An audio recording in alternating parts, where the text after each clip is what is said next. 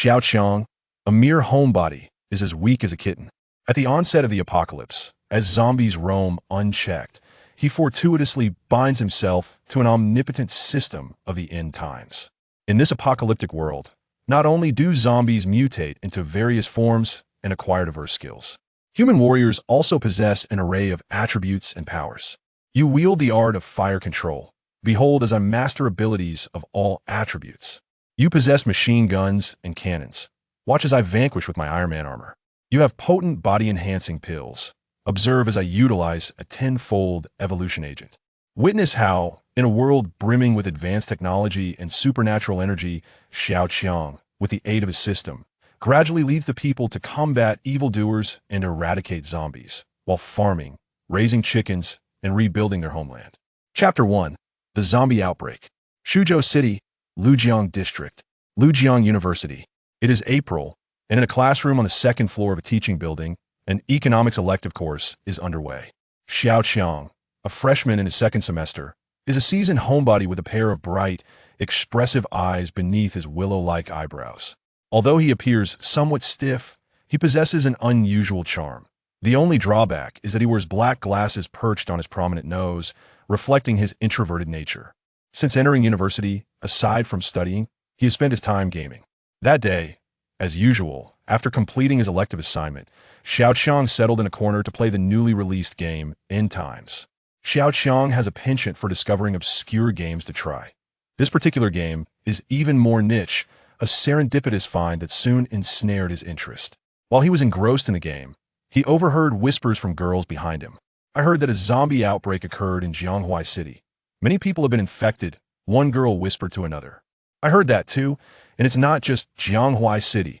I haven't been able to contact my classmates in Guangdong City for the past 2 days, another girl murmured. What caused the infection?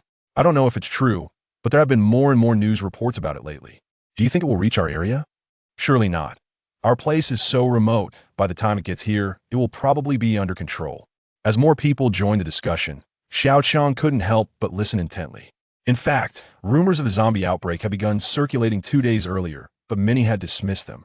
Particularly in this inland area, which is merely a small fourth-tier city with a modest population, everything still seemed to proceed normally. Classmates, please quiet down and pay attention. What are you all doing? Although this is merely an elective course, the teacher could not help but interject upon hearing the commotion below.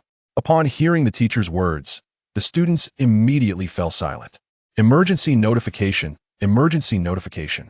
All faculty and students, cease all classes and extracurricular activities immediately. All students are to return to their dormitories, and all teachers to their offices. A riot has erupted in the city. The cause is currently unknown. Please execute this order immediately. At that moment, the campus broadcast suddenly blared to life, repeating the message 3 times before finally ceasing. All right, we will pause the lesson here. Everyone, please head back to your dormitories as instructed by the broadcast. The teacher, hearing the announcement, began to gather her lesson plans while shouting to the students below. Upon hearing the broadcast, the students immediately began chattering animatedly. Yet fortunately, none of them halted their steps towards the exit. After the announcement, Xiao Qiang also began to pack his things. Suddenly, a ruckus erupted outside. Oh, run! There are zombies! Oh my, run! Hide inside the classroom. Hey, you stepped on me. Oh, that hurts! Oh my! At this moment, sounds of running, clattering, and slamming doors filled the air, interspersed with deep growls and agonized screams. Suddenly, a student, head tilted, dashed past the door, colliding with the doorframe. His backpack fell to the ground, yet he seemed oblivious, continuing to run forward with a low growl, his head still askew. Xiao Qiang glanced at the doorframe, where he noticed some red stains, unmistakably blood. A sense of foreboding gripped Xiao Qiang. Grasping the power cord of his laptop, he yanked it out. Just as he pulled the cord, a jolt of electricity surged through him, causing Xiao Qiang to instinctively retract his hand. At that instant, a voice announced, "Ding! The Apocalypse All-Purpose Upgrade System has been bound," with the host being Xiao Qiang. Chapter 2. Trapped in a Classroom. What was that sound? Xiao Qiang pondered, perplexed. However, glancing around, it appeared that the others had not heard it and were still hurrying outside. "Hello, host. Allow me to formally introduce myself. I'm Xiao Cong, and I am." "What sound is that? Who are you?" The sudden voice startled Xiao Qiang, causing him to involuntarily shout aloud. The people nearby, hearing Xiao Qiang shout, turned to look at him in bewilderment. Reluctantly, Xiao Qiang had to pretend as if you're on a phone call. At that moment, the shouts outside grew increasingly closer and more chaotic. In the classroom, aside from Xiao Qiang, there remained 3 boys and 2 girls. Among them, a tall and robust boy secured the front door tightly, simultaneously dragging the podium to barricade the entrance. Without a moment to spare, Xiao Qiang hurried to the back door, closing it forcefully and locking it securely. Meanwhile, he urgently called out to the 3 classmates who were still in a daze. "Quick, help me lift the desk to block the door." Upon hearing Xiao Qiang shout, the few students snapped back to reality, assisting in lifting desks and chairs to block the main door. After a flurry of activity, they finally managed to secure it. Once they confirmed their temporary safety, the group gathered together, and it was then that Xiao Qiang had time to observe his classmates more closely. "Hello, I am Wang Liang, a student from the software department. There seems to have been a zombie outbreak outside, and it appears we cannot escape for now. Let's get acquainted to better assist one another," spoke the tall and sturdy classmate who had just locked the front door, his expression earnest and his demeanor cheerful. "I am Wang Peng, the Wang from King and Peng from Friend, a student from the mathematics department. This is all so sudden. How could it have turned into this outside?" The student named Wang Peng wore full-rimmed glasses, his face still showing signs of panic, clearly unable to grasp the sudden turn of events. "Changes can occur unexpectedly. It seems the zombie outbreak has reached us. Thankfully, the announcement alerted us to the commotion outside, allowing us to react in time and preventing the zombies from breaking in. For now, we should be safe," Xiao Qiang reassured as he patted Wang Peng's shoulder. "I am Li Wei, and this is my roommate, Lin Bingyan. We are both from the Economics and Management Department, and Bingyan is the beauty of our department." The speaker, although a bit dark-skinned, appeared to be a very down-to-earth girl, still carrying a hint of youthful innocence typical of a high school student. In contrast, her companion truly deserved the title of the beauty of the Economics and Management Department. She exuded a youthful charm, resembling a delicate orchid with captivating eyes. "We hope to be of assistance to everyone, and we will do our best to contribute without holding anyone back," Lin Bingyan said gently. "I am Xiao Qiang from the Industrial Department. Nice to meet you all. I know you. You always sit at the back playing games during elective classes," Lin Bingyan remarked upon hearing Xiao Qiang's introduction. "Oh, is that so?" "Hee," Xiao Qiang replied, feeling a bit embarrassed and blushing at the attention from such an elegant girl. "Quite cute," Lin Bingyan murmured to herself as she noticed Xiao Qiang's flushed face. "All right, everyone, let's take a moment to rest. We still don't know how the situation might unfold. Perhaps we should try calling for help." Wang Liang suggested they take a break after everyone had spoken. Xiao Qiang listened as everyone made frantic phone calls, gazing out of the window to see students scattered across the campus, fleeing in every direction, while hordes of pursuing zombies lurked everywhere. These zombies had white, lifeless eyes, their expressions vacant, their bodies smeared with blood, and some bore the marks of bites. It seems these zombies also become infected once bitten.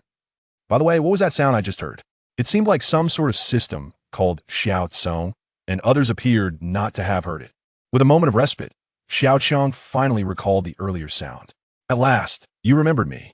Greetings, esteemed host." A melodious voice of a little girl chimed in. Xiao Qiang steadied his mind, forcing himself not to cry out. He then found a corner to sit down, feigning rest with his eyes closed, while silently contemplating. "So, Xiao Cong, are you still there?" "I am indeed here, esteemed host. It is now time for an introduction. I am the Apocalypse All-Purpose Upgrade System, and you are my chosen host. You may call me Xiao Cong," the voice of the little girl echoed, imbued with an innocent charm. Chapter 3. Function Introduction. What exactly is the Apocalypse Omnipotent Upgrade System?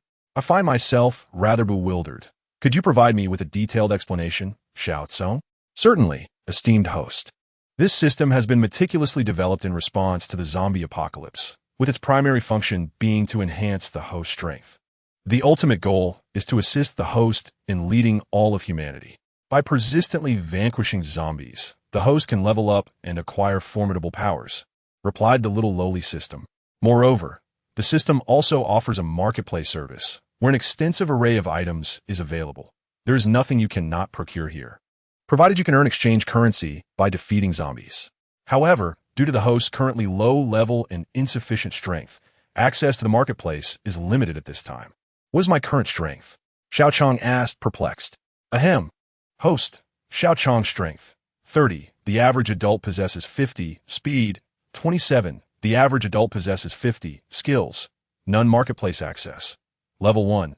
Limited to purchasing basic weapons, medicines, food, etc. Overall evaluation. Level 0. Strongman.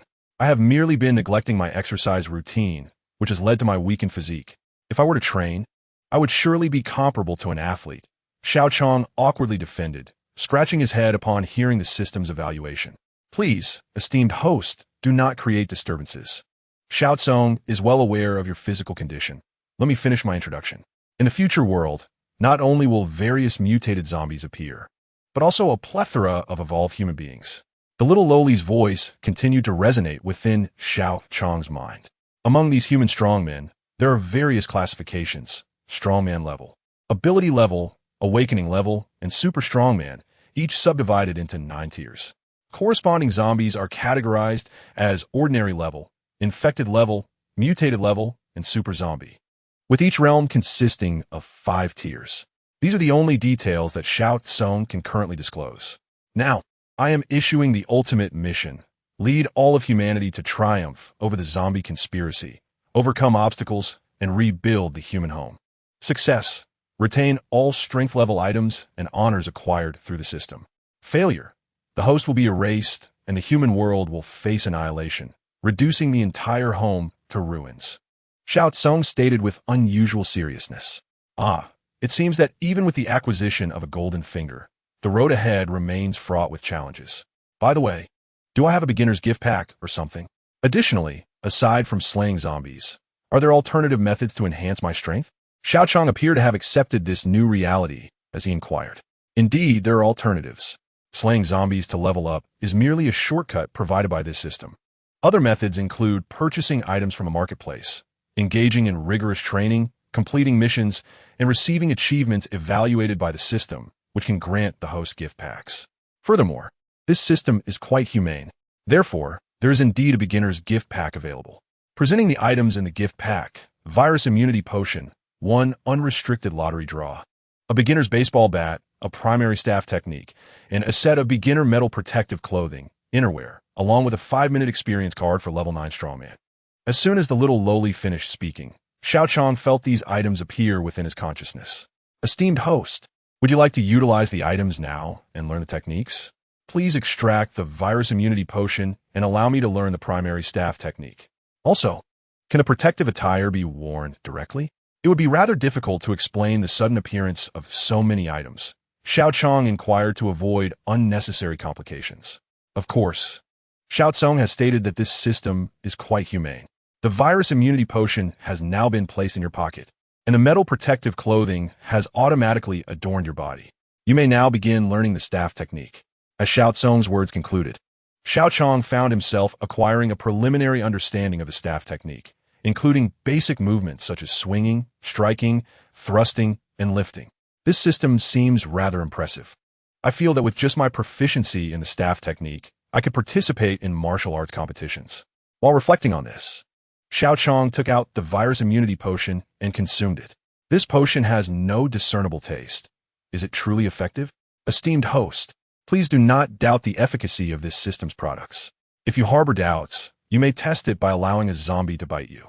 Additionally, while acquiring skills is effortless, the host must engage in practical training to grow even stronger, Xiao Cong remarked, unable to suppress a roll of her eyes. Now, I shall initiate an unrestricted lottery draw for the host. As Xiao Cong spoke, a lottery wheel materialized within Xiao Qiang's consciousness, featuring 6 segments: invisibility protective helmet, super level; tiger claw technique, intermediate; vision potion, advanced; AK-47 rifle, intermediate; cream bread, basic; and empty. Alright, let's begin. As long as I do not draw empty or cream bread, the other items would be quite satisfactory. With that, the pointer on the wheel began to spin. After 2 or 3 rotations, the speed gradually slowed, ultimately coming to rest on the vision potion segment. Vision potion, an advanced medicinal item. Upon consumption, not only will vision be restored, but night vision will also be enhanced. Would you like to consume it now? Yes, I will take anything that can enhance my abilities. With that, Xiao Qiang ingested the seemingly ethereal potion. Immediately, his vision became slightly blurred, prompting him to hastily remove his glasses. Wow, this is astonishing. The world appears so much clearer now. I can even see the zombies running nearly 200 meters away, with clarity. Esteemed host, the remaining items are stored within the system space and can be accessed at any time. Now, I am issuing a beginner's mission. Lead the other 4 individuals within the school to find a safer location and assist as many survivors on campus as possible.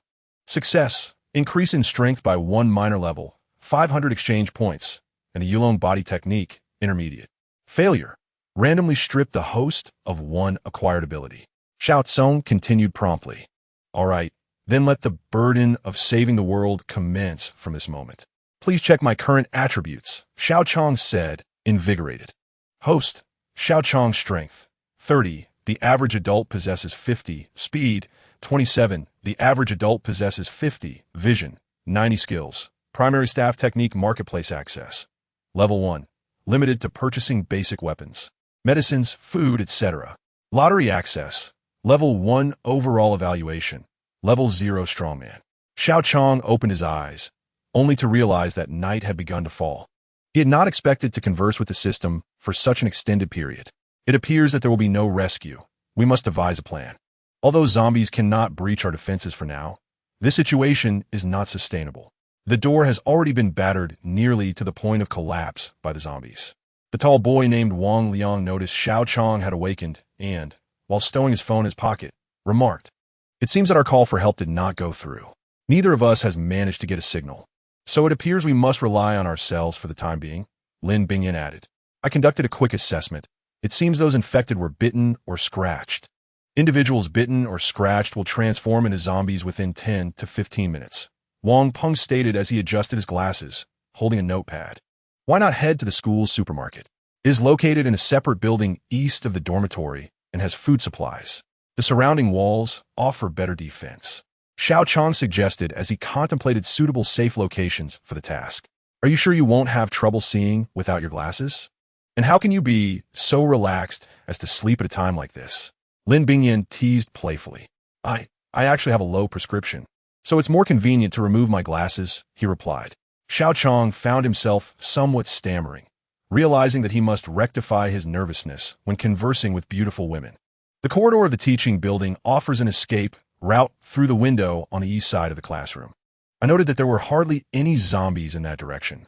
The second floor is approximately 7 meters above ground, and we can utilize the curtains to assist our descent.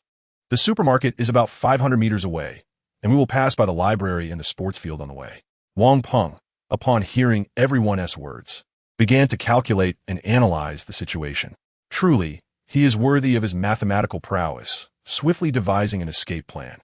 The others could not help but exclaim in unison. "All right, I have just fashioned 5 chair legs that we can use for self-defense. I shall take the lead," Wang Liang declared, as he tore down the curtain and secured one end to the radiator. "My teammates seem remarkably reliable. I cannot afford to lag behind. After all, I am the protagonist." Xiao Qiang thought in astonishment. "Very well, I will take the rear guard. Once we descend, let us sprint towards the supermarket. We must ensure the safety of the 2 girls if we encounter zombies. Let us begin," Xiao Qiang announced.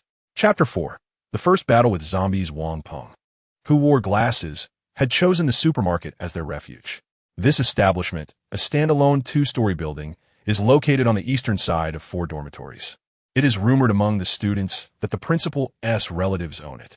The building has only one main entrance, and the first floor is surrounded by 4 small rectangular windows, too small for anyone to enter. Typically, this supermarket is quite profitable, and now, as a temporary shelter, is certainly preferable to risking the unknown outside. The tall Wang Liang threw the 5 chair legs out of the window and secured one end of the curtain tightly to the radiator. He then pulled the curtain taut and turned to the remaining 4, stating, "I will descend first to protect you. Hurry and follow. This door cannot hold much longer." With that, he slid down the curtain and, upon landing, promptly picked up a wooden stick to serve as a lookout.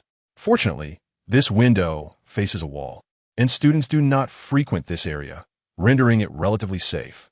Soon after, the other three descended via the curtain, each retrieving a wooden stick as a weapon.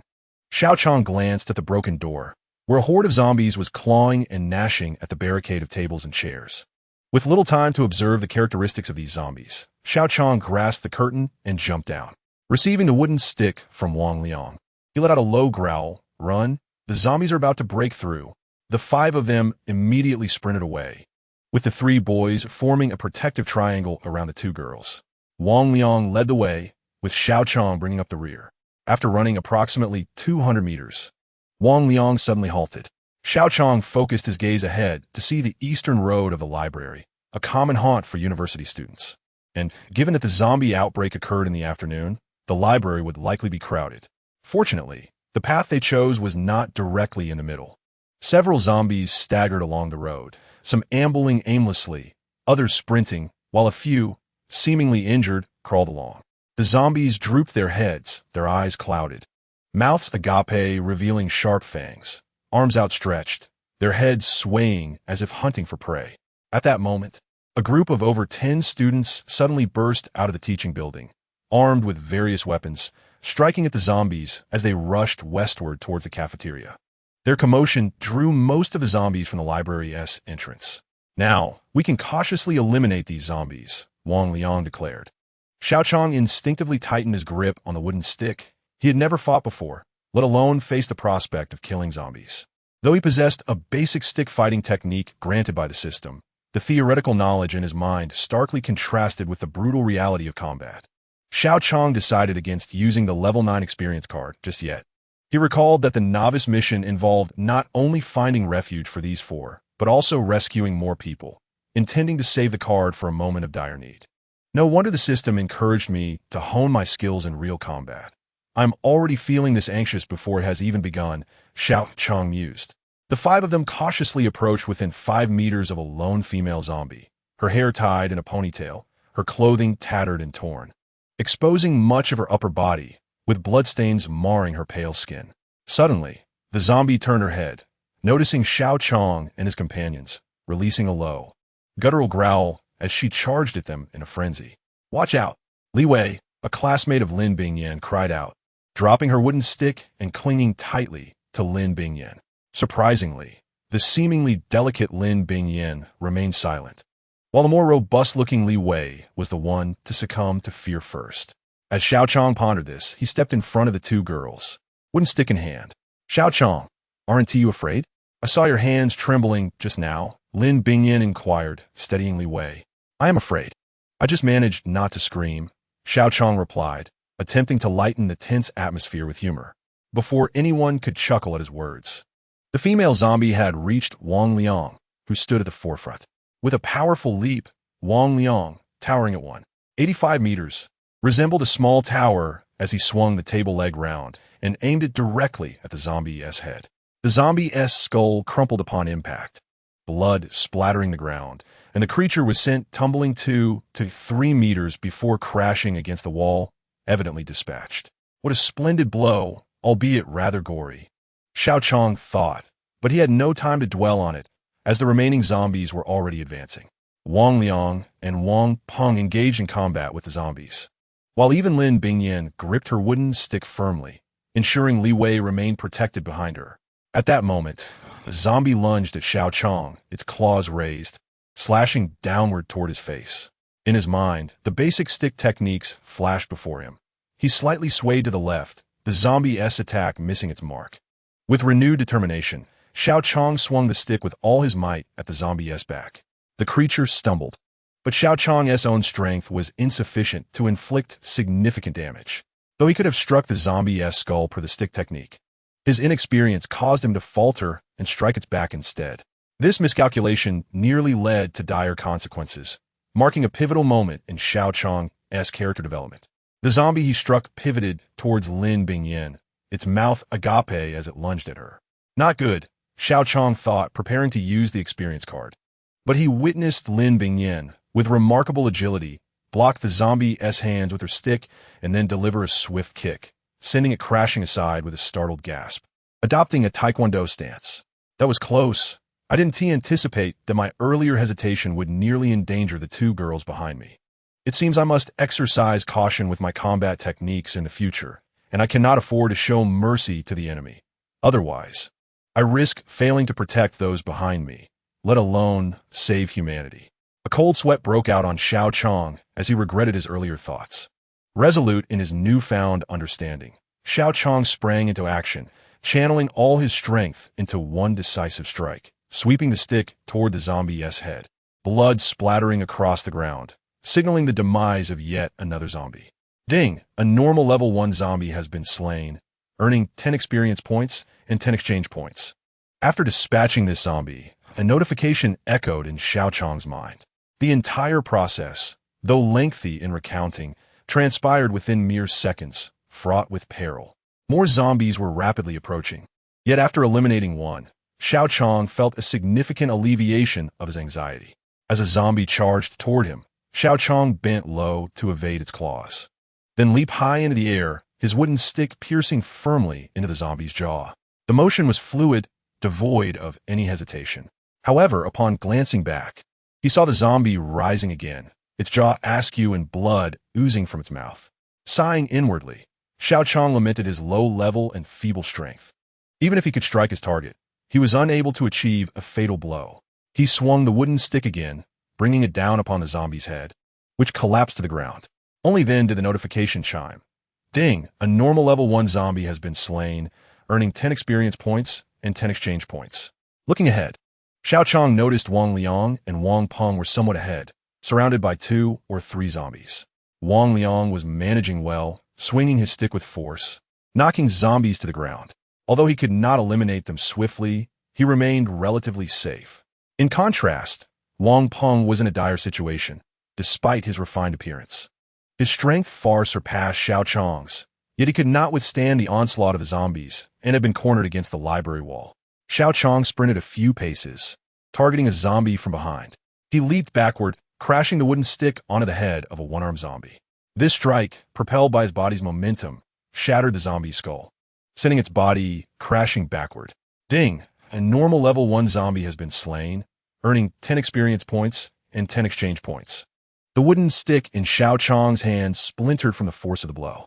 He prepared to stab the remaining half into the head of an adjacent zombie, only to see 2 women had arrived, their sticks rhythmically striking the zombies' heads.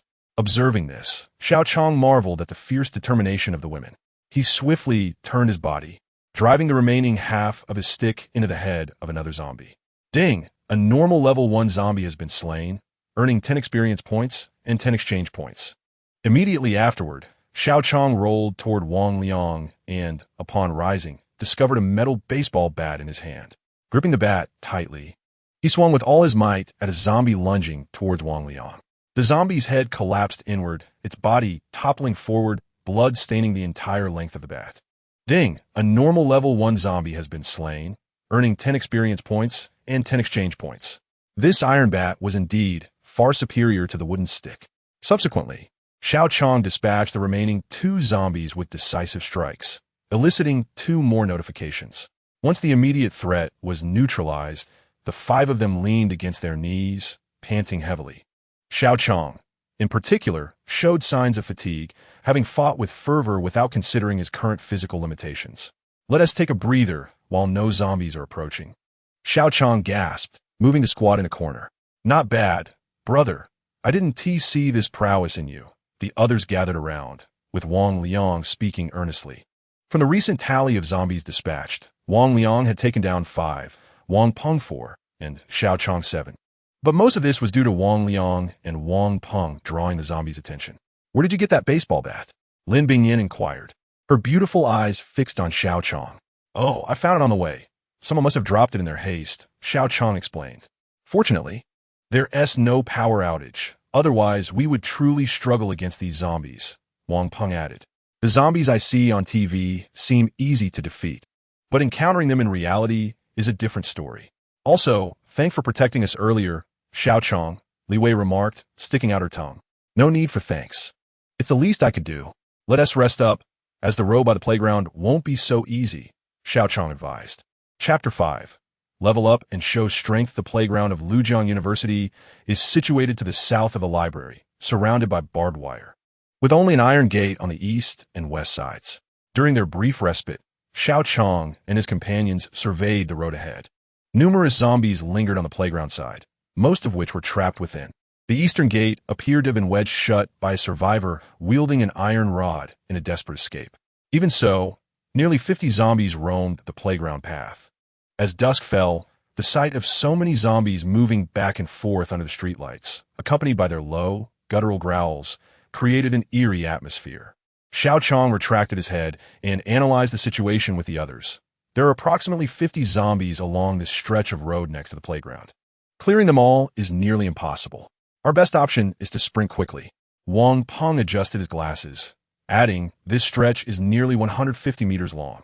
And at the end lies a supermarket. Also, we've already rested for nearly 5 minutes. The zombies from the teaching building will soon start wandering over. If we don't reach the supermarket before they arrive, we will be caught in a pincer attack. Upon hearing this, Wang Liang stood up, gripping his wooden stick tightly. I'll take the lead. Xiao Qiang stepped forward, shaking the baseball bat in his hand. This time, I'll accompany you. My weapon is slightly better. All right, then let us start running, Wang Liang whispered, shouting to rally the group as he dashed ahead. The other 4 quickly followed suit, sprinting forward. At this moment, the formation of the 5 was as follows. Wang Liang and Xiao Qiang were at the front, Wang Peng just behind, and Lin Bingyan and Li Wei bringing up the rear. The 3 men had instinctively positioned the 2 women in the safest spots. Before they had run 20 meters, zombies on both sides lunged at them with gaping mouths and outstretched claws. Xiao Qiang thrust his baseball bat to halt a charging zombie's advance, then swung it sideways, knocking the zombie backward. Ding! A normal level 1 zombie has been slain, earning 10 experience points and 10 exchange points.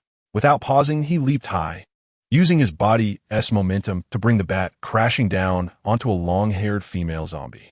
Instantly, her head exploded, splattering red and green fluids across the ground. Ding! A normal level 1 zombie has been slain, earning 10 experience points and 10 exchange points. Having dispatched this one, Xiao Qiang briefly halted, noticing Wang Liang struggling against 2 zombies. He swiftly swung his bat horizontally, striking one of the zombies in the head. At that moment, Wang Liang freed his hands to deal with the remaining zombie.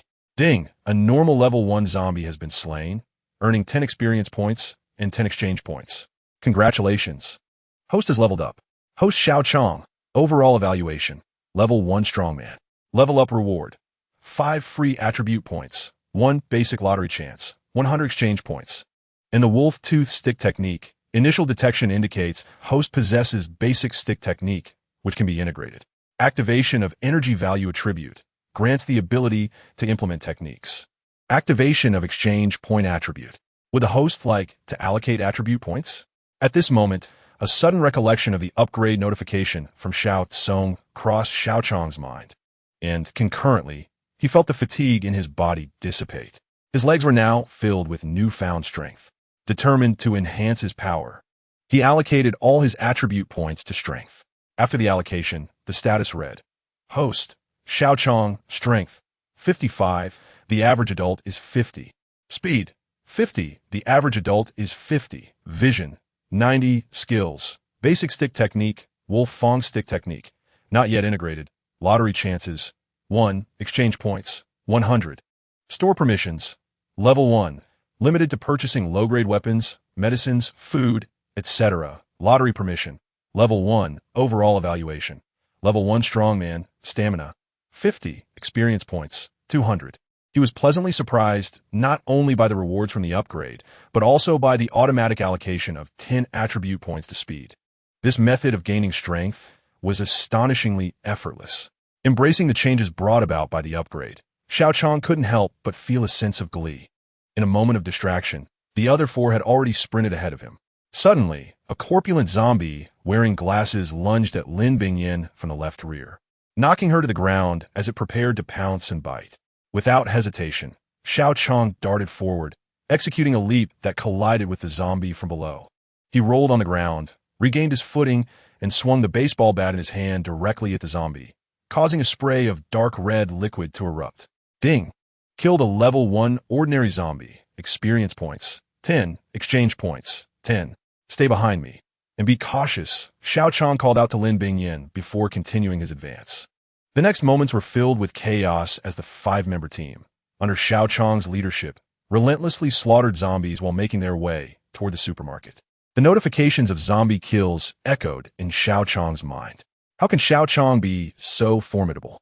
We are utterly exhausted from the battle. Yet he seems to have more strength, even greater than before. Wang Peng pondered, observing Xiao Qiang's performance as he sprinted. Thanks to Xiao Qiang's sudden surge of power, it would have been difficult to make it this far otherwise, Wang Liang reflected while running. He is becoming increasingly enigmatic. It feels like he possesses even more energy and strength than before, Lin Bingyin thought, gazing thoughtfully at Xiao Qiang. In an instant, they reached the end of the road, confronted by over 20 zombies swaying before them. Having fought their way through, they had collectively dispatched more than 20 zombies along the way. Xiao Qiang estimated that the next upgrade was not far off. However, at that moment, an unexpected turn of events occurred. Zombies from the teaching building were now less than 50 meters away. Let us go. The supermarket is just ahead. We will be safe once inside, Xiao Qiang urged as he charged toward the nearest zombie. Sensing the urgency, he prepared to utilize his level 9 strongman experience card. With a forceful thrust, he pierced his zombie's skull, then positioned the baseball bat horizontally across his chest, creating an opening for the others to pass through. Once the others had made it through, Xiao Qiang turned back, resuming his assault on the zombies. The metal door of the supermarket had been closed, leaving only a gap at the bottom wide enough for a person to crawl through. Hurry inside. I will hold them off with Wang Liang, he instructed. The remaining 3 did not hesitate and began crawling into the supermarket. After they had entered, Xiao Qiang turned to Wang Liang and shouted, "You go in first. I'll cover the rear. Be cautious and check for any zombies inside." "Understood. Be careful," Wang Liang replied, no longer hesitant after witnessing Xiao Qiang's prowess. He rolled onto the ground and entered the supermarket. By this time, it was already 9 p.m. Under the dim glow of the streetlights, a young man stood before the supermarket entrance, wielding a baseball bat, confronting a throng of zombies behind him. With Wang Liang now inside, the pressure on Xiao Qiang intensified, and he positioned the bat defensively against the zombie's sharp fangs. At that moment, another zombie lunged at him, and without time to think, he instinctively raised his hand to block. He thought he had an antidote antibody. Even if bitten, it would only result in superficial wounds. To his surprise, there was no sting as he had anticipated. "I almost forgot about that. Thankfully, I'm wearing the metal protective gear," Xiao Qiang thought with relief, and without hesitation, he continued to strike at the approaching zombies. The notifications of successful hits rang continuously in his ears until he finally heard the sound indicating an upgrade. Once again, his fatigue vanished, though the protective gear was in tatters. With a powerful shove, he pushed a zombie away, rolled backward, and tumbled into the supermarket. Wang Liang and Wang Peng, positioned at either side of the door, quickly pulled down the iron gate upon seeing Xiao Qiang enter. Lin Bingyin and Li Wei hastily pushed nearby shelves to barricade the entrance. The 5 of them finally collapsed onto the supermarket floor, panting heavily. Although Xiao Qiang felt refreshed from the upgrade, the prolonged combat had left his hands aching and his body in pain. The sight of the 5 of them, stained red with blood, was sobering. The zombies outside, having lost their target, began to disperse. As the sounds from outside dwindled, the 5 exchanged relieved smiles, grateful that they were finally safe for the night. Chapter 6. First lottery at 9:30 p.m. inside the supermarket of Lujiang University. The floor was littered with disarrayed shelves and various goods, including food and everyday necessities. Clearly, the supermarket had just endured a tumultuous event. With 4 zombie corpses lying in the corners of the first floor, their fallen forms a testament to their former ferocity. On the second floor, 2 single beds were set up in one corner, surrounded by toppled shelves. A patch of light illuminated a central area, where 5 young men and women sat together. Unmistakably Xiao Qiang and his companions. After entering the supermarket, they swiftly eliminated the remaining zombies. The evident chaos suggested that the inhabitants had noticed disturbances outside and hurriedly locked the doors, only to have someone infected slip inside, leading to the supermarket's downfall. Wang Peng rummaged through the supermarket, retrieving bread, ham, milk, and other provisions. The 3 men, disregarding their appearance, devoured their food ravenously, while the 2 ladies, though more refined, were also seen hastily consuming their share, clearly having exhausted much energy during the earlier skirmish. Xiao Qiang, in a frenzy of consumption, finally paused to inquire, "Everyone, did you get bitten? Are there any injuries?" Wang Liang shook his sore arm and replied, "Fortunately, I wasn't bitten. It was truly a close call. Aside from a few minor scrapes, I'm all right." Li Wei blinked her large eyes, patting her trembling chest, and exclaimed, "That was terrifying. Everything changed so suddenly. I wonder what the situation is like outside the school. Will there be any rescue?" Thankfully, neither Bingyan nor I were bitten, just some scrapes from the fall. We owe it to the three of you for leading us out. Wang Peng glanced outside at the darkened streetlights, where the zombies, with their bared fangs and clawed hands, meandered back and forth in search of prey. He turned back and said, "I also escaped without bites, but we should remain cautious tonight." Xiao Qiang stood up and stated, "There's still no signal on my phone. Even if there is a rescue, we must ensure our safety first. Let us take turns keeping watch tonight. We need to stay alert. I shall begin. The duty roster is set with one person stationed on the first floor while the others take respite on the second. Should any unusual activity arise, the designated individual must promptly ascend to awaken the others." The rest of the group readily concurred, and Wang Peng organized their positions. Young Li Wei, due to her trepidation, necessitated Wang Liang's company for the watch. Naturally, the two single beds on the second floor were allocated to the two ladies, while Wang Liang and Wang Peng arranged some blankets upon the floor and settled down for the night. Once the four were comfortably situated, Xiao Qiang assisted in extinguishing the lights and, with a baseball bat in hand, descended the stairs stealthily.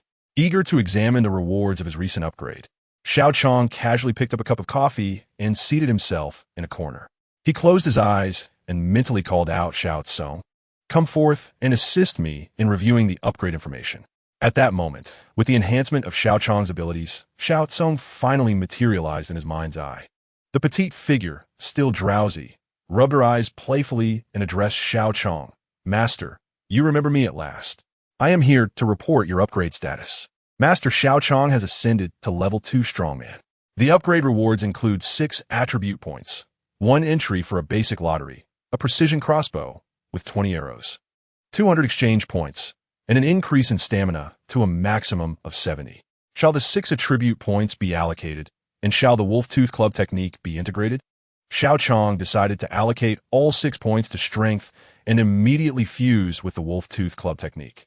Anxious to bolster his strength, he felt the urgency to enhance his power points, and he soon grasped the essence of the Wolf Tooth Club technique. This technique emphasizes speed, allowing multiple strikes in a brief period, delivering precise and powerful blows to the enemy, making it ideal for dispatching lower-level zombies. Commencing a basic lottery for the master, announced Xiao Cong. The spinning wheel revealed 6 items: 1 dagger, healing ointment, 10 pounds of cabbage seeds, basic shooting skills, iron gauntlets, and an empty slot. The pointer eventually settled on the healing ointment. The wheel then updated, presenting another set of 6 items: 1 machete, anti-inflammatory medicine, gauze, vacuum-packed chicken leg, basic meteor blade technique, and an empty slot. After 2 rotations, the pointer indicated the machete. It appeared that the items obtainable from the basic lottery were merely commonplace. One must strive to level up for the chance to unlock more advanced rewards. Xiao Cong, why is my task not yet registered as complete? Xiao Cong lamented the lackluster lottery to Xiao Cong. Your novice task is to lead the remaining 4 to find a safer location within the school and to assist as many survivors on campus as possible. You have only completed the first half. You must help at least one group to fulfill the task. The system then revealed Xiao Chong's attributes. Master, Xiao Chong's strength, 71, average adult. 50, speed, 60, average adult. 50, vision, 90 skills. Wolf Tooth Club technique lottery attempts, 0 exchange points. 350 mall privileges. Level 1, limited to purchasing basic weapons, medicines, food, etc. Lottery privileges. Level 1 overall evaluation. Level 2 strongman stamina. 70 experience points. 30, 400. By the way, I have numerous questions. How did this zombie virus outbreak occur? And how did you come into existence? What is stamina attribute? Also, what is the classification of the strongmen and zombies you mentioned? Ever since the sudden zombie outbreak in the afternoon, compounded by the emergence of this system within him, Xiao Cong harbored a multitude of uncertainties. It had been preoccupied with survival and lacked the time to inquire. Now he finally had the opportunity to seek answers. Ah, Master has too many questions. Allow me to address them one by one. Firstly, the outbreak of zombies is indeed due to viral infection. The deeper reasons require you to investigate. Secondly, I am a product of advanced intelligence. You need only know that this system will be immensely beneficial to you. Thirdly, stamina is relevant to intermediate-level techniques. As you currently lack such techniques, it is of no use to you. Finally, I can assure you that in this apocalyptic world, humans will acquire many strong individuals through various means. Most human strongmen surpass physical limits, enhancing their senses, strength, and speed. Meanwhile, those with supernatural abilities are rarer, possessing attribute-based powers that grant them capabilities beyond current comprehension. Zombies are similarly classified. As for higher-level strongmen, they are beyond your current understanding. Additionally, some individuals may directly possess supernatural powers without the need to progress through the strongman phase. This classification serves merely as a general distinction in the future world. In a sense, supernatural and strongman levels can be considered parallel. However, you must still commence your upgrades from the strongman level. Xiao Cong elucidat with a stretch. Xiao Qiang exited the system. The moon hung particularly round that night, causing him to momentarily lose himself in thought. The events from the zombie outbreak earlier that afternoon to the sudden appearance of the system felt surreal. Yet, reality had unfolded, and he resolved to make the utmost effort to adapt. Contemplating this, his spirits lifted slightly. At that moment, he heard commotion from the staircase. Remarkably, his enhanced hearing had sharpened significantly post-upgrade. Xiao Qiang turned alertly to see Lin Bingyan. "Why are you still awake?" "I cannot sleep. Too much has transpired today," Lin Bingyan replied, lazily stretching and taking a sip from a bottle of water. "Today was frightening, wasn't it? Not just for you ladies, but even I felt a tinge of danger," Xiao Qiang remarked, gazing at Lin Bingyan. "Yet, I sense you have changed. You seem to grow stronger with each encounter." Your baseball bat appeared from thin air. "They did not notice, but I did," Lin Bingyan said with wide, curious eyes, feeling a twinge of discomfort under her gaze. Xiao Qiang steadied himself and replied, "With zombies now in existence, my strengthening is not so remarkable. However, I'm still trying to comprehend these circumstances. Please trust that I will not bring harm to you. Indeed, it is thanks to your newfound strength that we have made it here safely. I believe you're a good person. So, what are your plans moving forward?" Lin Bingyan asked earnestly. "What plans?" "To save the world and help as many people as I can." Xiao Qiang chuckled, turning to Lin Bingyan with a feigned serious smile. "Nothing much. You must be exhausted after fighting all afternoon. The shift change is upon us. You should head upstairs to rest," Lin Bingyan urged sincerely. "All right, you make a good point. I am indeed quite tired. Take care of yourself, and if anything arises, call out loudly," Xiao Qiang instructed before ascending the stairs for rest. Lin Bingyan watched his retreating figure, murmuring to herself, "In truth, I feel as though my body has undergone some changes as well. Perhaps you truly can save the world." Chapter 7. The supermarket visitors at 6 a.m. Xiao Qiang, still in the throes of slumber, was stirred by a cacophony outside. Rubbing his sleepy eyes, he glanced out the window to see a group of 56 individuals wielding various weapons, battling zombies as they made their way toward the supermarket. Observing this, he roused the still sleeping companions. At that moment, Wang Peng was on duty downstairs and rushed up to inform everyone of the situation. The approaching group appeared to be led by Li Feng, accompanied by his entourage. Wang Peng expressed his displeasure as he addressed the others. Xiao Qiang had heard of Li Feng, a well-known second-generation rich kid at the university, perpetually surrounded by admirers. Relying on his family's background, he often displayed arrogance and bullying towards his classmates, making such behavior a daily occurrence. Moreover, despite having no shortage of romantic interests, he was known to flirt indiscriminately within the school. In this apocalyptic world, where humanity should unite, Xiao Qiang tightened his grip on the baseball bat and looked towards the other four. Xiao Qiang's assertion made sense during the zombie outbreak. "It was crucial for us to stand together," Lin Bingyan concurred. The remaining three agreed as well. "I and Wang Liang will go assist them. You three stay inside to provide support. When you see us approaching, simply open the door," Xiao Qiang instructed, stretching his limbs as he addressed the four. "All right," they responded. Having gradually become accustomed to Xiao Qiang's leadership, Li Feng's group consisting of 6 individuals, 4 men and 2 women, was led by Li Feng and included a stout fellow named Lin Zhuang, who usually served as Li Feng's enforcer. Their group mainly relied on Lin Zhuang's strength as they advanced towards this location from the dormitory while the streets were relatively free of zombies. The 5 of them moved the barricades in front of the supermarket and looked around to ensure no zombies were nearby, preparing to open the door. Wang Peng handed a crude steel pipe, discovered in the supermarket, to Wang Liang. Observing this, Xiao Qiang pretended to retrieve something from behind him, but actually summoned a crossbow and a cleaver from his system, offering them to the other 3. "Take these for protection," he said. The others looked at Xiao Qiang with surprise, but refrained from inquiring about the source of these weapons. As the 2 opened the door, just a crack, and rolled out, they rushed towards Li Feng's group. With his enhanced strength, Xiao Qiang faced the level 1 zombies, employing his renowned Wolf Fong staff technique, dispatching each foe with a single strike. Ding! Killed a regular level 1 zombie, gained 6 experience points and 10 exchange points. The notifications rang out continuously as they fought their way through. Soon, they reached Li Feng's 6-person group. Hurry! Without much time for discussion, Xiao Qiang turned around. As the commotion had attracted the attention of zombies from the dormitory and the surrounding streets, a horde now charging towards them. The 8 of them fought and ran, with Xiao Qiang marveling at Lin Zhuang's formidable strength. The table he wielded served both offensive and defensive purposes, swinging with great force. The rumors among the students that Lin Zhuang was a bodyguard hired by Li Feng's father proved to be true. However, at that moment, a throng of 30 zombies surged towards them from the playground, catching the group off guard and splitting them apart. Li Feng and Lin Zhuang were separated, with 2 zombies lunging at Li Feng, their claws aimed at his head. Xiao Qiang attempted to rescue him, but was impeded by a wall of zombies.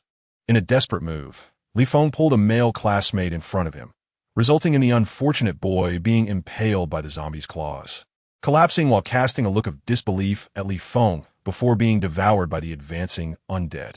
Xiao Qiang's fury ignited at Li Feng's actions. Yet the perilous situation left little room for anger. With a swift motion, he swung the baseball bat, using the momentum to execute the Wolf Fong technique, smashing the bat against the head of the nearest zombie, causing its blood to gush forth. Each swing effectively dispatched a zombie. Ding! Killed a regular level 1 zombie. Gained 6 experience points and 10 exchange points. The notifications continued to sound as they cleared their path, quickly resolving the zombies that separated them. The group rushed towards the supermarket. In just a few minutes, they reached the entrance. Wang Peng and the others had already lifted the roll-up door slightly, and the group hurriedly crawled inside. Xiao Qiang, get in quickly. Once all 6 were inside, Wang Liang held the iron door and called out to Xiao Qiang. "You go in first. I'll cover the rear," Xiao Qiang replied, glancing back at the swarm of zombies closing in. Just then, 2 zombies lunged at him, their mouths wide open. Xiao Qiang raised the baseball bat horizontally, and the teeth of the zombie scraped against it with a screeching sound. However, another zombie approached from behind, its claws aimed at the back of his head. Realizing the imminent danger, Xiao Qiang prepared to use his level 9 experience card. In a split second, an arrow shot forth, piercing the attacking zombie and sending it crashing to the ground, thanks to Wang Peng on the 2nd floor, who had seen Xiao Qiang's predicament. Sharing a brief smile with Wang Peng, Xiao Qiang continued to wield his bat, swiftly dispatching the remaining zombies. With 2 more upgrade notifications chiming, he rolled into the supermarket just as the door was closed and barricaded with shelves. Once the noise outside subsided, the group began to stir. Li Feng approached Xiao Qiang with a grin. "Brother, I see you have some impressive skills. Why not join me? I assure you, you'll thrive in this apocalypse. My father will send someone to assist us soon." Xiao Qiang smiled slightly in response. "Thank you for the offer, but I prefer not to be someone's shield during critical moments." The others had witnessed Li Feng's earlier actions, and while they scoffed at him, they were too intimidated by his influence to speak out. Li Feng huffed, thinking Xiao Qiang ungrateful. Yet he held his tongue out of respect for Xiao Qiang's demonstrated abilities. Now, Xiao Qiang took a moment to observe the newcomers. Besides Li Feng, Lin Zhuang, and the unfortunate classmate, there were also a tall, thin male student and 2 female classmates. One of the latter was Xiao Ling, the belle of the Business Administration Department, known for her adventurous spirit and frequent association with Li Feng's group. Noticing Xiao Qiang's gaze, Xiao Ling swayed her hips alluringly towards him and upon reaching him, placed her hand on his shoulder. "Hey there, handsome. Thanks for saving us earlier. I'm Xiao Ling." She introduced herself, extending her hand. "Hello, I'm Xiao Cong." "It was merely a small act of kindness," he replied with a modest smile, ready to shake her hand. However, Lin Bingyin interjected, coldly stepping between them. "Just now, the signal went off, and I have a group of classmates trapped in the dormitory, surrounded by zombies, seeking our help," she stated. "Is that so?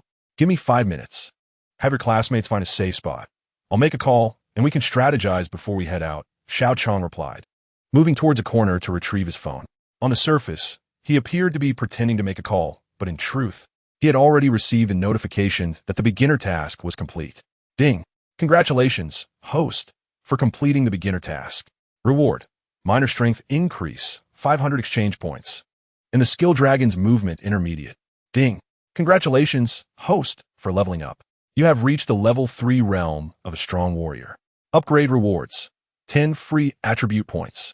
1 beginner lottery chance, 100 thunder fist, intermediate martial skill that can unleash 8 times the user's strength, 300 exchange points, and an increase in stamina attribute limit to 150.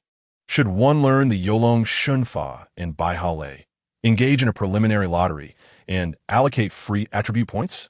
The playful voice of Xiao Cong echoed once more. Xiao Qiang felt a surge of delight within, as the novice quest he had been contemplating was finally accomplished, accompanied by an array of rewards. The acquisition of knowledge. Knowledge of 2 martial arts. He decided to save the lottery for later. All of his free attribute points were assigned to strength. As soon as he finished speaking, Xiao Qiang's consciousness was flooded with the techniques and essence of the 2 martial arts. The Yolong Shunfa, an intermediate skill at the entry level, allowed one to evade attacks with the grace of a swimming dragon, consuming 30 energy points per use. The Bai Hale, also an intermediate skill at the entry level, infused punches with the power of thunder, augmenting one's strength by 4 times at the cost of 100 energy points per use.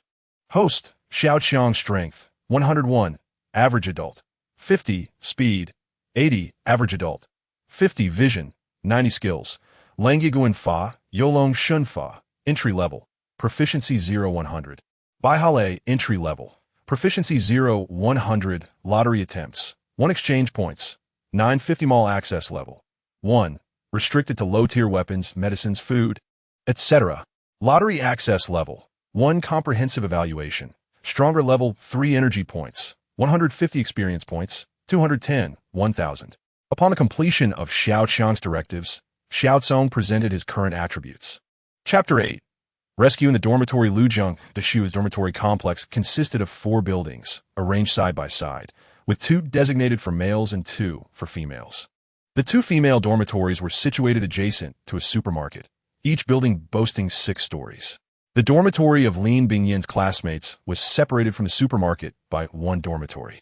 After deliberation, the 5 companions decided that Lin Bingyin would lead the way, while Xiao Qiang and Wang Liang would serve as the offensive force to effectuate the rescue, leaving Li Wei and Wang Peng to remain in the supermarket as support.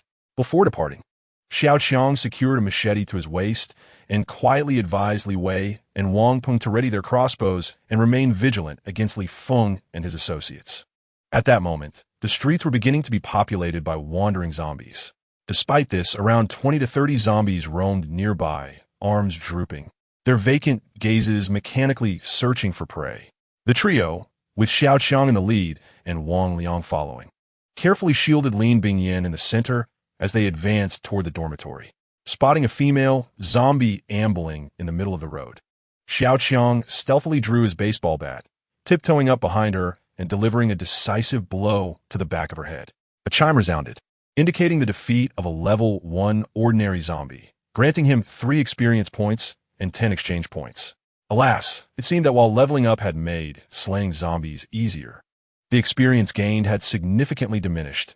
Xiao Qiang mused inwardly upon hearing the notification. The 3 moved with stealth, eliminating only the zombies that obstructed their path, successfully attracting the attention of larger hordes. Soon, they arrived at the entrance of the dormitory, where the lobby was relatively devoid of zombies, predominantly occupied by female zombies adorned in vibrant attire. Their hairstyles varied, one of whom was even in the midst of washing her hair. albeit with half her face bitten off. Lin Bingyin's dormitory was located on the 4th floor, and it was challenging to engage in combat within the dormitory without alerting the zombies. Gripping their weapons tightly, Lin Bingyin managed to procure a long-handled kitchen knife from the supermarket. At that moment, aside from tightly binding her hands with strips of cloth, she held the knife with both hands. However, the sight of such a stunning beauty wielding a kitchen knife would surely draw attention, were it not for the apocalyptic setting. Once we enter, do not linger in battle. We shall head directly to the 4th floor to Bingyin's dormitory. Bingyin, guide us. Liang Gu, we will engage. Xiao Qiang instructed after a brief contemplation. Understood. With that, the trio gathered their strength and charged inside. The zombies in the lobby, alerted by the commotion, tilted their heads and lunged toward them. Without hesitation, the three pressed on, weapons swinging. Xiao Qiang fought with remarkable speed and with his level increase. His muscular definition had become notably more pronounced. His enhanced strength allowed him to wield the Langia Guin Fa effectively, felling the advancing zombies one by one. In no time, they ascended to the 3rd floor, which appeared much more congested. Perhaps due to the absence of afternoon classes, most students remained in their dormitories. The zombies, clustered together, turned their attention toward Xiao Qiang as he made his way forward, surging toward him en masse. You two, go find others. I will hold them off here, Xiao Qiang declared, brandishing his baseball bat to push back the zombies. Wang Liang and Lin Bingyin dashed toward the 2nd floor in search of their classmates. Meanwhile, Xiao Qiang quickly found himself surrounded by the relentless horde of zombies. Although he employed the Langia Guin Fa to keep them at bay, his stamina began to wane. And though his strength and speed had significantly improved after leveling up, his endurance remained unchanged. If this continued, he would exhaust himself before he could even save anyone. Xiao Qiang lamented internally, and then activated the Yolong Shenfa. With a deft maneuver, he swung his bat to gently nudge a zombie to the left while maintaining his forward momentum, leaning left to evade a claw swipe from another zombie. He then took a lateral step forward, weaving through the zombies with agility. Finally, he executed a leap between two zombies, causing them to collide with one another as he narrowly escaped. The entire sequence flowed seamlessly, and as he rolled to his feet, he sprinted toward the 4th floor.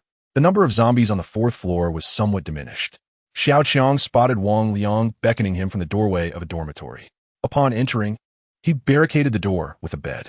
These are my two classmates, Wen Ya and Han Li, Lin Bingyin introduced as Xiao Qiang entered the dormitory. Both were distinctly feminine, one with short hair and the other with a ponytail, their faces reflecting a mix of joy and lingering shock from the recent turmoil, evidently still recovering from the fright of the previous night. Xiao Qiang, there's another classmate upstairs. We heard her calling for help yesterday, Wen Ya informed him. Wait here for me. I will go rescue her and then return to meet you downstairs. Liang Gu, ensure their safety, Xiao Qiang instructed Wang Liang, who nodded in agreement.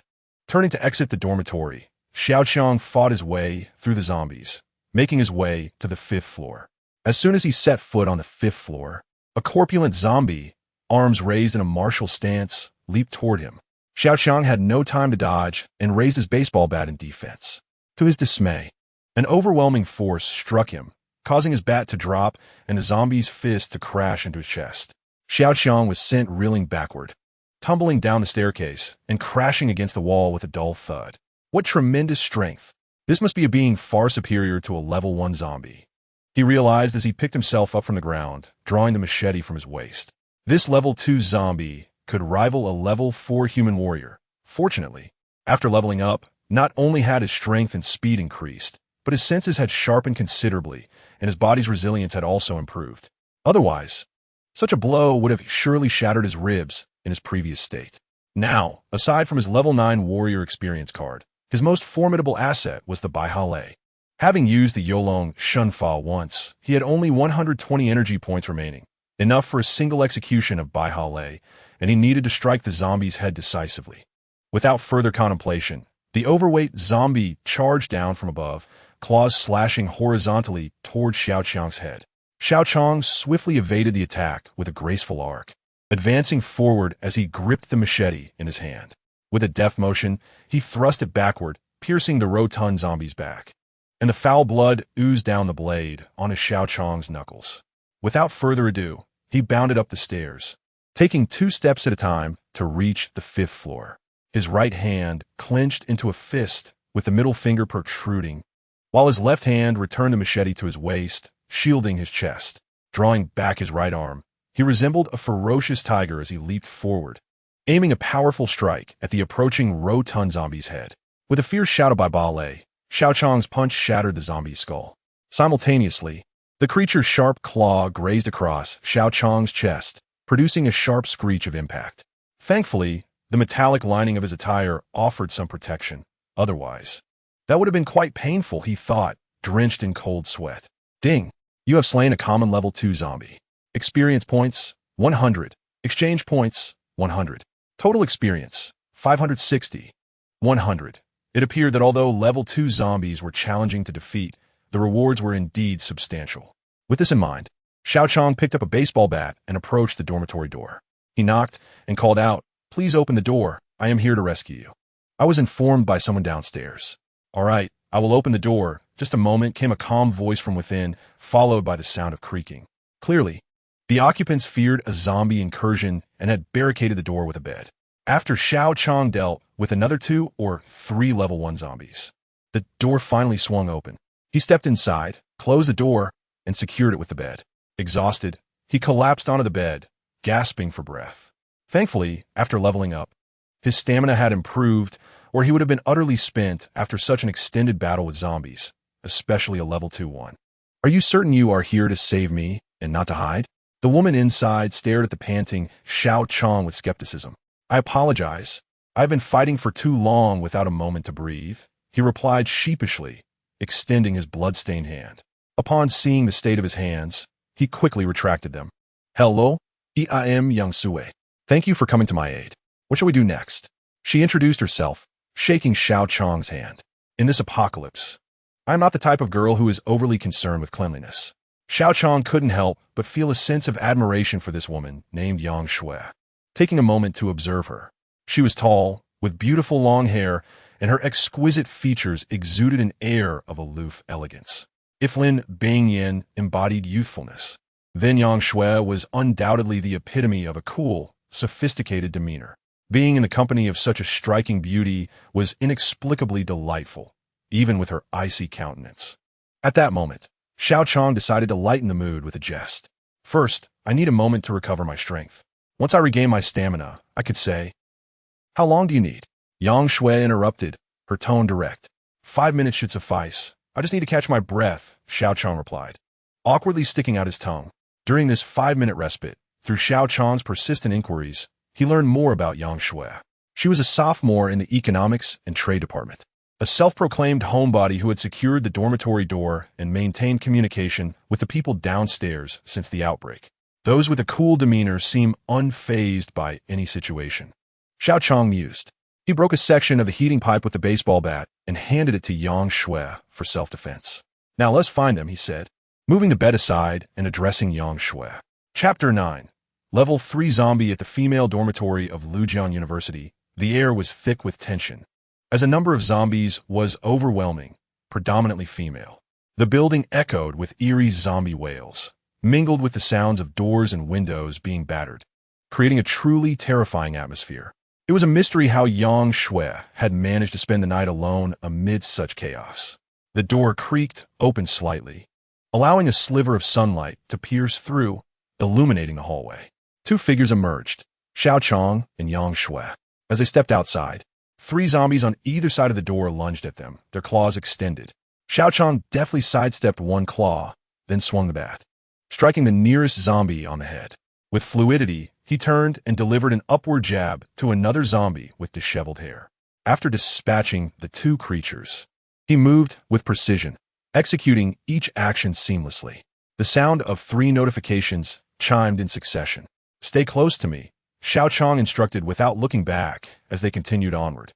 Soon, they descended to the 4th floor, intent on finding their companions, when suddenly a piercing scratching sound echoed, followed by Wang Liang's furious shouts and a woman's terrified screams. "Not good," Xiao Qiang thought, spotting their dormitory door, which was now half destroyed, as a zombie stood before it, with Wang Liang desperately swinging a metal rod. Xiao Qiang's keen eye discerned that this particular zombie was diminutive, with disheveled hair and a gaunt appearance. Its most notable features were its elongated claws, each nail extending roughly 5 centimeters, emanating a sinister black sheen. As the zombie's claws raked across the iron door, they left deep gouges, threatening to breach it entirely. In this precarious situation, Xiao Qiang wasted no time. He sprinted forward, launching himself into the air with a powerful kick off his left foot. Gripping the baseball bat tightly, he raised it overhead and aimed for the zombie's head. In the blink of an eye, the creature pivoted, raising its claws to intercept his strike. The resounding clash echoed as Xiao Qiang witnessed the steel bat snap cleanly in two. In the aftermath, the zombie's claws grazed across Xiao Qiang's chest, tearing through his already damaged armor, leaving 3 deep gashes and sending him sprawling backward. Xiao Qiang, Wang Liang, and Lin Bingyan cried out as they saw him fall, instinctively rushing to open the door. "Stay back. She is not something you can handle." Xiao Qiang struggled to rise, urging them to let Yang Shui inside. The pain of torn muscles surged through him, blood soaking his white t-shirt from the lacerations. With a swift motion, he pushed Yang Shui into the dormitory and activated the unused level 9 strength experience card for 5 minutes. Having encountered this formidable zombie, Xiao Qiang was acutely aware of its heightened threat level. In a flash, he vanished from sight. A loud thud resonated as one of the zombie's arms was severed at the shoulder, and there stood Xiao Qiang, now grim-faced, on the opposite side of the corridor, the machete in his hand, still dripping with blood. Impressive. The occupants of the dormitory murmured in awe at the sight.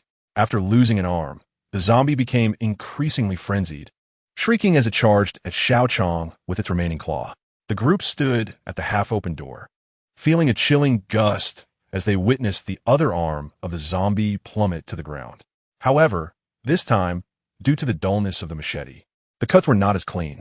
In fact, the sheer force knocked the clawed zombie to the ground.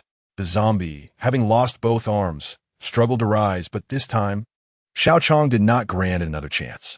With a swift movement, he jumped behind the zombie and delivered a decisive blow, eliminating the clawed creature. A notification chimed. "You have slain a common level 3 zombie. Experience gained, 500. Exchange points, 1,000.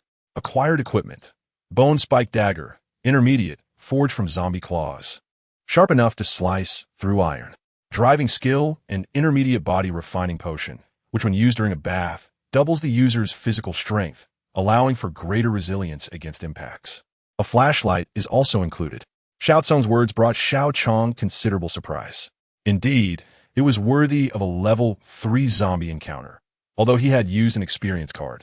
It yielded 4 types of rewards. Another notification chimed. "Congratulations, host. You have leveled up. Current level, Strongman level 4. Rewards, 10 free attribute points and 1 basic lottery draw, along with a Colt pistol, intermediate, and a complete set of dumbbells for fitness." This was truly a windfall. It was akin to trading a bird gun for a cannon, as he finally possessed a firearm. Without the luxury of inspecting his current information, Xiao Qiang hurriedly led his companions back to the dormitory while the experience card still had time left. Initially, he had intended to use the experience card to fight more zombies for leveling up. Yet now, he pondered that in just one day, with the system's assistance, he had just reached Strongman level 4, yet he had already encountered a level 2 and a level 3 zombie, revealing all his trump cards. The zombie's rate of evolution was already terrifying, and according to Xiao Cong, it seemed that other human strongmen were also training to grow stronger. To prevent any unforeseen changes and to ensure the safety of his companions, Xiao Qiang decided to return to the supermarket first. After all, with the system's aid, there would be more opportunities to grow stronger in the future. He pulled the door shut and gathered everyone closely. "Do not hesitate, just run towards the supermarket. I'll handle the zombies on the way." The others had just witnessed Xiao Qiang's strength. Although they were puzzled, they had no doubts about his words at that moment. Wang Liang led the way, followed closely by the 4 girls. Trusting Xiao Qiang's instructions, they rushed towards the supermarket. Xiao Qiang, utilizing his level 9 speed, encircled them swiftly, forming a protective barrier. Notification chimed. "You have slain a common level 1 zombie. Experience gained, 2. Exchange points, 2. You have slain a common level 1 zombie. Experience gained, 2. Exchange points, 2. After leveling up, Xiao Qiang's true strength was that of a strongman level 4. With the power of the experience card, he was now dispatching level 1 zombies with ease, though the experience points gained post-upgrade were disheartening. Soon, under Xiao Qiang's almost impenetrable defense, they swiftly reached the supermarket entrance. The common machete in Xiao Qiang's hand had already become dull, and he could only wield it due to his immense strength. "Oh no, my notebook fell in the dormitory. I need to go back for it," Yang Shui exclaimed anxiously as she rummaged through her bag just as they were about to enter the dormitory. "At a time like this, why are you worrying about notebook? Your life is the priority, young lady," Wang Liang retorted, unable to restrain himself. He had seen the dangers outside, and their actions were already attracting more zombies. Thanks to Xiao Qiang's sudden outburst of strength, they had managed to return so easily. Turning back for a notebook would be tantamount to courting death. "No, that notebook is very important to me. I must go back. I don't need your help. I'll find it myself," Yang Shui insisted, clearly having not found it in her bag. Hearing their exchange, Xiao Qiang swiftly dispatched a zombie with a strike to its head, sending it and the machete flying 5 meters away, crashing into a horde of approaching zombies. Checking the experience card in the system, he noted that only 2 minutes remained. He contemplated that with his current strength, he could make a round trip in 2 minutes. "Where did you leave your notebook?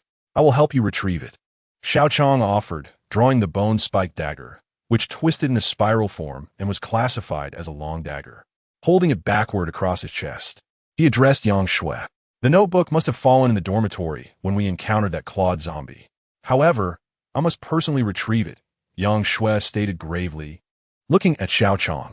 Seeing her determination, Xiao Qiang decided not to press further.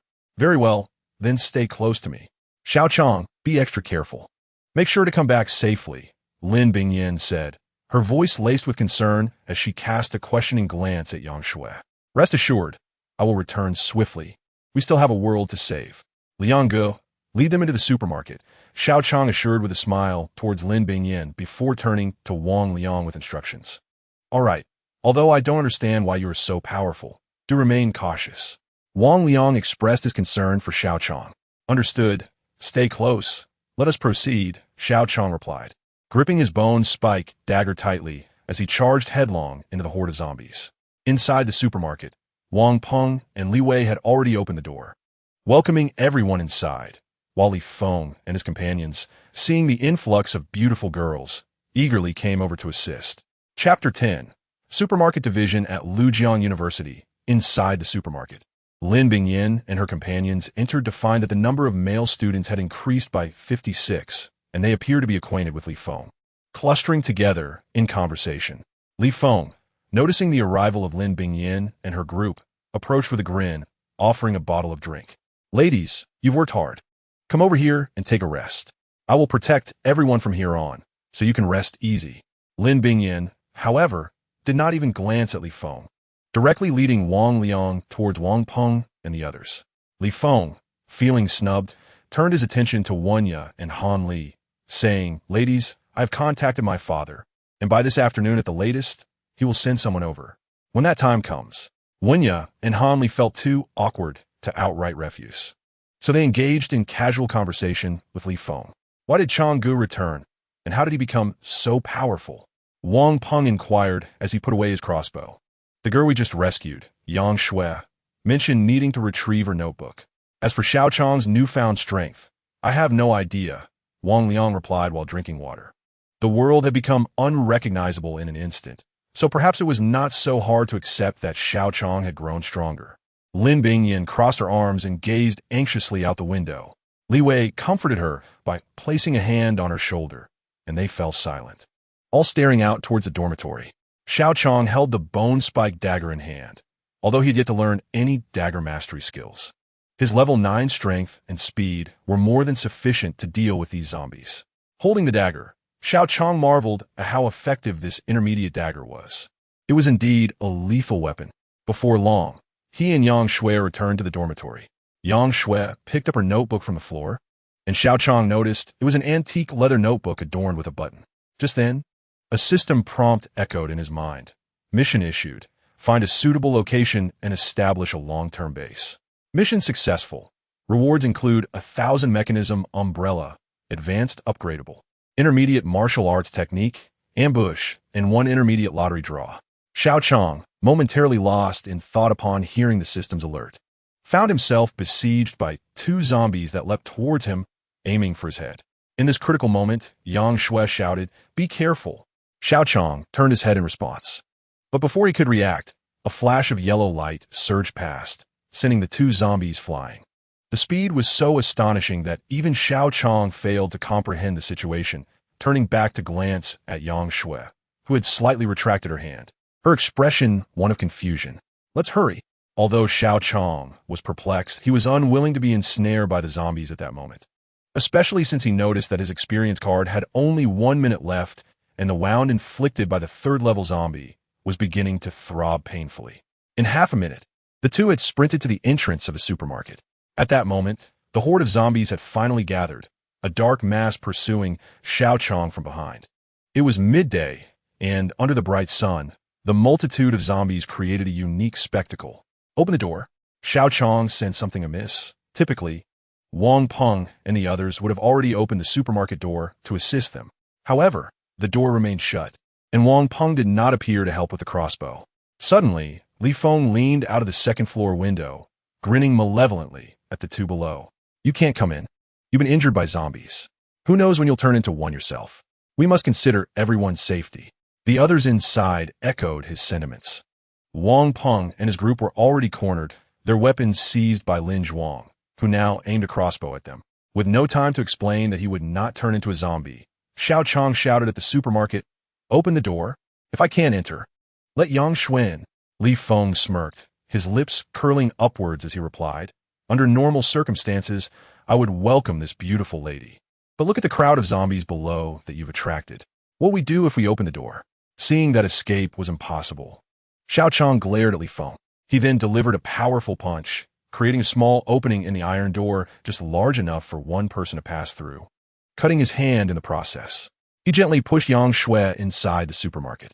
Immediately afterward, he brandished his dagger, fending off two zombies, and rolled himself into the supermarket, using the shelves to block the gap, all in one fluid motion. Without a target to pursue, the horde of zombies outside gradually dispersed.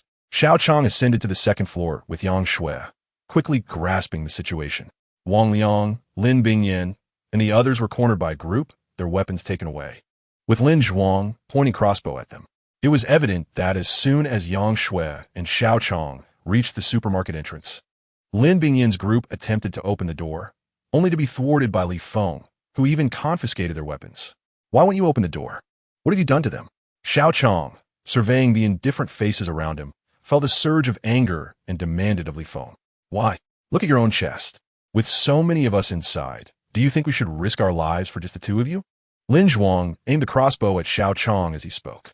Li Feng, sensing a bit of confidence, shouted at Xiao Qiang, "Then why won't you let Yang Shui in? She hasn't been bitten." Xiao Qiang's anger flared, his veins popping as he clenched his fists, recalling how perilous the situation below had been. Save her? Who knows if she has been bitten? Besides, in this apocalypse, everyone must fend for themselves. Why should we risk our lives to save you too? Moreover, my father has connections with the military and our family has its own security team.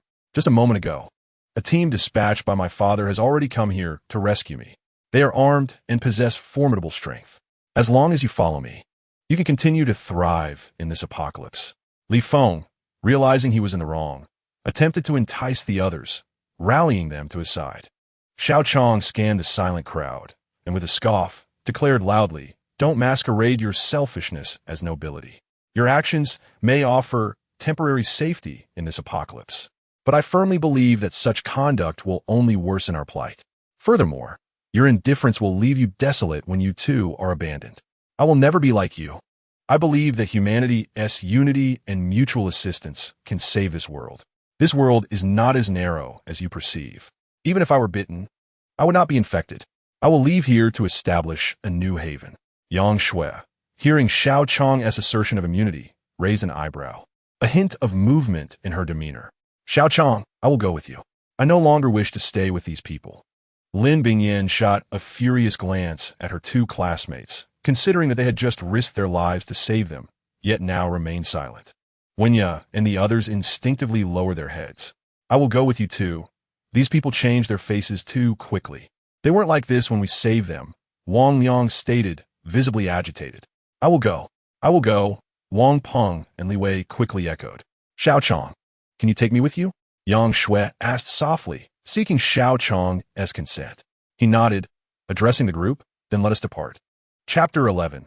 The journey begins. Thinking of leaving? It won't be that easy. You can go, but they must stay. Li Feng, enraged by Xiao Qiang's words, spat viciously.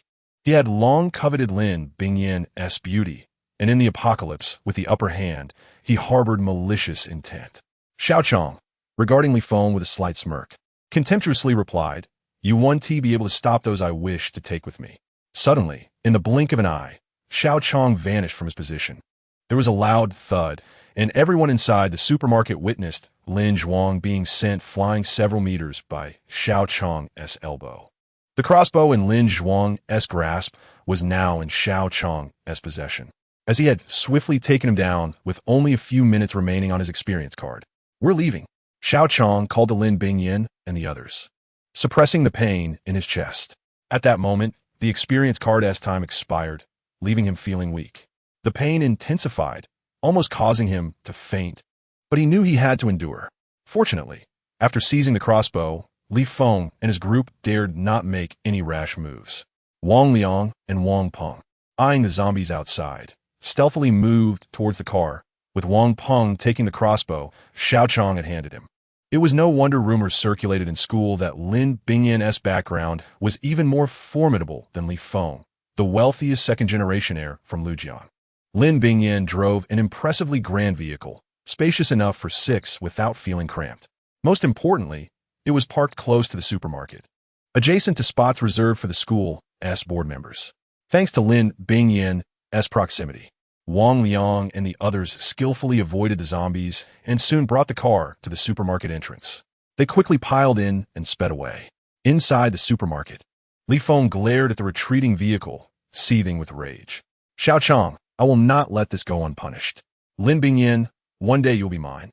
After Xiao Qiang entered the vehicle, he carefully stowed away the dagger and promptly retrieved a handgun from the system, handing it to Lin Bingyan. He then addressed Wang Liang, who was driving, saying, Longshan Park, exercise caution. Shortly thereafter, he succumbed to pain and lost consciousness. Xiao Qiang was unaware of how long he had been unconscious. He only remembered battling a particularly formidable zombie in his dreams, a fierce struggle that ended without a clear victor. Upon awakening, he sensed he was still in the vehicle. Deciding to keep his eyes closed, he summoned the system. Xiao Cong, Xiao Cong, are you there? Please check my current status for me. Also, I recall having 10 attribute points. Allocate them to speed. Next time I encounter an overpowering zombie, at least I'll be able to outrun it. Host has finally awakened. I thought you were going to sleep until evening, Xiao Cong replied playfully. Now, let me provide you with your status. Host, Xiao Qiang strength, 121, average adult. 50, speed, 110, average adult. 50, vision, 90 skills. Wolf Fong stick technique, dragon dance technique, entry level. Proficiency, 1100. 108, thunder, entry level. Proficiency, 1100. Lottery chances, 2 exchange points. 2862 store permissions. Level 1, can only purchase low-level weapons, medicines, food, etc. Lottery permission, level 1 overall evaluation. Level 4 strongman stamina, 300 experience points.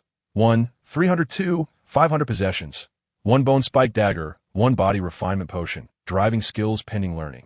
Xiao Cong's voice remained mischievous. Learning is essential. In this apocalyptic world, one must inevitably acquire driving skills. Xiao Qiang pondered that it seemed items he possessed were not displayed to others, and currently, only intermediate and higher items were shown. Fortunately, his stamina was full, allowing him to utilize his life-saving skills once more. By the way, Xiao Cong, how can I upgrade my lottery and store permissions? Xiao Qiang continued to inquire. Host, it's quite simple. Store permissions increase with your strength and are divided into 3 levels. Lottery permissions are also tiered into 3 levels. After 500 initial draws, you can access intermediate draws, and after 1,000 intermediate draws, you can access advanced draws. Of course, lottery opportunities granted by task completion can be used directly. Xiao Cong explained patiently.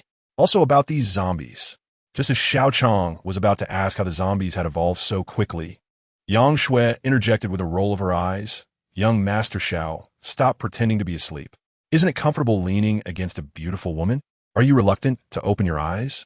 It turned out Yang Shui had already noticed that Xiao Cong was awake and couldn't resist waking him after the vehicle came to a halt. Xiao Cong slowly opened his eyes and looked around, realizing that he had been leaning against Lin Bingyan, his head resting against her chest. No wonder Yang Shui had teased him. His face flushed with embarrassment as he slowly sat up and noticed that his chest had been bandaged. I was a bit tired and just dozed off for a while. Thank you for bandaging me, Xiao Cong explained awkwardly, scratching his head in embarrassment. Then, as a token of gratitude, this handgun is now mine, Lin Bingyan said bashfully, waving the gun she held. Of course, you can have this gun, Xiao Cong replied, opening the car door and stepping out to survey the surroundings. At this moment, the sky had begun to darken, and Xiao Cong hadn't realized he had slept through the afternoon. The entire city appeared to be in darkness, with only a few distant flickers of light visible. Xiao Cong observed that they were located inside a convenience store beside the road. The area had few buildings. Apart from this convenience store, there was a gas station across the street. As night fell completely, the streetlights lining the road showed no signs of illumination. The road was engulfed in darkness, with the occasional wails of zombies echoing in the distance, and a few wandering zombies could be seen on the road. A gust of wind blew, causing Xiao Cong to shiver involuntarily. Let us head into the convenience store. It's already been cleared by us, so it's safe now, Wang Peng said, peering out with a crossbow in hand. Upon hearing Wang Peng's words, Xiao Cong turned and remembered that he still had a flashlight in the system. He retrieved it and switched it on.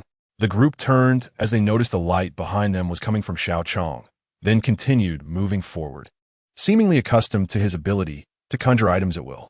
Xiao Cong entered the convenience store with the others and glanced around. It was a small establishment, merely a 10-square-meter room with 2 rows of shelves. Wang Peng reached for the light switch, but was met with disappointment as the interior remained shrouded in darkness. It seems the zombies have caused a complete power outage. We'll stay here for the night, Xiao Cong said upon observing Wang Peng's actions. Fortunately, there are not many zombies around due to the sparse population nearby, Wang Liang commented as he dragged the 2 recently slain zombies outside. Although everyone had grown accustomed to zombies, sharing a space with them still felt unsettling. The others cleared a space in the center of the convenience store, using shelves to barricade the entrance. Xiao Cong was treated like a patient. Despite his injuries not being severe and his fainting being a result of exhaustion from using the level 9 strongman experience card, everyone insisted he refrain from assisting. Feeling bored, Xiao Cong examined the items on the shelves, finding mostly instant noodles, bread, and beverages. There was a flashlight in the cash register drawer along with some cash. In normal times, money would have been a coveted commodity, but in this apocalypse, it had become utterly worthless. After completing these tasks, the group gathered some food from the shelves, forming a circle to eat and converse. Xiao Cong also pointed the 2 flashlights upwards, illuminating the room significantly. Being young and having shared many experiences, the group quickly fell into lively conversation. Chapter 12. Late-night conversations as night descended. The group finally felt satiated and the chatter began. I remember before I fainted, I mentioned going to Longshan Park. How do we end up in this desolate place? Xiao Cong asked while chewing on a sausage. How can you say that? You fainted as soon as you got in the car. You really know how to pick your spots, leaning against our beautiful Lin. Li Wei chimed in cheerfully, playfully scolding Xiao Cong. Xiao Wei, Lin Bingyan exclaimed shyly at Li Wei. We initially planned to take the most direct route through the city to Longshan Park, but the entire area was in chaos, blocked by abandoned cars everywhere.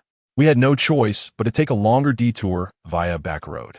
Indeed, although the back road is longer, it had fewer zombies, and we encountered little resistance getting here. However, with the power out now, it's unsafe to proceed further, so we decided to stay here for the night. Given our current trajectory, we should reach our destination by noon tomorrow at the latest, Wang Liang added. Xiao Cong, could you share how you suddenly became so powerful? Li Wei, known for her straightforwardness, was the first to break the silence with her inquiry. Xiao Cong had been contemplating whether to reveal his current situation to the group and whether they would accept it. After much thought, he ultimately decided to tell them the truth. After all, they had chosen to accompany him to Longshan Park, and their time together in the future would surely be lengthy. How could he establish a harmonious base while hiding things from them? Understanding this point, Xiao Cong spoke up. What I am about to say may sound incredible, but my body has indeed undergone certain changes. Generally speaking, I find that I have become stronger, both in strength and speed. Moreover, I have also acquired some items. After uttering these words, Xiao Qiang himself felt a twinge of disbelief and glanced awkwardly at everyone around him.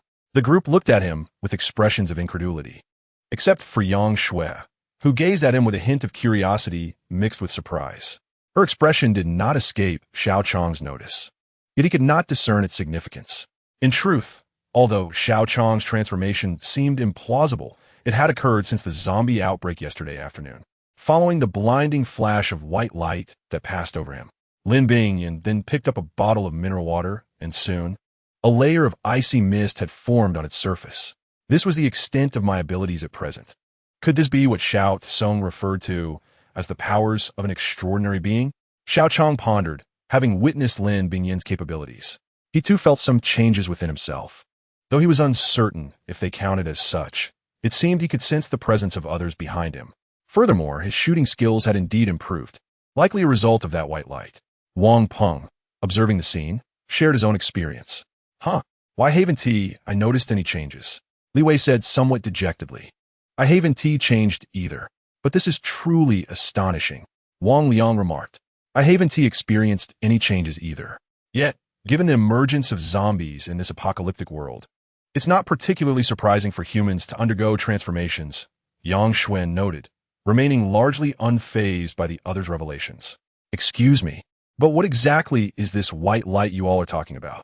Xiao Qiang inquired, unable to recall when the white light had appeared. On the afternoon of the zombie outbreak, there was a moment of signal loss. We were looking outside when a powerful white light suddenly appeared in the sky. You seem to have been asleep at that time, Lin Bingyan explained to Xiao Qiang. He remembered that he had just encountered the system and was conversing with Xiao Cong. Xiao Qiang gave an awkward smile, and at that moment, Wang Peng added, regardless of whether our bodies have changed, what matters is that it is beneficial to us. Don't worry. Even if we undergo changes, we will never abandon you. Wang Peng assured Li Wei with a steady gaze. Sigh, love before friendship. It seems we will be spending the night here. Let us take turns keeping watch like we did last time at the supermarket. It's safer that way. Wang Liang joked, stifling a yawn. I'll take the first watch. You all worked hard this afternoon, so rest well. I will wake everyone if anything happens. Xiao Cong, feeling wide awake despite the chaos in his mind, was eager to find Xiao Cong and inquire further. The group dispersed, clustering together in small groups. And soon the sound of Wang Liang's snoring filled the air. As Xiao Cong observed his companions drifting into slumber, he leaned against the door, gazing out into the pitch-black night, which seemed almost surreal. At that moment, he noticed someone approaching and opened his eyes to find Yang Shui sitting beside him.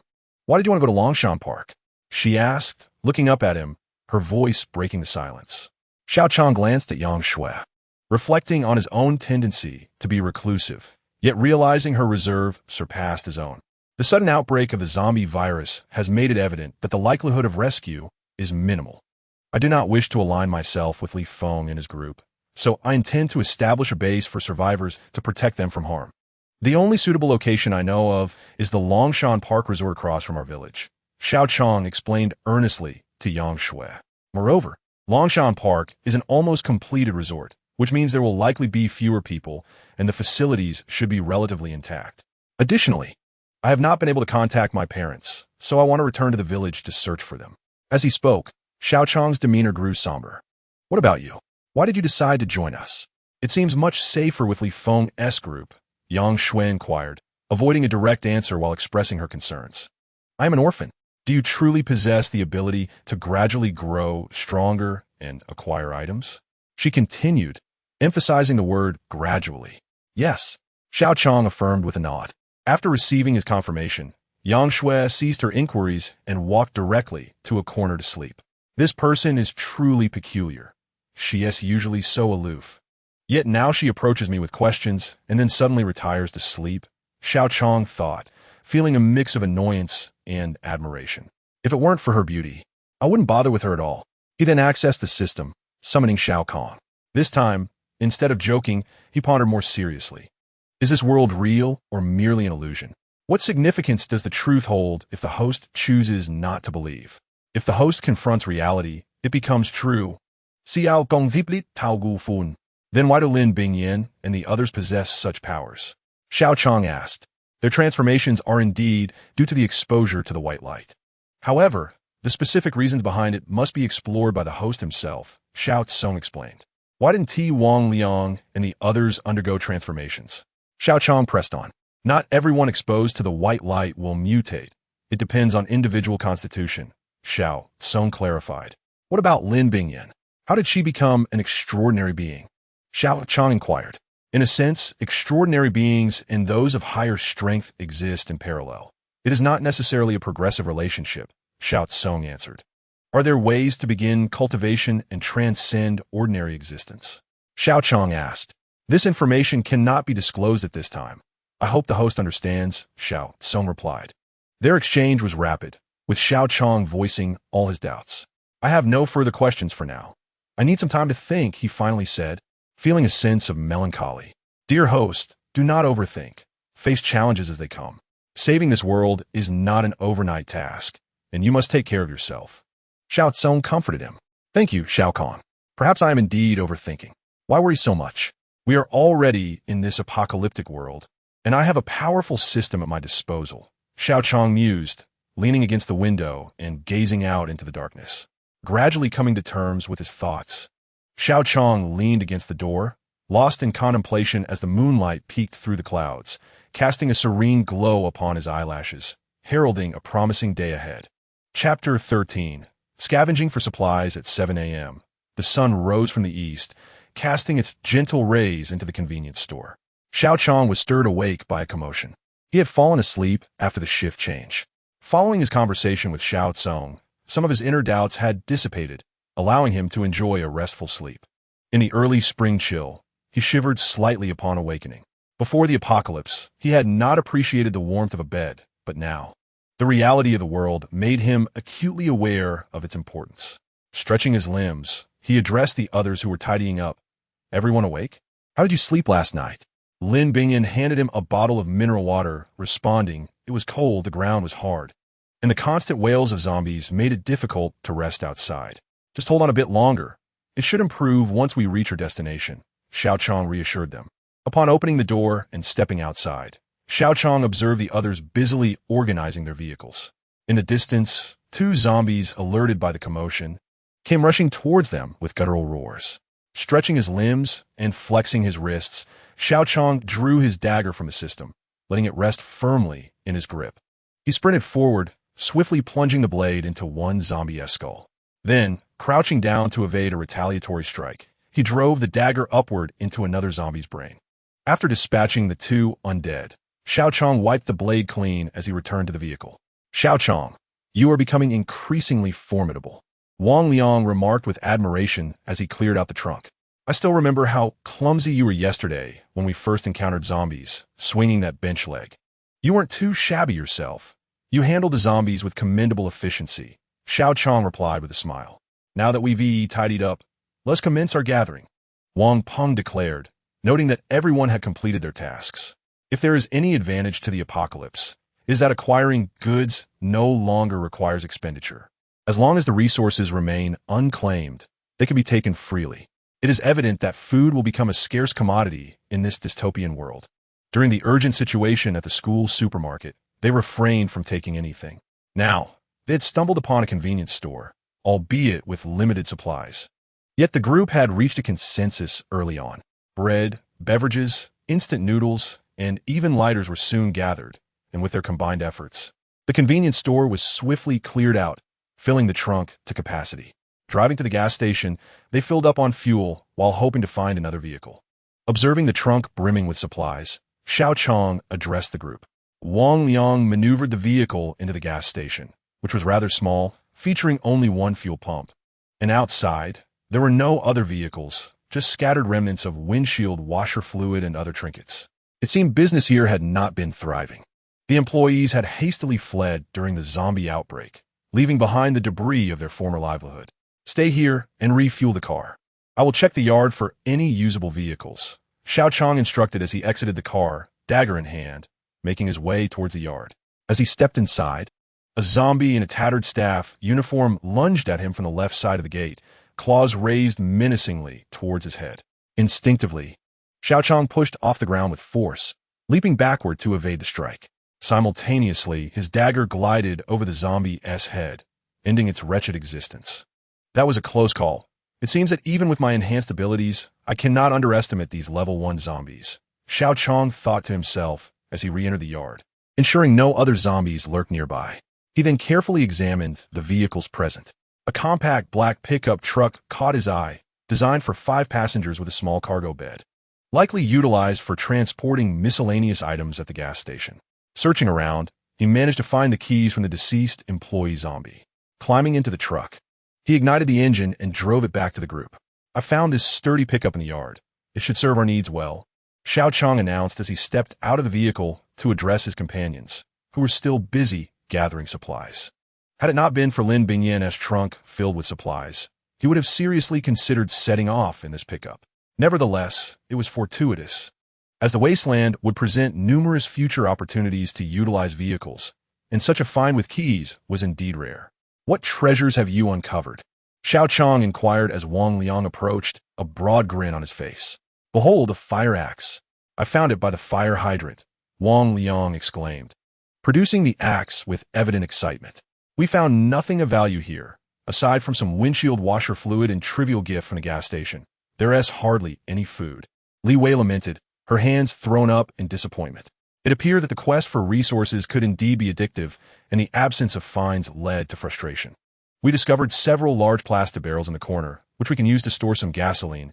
Wang Peng and Lin Bingyan chimed in, each carrying a large barrel. Before long, the group busied themselves once more, filling every plastic barrel they could find in the gas station's corner, filling half the truck's bed to the brim. Once everything was packed, they prepared to embark on their journey. After deliberation, the group of 6 decided that Wang Liang and Wang Peng would take Li Wei in the pickup, while Xiao Qiang, Lin Bingyan, and Yang Shui would lead the way in Lin Bingyan's luxurious vehicle. Among them, Xiao Qiang, the strongest with a combat level of 4 and armed with a bone-spiked dagger, took the passenger seat. Lin Bingyan, newly endowed with abilities but lacking experience, sat at the wheel with only a handgun for protection. Yang Shui, appearing delicate, wielded a steel pipe gifted by Wang Liang while seated in the rear. Wang Liang, a robust individual despite being an ordinary human, drove the pickup. Wang Peng, possessing perception abilities and proficient in marksmanship, was the second strongest in the group. Equipped with a crossbow, Li Wei, armed with a dagger salvaged from a supermarket, was deemed vulnerable and thus paired with the 2 men for safety. Once ready, they set off towards Longshan Park, traversing 2 segments of road. The first stretch was relatively clear of traffic, encountering only a handful of zombies along the way. However, as they turned a corner, abandoned vehicles began to litter the road, with zombies shambling towards them at every turn. They even spotted other fleeing survivors in vehicles, uncertain of their destination. Upon reaching within a kilometer of Longshan Park, they found 2 vehicles blocking the road entirely, flanked by iron railings, rendering passage impossible. I will get out and push. You 2 stay in the car, Xiao Qiang instructed, recognizing the obstruction ahead. Wang Liang, seeing this, also exited to lend a hand. Nearby, 5 zombies were drawn by the noise and came rushing over. With a swift whoosh, before Xiao Qiang could act, an arrow struck the nearest zombie in the head. He turned to see Wang Peng standing at the back of the pickup with his crossbow, giving him a thumbs up. Following this, he and Wang Liang efficiently dispatched the remaining zombies. Ding! Killed a common level 1 zombie. Earned 2 experience points and 2 exchange points. Ding! Killed a common level 1 zombie. Earned 2 experience points and 2 exchange points. Wang Liang smashed the glass with his axe, and as Xiao Qiang reached for the handbrake, a warning from Wang Peng echoed, "Watch out." Just then, a zombie's heavy fist barely missed Xiao Qiang's head, sending him sprawling. The force of the blow left a significant dent in the vehicle before him. Chapter 14. A frightening journey simultaneously. 2 loud bangs rang out as arrows flew towards the zombie's head, only to be swatted away by its massive hands. Lin Bingyan's aim, already precarious, faltered further in the heat of the moment, the bullet merely grazing the zombie's abdomen, from which foul blood oozed. After rolling twice, Xiao Qiang regained his footing, only to find himself face to face with a nearly 2-meter-tall male zombie, its muscular physique unnaturally imposing, especially its oversized hands, which rivaled the size of Xiao Qiang's head. Realizing this was no ordinary level 1 zombie, he carefully considered his approach and activated his dragon dance technique, closing the distance to the towering creature. At that moment, Wang Liang swung his fire axe at the enraged giant, but the zombie caught the blow with both hands, forcefully tossing him aside towards the pickup. Alarmed, Xiao Qiang, now within striking distance of the giant, prepared for the ensuing confrontation. Bai Ba unleashed a punch that struck the zombie squarely in the chest, creating a gaping wound, the tremendous force knocking the creature to the ground. However, the zombie was impervious to pain, and the injury was insufficient to bring about its demise. Enraged, it rose once more. "Brother Liang, are you all right?" Xiao Qiang steadied himself and shouted toward the back. Wang Liang spat out a mouthful of blood, wiping the corner of his mouth as he replied, "I'm fine. But this creature possesses immense strength." Hearing that Wang Liang was unharmed, Xiao Qiang calculated that he could use Bai Ba one more time, but lamented the height difference between himself and the zombie. Even if he did use it, he could not guarantee a strike to the creature's head. In the midst of a dire situation, the zombie charged forward. 2 gunshots rang out as Lin Bingyan fired her bullets at the massive zombie, yet they failed to halt its advance. As the zombie approached, Xiao Qiang employed the Yulong Shun Fa technique, maneuvering like a slippery eel around the creature, swiftly positioning himself behind it. With a forceful push against the ground, he flipped his dagger and thrust it towards the top of the zombie's head. Unexpectedly, the tactic that had proven successful before was thwarted as the zombie raised its colossal hands, catching the dagger between its palm-like appendages and flinging Xiao Qiang over its head. He rolled twice on the ground before regaining his balance, leaning against an abandoned Santana. Such tremendous strength, and this zombie has clearly learned to defend its vulnerabilities. "If I am tossed like that 2 more times, I will be finished," Xiao Qiang thought, contemplating the zombie's apparent level of strength. Bang! Bang! The others in the vehicle continued to fire their handguns and crossbows at the zombie, but most of their attacks were effortlessly blocked by its massive hands. "Damn it! I refuse to believe this zombie has become sentient. I will fight it," Wang Liang declared, raising his fire axe and charging towards the zombie. "Stop, everyone! To the pickup truck! Pour gasoline on that patch of grass. I will hold it off," Xiao Qiang commanded, pointing towards the landscaped area on the right side of the road.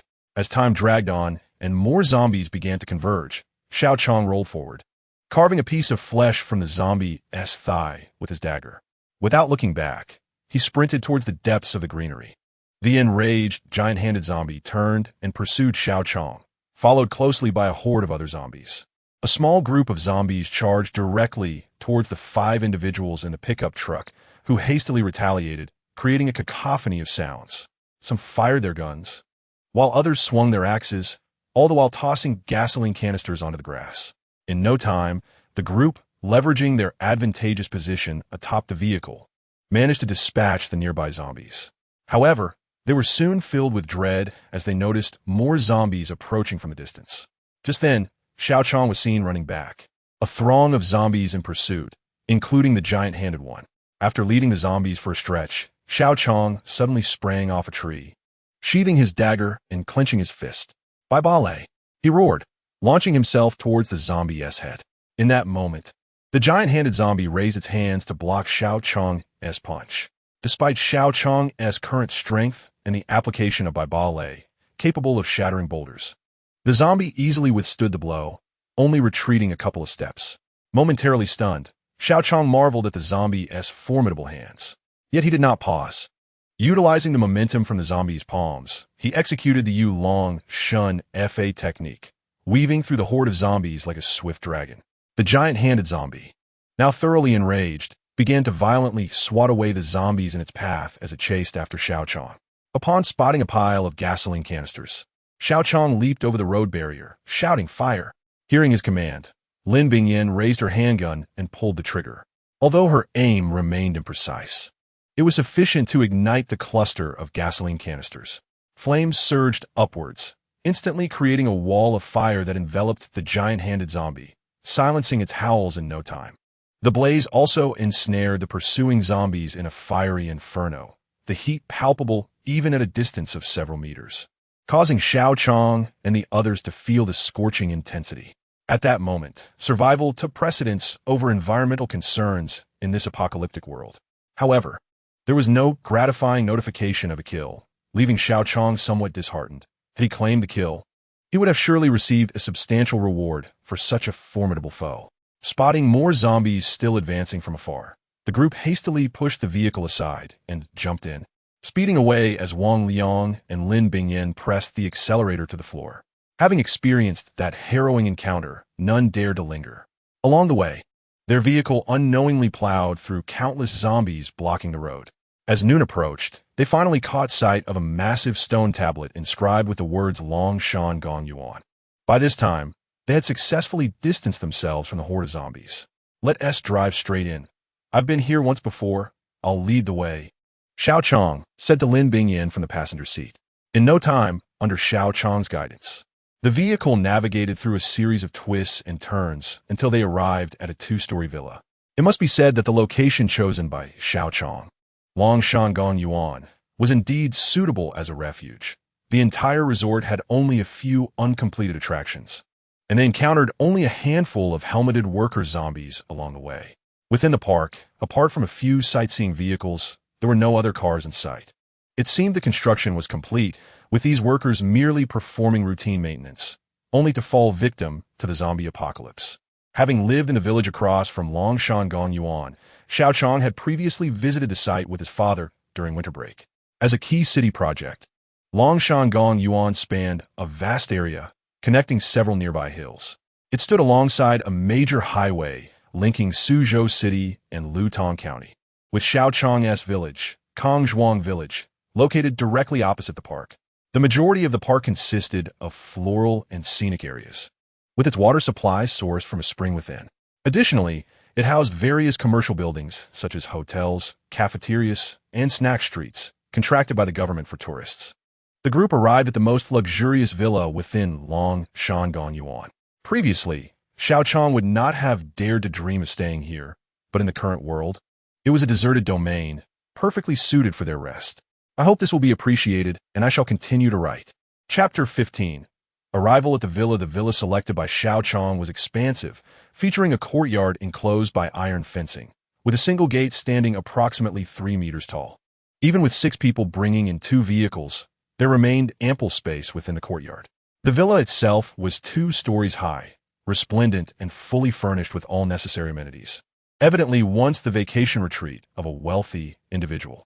The second floor boasted 10 bedrooms for rest, while the basement included a kitchen, bathrooms, and additional bedrooms, with a spacious reception area occupying the center. A few individuals drove their vehicle into the courtyard. Upon disembarking, Xiao Cong remarked, "Liang Go, let us proceed inside to conduct a search for any zombies." The two entered the building, meticulously scouring each room, relieved to find no signs of the undead. Had there been zombies, the ensuing cleanup would have been yet another arduous task. Exiting the house, they observed the weary faces of their companions, marred with bloodstains. Xiao Cong reassured everyone, stating, "There are no zombies inside. This place is temporarily safe. You may relax for a moment. Let us organize these supplies, and then we can rest. Is there any water available? I haven't washed my face in ages, and I'm covered in blood and a foul odor," one of them implored. Upon hearing Xiao Cong's words, the tension in the group eased, with Li Wei being the first to voice her needs. Indeed, since the outbreak of the zombie apocalypse, they had lived in constant fear, feeling as though the threat of zombies lurked everywhere. They had not even had a sip of hot water in quite some time. Now, having finally found a safe haven devoid of the distant wails of zombies, they could afford to think of personal hygiene. For now, let's refrain from using the water. Let us manage with what we have until this afternoon, when Wang Peng and I can check if the water source is contaminated. In this post-apocalyptic world, we must endure a little longer, Xiao Cong contemplated, ultimately opting for caution. The others nodded in agreement. After all, life itself took precedence over cleanliness. Subsequently, they deposited their plundered provisions from the convenience store into the kitchen, creating a significant stockpile. Although there was no electricity, the supermarket goods remained intact. Observing the kitchen nearly filled with supplies brought a small sense of relief. At least they would not face hunger while battling zombies in the near future. After transporting the last few barrels of gasoline, Xiao Qiang felt a pang of regret, realizing he had carelessly discarded too much in his zeal to combat the undead. Now only a few barrels remained. In this apocalyptic era, acquiring gasoline would not be as effortless a task again. After moving the gasoline, Xiao Qiang looked at the blood-stained and scratched vehicle, pondering whether the system could procure a car. Once the tasks were completed, the clock struck 3 in the afternoon. Entering the house, he found 3 girls had already laid out a feast of food upon the luxurious carpet, paying no mind to their soiled clothes and wounds. They sat on the carpet and indulged heartily. This opulent lifestyle is quite extravagant. Such fine materials adorned merely as a carpet, Wang Liang remarked as he plopped down. Liang Gu, here, have a pig's trotter, Wang Peng offered, presenting a vacuum-sealed delicacy. Bring me one too. I could starve on this journey. Bing Yin, let us share one. Li Wei chimed in, having grown comfortable with the group and unabashedly feasting, her mouth full of bread while eyeing the pig's trotter in Wang Peng's hand. At this rate, our supplies won't last a week, Wang Liang playfully teased Li Wei, who retorted with a cheeky gesture, mind your own business. Look at you, with grease all over your mouth, chiding me. Laughter erupted among the group. Despite the harshness of the apocalypse, the camaraderie brought lightness to their days. Xiao Qiang, here, have some water, Lin Bingyan offered, handing him a bottle of mineral water. Xiao Qiang, please share your plans moving forward, Yang Shui inquired, her demeanor as icy as ever and her words straightforward. As everyone fell silent to hear Xiao Qiang's strategy, he flashed a subtle smile at Lin Bingyan and said softly, "Thank you." He then leaned toward Yang Shui, jesting, "With your frosty tone, we might as well call you Yang Bing." Though his voice was low, all heard him, and suppressed laughter ensued. Just as Yang Shui was about to retort, Xiao Qiang cleared his throat and said earnestly, "All right, let me outline my plan." Yang Shui, realizing it would be ill-timed to retort, listened as Xiao Qiang continued. "First, we must prioritize our defenses. Currently, our manpower is limited, so we will focus on securing the villa. This afternoon, Wang Peng and I will scout the water source. You all may have some free time. Liang Gu will keep you safe while you select your rooms. For safety's sake, it is best if we all stay on the second floor." Understood, they replied in unison. By the way, I noticed the gas stove in the kitchen is not connected and cannot be used. This afternoon, if you have time, please gather some branches so we can start a fire tonight and boil some hot water, Wang Peng added, ever meticulous. And what are your future plans, Xiao Qiang? Yang Shui pressed further. To survive, we all must survive. Only by staying alive can we hope for a future. As for long-term plans, I have none at the moment. Xiao Qiang replied, shrugging nonchalantly. Upon hearing this, Yang Shui could not suppress a dramatic eye roll. Before long, the group had devoured a substantial amount of food, demonstrating that battling zombies indeed demanded considerable stamina. Li Wei, Wang Liang, and Yang Shui had already ascended the stairs to select their rooms. Xiao Qiang stretched widely and yawned, announcing, "I'm going to rest for a bit. We shall depart in 10 minutes." In truth, Xiao Qiang intended to enter the system to check for any items capable of testing water quality. Just then, he noticed Lin Bingyan approaching him. "Xiao Qiang, do you have any bullets left?" "We only have 2 remaining from the earlier encounter," Lin Bingyan said, shaking her handgun in her hand. "All right, no problem. Let me check. And I will get some for you shortly," Xiao Qiang replied with a smile, admiring Lin Bingyan's charming visage. Returning to his usual act, he closed his eyes and pretended to rest. Upon entering the system and summoning Xiao Cong, he cut to the chase. "Xiao Cong, I have yet to use my mall privileges. Please open the mall for me." "Of course, esteemed host," Xiao Cong responded promptly. Soon, a mall interface materialized in Xiao Chong's mind, categorized into 4 sections: equipment, potions, techniques, and daily necessities. Xiao Cong perused each category, noting that with only level 1 access, the items were commonplace, yet varied, each tag with their required exchange points. The equipment section included iron-long knives, steel daggers, helmets, and even firearms like handguns and bullets. The potions section featured hemostatic agents, anti-inflammatory drugs, and even a basic strength-enhancing pill previously unseen by Xiao Cong. The techniques section showcased the wolf fang stick technique he had mastered, basic marksmanship, and even advanced techniques like the dragon subduing palm. The daily necessities were abundant, ranging from toothbrushes and towels to furniture and appliances, all with varying exchange point requirements. Overwhelmed by the options, Xiao Qiang directly inquired Xiao Cong. Please check how many exchange points I possess and whether there are any potions available for testing water for viruses, as well as bullets for the Colt handgun. Currently, esteemed host, you have 2,872 exchange points. There is one potion available for testing water quality, the toxin detector, harmless. When added to water, it remains colorless if non-toxic, and turns blue if a virus is present, costing 1,000 points. Colt handgun bullets are priced at 10 points each, Xiao Cong elaborated. Please procure 1 vial of the toxin detector and 100 bullets, Xiao Qiang instructed, feeling a pang of regret as he realized how quickly his hard-earned points would be depleted. With the toxin detector in hand, Xiao Qiang exited the system. Holding 2 boxes of ammunition, he approached Lin Bingyan with a hint of concern in his voice, saying, "Here are 100 rounds. Use them sparingly and practice your marksmanship during your leisure time." Lin Bingyan cheerfully accepted the bullets, flashing a sweet smile at Xiao Qiang. "All right, don't worry." With that, she happily ascended the stairs to rest. The exchange of 100 bullets for a beautiful smile was indeed a generous gesture from Changge. Witnessing this, Wang Peng teased, "Cough, cough. Well then, grab your bow and crossbow. We shall set forth." Feeling a bit embarrassed, Xiao Qiang deftly shifted the topic and strode towards the exit. Chapter 16. Task completed. Longshan Park, centered around the Longshan Spring within, features a perennial spring that flows into a lake within the park, subsequently joining a river that meanders through. The remaining portion is diverted directly from the source to supply water to all facilities within the park. Xiao Qiang's task was to investigate whether the spring source had been contaminated by zombie venom. The villa where Xiao Qiang and his companions resided was situated on the right side of the park's entrance, in the commercial area, while the Longshan Spring they intended to reach was deep within the park, at a higher elevation where the spring water cascaded downward throughout. Driving a pickup truck, Xiao Qiang and his companion encountered only a few zombies along the way, all dealt with effortlessly by Wang Peng from the passenger seat. Xiao Qiang felt a twinge of envy, realizing he should have let Wang Liang drive.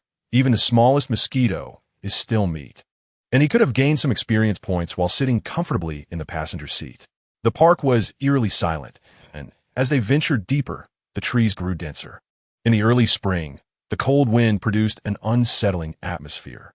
Wang Peng, apart from being illuminated by that burst of white light, have you experienced any other abnormalities that might have led to changes in your body?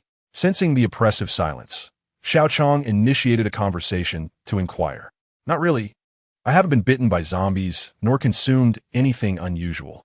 I've been pondering that the white light might be akin to radiation, especially since the signal was lost during that time.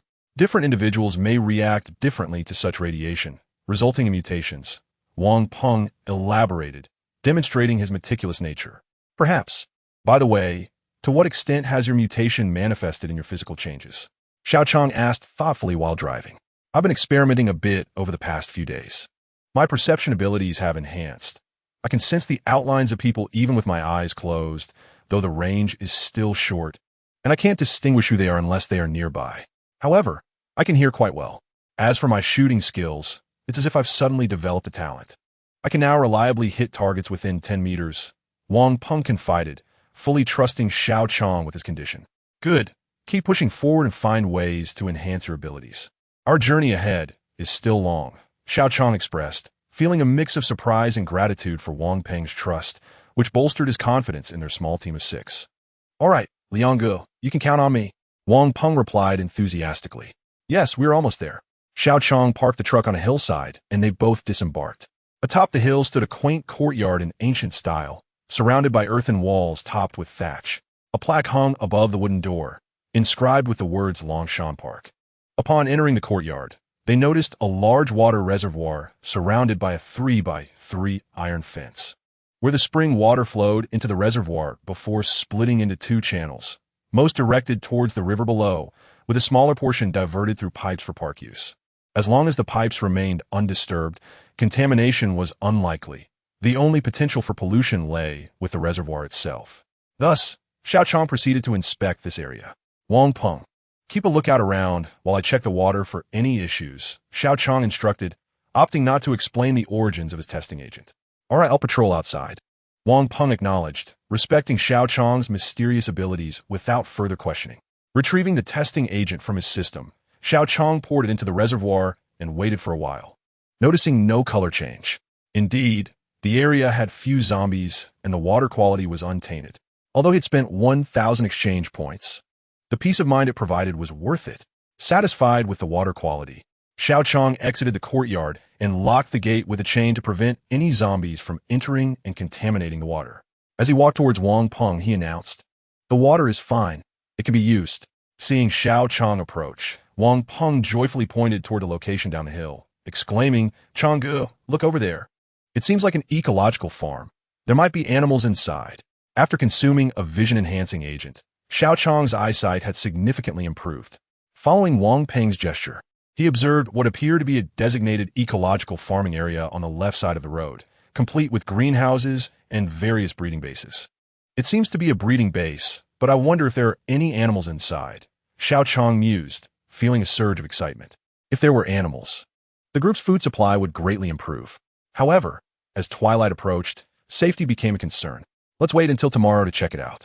For now, we should find some boards to reinforce the gate and prevent zombies from breaking in," he decided. In early spring, nightfall arrived swiftly. Quickly, they gathered some boards and branches, securing the gate firmly. Ding dong. Congratulations, host, for completing the task of locating a suitable site to establish a long-term base. Reward: Shinji Umbrella, Advanced Upgradable, Intermediate Skill, Ambush. And one intermediate lottery draw. As they were about to return to the truck, a notification echoed in Xiao Chong's mind, indicating that the system had successfully validated the task based on the discovery of a reliable water source. Naturally, establishing a base without water was untenable. "Wang Peng, can you drive?" Xiao Cong eagerly inquired, wishing to examine the 2 items he had received. "Actually, I can't," Wang Peng replied honestly. "Well then, we shall return." Although the road was deserted, Xiao Cong was reluctant to entrust the steering wheel to someone who had never driven before. With the headlights illuminating their path, they returned to the villa. Inside the villa's first-floor hall, a few flickering lights indicated that the others had found some candles. The remaining 4 were seated on the carpet, engaged in casual conversation. A few lit candles on a coffee table cast a warm glow over their gathering. "You're back. How'd it go? Did you encounter any danger? Is the water usable?"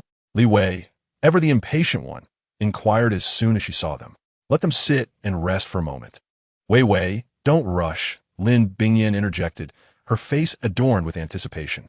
"You two didn't run into any formidable zombies, did you? How's the water source?" Wang Liang asked with concern.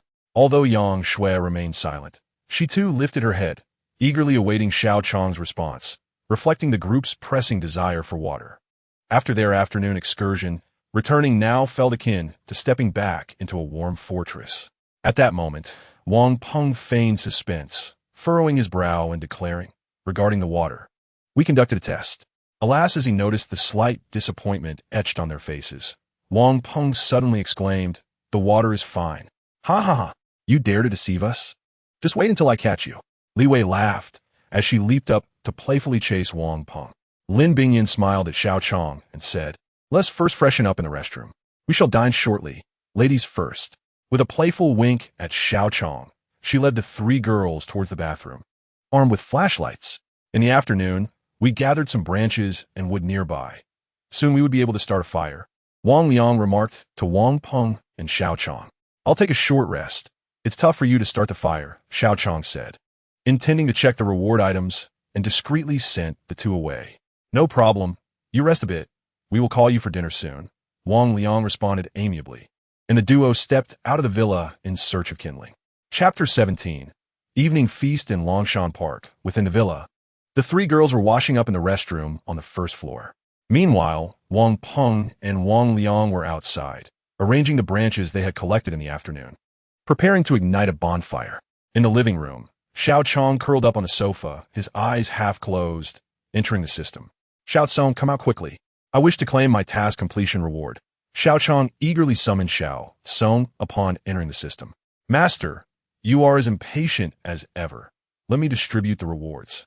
Xiao Cong responded, and although Xiao Cong found the phrasing somewhat odd, he still awaited the product's reveal.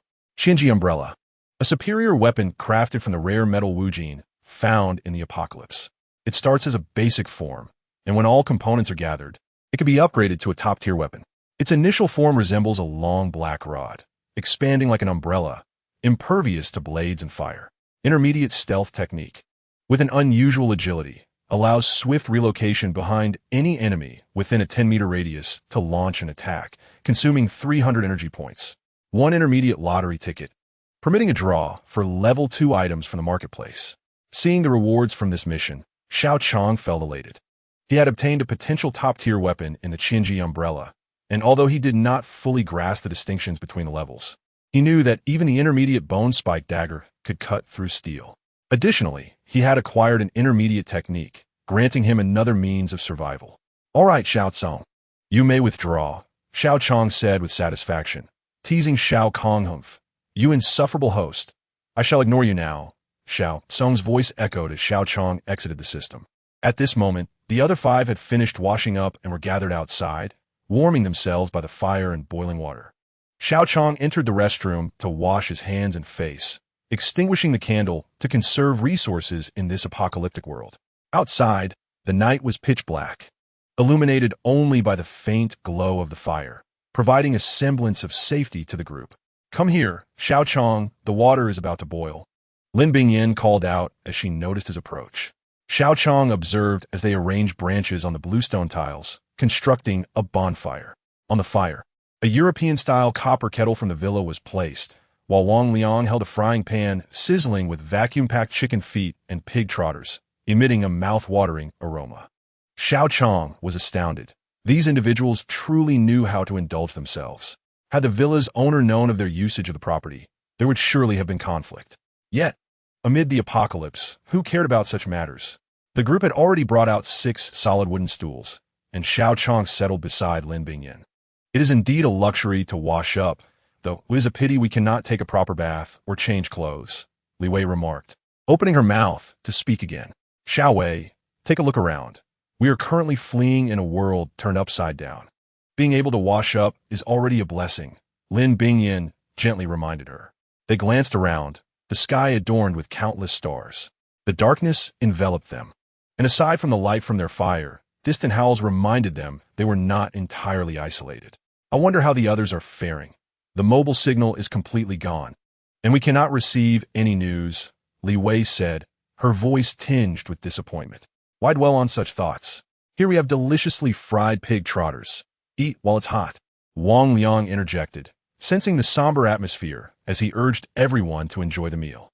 Indeed, fire is a pivotal invention in human history, providing warmth and transforming cold, unappetizing food into delectable dishes.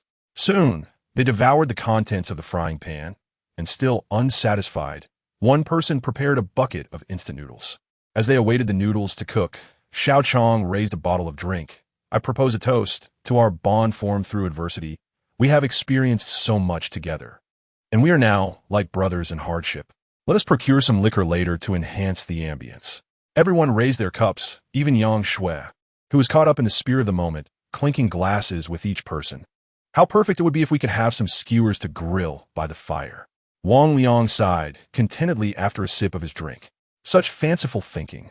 Be careful not to attract zombies," Li Wei teased, playfully retorting. "However, it is indeed possible that we can encounter something to grill. Earlier, I passed through a breeding area, and there might be animals within," Wang Peng recalled. "I plan to visit there tomorrow. If there are indeed animals, we shall not face hunger any longer.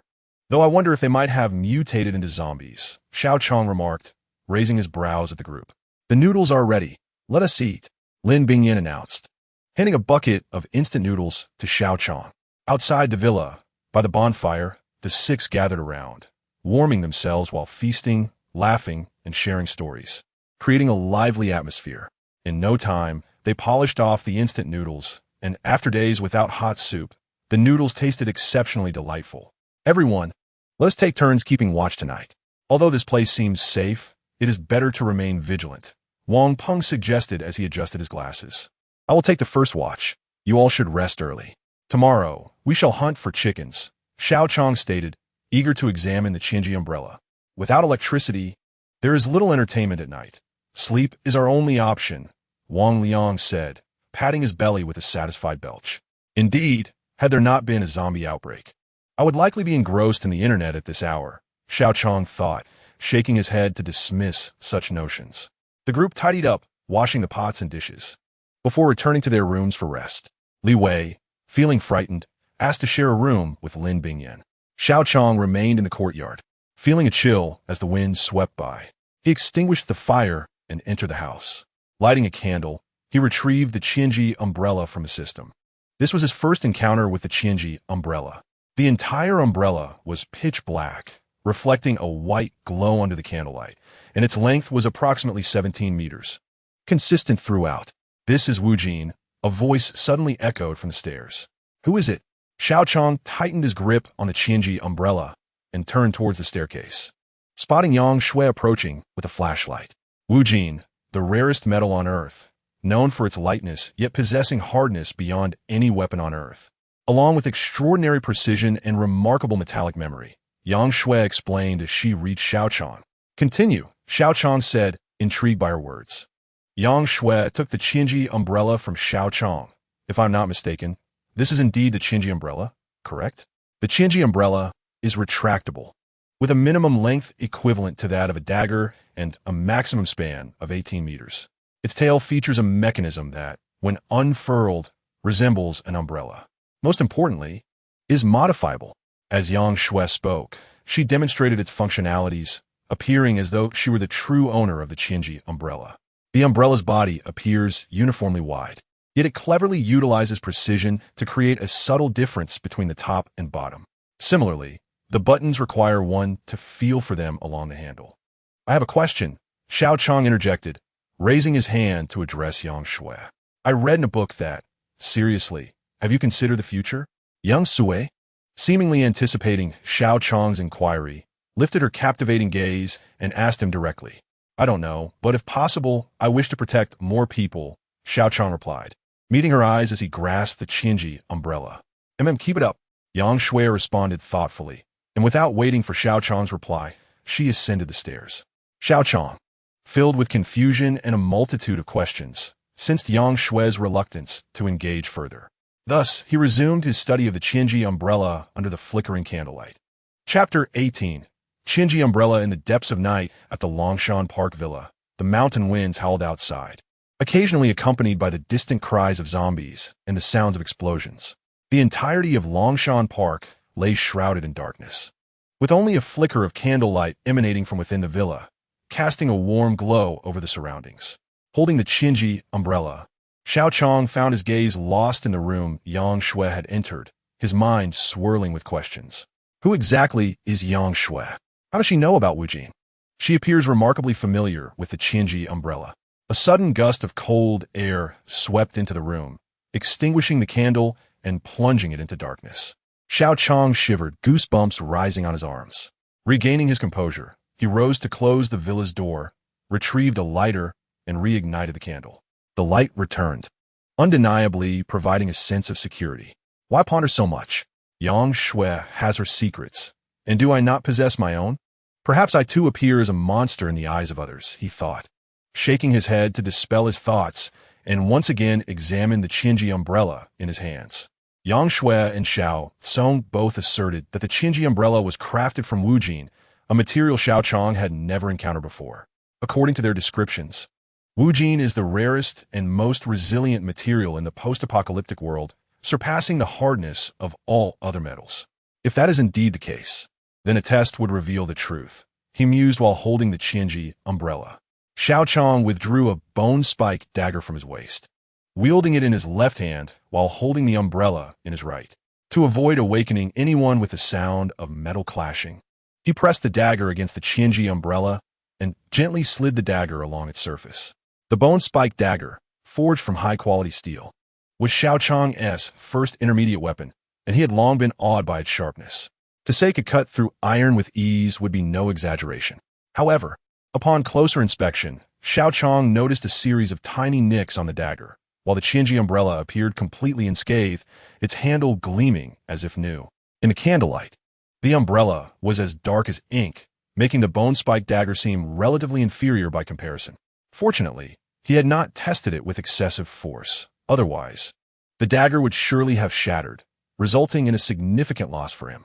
although the bone-spiked dagger, despite its shortcomings compared to the Qinji umbrella, was still superior to ordinary weapons. This encounter left Xiao Qiang brimming with confidence in the Qinji umbrella and Wujin, as well as hopeful for the prospect of upgrading the umbrella to a superior level. Although he currently felt at a loss regarding how to upgrade the Qinji umbrella, he believed that with the system's assistance, a solution would eventually present itself. After completing his test of the Qinji umbrella, Xiao Cong, satisfied, summoned Xiao Cong and requested, "Xiao Cong, could you please check my current attributes?" "Certainly. I shall assist you in this inquiry." Host, Xiao Cong's strength, 121, average adult. 50, speed, 110, average adult. 50, vision, 90 skills. Wolf tooth stick technique, dragon's movement technique, novice, proficiency 4100. 108, thunder, novice, proficiency 3100. Ambush, novice, proficiency 0100. Drawing chances, 2 for basic draw, 1 for intermediate draw exchange points. 872 marketplace permissions. Level 1, limited to purchasing low-level weapons, medicines, food, etc. Drawing permission, level 1 overall evaluation. Level 4 strongman energy points, 10,300 experience points. 140, 2500 possessions. 1 bone spike dagger, 1 body tempering potion, Qinji umbrella. Xiao Cong displayed Xiao Qiang's attribute panel in his mind, including the newly acquired body tempering potion and Qinji umbrella. Observing his depleted energy points, Xiao Cong fell into contemplation. Ever since encountering the powerful zombie on the road and expending all his energy points, he had been unable to utilize any intermediate skills. Without these skills, he felt insecure. Even though he possessed the Qinji umbrella, lacking a foundational martial skill made him feel inadequate, relying solely on the wolf tooth stick technique. "Xiao Cong, how can I regain my energy points? They seem to be a one-time use," he queried. "My dear host, your current level is exceedingly low, and you lack the authority to access many system-related matters. However, given your weakness, I will make an exception and inform you that upon leveling up, your energy points will be fully replenished," Xiao Cong replied, her tone tinged with condescension. Xiao Cong pouted in dissatisfaction, responding, "I understand that leveling up will restore my energy points. Now, please enlighten me about the effects and usage of this body tempering potion." "Certainly, dear host. The body tempering potion enhances physical strength, potentially doubling your current physical capabilities. Given your previous physical condition, you should be able to withstand a full force strike from a level 2 non-strength-based zombie. The usage is simple. During your bath, add the entire bottle of potion and immerse yourself for 10 minutes. However, I must caution you that the process will be quite painful, akin to the sensation of muscle tearing," Xiao Cong explained patiently. After hearing Xiao Cong's words, Xiao Cong retrieved the body tempering potion from the system. Remarkably, the system within him possessed its own space, allowing him to freely take out and replace items issued by the system. However, his attempts to return other objects to the system had all been unsuccessful, indicating that it had some form of recognition capability. The body tempering potion sat in a small glass vial, and upon removing the cork, he found the liquid to be colorless and odorless. With everyone else asleep, he lit a candle and made his way to the bathroom. It must be said, the affluent truly know how to indulge. Not only do each of the upstairs bedrooms feature en-suite bathrooms, but the ground floor bathroom alone spans nearly 30 square meters, complete with a bathtub, vanity, and various furnishings. Xiao Cong filled the bathtub with water, stripped off his clothes, and grabbed a towel. The villa had lost power, and naturally, the water could not be heated. In the current season, bathing in cold water was quite daunting, and as Xiao Cong submerged himself, he winced as the cold water met his skin. He then bit down on the towel, recalling Xiao Cong's warning of the impending muscle-tearing pain, to avoid making noise and disturbing others. He had no choice but to bite down on the towel. The ordeal was excruciating. The sensation of muscles tearing and then reforming was relentless. Xiao Cong was drenched in sweat, seemingly unaware of how much time had passed, only feeling that the 10 minutes stretched on endlessly. After enduring countless waves of pain, the burning sensation finally subsided, and Xiao Cong realized that he had persevered through those 10 arduous minutes. Strength comes at a cost. Observing his newly forged, muscular physique after the body tempering, Xiao Cong took a refreshing cold shower. Clad in his attire, He returned to the sofa with a candle in hand. With Wang Liang still having some time left in his shift, Xiao Qiang decided to utilize his lottery chances. Xiao Cong, I wish to draw. Let's use the 2 beginner lottery chances first, he said while drying his hair. Understood. Now, I shall provide the host with 2 beginner lottery draws, Xiao Cong replied, rubbing his drowsy eyes and displaying the lottery panel. A grid appeared, showcasing beginner shooting technique, machete, beginner knife technique, bandage, empty, and boxing gloves. The pointer spun and finally landed on beginner shooting technique. Not bad, Xiao Qiang thought, realizing that this basic skill could not be upgraded, but would impart some essential movements and techniques to the host. After the draw, the grid cleared and revealed new items: bullets, dagger, motorcycle helmet, empty, fever reducer, and 10 gene of wheat seeds. This time, the pointer settled on the 10 gene of wheat seeds. With a sigh, Xiao Qiang lamented, in the countryside, who would lack seeds? At least I didn't draw an empty. Host, the 2 beginner draws are complete. Shall we proceed with intermediate draw? Xiao Cong. Let's do it. The grid reappeared, but this time the frame had changed from gray to yellow. The options included AK-47 rifle, intermediate, vitality pill, intermediate, shattering palm, intermediate, small generator, intermediate, empty, and heart shield, intermediate. Seeing the array of enticing choices, Xiao Qiang felt elated. The intermediate draw was vastly superior to the beginner one. As long as he did not draw an empty, any of these items would suffice. The yellow pointer rotated and ultimately pointed to the vitality pill, intermediate, which could instantly restore full vitality for those below level 7. This intermediate item came with a description, and having the vitality pill meant he could utilize his trump card once again. Satisfied, Xiao Qiang exited the system, stretched, and just as Wang Liang arrived to take over his shift, he exchanged pleasantries before heading to bed. Chapter 19. Speed Zombie. The endless blackness of night enveloped everything, devoid of even the slightest glimmer of light. Xiao Qiang could not recall when he had returned to his bedroom to sleep. He only remembered having dreamt throughout the night, finding himself alone amidst a horde of zombies, watching as his comrades were devoured one by one. It was only at dawn that he awoke from this haunting dream. After wiping the sweat from his face, Xiao Qiang made his way downstairs. Upon arriving, he found everyone else still asleep, save for Wang Liang, who was doing push-ups. Brother Liang, up so early for a workout? Xiao Qiang remarked, observing the sweat glistening on Wang Liang's brow. I have no choice. Seeing you all with what seems like superhuman abilities, I must put in the effort to keep pace, Wang Liang replied, rising and wiping his brow as Xiao Qiang approached. Tall and robust, Wang Liang had been among the strongest when the zombie outbreak first occurred. However, as others began to mutate, particularly Xiao Qiang, who had surged ahead, Wang Liang felt a pang of frustration. Unbeknownst to him, Xiao Qiang had neglected this aspect and reassured, "Don't worry, Brother Liang. When I find ways to grow stronger, I'll ensure you do too. Besides, I am quite out of shape and know little about fitness. I could learn a thing or two from you." He recalled that he had an entire set of fitness equipment and thought to bring it out to the yard for some exercise when time allowed. As the two conversed, the others began to wake. "Rise and shine. Let's have breakfast, then we can check out the breeding farm," Xiao Qiang called out to the approaching group. After breakfast, Yang Shui mentioned she would stay indoors to organize her notes, while the remaining 5 hopped into the pickup truck to investigate. It must be said, Longshan Park had indeed made a significant investment in its construction. The breeding farm spanned a vast area, divided into sections for different animals, while the opposite side featured orchards and greenhouses filled with vegetables. The group parked by the roadside, armed their weapons, and entered the breeding farm for a closer look.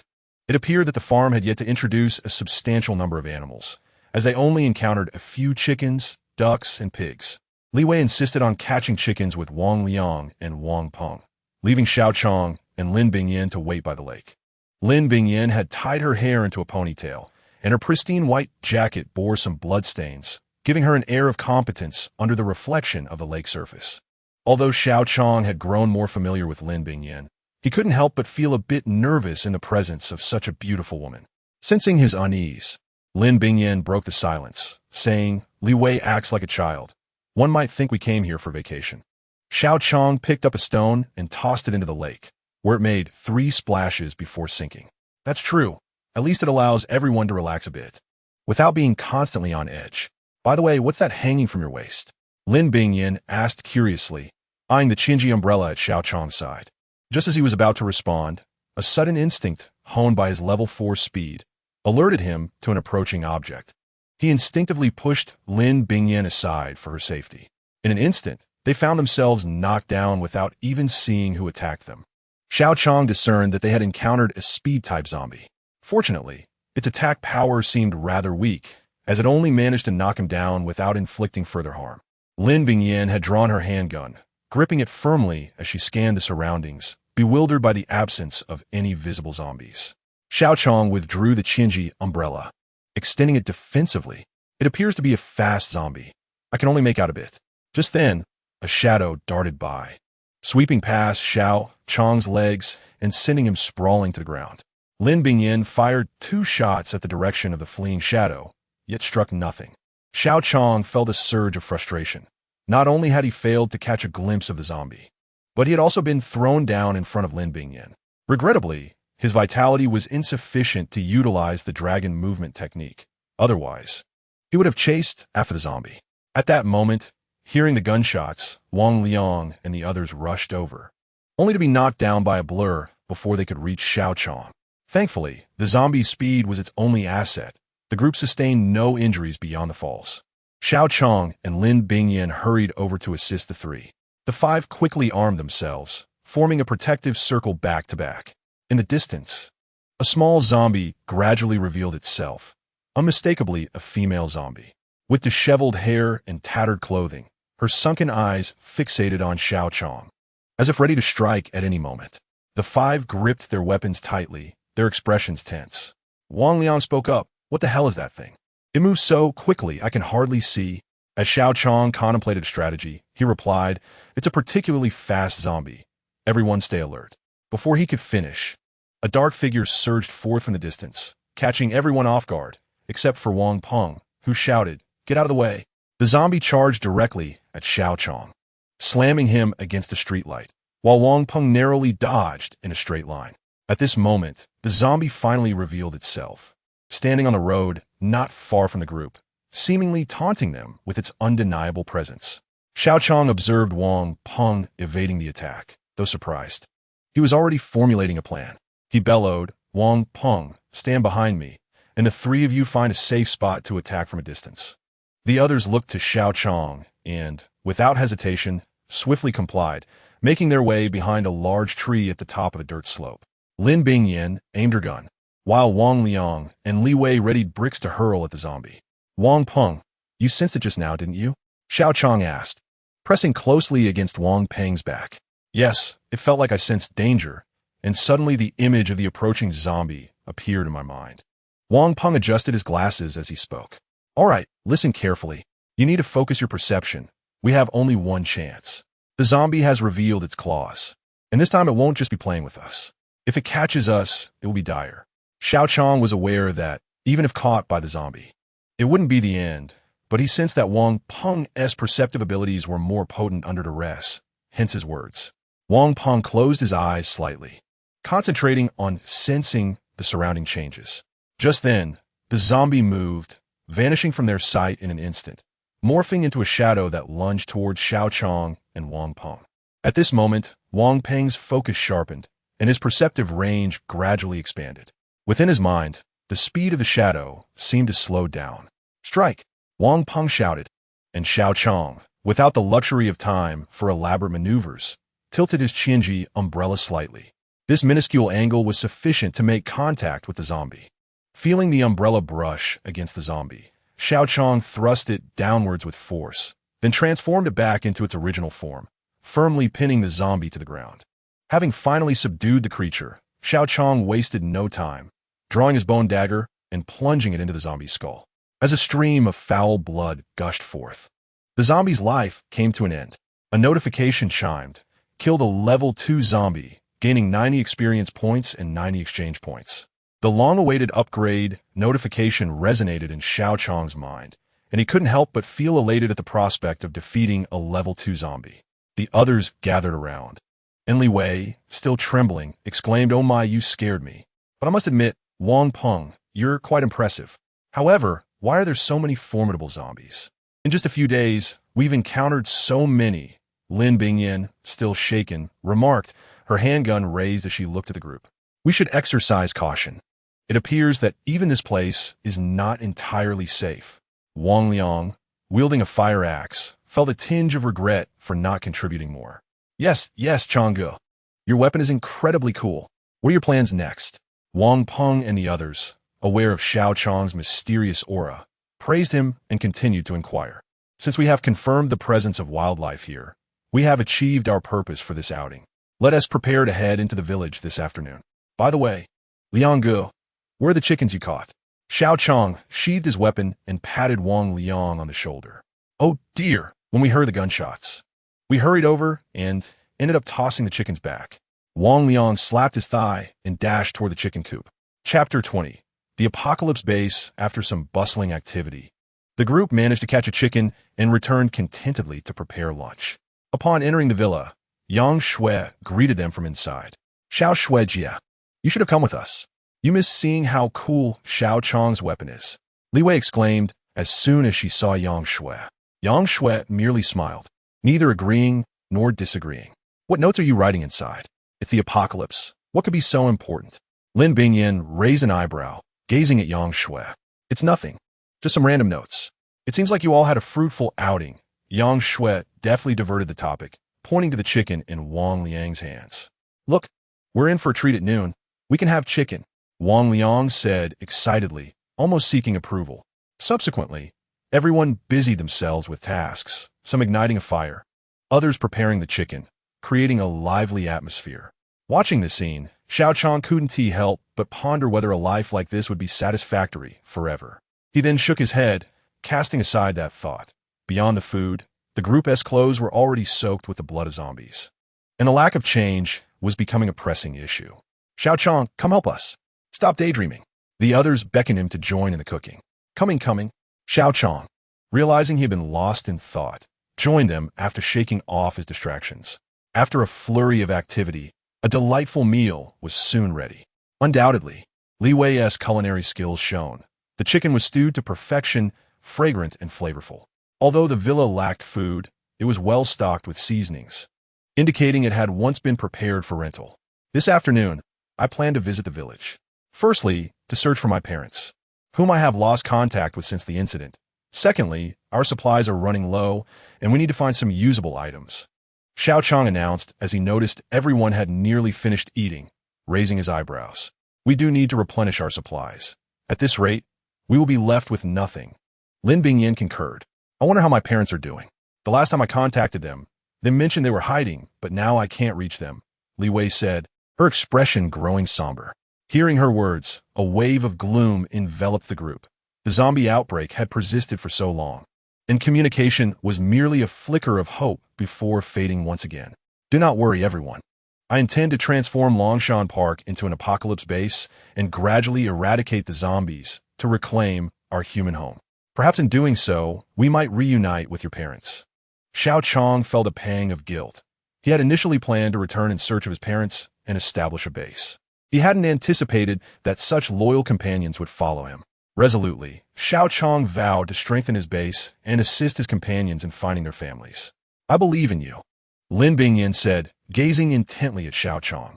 We all believe in you, the others responded, their spirits lifted by Xiao Qiang's words, ready to grow stronger alongside him and establish an apocalypse base.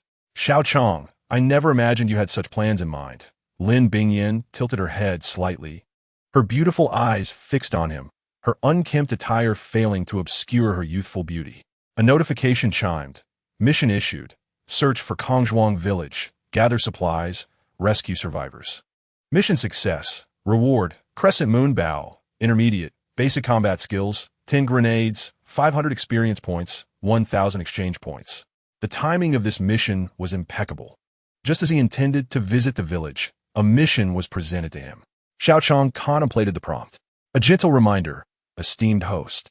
This system was designed to assist you in fulfilling the noble task of saving humanity and will naturally propose corresponding missions based on your actions. A sweet, childlike voice echoed from Xiao Cong. So that's how it is. This system is remarkably powerful, Xiao Qiang mused.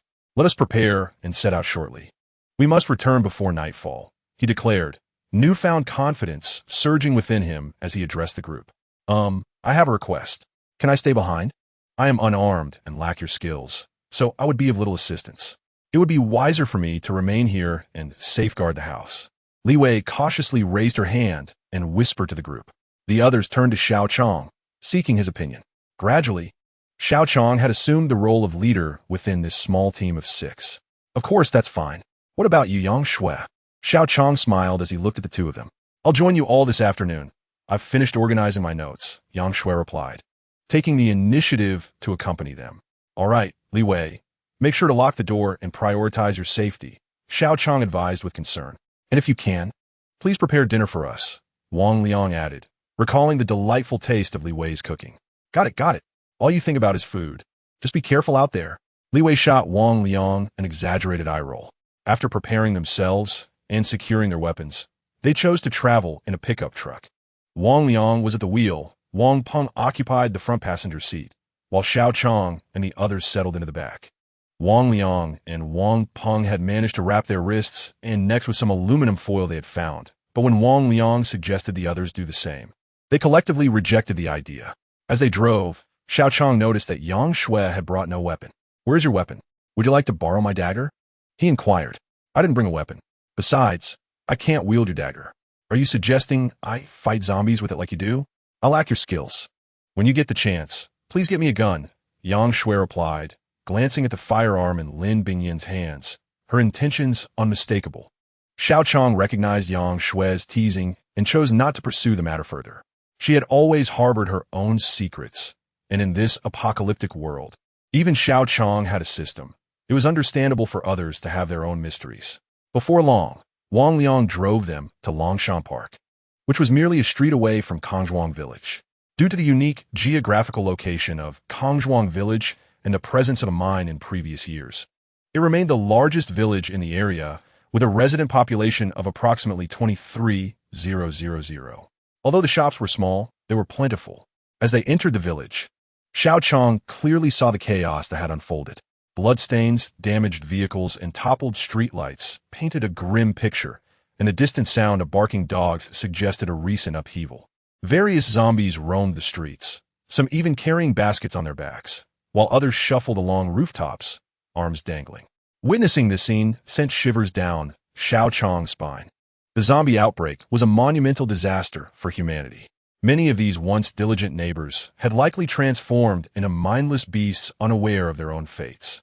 The thought of his parents' well-being tightened the knot in his chest. As the vehicle passed, the zombies on either side erupted into frenzied cries and rushed towards them, some even leaping from rooftops without regard for pain. Wang Liang gripped the steering wheel tightly, accelerating, while Xiao Qiang clutched his dagger, simultaneously guarding against zombies and directing Wang Liang. Wang Peng and Lin Bingyan frequently extended their firearms through the windows, fending off the approaching zombies. Lin Bingyan, armed with 100 bullets gifted by Xiao Qiang, fired without hesitation, while Wang Peng, meticulous as always, had retained around 60 to 70 arrows from the 100 he originally received with his crossbow. Seated by the window, Xiao Qiang listened to the gunshots and couldn't help but sigh as he gazed at his dagger. The experience outside was immense. He longed for a gun of his own to easily gain combat experience by merely pulling the trigger from the safety of the vehicle. Before he could indulge in further thoughts, the truck turned a corner and arrived at Xiao Qiang's home. Behind them, a horde of zombies trailed ominously, numbering at least 100. Lin Bingyan and Wang Peng fired repeatedly, eliminating several zombies near the door. Upon exiting the vehicle, Xiao Qiang pushed against the door, only to find it barricaded from within. While this offered some comfort, as it indicated the possibility of survival, it also heightened his anxiety. Mom, Dad, Xiao Qiang called out, his voice echoing in the silence. After multiple attempts, there was no response. The sound of zombies crashing against the door only intensified his worry. Don't panic, Xiao Qiang. Think carefully. Are there any other places to hide in your house? Lin Bingyan gently reassured him. Right, there's a cellar. In rural areas, cellars are often used for storing grain. It has been neglected for years, but it could serve as a hiding spot now, Xiao Qiang recalled, moving towards the cellar entrance. Mom, Dad, are you in there? He shouted, his voice nearly cracking, but only his echo responded from within the silence. Lin Bingyin observed Xiao Qiang's despair and approached him with a comforting touch. Don't lose hope. Perhaps your parents have found another place to hide. We will keep looking. Xiao Qiang turned to her, his expression a mix of gratitude and melancholy. Thank you, Bingyin. As the outbreak escalated, Xiao Qiang felt the world shift into something strange, terrifying, and unfamiliar. Now, experiencing the calamity firsthand, he was acutely aware of the anguish that accompanied the loss of loved ones, a torment far greater than any physical pain. With this realization, Xiao Qiang resolved to grow stronger. Armed with a system, he would utilize it wisely and one day lead humanity back to safety. Xiao Qiang, the door can barely hold, Wang Liang shouted as he swung a fire axe at a zombie clawing at the door. Fight! Fight! Fight! Xiao Qiang's face contorted with rage as he shouted thrice. These were once his neighbors, now reduced to monsters, responsible for the devastation surrounding them. Regardless of their past identities, they now stood as adversaries to humanity, shattering the peace of their village. These mindless zombies felt no pain and possessed no unique abilities. Merely surging towards the iron gate with outstretched arms, their mouths dripping with an unidentifiable black liquid. Summoning all his speed, Xiao Qiang dashed to the front door, his bone dagger slicing through the air as he struck down one zombie after another. At this moment, an iron gate obstructed their path, and Xiao Qiang needed only to wield his knife through the bars towards the zombies. Ding! He killed a common level 1 zombie, earning 2 experience points and 2 exchange points. Ding! He killed another common level 1 zombie, once again gaining 2 experience points and 2 exchange points. The sound of leveling up echoed continuously. At this time, Xiao Qiang and Wang Liang were at the gate, using their respective weapons to slay the zombies, while Lin Bingyin and Wang Peng stood behind them, aiming at the zombies that were piled up and about to cross the threshold of the house. Xiao Qiang, exhilarated by the slaughter, relentlessly thrust his bone-spiked dagger into the skulls of the zombies clinging to the door, and before long, the area outside the door was piled high with their corpses. Yet, more zombies continued to surge forward, stepping over the fallen bodies, resulting in an escalating number of the undead, and more terrifyingly, there were still more zombies running towards them from a distance. Xiao Qiang, think of a solution quickly.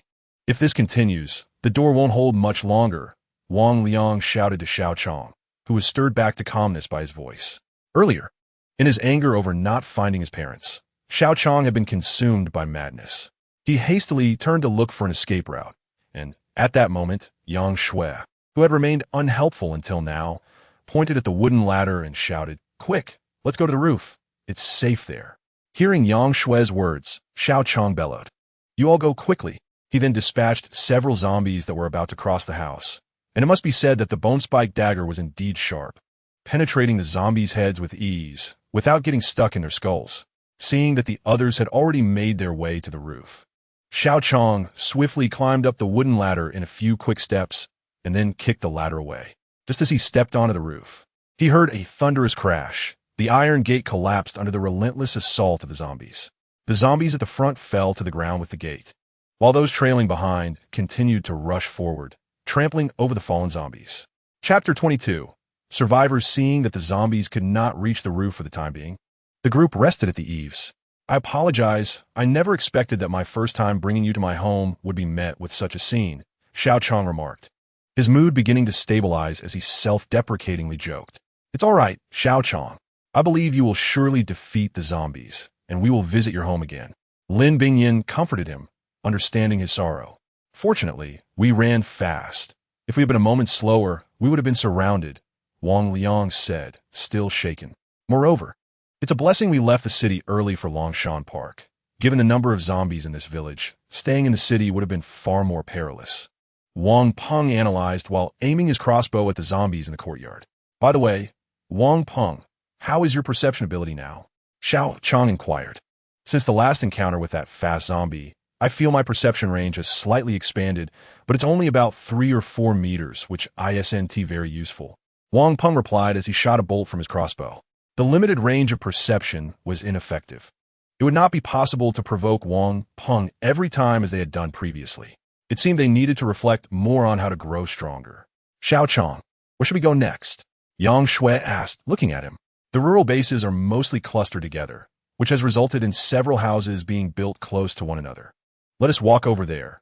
It's certain we cannot go down from here, Xiao Cong replied, observing the zombies in the courtyard still clawing and howling at them. Leading the way, Xiao Qiang and the others moved along the edge of the roof.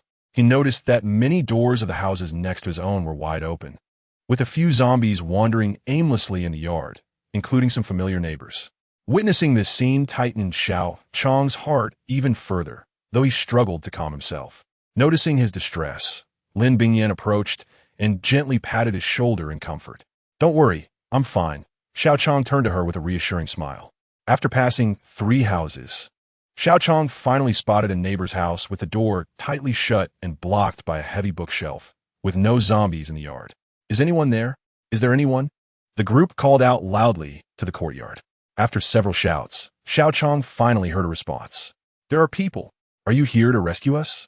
A voice answered, and soon an older woman, his neighbor Aunt Wang, poked her head out from inside. "Xiao Qiang, it's me. It's me," she exclaimed, recognizing him. "Strongzy, it's really you. Come out, it's really you." Aunt Wang called out excitedly to those inside. 3 more people emerged from the house, and Xiao Qiang recognized them as Aunt Wang's husband, Uncle Li, her son Li Chong, and the village's old electrician, Uncle Chui. They set up a wooden ladder to help Xiao Qiang and his companions into the yard. "Strong brother, it really is you. You finally returned," young Li Chong exclaimed joyfully. "Yes, Aunt Wang, Uncle Li, Uncle Chui, Xiao Qiang, I'm back. Have you seen my parents?" Xiao Qiang asked the group. Uncle Chui sighed, pulling a withered cigarette pack from his pocket, taking out the last cigarette and lighting it as he spoke. "About 3 days ago, I came here to check the electrical circuits when I suddenly heard a commotion at the village market. Then I saw everyone running around in panic, screams everywhere. More importantly, once bitten, people would turn into those man-eating monsters. The scene was like the end of the world. Everything was in chaos, and no one answered the police calls." Uncle Chui seemed to tremble with lingering fear as he held the cigarette. Xiao Qiang patted Uncle Chui's shoulder in consolation. Uncle Chui took a deep drag and continued. "Then I ran to your Uncle Wang's house, and, until yesterday, 2 green trucks rolled into the village, heavily armed, and a group of soldiers got out. They announced that a base had been established on the outskirts of Lujing City to take in survivors, and your parents were worried about you. So they hurried onto the truck when..."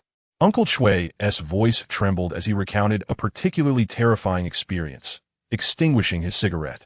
Just then, a horrific humanoid monster appeared, lying flat on the ground with an exceptionally long tongue. As soon as it emerged, it snatched 2 soldiers and bit them to death. Even the bullets fired from machine guns were blocked by the zombie's tongue. Those 2 trucks suffered heavy casualties and fled in panic with those already aboard. The remaining people scattered. Strangely enough, young Chong here suddenly gained considerable strength, and thanks to him, we've been able to fend off the zombie attacks and hide until now. Upon hearing Uncle Chui's account, Xiao Qiang felt relieved.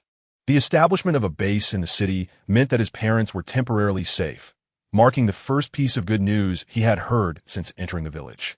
Moreover, from Uncle Chui's words, it seemed that Li Chong had also undergone some transformation after the white light. "Uncle Kui, we are preparing to establish a base across the village and have already checked the area where there are very few zombies. To be honest, there are others among us who have also undergone changes similar to Li Chong's. Would you like to join us?" Xiao Qiang said, feeling reassured as he addressed the group. "Strong brother, that would be wonderful. We've been living in fear here, afraid to even step outside," Li Chong said, his face lighting up with joy. Li Chong was a stout, cheerful boy of about 167 centimeters, who had dropped out of school early to work at home due to poor academic performance. Since childhood, he had always enjoyed following Xiao Qiang around. "Then everyone should gather their things, grab your weapons, and we will set off right away. Wang Peng, could you please check from the rooftop if there are any zombies near the pickup truck? Aunt Wang, let us see if there is anything useful left in your house that we can take back to the park." Xiao Qiang pondered for a moment. In this apocalyptic world, the sense of ownership over personal belongings had diminished significantly. He addressed the others. "All right." The rest responded in unison. Xiao Qiang felt he had underestimated the severity of the situation. He had anticipated that even the lower-tier zombies, while weak, could pose such a threat in numbers. He found himself isolated and surrounded by zombies, realizing that a moment's delay could have endangered everyone. Thus, he was determined to lead the group back and devise a longer-term plan thereafter. While Wang Peng went to investigate, Xiao Qiang and the others began searching indoors. They were not collecting gold or jewelry. In a world ravaged by the apocalypse, food was of utmost importance. They gathered half a bag of flour, a small bag of rice, a barrel of oil, and some soybeans. Anything edible was worth taking. Even Yang Xuan managed to grab 2 bags of candles and matches as essentials. In such dire circumstances, Xiao Qiang had to be meticulous with their resources. Liang Gu, most of the zombies near the pickup have started to disperse. It's quite strange. I wonder what principle governs their pursuit of us. Wang Peng returned, squatting on the eaves as he spoke to the group. We can discuss this later in a meeting. For now, come down. We need to leave immediately, Xiao Qiang called out to Wang Peng. The distance from their current location to where they had parked was merely 2 or 3 households away. As they opened the door and stepped outside, they found about 10 zombies lingering in the passage. Having fought their way through numerous encounters, they had developed a certain resilience towards the gruesome sight of zombies being dispatched, with blood spilling forth from shattered skulls. At that moment, Wang Liang, Xiao Qiang, and Li Chong took the lead, while Wang Peng and Lin Bingyan brought up the rear, with the others carrying supplies in the middle. Xiao Qiang had specifically instructed Lin Bingyan not to fire unless absolutely necessary to avoid attracting more zombies. The trio in the front found handling the dozen zombies to be a relatively manageable task. Xiao Qiang observed Li Chong wielding a steel fork with considerable strength, capable of lifting an entire male zombie overhead after piercing its skull, suggesting that he too was at a strongman level, much like Xiao Qiang, albeit without any extraordinary abilities. Before long, they reached the vehicle, and after Xiao Qiang dispatched a zombie that had crawled onto the truck with a dagger, they were finally free of immediate threats. With a prompt notification sound, they swiftly hopped into the vehicle, flooring the accelerator as they sped towards the village exit, kicking up dust behind them. Chapter 23. The long-tongued zombie at 4 p.m., Kongzhuang Village, once bustling with life, now lay shrouded in a somber silence. The afternoon sky was overcast, gradually darkening. Zombies roamed the village, their arms drooping and heads thrust forward. Occasionally, a one-armed zombie would sniff the air, seemingly catching a scent, triggering a wave of commotion among the undead. Amidst this chaos, a pickup truck maneuvered cautiously through the village, avoiding the zombies as much as possible to prevent being overwhelmed. This truck belonged to Xiao Qiang and his companions, and as they neared the village exit, they made room in the cab for 3 elderly individuals while Xiao Qiang, Wang Peng, Li Chong, and Lin Bingyan stood in the back of the truck. Wang Liang had intended to join them in the rear, but had to yield to Lin Bingyan, who insisted on standing there with her gun, leaving him no choice but to comply. By the way, Changgu, how did you all return? Li Chong inquired while standing atop the vehicle. Monsters appeared in the city, prompting us to flee back here. By the way, what changes have you experienced in your body? Xiao Qiang asked, gazing at the zombies sprinting outside. I've been contemplating this for the past few days. It seems that on the afternoon of the monster outbreak, a bright white light suddenly appeared in the sky. And since then, I've felt some unusual changes in my body. Other than that, nothing particularly alarming, though my parents also witnessed the white light and seemed unaffected, Li Chong recalled. Moreover, apart from gaining significant strength, I haven't noticed any other changes. It appears our analysis may be correct. That white light might be the cause of your transformations, Xiao Qiang remarked to Wang Peng and Lin Bingyan, contemplating that the white light could grant different abilities to different individuals. While they were conversing, Xiao Qiang suddenly felt a rope wrap around his waist, a tremendous force yanking him backward. Reacting swiftly, he grabbed onto the edge of the truck bed to prevent being pulled off.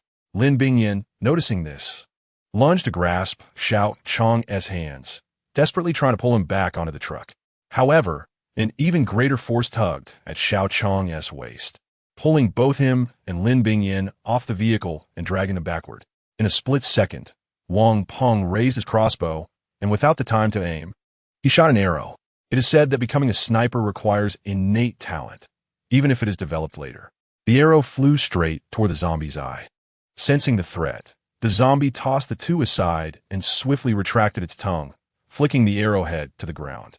Hearing the commotion, Wang Liang and the others had already stopped the vehicle, armed themselves, and exited but were hesitant to act recklessly. Meanwhile, Xiao Qiang and Lin Bingyan were hurled away, with Xiao Qiang landing heavily on his back. Fortunately, After using a body-enhancing potion, his physique had strengthened considerably. Otherwise, such a fall would have been detrimental. With Lin Bingyin's assistance, he managed to rise and took a moment to observe the zombie before him. Its small, distorted body resembled that of a hawk with bulging, pale eyes and a pronounced nose. The mouth could only be described as grotesque, possibly a mutation of some creature. The most prominent feature was the zombie's tongue, broad and muscular, covered in visible barbs. At this moment, the zombie lay on the ground, flicking its tongue back and forth, its gaze darting among the group as if searching for prey. Xiao Qiang estimated that the entirety of its tongue, when fully extended, measured about 23 meters, leaving him to wonder where it was stored within the zombie's body. This must be the long-tongued zombie that Uncle Chui had mentioned. "Xiao Qiang, are you two all right?" Wang Liang called out anxiously. "We're fine. Uncle Chui, is this the zombie you were referring to?" Xiao Qiang inquired. Yes, that's the one. Even machine guns can't take it down," Uncle Chui replied, his voice trembling with fear. "What should we do, Xiao Qiang? Should we all attack together?" "We can't let it intimidate us," Wang Liang shouted from a distance. Just then, Xiao Qiang noticed more zombies closing in behind them, while the long-tongued zombie began moving toward Wang Peng, who had shot the arrow. Xiao Qiang quickly devised a plan. If they simply jumped in the truck and fled, the zombies would undoubtedly follow them back to the villa, compromising their base. Resolutely, he shouted to Wang Liang and the others, "Get in the truck quickly and head back to the villa. We'll lead the zombies away and return to defend the villa." Simultaneously, he commanded in his mind, "Xiao Cong, initiate the learning process for the basic shooting skill I just acquired." Understood. As the rudimentary principles of marksmanship echoed in his mind, Xiao Qiang seized the pistol from Lin Bingyin's grasp. With a swift motion, he chambered around, aimed, and pulled the trigger in one fluid action, firing 3 shots at the crawling, long-tongued zombie, followed by another 3 shots directed at the approaching horde.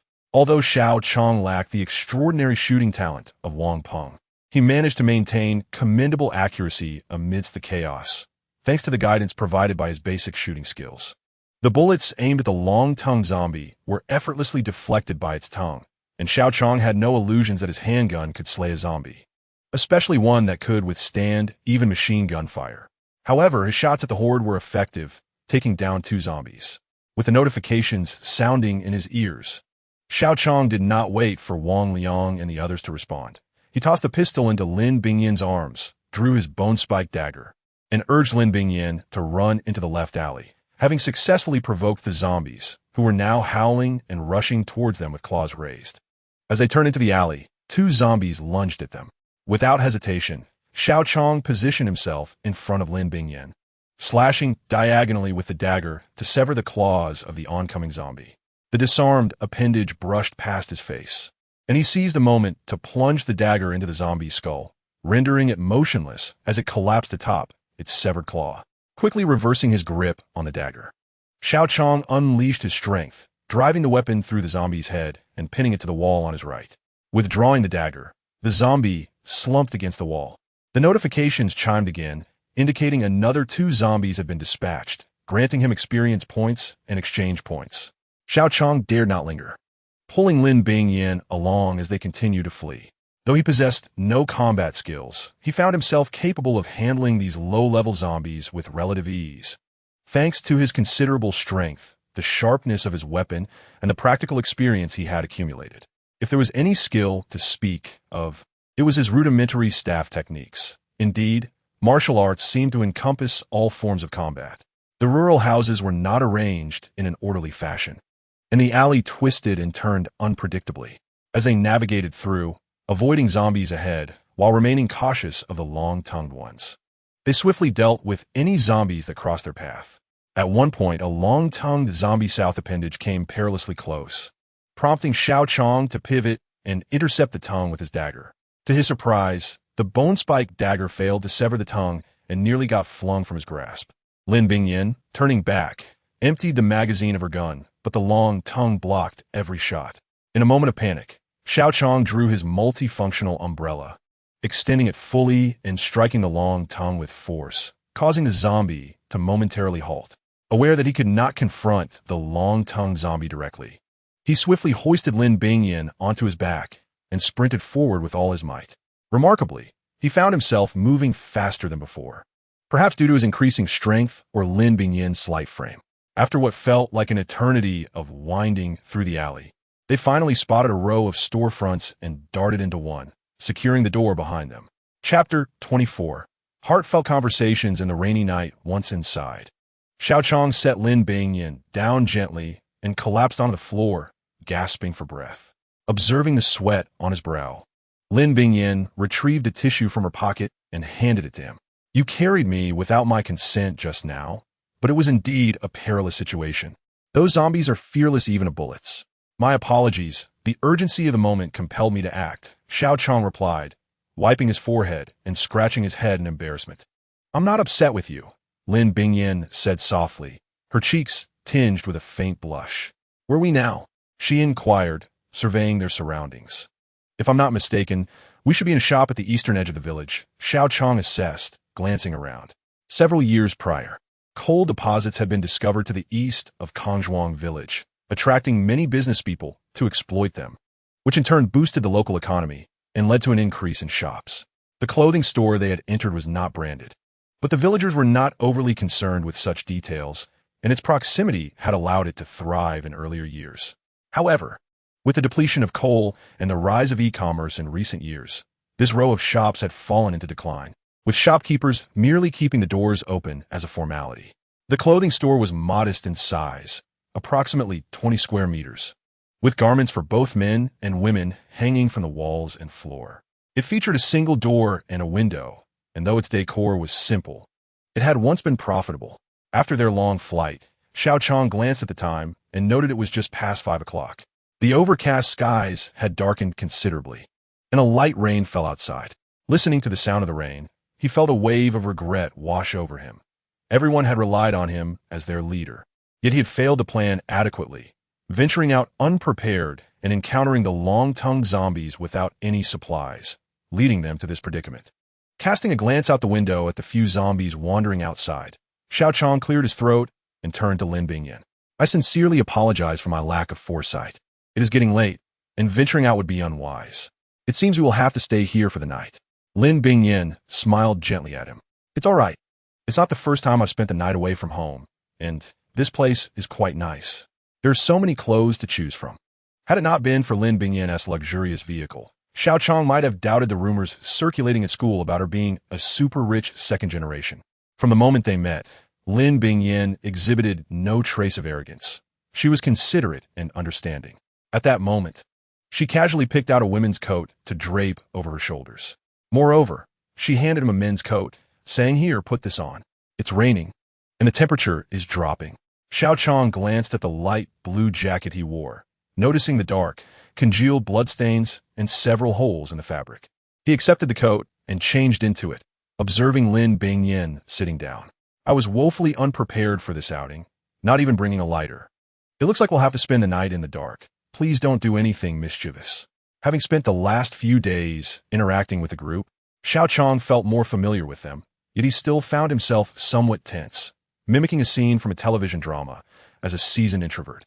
Lin Bingyin pulled a lighter from her pocket, and a flickering warm glow illuminated their faces.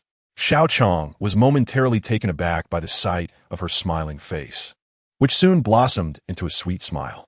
All right then, as a seasoned introvert, Xiao Qiang had never spent time alone with a girl, let alone one as youthful and radiant as Lin Bingyin.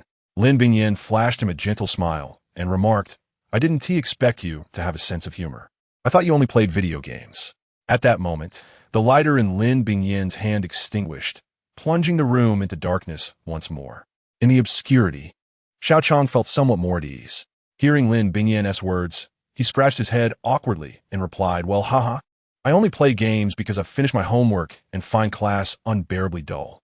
I know, I've seen you in the library many times, always keeping to yourself. I thought you would be quite aloof," Lin Bingyin responded. "Certainly not. I hail from a rural background and tend to be rather introverted, reluctant to initiate conversations with others. I have yet to forge any friendships at school." With a serious demeanor, Xiao Qiang earnestly explained, "So, do we consider ourselves friends now?" Lin Bingyin turned her head, her bright eyes sparkling as she spoke. "Of course, if you are willing, I would be delighted to be your friend," Xiao Qiang responded, inwardly elated, though externally he struggled to contain his nervousness. Now, tell me about yourself. Xiao Cong, Lin Bingyan remarked, shifting her posture to face him. My life has been exceedingly monotonous. I have lived in this village since childhood, then went on to university.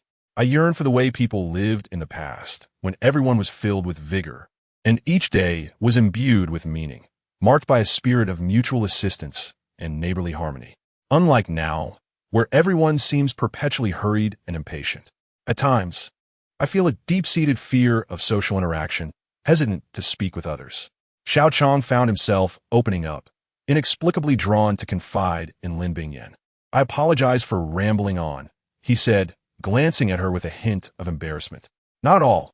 I genuinely enjoy listening, she replied. Enough about me. My life is rather dull. What about you?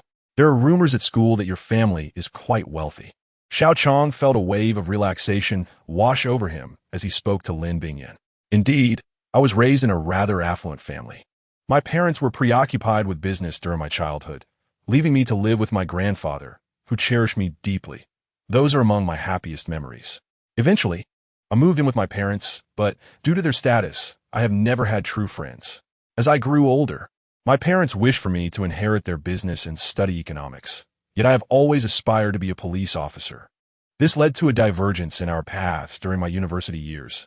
I compromised on my major, but chose to distance myself from their city. When a zombie outbreak occurred, I called them, and they are now in a safe place.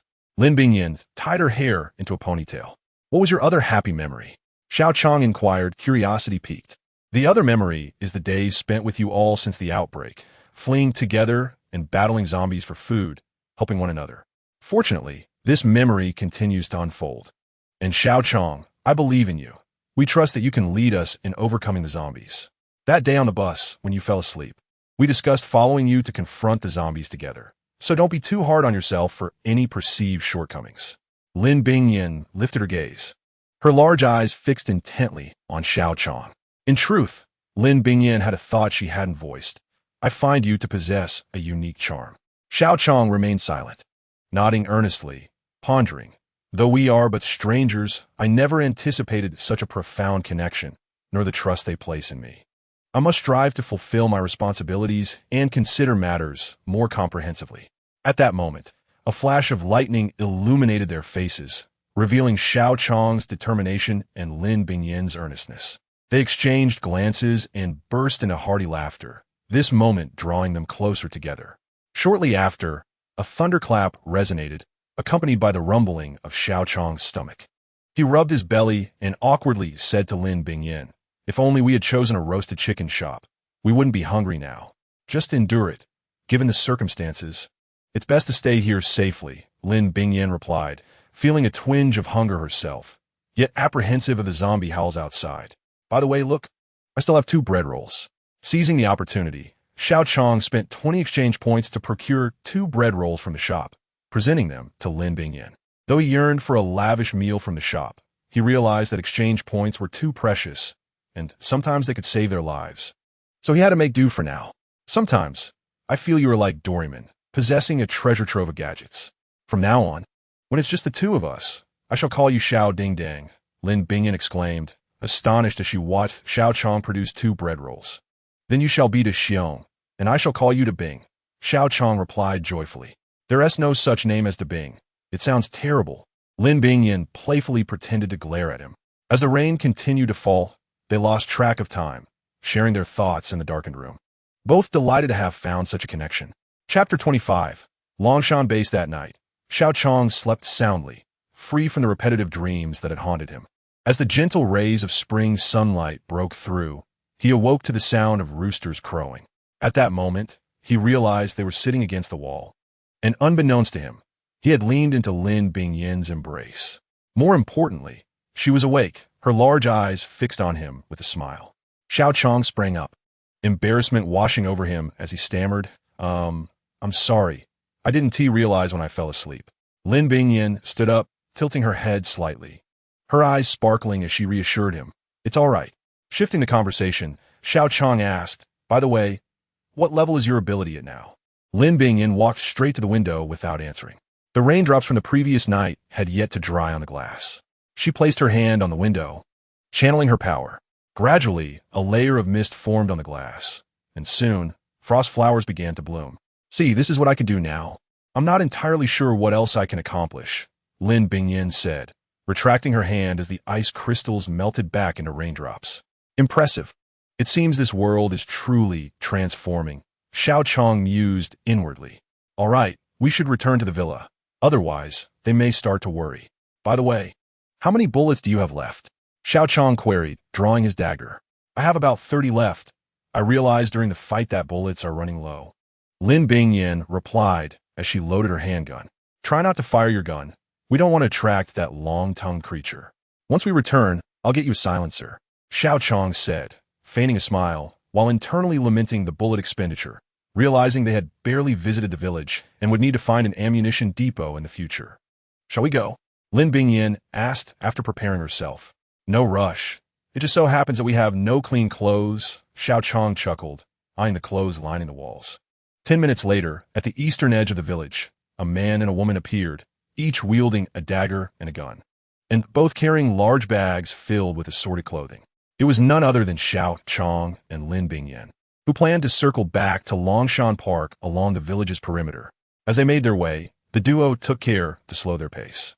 Whenever they encountered zombies, Xiao Cong would step forward, dagger in hand, swiftly taking them down. The sounds of notifications echoed in their ears, announcing, killed a standard level 1 zombie. Gained 2 experience points and 2 exchange points. Fortunately, the outskirts of the village presented few zombies, yet it took nearly 2 hours for them to return to the park. At last, they exhaled in relief, feeling emboldened to speak freely. We finally made it out. Thankfully, we didn't encounter that long-tongued monster, Lin Bingyin breathed out, patting her trembling chest. Indeed, the zombie is formidable. However, should I encounter him again, I shall surely subdue him. Let us return home. Xiao Cong gazed towards the direction of the village and spoke. After a brief interval of 10 minutes, the two finally arrived at the villa. Upon entering the courtyard, the group who had been arguing by the car fell silent, all eyes turning in their direction.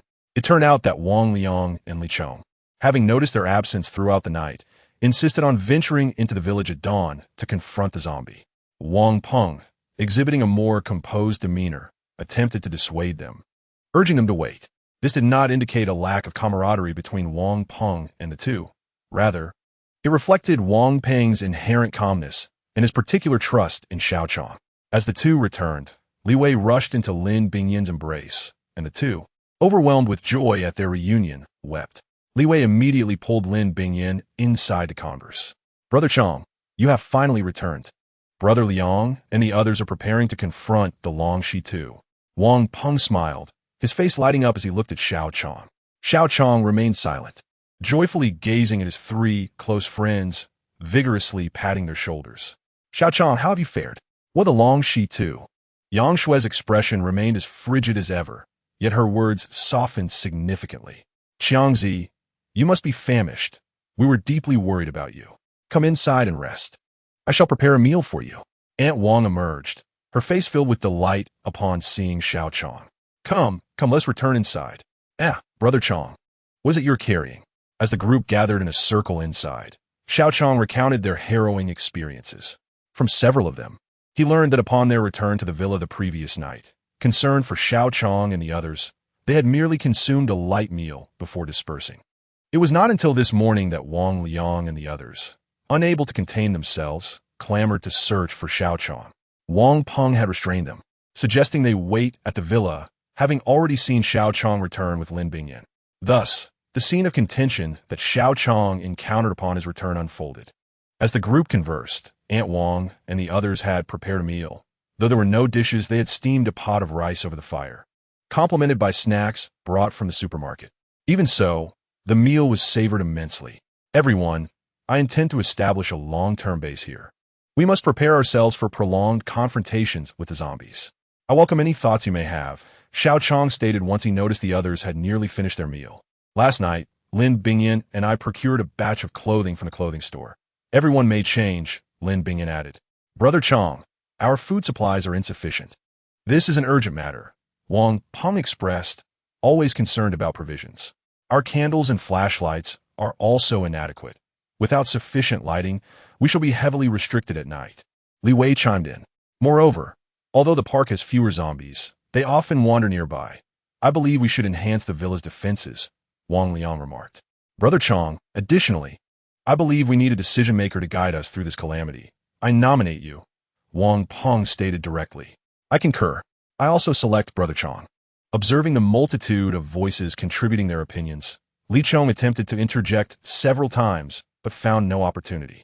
Xiao Qiang, noticing Li Chong's discomfort, directly inquired, Xiao Cong, what are your thoughts? Brother Chong, we are as perplexed as anyone regarding the state of the world, but as newcomers, we are eager to assist in any way possible. Rest assured, Li Chong spoke, even growing somewhat animated. Do not worry, Xiao Cong. Now that we are here, we are all family, Xiao Cong reassured, patting Li Chong's shoulder and smiling at Aunt Wang and the others. Subsequently, everyone fervently shared their constructive suggestions. Now let me summarize. Xiao Cong began as he noticed that everyone had expressed their views. First, I thank you all for your trust in me.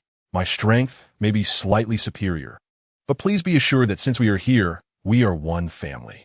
In the future, our numbers will grow, and I have always hoped that we, the surviving humans, could unite. Only through unity can humanity find its path forward. Xiao Cong spoke with a heartfelt tone, feeling the warmth of acceptance for the first time. Wang Peng, please outline the recorded points. Xiao Cong turned to Wang Peng.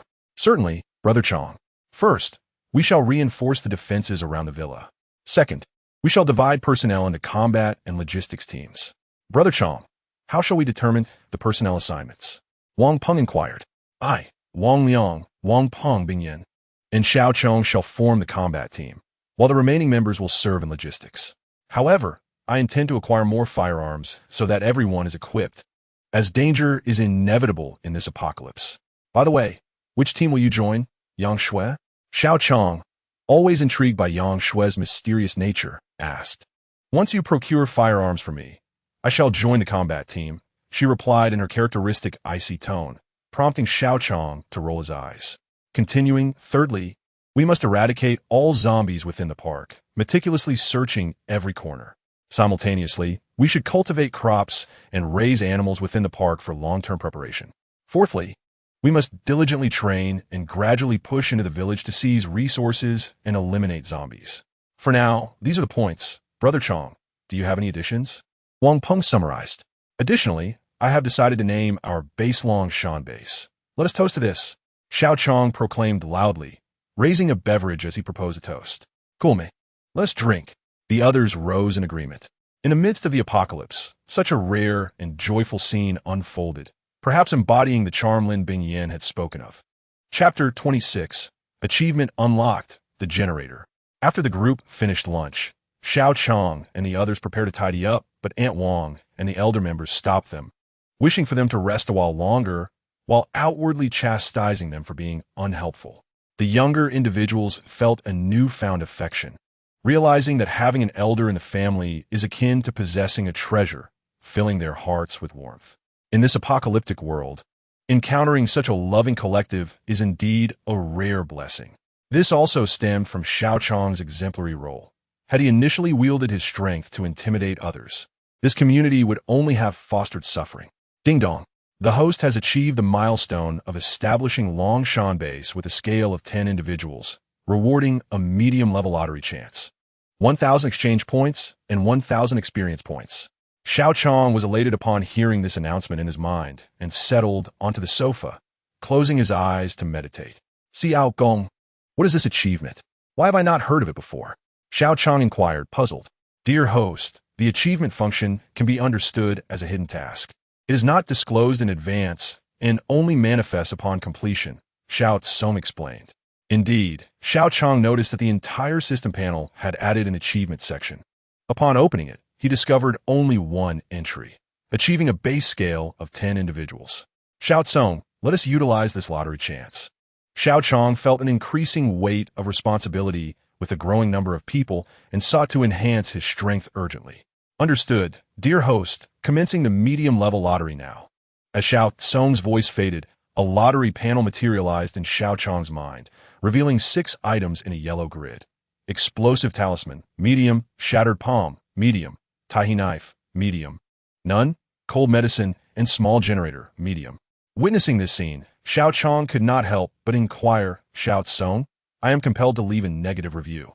While I have grown accustomed to encountering empty rewards in the intermediate lottery, I fail to understand why items as trivial as cold medicine would be included in such a draw." "It is as such, esteemed host," Xiao Cong playfully responded. "The intermediate lottery indeed has a higher probability of yielding intermediate items, yet this does not preclude the possibility of other items appearing, much like the primary lottery. Furthermore, our system does not provide evaluation services, and the final interpretation lies solely with the system. What are the respective probabilities?" Xiao Cong pressed further, reflecting on his limited understanding of this system. "The primary lottery yields primary and intermediate items with a probability of 95 to 5.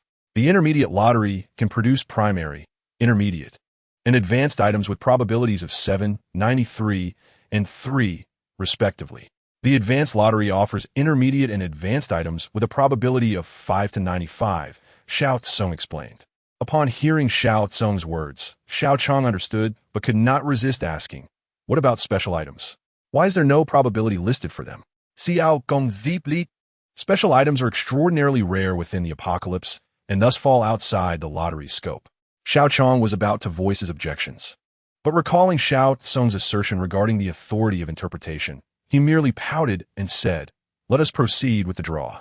As he spoke, the yellow pointer ultimately settled upon a small motor intermediate. "Not bad. At least it's an intermediate item," Xiao Cong mused as he rose to his feet. He made his way to the kitchen, where Aunt Wang was busily occupied. "Aunt Wang, Uncle Li, we discussed earlier the establishment of a long-term base. Therefore, I intend to entrust you both with the land and farming duties. We young folks lack experience in these matters, but rest assured, we shall assist." Aunt Wang wiped her hands on her apron and turned to him. "Xiangzi, that would be splendid. Li and I were just contemplating how, being older, we are unable to confront these creatures. It would be unkind to trouble you youngsters unnecessarily. Now, you need not worry. We will seek out suitable locations, and you young ones can focus on slaying the monsters." "Indeed, indeed," Uncle Li and Uncle Chui chimed in earnestly. Xiao Cong initially felt a bit shy to speak up, but seeing the joy on their faces at the prospect of contributing eased his heart considerably. "By the way, Uncle Chui, since the outbreak, we have been without power. Just the other day, I discovered a small generator in the garage. Since you are knowledgeable, could you take a look at it after finishing here to see if it can be used to restore our electricity?" "Not a problem. I will check it out shortly. The absence of power in the village at night has been quite unbearable," Uncle Chui replied, intrigued by the mention of the generator. As Xiao Cong walked outside, he overheard the elders conversing. "Have you noticed? Xiangzi is truly different from before. Indeed, he seems much more cheerful, and there is an undeniable elevation in his demeanor. Perhaps it is due to his friendships. I feel much safer here than in the village." Listening to their words, Xiao Cong reflected on his transformation. Previously, he had been a quintessential recluse, avoiding interactions with others. However, since the onset of the apocalypse, he had encountered several friends and, for reasons unknown, gained a system. Perhaps the weight of newfound abilities and responsibilities had encouraged him to engage more openly with others. With a smile, he realized that he was indeed capable of change. Upon reaching the courtyard, he retrieved the motor from the system and placed it in the garage. As he stepped outside, he spotted a zombie wandering near the villa. Without hesitation, he charged out. The zombie, hearing the commotion, lunged towards him. Xiao Cong deftly dodged to the left, avoiding the attack, and swiftly plunged his dagger into the back of the creature's skull, causing a gush of foul blood to spill forth as the zombie collapsed. This maneuver was one he had honed from practical experience in combat. Observing the bloodied grass and the fallen zombie, Xiao Cong grimaced, recognizing that he would need to dispose of the body elsewhere to maintain the villa's environment. More importantly, fortifying the villa's defenses was of utmost urgency. Otherwise, should the others venture out, leaving only the elderly behind could lead to dire consequences. Returning to the villa, Xiao Cong went to his room to freshen up. After washing, he donned a set of clothes selected from a local store. The villa's second floor housed 10 bedrooms, each with an attached bathroom. Among them, Li Wei insisted on sharing a room with Lin Bingyan due to her fear. Aunt Wang and Uncle Li occupied another room.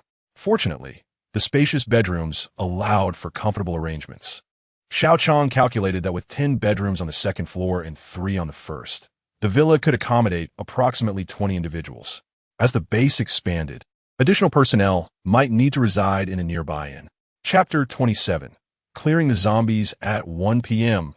Within the Dragon Mountain base villa, Xiao Qiang completed his grooming and changed into clean attire. After a brief 10-minute rest, he sought out the members of the combat team for discussion. Since their visit to the village, he had sensed a looming crisis, and the encounter with wandering zombies earlier had reinforced his belief that enhancing their defenses was imperative. As was thoroughly searching the premises, gathered in Xiao Qiang's bedroom, he addressed the group. This afternoon, I propose we embark on a search of the area to eliminate any zombies present. Of course, Brother Qiang, just tell us what to do. One of the others, Li Qiang, eagerly interjected. Li Qiang had always been spirited, having played alongside Xiao Qiang since childhood, and his enthusiasm was palpable as he responded. Clearing the area is feasible, but we must ensure we return before nightfall. Without electricity, our mobility at night is severely restricted, making it difficult to deal with zombies, Wang Peng interjected, adjusting his glasses. Additionally, we should prepare for the worst-case scenario. At least be ready for the possibility of not returning home tonight, similar to what Xiao Qiang and I experienced last night. Thus, we ought to bring lighters or flashlights and some food, Lin Bingyan suggested, glancing at Xiao Qiang. I believe we should also gather more weapons. For instance, this axe, while appearing formidable, is labor-intensive and prone to getting stuck. A weapon like Xiao Qiang's steel fork is far more practical, Wang Liang remarked, eyeing the fork in Xiao Qiang's hand. Let us swap then, Liang Ge. I'll give you this, and I'll handle the axe, Li Qiang proposed, empowered by the light. Since the decision to establish a base, everyone's enthusiasm had surged. Hope breeds motivation. Observing the exchange of weapons, Yang Shui chimed in. I think at least one member of the combat team should remain at home to prevent any zombie attacks. Xiao Qiang was receptive to others' opinions. After considering their suggestions, he replied, all right, this afternoon, Wang Peng will stay at home with the crossbow to reinforce the villa while the rest of us head out in the pickup truck. Gradually searching outward from the villa, let us gather our supplies and return before dark. Understood. No problem, the others responded in unison. Once again, it was Wang Liang at the wheel as the group set forth, opting for the longer route. Just before their departure, Xiao Qiang made sure to bring along the zombie they had dispatched at noon, intending to dispose of it at a distance. Along the way, they encountered a solitary zombie, but Xiao Qiang insisted on handling it alone, stepping out of the vehicle to eliminate the threat with his dagger. Even the smallest adversary is still a foe. After their harrowing encounter with the long-tongued zombie, Xiao Qiang realized his own inadequacies and felt a pressing need to bolster his strength. This endeavor would not only increase his experience, but also sharpen his combat instincts through real-world practice. Within the park, zombies were scarce, and in just an hour, they had traversed the main road, with Xiao Qiang gaining 20 experience points. The group parked near a hotel close to the villa, having cleared the road, and decided to cleanse the surrounding buildings. The entirety of Longshan Park was not heavily populated with structures from its inception. The design emphasized the natural beauty of trees and lawns, promoting a philosophy of wellness. The area was predominantly comprised of artificial lakes and wooded rivers, with buildings mainly clustered around the commercial zone near their villa, which included a 6-story hotel and a 2-story cafeteria, a space more akin to a snack plaza for visitors, alongside scattered restrooms and a few small facilities for farming and gardening. This marked the first time the group had ventured into these villas since entering the park. Upon disembarking, they prepared to inspect the interior, only to find the glass doors secured with chains. Xiao Qiang peered through the glass, shielding his eyes with his hand, and as his face approached the door, a grotesque zombie visage suddenly appeared, half its face missing. Undeterred, the creature howled and pounded against the glass. Despite his familiarity with zombies, Xiao Qiang instinctively recoiled, his heart racing at the unsettling sight. He reflected that in this apocalyptic world, peering into buildings like this could prove quite frightening. Are you all right, Xiao Qiang? Lin Bingyan inquired, noticing his reaction and stepping closer. I'm fine. There's a zombie inside. Everyone get ready. Xiao Qiang, break the chains. Xiao Qiang replied awkwardly, then gestured to Xiao Qiang. Indeed, the hotel harbored zombies. While the park's construction had been completed, it still housed nearly 230 individuals who had sought refuge there during the outbreak. In their haste to escape, some had locked the doors with chains. Li Qiang, wielding a fire axe, swiftly shattered the chains. The noise attracted the attention of the zombies within, and, as the door swung open, Xiao Qiang and Wang Liang positioned themselves on either side, plunging a dagger and a steel fork into the skulls of the two zombies that lunged forth. Ding! Killed a common level 1 zombie. Experience points, 2. Redemption points, 2. With Xiao Qiang and Wang Liang leading the charge, the group rushed into the hotel, where the remaining zombies, alerted by the commotion, surged toward them. Among them stood a particularly striking zombie. Though not tall, it was robustly built. Its teeth were notably elongated, protruding even when its mouth was closed. It moved with surprising speed and agility, barreling through the other zombies, creating chaos among them. The group took note of this formidable creature, tightening their grips on their weapons. Bang! Bang! Lin Bingyan fired the zombie, but her shots went wide. The zombie let out an enraged roar and leaped high, aiming to bite Lin Bingyan. Xiao Qiang swiftly sidestepped, his dagger poised horizontally, and the creature's teeth clashed against the bone-spike blade. He then delivered a powerful kick that sent the zombie flying. "I'll handle this one. Protect Bingyan," Xiao Qiang commanded, retracting his dagger and retrieving the Qianji umbrella, extending it into his staff as he advanced toward the zombie. Meanwhile, the other three formed a protective circle around Lin Bingyan. Wang Liang and Li Chong, both wielding brute strength, took turns striking down zombies with their weapons. Li Chong, after his mutation, exhibited significantly greater power, cleaving through several zombies with ease.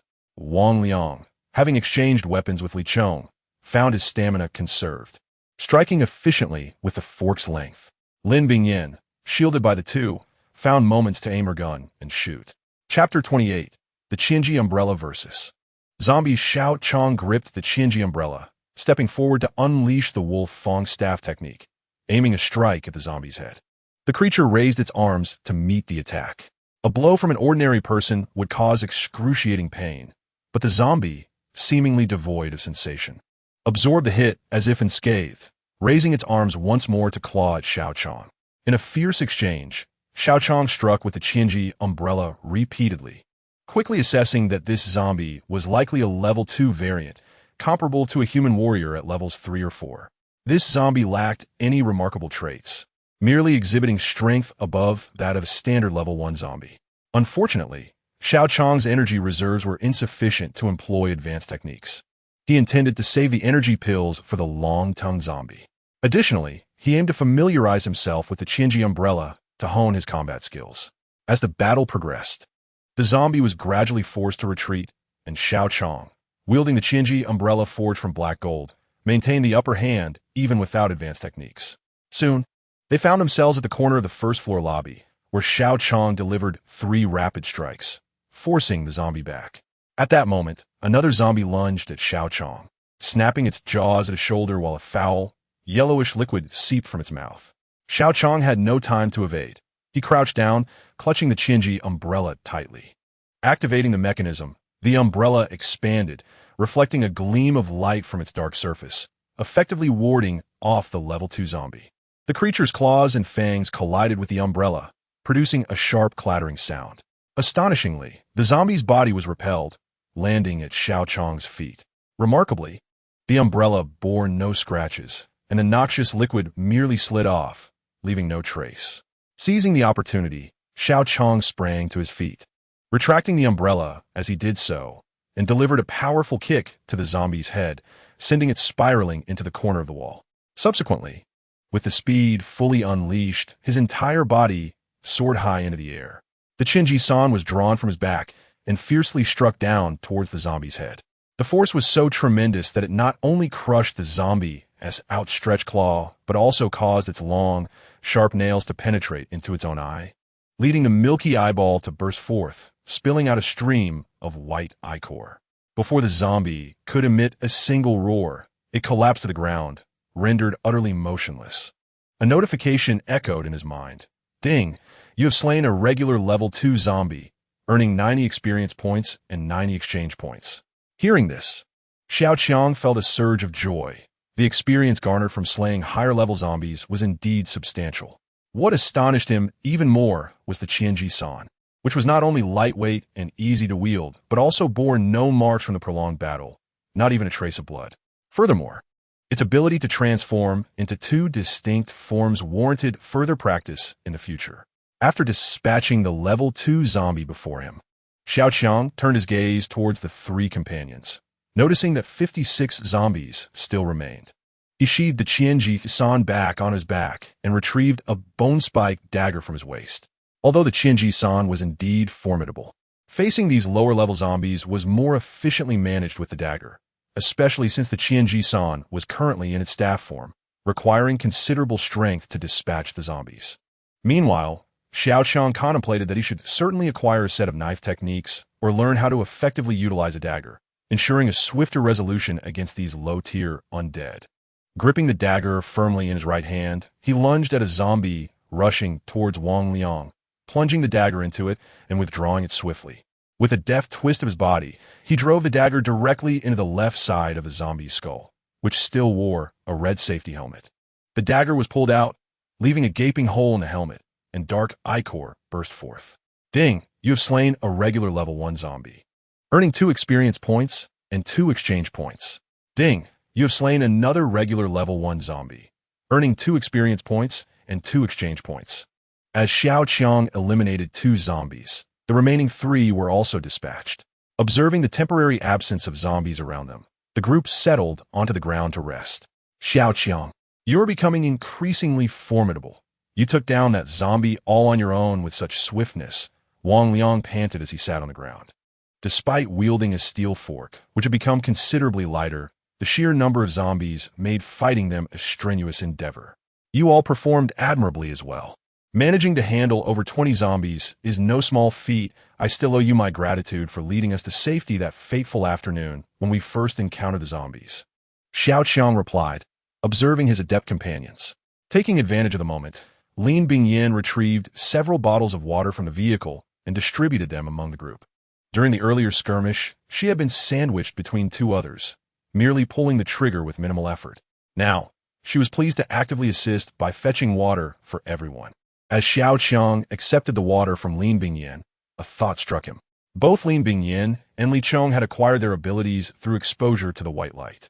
Judging by the system's level classifications and their performances, Li Chong appeared to belong to the category of strong individuals, while Lin Bingyan was classified as an extraordinary power wielder.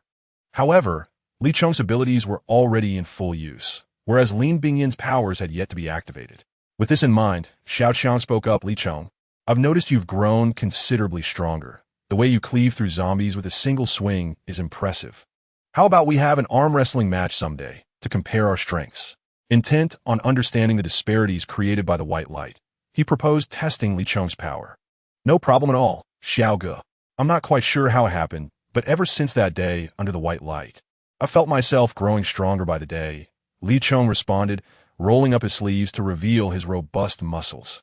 Wang Liang rolled his eyes at this, for he had previously been considered the strongest in the team, with a physique honed from daily workouts. Who would have thought that with the outbreak of zombies, these extraordinary individuals would emerge one after another? While Xiao Qiang had developed in a well-rounded manner, he did not particularly stand out in terms of raw strength. Li Chong, however, had effortlessly wielded an axe, appearing vibrant and full of energy. Sun Xing Wang Liang Yes Toiks, Xiao Qiang remarqued, Liang Yi. Your height and muscular build are truly the envy of many men. You become quite formidable in your own right, so there is no need to envy him. Wang Liang chuckled heartily. Just then, Lin Bingyan emerged from a room holding a handgun, exclaiming, "Come over here and take a look. There are some valuable items." Chapter 29. Returning with abundance upon hearing Lin Bingyan's words, the group armed themselves and approached the room she indicated. Upon entering, they discovered that it was likely a temporary dormitory, significantly larger than other hotel rooms. A few sets of bunk beds were scattered about, and 2 rows of shelves were present, presumably for storing various items. The valuable items Lin Bingyan referred to were clearly those on the shelves. They beheld an array of ordinary safety helmets, and in the middle layer, several minor headlamps were displayed, while the bottom layer was stacked with various tools, including shovels and hoes. The group exchanged glances, their faces lighting up with joy. After days of struggling through this post-apocalyptic existence, they had suffered the hardships of living without electricity. Now, The sight of minor lamps promised to provide light at night and facilitate various tasks. Without hesitation, in this apocalypse, the discovery of such items prompted them to select their finds. Besides a few damaged helmets, they managed to procure 6 minor lamps and 10 safety helmets. They loaded everything, along with the tools, onto the pickup truck, continuing their search through the hotel. Xiao Qiang rummaged through some clothing hanging on the wall and discovered a pack of cigarettes. The hotel's structure was quite uniform, with each floor resembling the first. Xiao Qiang counted 20 rooms per floor, totaling 6 floors, with configurations for double rooms and deluxe suites, estimating a capacity of around 200 occupants. After exiting the hotel, the group found no additional treasures. The entire establishment had recently undergone renovations, with each room furnished solely with beds and complete bedding.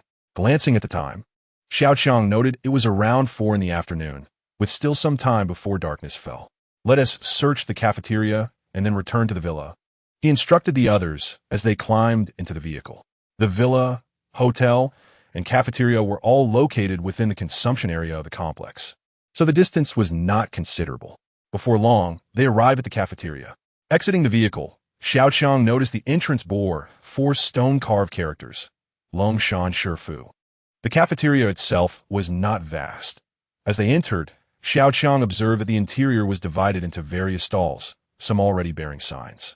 Had the zombie outbreak not occurred, this place might have flourished, but for now, it belonged solely to the Longshan base. The group armed themselves and split up to search for supplies.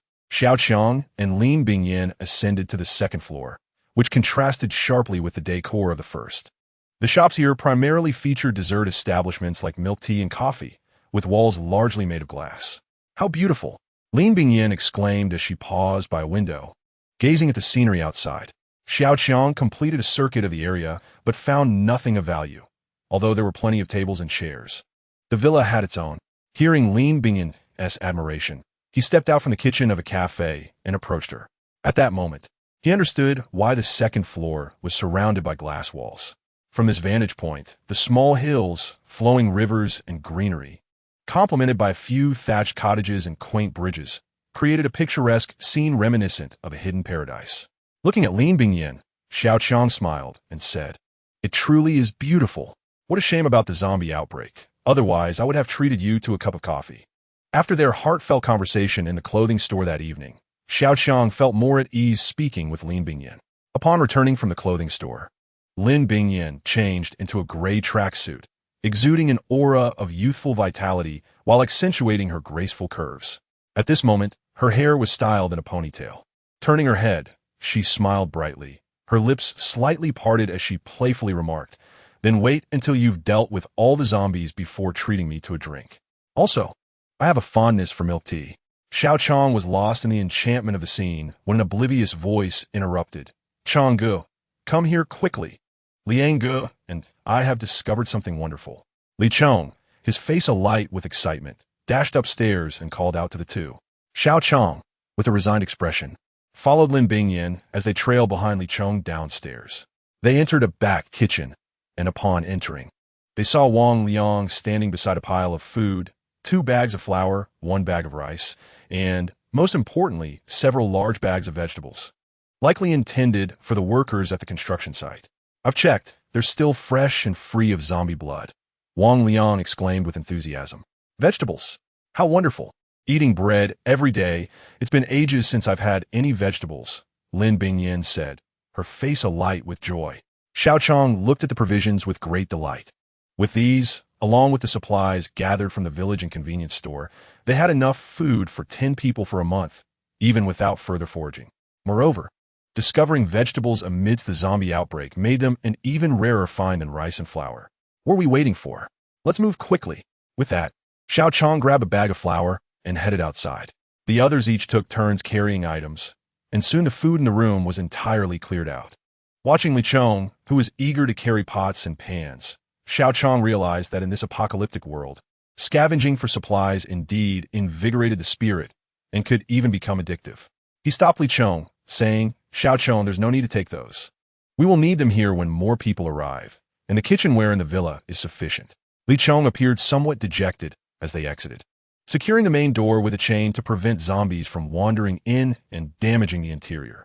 As they walked to the vehicle, Xiao Qiang reassured Li Chong, "Don't worry. When we go to the village or the city later, we will have plenty of supplies to transport. Save your energy for that time." Li Chong grinned, replying, "Then we have an agreement. I want to be in charge of that task from now on." This pact led Li Chong to actively seek resources in the city and village, earning him quite a reputation in this post-apocalyptic world. Once they were in the vehicle, Wang Liang suggested, "Since we have vegetables tonight, how about we catch a chicken for dinner? Eat. By the time the chicken lays eggs, we'll have devoured it." Lin Bingyan teased upon hearing this. "It's worth checking. The animals haven't been fed in a while, so I wonder how they're doing.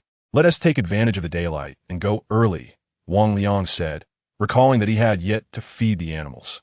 Accelerating the vehicle, they soon arrived at the breeding farm. Xiao Qiang observed that while the animals were still alive, they appeared somewhat lethargic. He realized that prior to the zombie outbreak, the caretakers had stocked the feed troughs, and after days of consumption, the supplies had dwindled to the current state. Seeing this, Li Chong immediately entered the building, hauling out a bag of feed and scattering it on the ground to feed the animals. True to his rural upbringing, he handled the task skillfully. As they watched him, a zombie suddenly staggered in from the adjacent planting area, clad in work attire. Upon seeing this, Xiao Qiang swiftly drew his dagger, ready to engage. A gunshot rang out beside him, startling Xiao Qiang as he instinctively recoiled, only to see the zombie had been dispatched with a shot to the head. Slowly turning around, he spotted Lin Bingyan, gun in hand, winking playfully at him. Frustration welled up within Xiao Qiang. He realized he needed to clarify with them that isolated zombies should be left for him to handle, as it would help him gain experience. Cautiously, Xiao Qiang said, "Bingyan, are you running low on ammunition?" With an innocent expression, Lin Bingyan pondered for a moment before replying, "I think there are about 10 rounds left. I'll let you know when they run out." Xiao Qiang felt a wave of exasperation. Not only had he failed to remind her, but he would also have to contribute more bullets. He chose to remain silent and turned to enter the breeding farm's small building. Shortly after, he emerged, now holding a flashlight, but having found nothing else of note. At that moment, he noticed Li Chong loading a chicken and a large rabbit into the vehicle. Witnessing this, Xiao Qiang thought perhaps Bingyan was right. They needed to organize the breeding farm quickly, or they would consume all the animals before they had a chance to breed.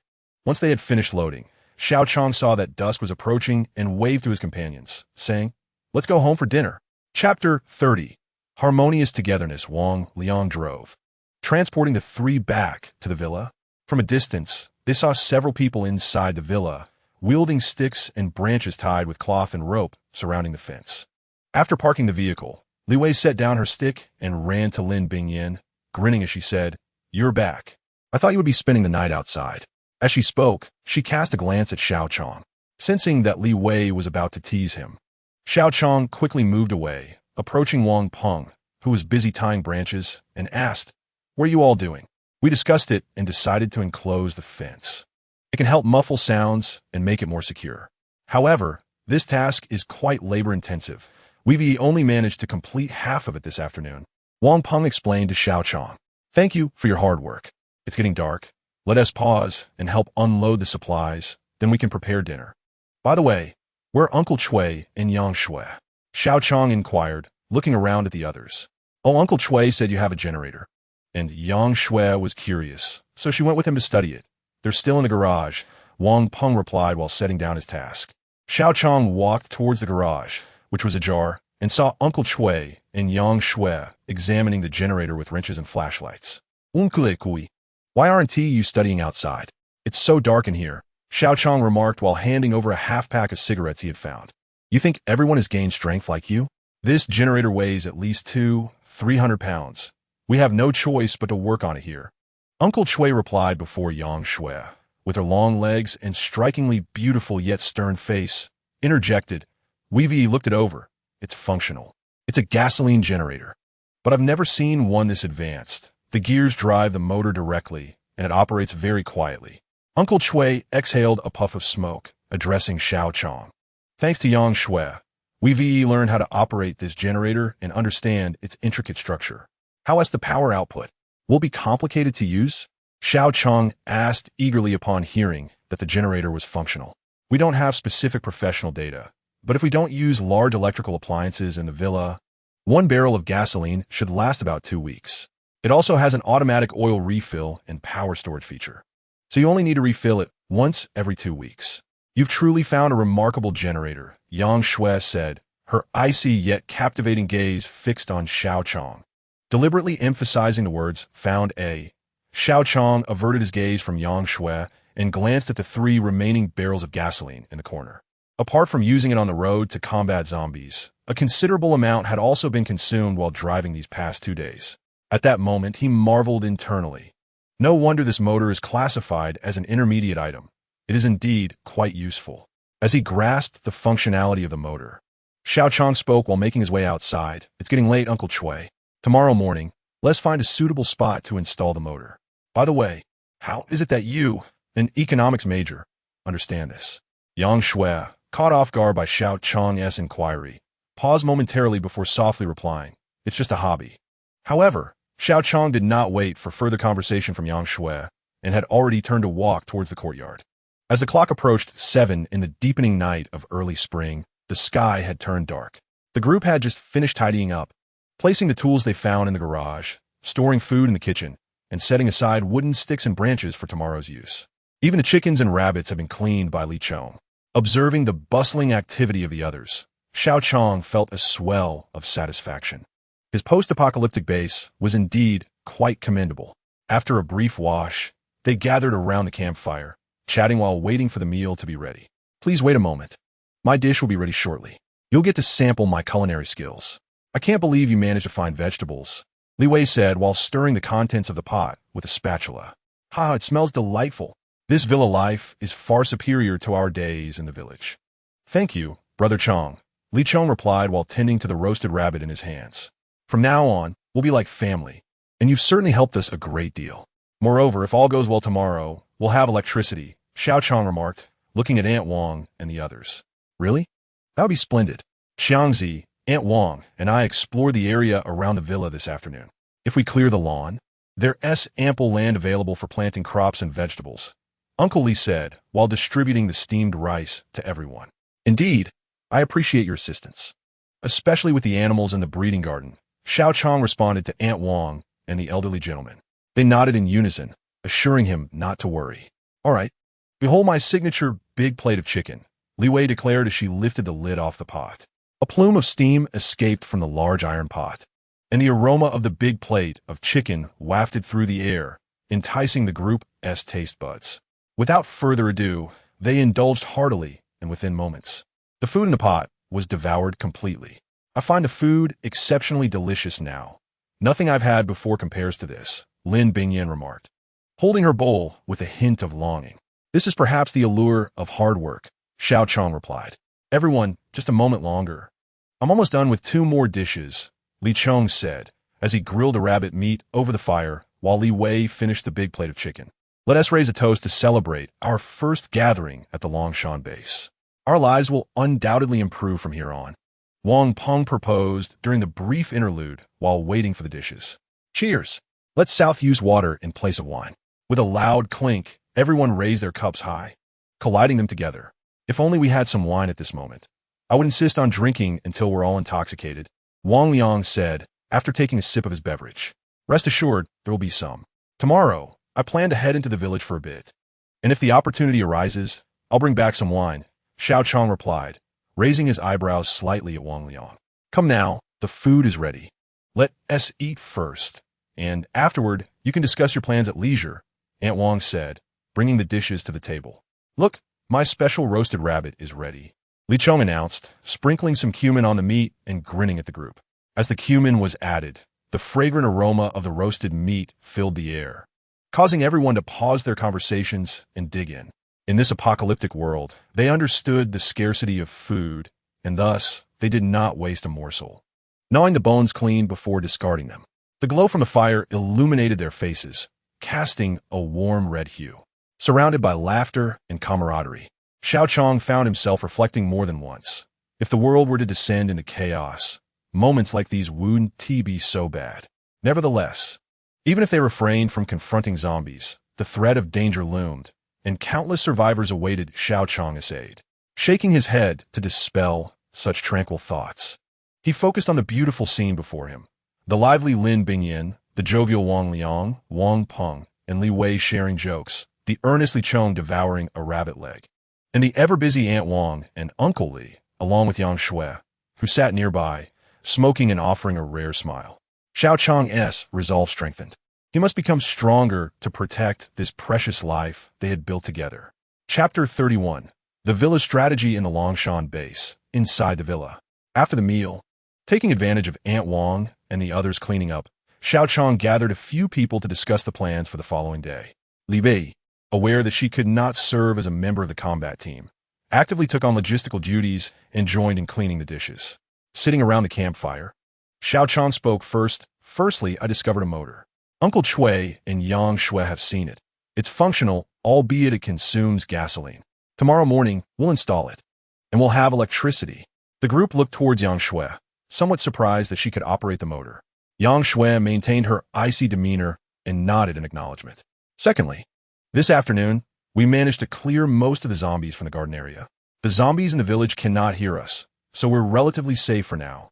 Xiao Qiang continued to share his thoughts. That is not necessarily true. Yang Shui interjected suddenly, drawing everyone's attention. As they had gradually developed a rapport during their meetings, the group usually listened attentively whenever Xiao Qiang addressed serious matters, though Yang Shui was an exception. Noticing the attention on her, Yang Shui adjusted her hair and added, "What I mean is that we cannot let our guard down. We must remain vigilant." Xiao Qiang regarded Yang Shui with interest before quickly averting his gaze, responding, "Yang Shui is correct. We must maintain our vigilance. We will continue the night watch in shifts. If there is any disturbance, wake everyone." Pausing for a moment, Xiao Qiang took a sip of water and continued, "Those staying at home tomorrow should reinforce defenses, inspect the remaining buildings in the garden, and clear out any zombies. Ideally, we should dispose of the zombie corpses as well. Additionally, Aunt Wang and Uncle Li will begin clearing the lawn to plant crops and vegetables. Please assist them with that. This is a long-term plan, and we must start preparing early. Also, remember to feed the animals in the breeding garden, as they're the source of our improved quality of life." Listening to Xiao Qiang's words, the others exchanged smiles. Lin Bingyin leaned closer to Xiao Qiang and whispered, "It's a bit chilly, what a joke." Xiao Qiang awkwardly scratched his head and continued, "Tomorrow, I intend to visit the village again, but with fewer people this time. We'll stick to the street at the village entrance, and if we encounter that long-tongued zombie, we'll retreat immediately. Brother Chong, I need to go out tomorrow. I can't just stay at home. It's too boring." Wang Peng interjected as soon as Xiao Qiang finished speaking, seemingly eager to test out his newfound abilities. "That is fine. I, Bingyin, and Wang Peng will go," Xiao Qiang replied. The others had no objections, especially considering the lingering fear of the long-tongued zombie. "Why are you so fond of Bingyin? Do you have a crush on her?" Li Wei joked as she came over to clear the pots. "Xiao Wei, if you continue to speak recklessly, I shall strike you." Lin Bingyin chided Li Wei with an expression of playful reproach. Well, Bingyin has trained in Taekwondo and is also armed thus. By the way, the long-tongued zombie in the village remains a significant threat. Let us discuss how to eliminate that zombie, Xiao Qiang suggested, attempting to divert the topic. "Let us move inside. It's getting windy and chilly out here. I've prepared some hot water for you. We can converse while we drink," Aunt Wang called out as she wiped her hands and gestured to those outside. "Certainly, Aunt Wang.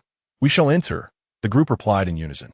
After extinguishing the firewood, they returned indoors, lit candles, and resumed their discussion. "Over the past few days, I have compiled my encounters with zombies, and the most common type we face is the ordinary zombie." Wang Peng, always meticulous, was the first to speak. "What we currently know is that being bitten by a zombie leads to infection. We are unaware of other transmission methods. When combating zombies, we can only aim for the head. Striking other areas seems to inflict no pain upon them. Additionally, zombies are sensitive to sound. Upon hearing noise, they will pursue the source, while other behaviors remain unknown." Wang Peng continued to elaborate. "It seems some can see, despite their cataract-like eyes, that morning, as I stood in the garden enjoying the scenery without making a sound, a zombie suddenly approached from the roadside, glanced my way, and charged at me," Wang Liang recounted, recalling the incident. "Moreover, aside from those easily dealt with, there exist stronger variations of zombies, one being the long-tongued zombie in our village," Lin Bingyin added. I have analyzed this long-tongued zombie. If we do not eliminate it, we will struggle to secure this village, Xiao Qiang stated after taking a sip of hot water. The essence of the long-tongued zombie lies in its lengthy tongue. Its other body parts should be its weak points, otherwise, it wouldn't retract its tongue for defense. Wang Peng, who had previously shot at zombies with a crossbow, contributed. If we can seize its long tongue, others can flank it and deliver a fatal blow. Li Chong, eager to participate in the analysis, finally interjected. The key lies in how to ensnare its tongue. Its tongue is incredibly formidable, and both its speed and reflexes are excellent. I recall it even intercepted bullets. Xiao Cong reflected on the long-tongued zombie. The group fell into silence, troubled by thoughts of the long-tongued zombie. Xiao Cong had considered using a strength elixir to replenish his energy, then employing an ambush technique to strike the zombie from behind. However, upon contemplating the speed of the zombie's tongue, he deemed it too perilous. After all, even with full energy, he could only attempt one ambush, and failure would endanger the group. Pondering this, Xiao Cong grew somewhat anxious, lamenting his lack of strength. If only he possessed the might of a level 9 warrior, he would not be so troubled. He reminisced about the power he felt while using the experience card. Could we not employ gasoline to burn it? As we did on the highway, Wang Peng broke the silence with a suggestion. That may not work. The last zombie was rather cumbersome, and we lack sufficient gasoline. Lin Bingyan replied, resting her chin on her hand. Perhaps we should present the zombie with multiple threats simultaneously, compelling it to defend against one while the other delivers a fatal blow. Yang Shui, who had remained silent, finally spoke. The group brightened momentarily, yet quickly fell into despondency. Realizing that the only threat they could wield was bullets, and only Xiao Cong among them could face the long-tongued zombie head-on. Unbeknownst to them, Xiao Cong possessed a secret technique, the ambush. Hearing this, Xiao Cong replied, "It is worth a try, but it will require some of you to feign attacks. After all, despite the zombie's speed, it must still take time to react. As long as we can prolong that window, I will devise a means to slay it." He then shared his plan with the group. While it was not the most optimal solution, it was worth attempting. For now, it was the only option available. We must also remain vigilant. During our confrontation, ordinary zombies may swarm us, so it would be wise to carry some gasoline as a precaution. Wang Peng added after hearing the plan. Indeed, it seems we must stockpile more gasoline in the future, Xiao Cong concurred. After concluding their discussion, the group dispersed to wash up and retire for the night. None anticipated that such meetings to strategize against zombies would become a habitual practice.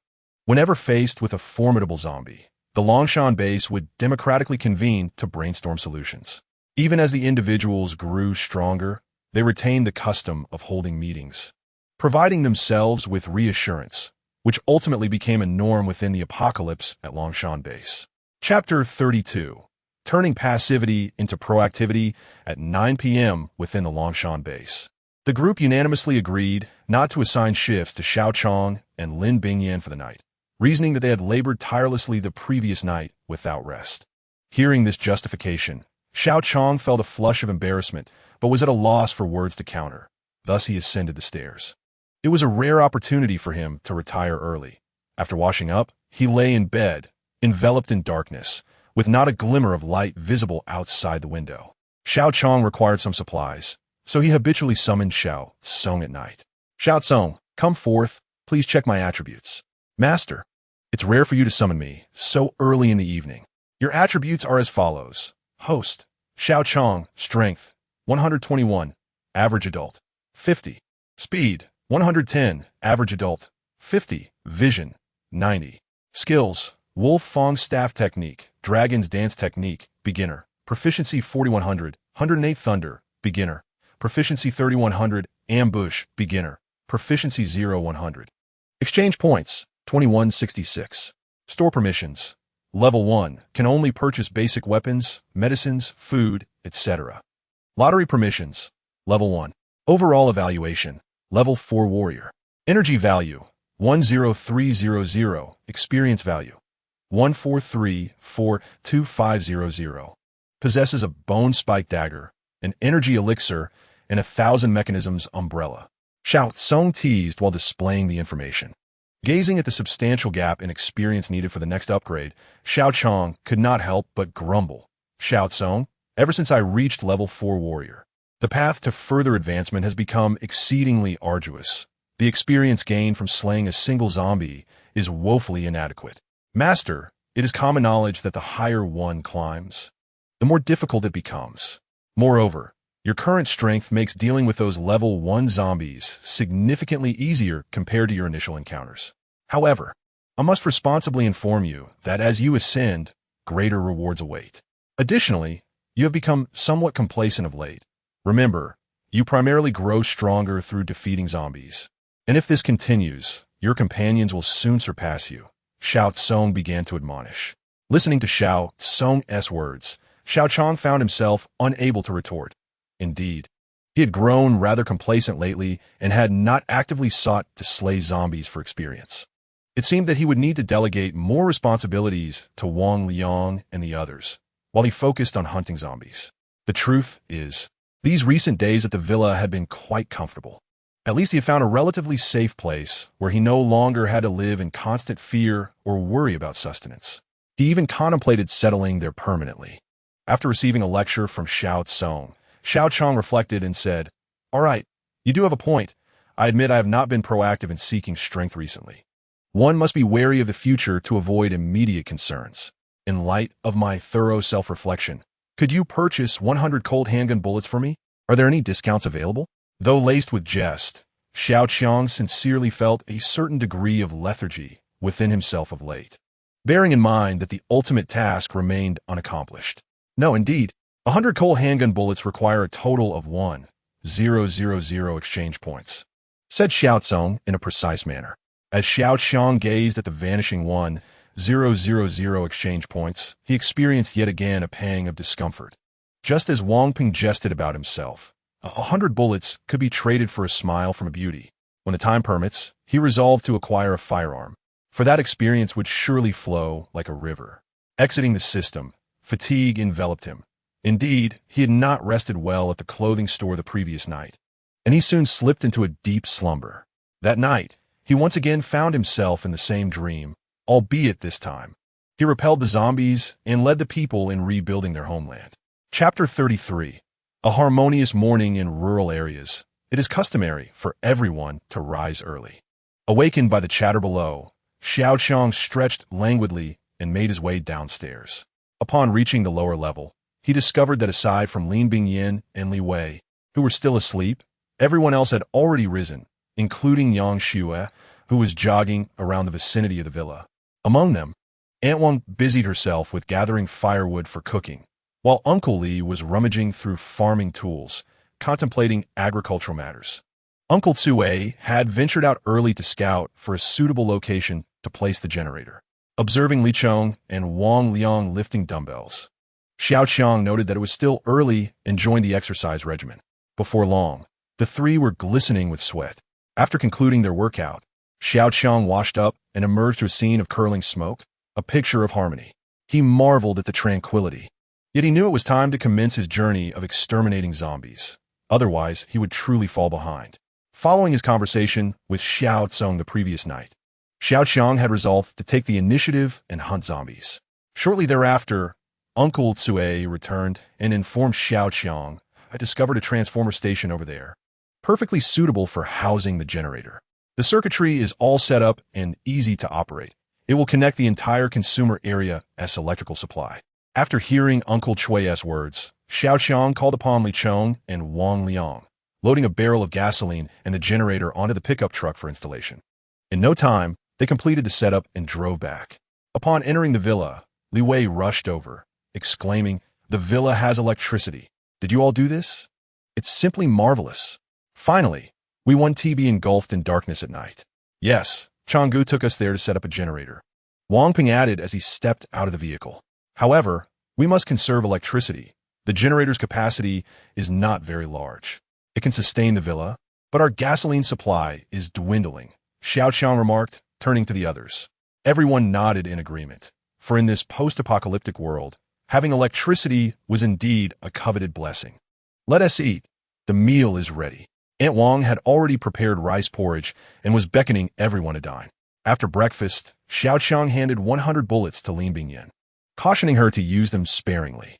Lin Bingyin smiled gently at Xiao Qiang and replied, "Understood."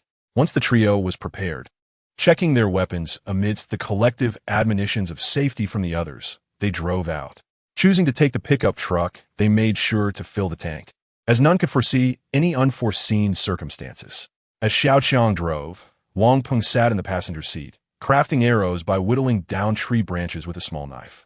Xiao Qiang glanced over and remarked, "Thank goodness Wang Peng is self-sufficient. If he were to follow Lin Bingyin's example, my exchange points would truly be insufficient. You are quite skilled. It seems you can manage this on your own. If we weren't from the same school, I would genuinely suspect you lived in the wilderness." Xiao Qiang commented, "Ah, I'm merely imitating. I can't quite match the arrows you provided, but they should suffice for use," Wang Peng replied, comparing his arrow to one of Xiao Qiang's. In the back seat, Lin Bingyin was organizing her bullets, dressed in athletic attire, with a waist bag sourced from the clothing store to hold her ammunition. Observing the Qianji umbrella and bone-spiked dagger set aside, Xiao Qiang lamented that he could only tie these weapons to himself with rope, as it was inconvenient to carry while driving. He pondered that upon returning, he must establish a weapon room within the base to explore these matters further. "Wang Peng, do you know how to use a bow and arrow?" Xiao Qiang inquired, recalling that one of his task rewards included a crescent bow. "I've never used one before, but I believe the principles are similar. With some practice, it shouldn't be too difficult," Wang Peng replied confidently, bolstered by his newfound shooting talent. Hearing Wang Peng's words filled Xiao Qiang with encouragement. Once the task was completed and he retrieved the bow, he would find it easier to deal with zombies. Not long after, amidst their casual chatter, the vehicle exited Longshan Park and was on the verge of entering the village. "Attention, we are about to enter the village," Xiao Qiang announced as they approached the village entrance. Chapter 34. Re-entering the village this time, Xiao Qiang aimed to explore a road leading to Kongzhuang village, a thoroughfare close to the main expressway, approximately 200 meters in length, flanked by residential homes, with only 2 small general stores. The reason Xiao Qiang opted to bring only 3 individuals was twofold. First, he had no intention of engaging the long-tongued zombies, as a smaller group would be more discreet and easier to retreat if necessary. Second, he sought to scout the area while also eliminating more zombies, thus limiting his exploration to this particular road. As the vehicle passed the village sign, they soon spotted numerous zombies wandering along the road, an estimated count of over 200. The village was steeped in an eerie silence, devoid of any signs of human activity. The zombies slain by the group a few days prior still lay sprawled on the ground, and a foul odor emanated from the corpses. Strangely, there were no flies surrounding the bodies. Perhaps even such small insects wished to avoid these grotesque creatures. Xiao Qiang slowed the vehicle and parked beside a house devoid of zombies. Securing the Qianji umbrella and dagger to his person, he signaled for the others to disembark. Once they exited, they donned safety helmets sourced from the hotel and wrapped their wrists in tinfoil, a precaution suggested by Wang Liang. They paid little mind to whether these measures were effective. After all, when facing the monstrous zombies, one could never be too cautious. Just as Xiao Qiang closed the car door, a swift arrow soared through the air, striking a zombie squarely in the back of its head. "Let us see if my crafted arrows are effective," Wang Peng said, scratching his head in embarrassment as he noticed the attention from the others. "Xiao Qiang, where shall we go next?" Lin Bingyin inquired, gripping her handgun as she turned to him. "To eliminate zombies and scavenge for supplies," Xiao Qiang replied, drawing his bone-spiked dagger and striding confidently forward. He resolved to search each house, as finding survivors was paramount. Rescuing them would be the ultimate goal. Xiao Qiang veered onto the ramp, where the houses were neatly arranged, with each ramp featuring 4 residences. After satisfying their hunger, Xiao Qiang unleashed his speed, swiftly taking down 4 zombies in the passageway, while Wang Peng and Lin Bingyin had only just entered. Ding! Killed a normal level 1 zombie. Experience gained, 2. Exchange points, 2. Hearing the notification of his zombie kill, he felt a sense of inadequacy. It was still insufficient, and he was far from leveling up. Xiao Qiang kicked open a large door, but before he could step inside, a large zombie lunged at him. Reacting swiftly, he sidestepped, causing the zombie's massive body to crash into the opposite wall with a resounding thud. Xiao Cong firmly planted his feet on the ground, gripping the bone dagger as he thrust it into the back of the zombie's head, instantly creating a gaping hole. The dagger's tip even penetrated the wall behind. A stream of foul blood, mingled with brain matter, oozed from the wound as Xiao Qiang hurriedly withdrew the dagger and stepped into the house. It was an ordinary rural courtyard, and after exploring several rooms with his companions, they found nothing of particular interest. In this apocalyptic world, once valuable items like money, bank books, and color televisions had become utterly useless. Aside from some leftover flour and farming tools, the villa was sparsely populated, making such supplies excessive. They could always return for them when more people arrived. After searching through a row of houses, the trio had covered half the road into the village. And 2 hours had passed. They had been killing zombies and gathering supplies, managing to fill half a pickup truck. Yet regrettably, they had yet to encounter any survivors. Back on the main road, Xiao Qiang had refrained from letting Lin Bingyan fire her weapon, fearing an overwhelming horde of zombies might surround them. Further ahead lay a convenience store, typically small in rural areas, selling daily necessities and snacks. The three halted in their tracks, spotting no fewer than 20 zombies outside the store, with occasional sounds of shells being knocked over from within. Chapter 35, Battle Among the Zombies. As they approached within 5 meters of the convenience store, one zombie spotted them, letting out a low growl as it charged forward. "Attack!" Xiao Qiang shouted, leading the charge himself. With a swift motion, he swung his dagger, severing the arm of the leading zombie at the shoulder, causing it to collapse to the ground with its claws still slightly splayed. A gunshot rang out, striking the zombie squarely between the eyes, sending it toppling backward. The zombies behind paid no heed, trampling over their fallen comrade as they pressed on. Without looking back, Xiao Qiang plunged into the throng of zombies. Retracting his dagger and extending the Qinji umbrella as a makeshift staff, skillfully wielding it amidst the chaos. Wang Peng and Lin Bingyan followed closely, continuing their barrage of gunfire. Despite the cumbersome nature of Wang Peng's crossbow, he displayed remarkable speed in drawing and firing arrows, rivaling Lin Bingyan's pace. With Xiao Qiang's formidable strength at level 4, dispatching these level 1 zombies was a relatively effortless task. The Qinji umbrella, forged from black gold, proved its worth as any zombie it touched fell to the ground. Just as Xiao Qiang delivered a powerful blow to a zombie with the umbrella, its skull shattered, he suddenly sensed a gust of wind from behind. Without turning around, he swung the Qinji umbrella backward, only to find that instead of the expected sound of skull cracking, he felt an immense force that halted the weapon's descent. In an instant, he was flung against the wall, his head striking the stone with great force. Xiao Qiang and Lin Bingyan shouted as he performed a sideways kick, sending a nearby zombie flying, rushing to his side. However, he slowly rose, extending his right hand with fingers spread toward Lin Bingyan and Wang Peng, instructing, "Stay back and keep shooting." Before he could finish speaking, an arrow shot by Wang Peng reached the zombie, but the creature effortlessly snapped it in half with a casual flick. Xiao Qiang discarded his damaged helmet, grateful for its protection and the body-enhancing elixir. Otherwise, he would have surely suffered concussion.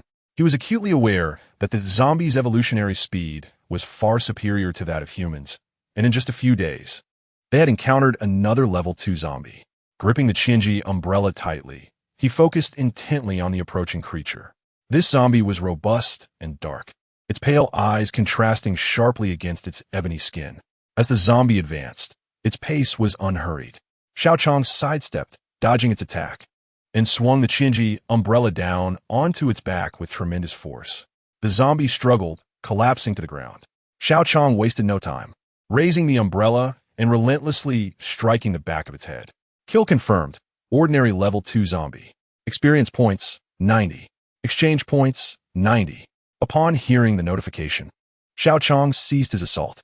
With a series of straightforward yet effective movements, he had subdued a level 2 zombie.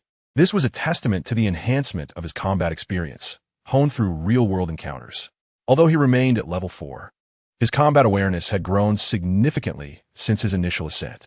Meanwhile, Wang Peng and Lin Bingyan had successfully eliminated the remaining zombies. With the area clear, the trio entered the convenience store. Xiao Qiang sheathed the Qinji umbrella and swiftly dispatched a few remaining zombies with his bone dagger. "Hurry and gather supplies.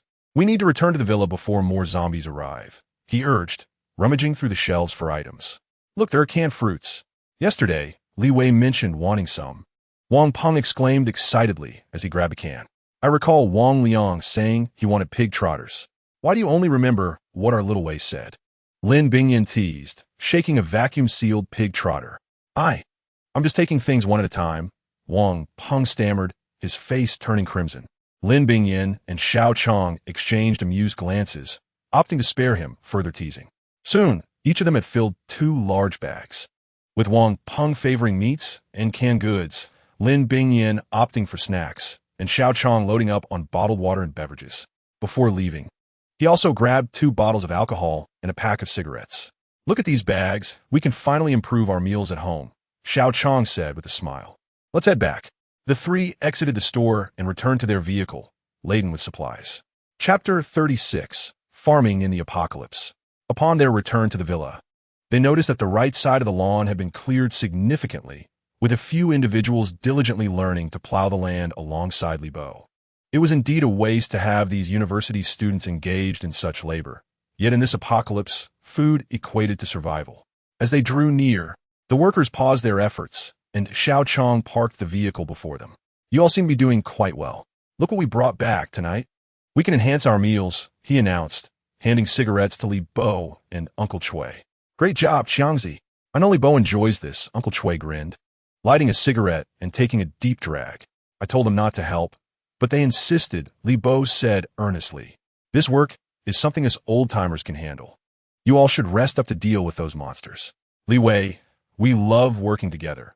It's much more enjoyable than our university days, she replied, wiping sweat from her brow. Xiao Wei, your face is covered in dirt. Hurry and clean up. See what Wang Peng brought for you, Lin Bingyan teased, wiping Li Wei's face, causing Wang Peng to blush profusely.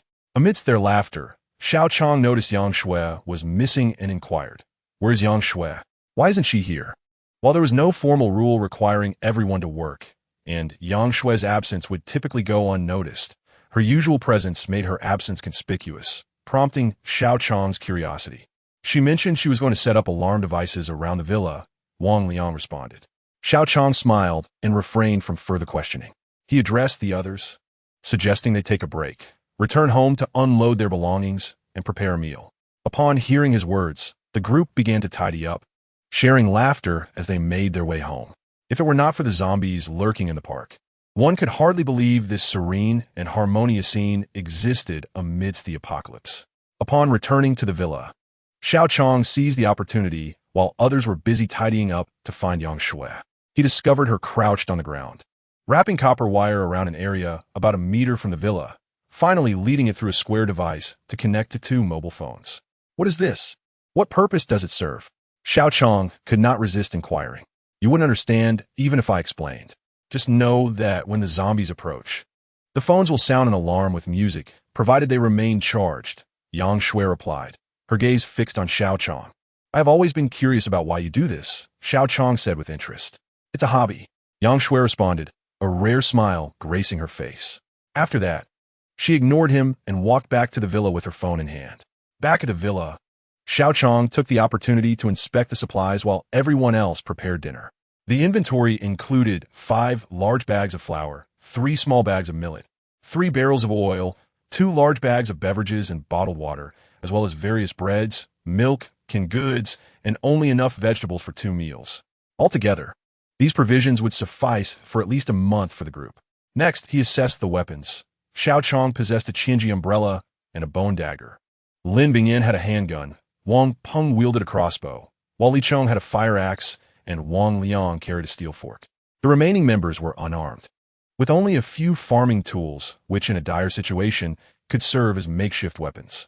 However, upon noticing the dwindling supply of gasoline, Xiao Cong felt a pang of worry and resolved to procure more. During dinner, while the group sat together, Xiao Cong spoke up, I just calculated our food supplies, and they are sufficient for now. However, we are lacking in weapons and gasoline, particularly the latter, as we have numerous uses for it. Let us consider where we might acquire more. There is a small gas station in the village.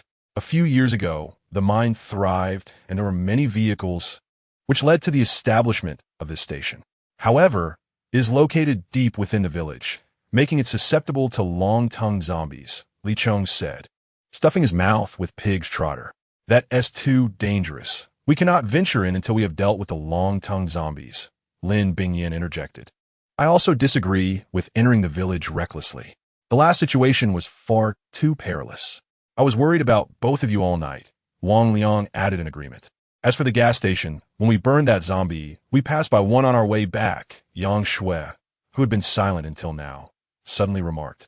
At that moment, the group was taken aback, recalling that they had been too preoccupied with their escape to notice the surroundings. How far is it from here? Xiao Qiang asked Yang Shui. Approximately 1,000 meters, she replied. All right, this afternoon we shall investigate the gas station and attempt to bring back as much gasoline as possible, Xiao Qiang announced to the group. Chapter 37. The Gas Station Rescue in the Afternoon. Xiao Qiang led Wang Liang, Li Chong, and Yang Shui to the gas station in search of gasoline. Xiao Qiang always chose to leave one or two combat team members behind during outings. As a precaution against potential zombie incursions at home, one can never be too cautious. Wang Peng and Lin Bingyan had visited the village earlier, so Xiao Qiang intentionally allowed them to rest at home. As they drove along the expressway, the roadside was dotted with haphazardly parked cars. Yet there were hardly any moving vehicles. Zombies of various appearances wandered aimlessly. Xiao Qiang contemplated the need to procure more vehicles when the opportunity arose. Before long, they arrived at the gas station Yang Shui had mentioned. After parking, the group swiftly disembarked to eliminate the nearby zombies. This was a medium-sized gas station with 2 rows of 4 fuel dispensers and a small office. Upon exiting the vehicle, Xiao Qiang saw that Wang Liang and Li Chong had already cleared the zombies scattered around the gas station. Li Chong's strength was remarkable, wielding the fire axe. He dispatched the zombies with ease. Xiao Qiang estimated that even with his current abilities, he would not match Li Chong in a pure strength contest, further piquing his curiosity regarding the power bestowed by the white light. The vehicle contained only 3 empty barrels. Wang Liang and Li Chong took turns filling them with gasoline from the dispensers. Meanwhile, Xiao Qiang drew his dagger and, alongside Yang Shui, ventured into the office in search of additional empty barrels. As he pushed against the metal door, Xiao Qiang discovered it was locked. The scene appeared as if the station had been operating normally before the sudden zombie outbreak. So, how could the door have been locked in time? With a sense of suspicion, Xiao Qiang sliced through the lock and entered the office, finding it devoid of zombies. Aside from a row of toppled shelves, everything else was intact.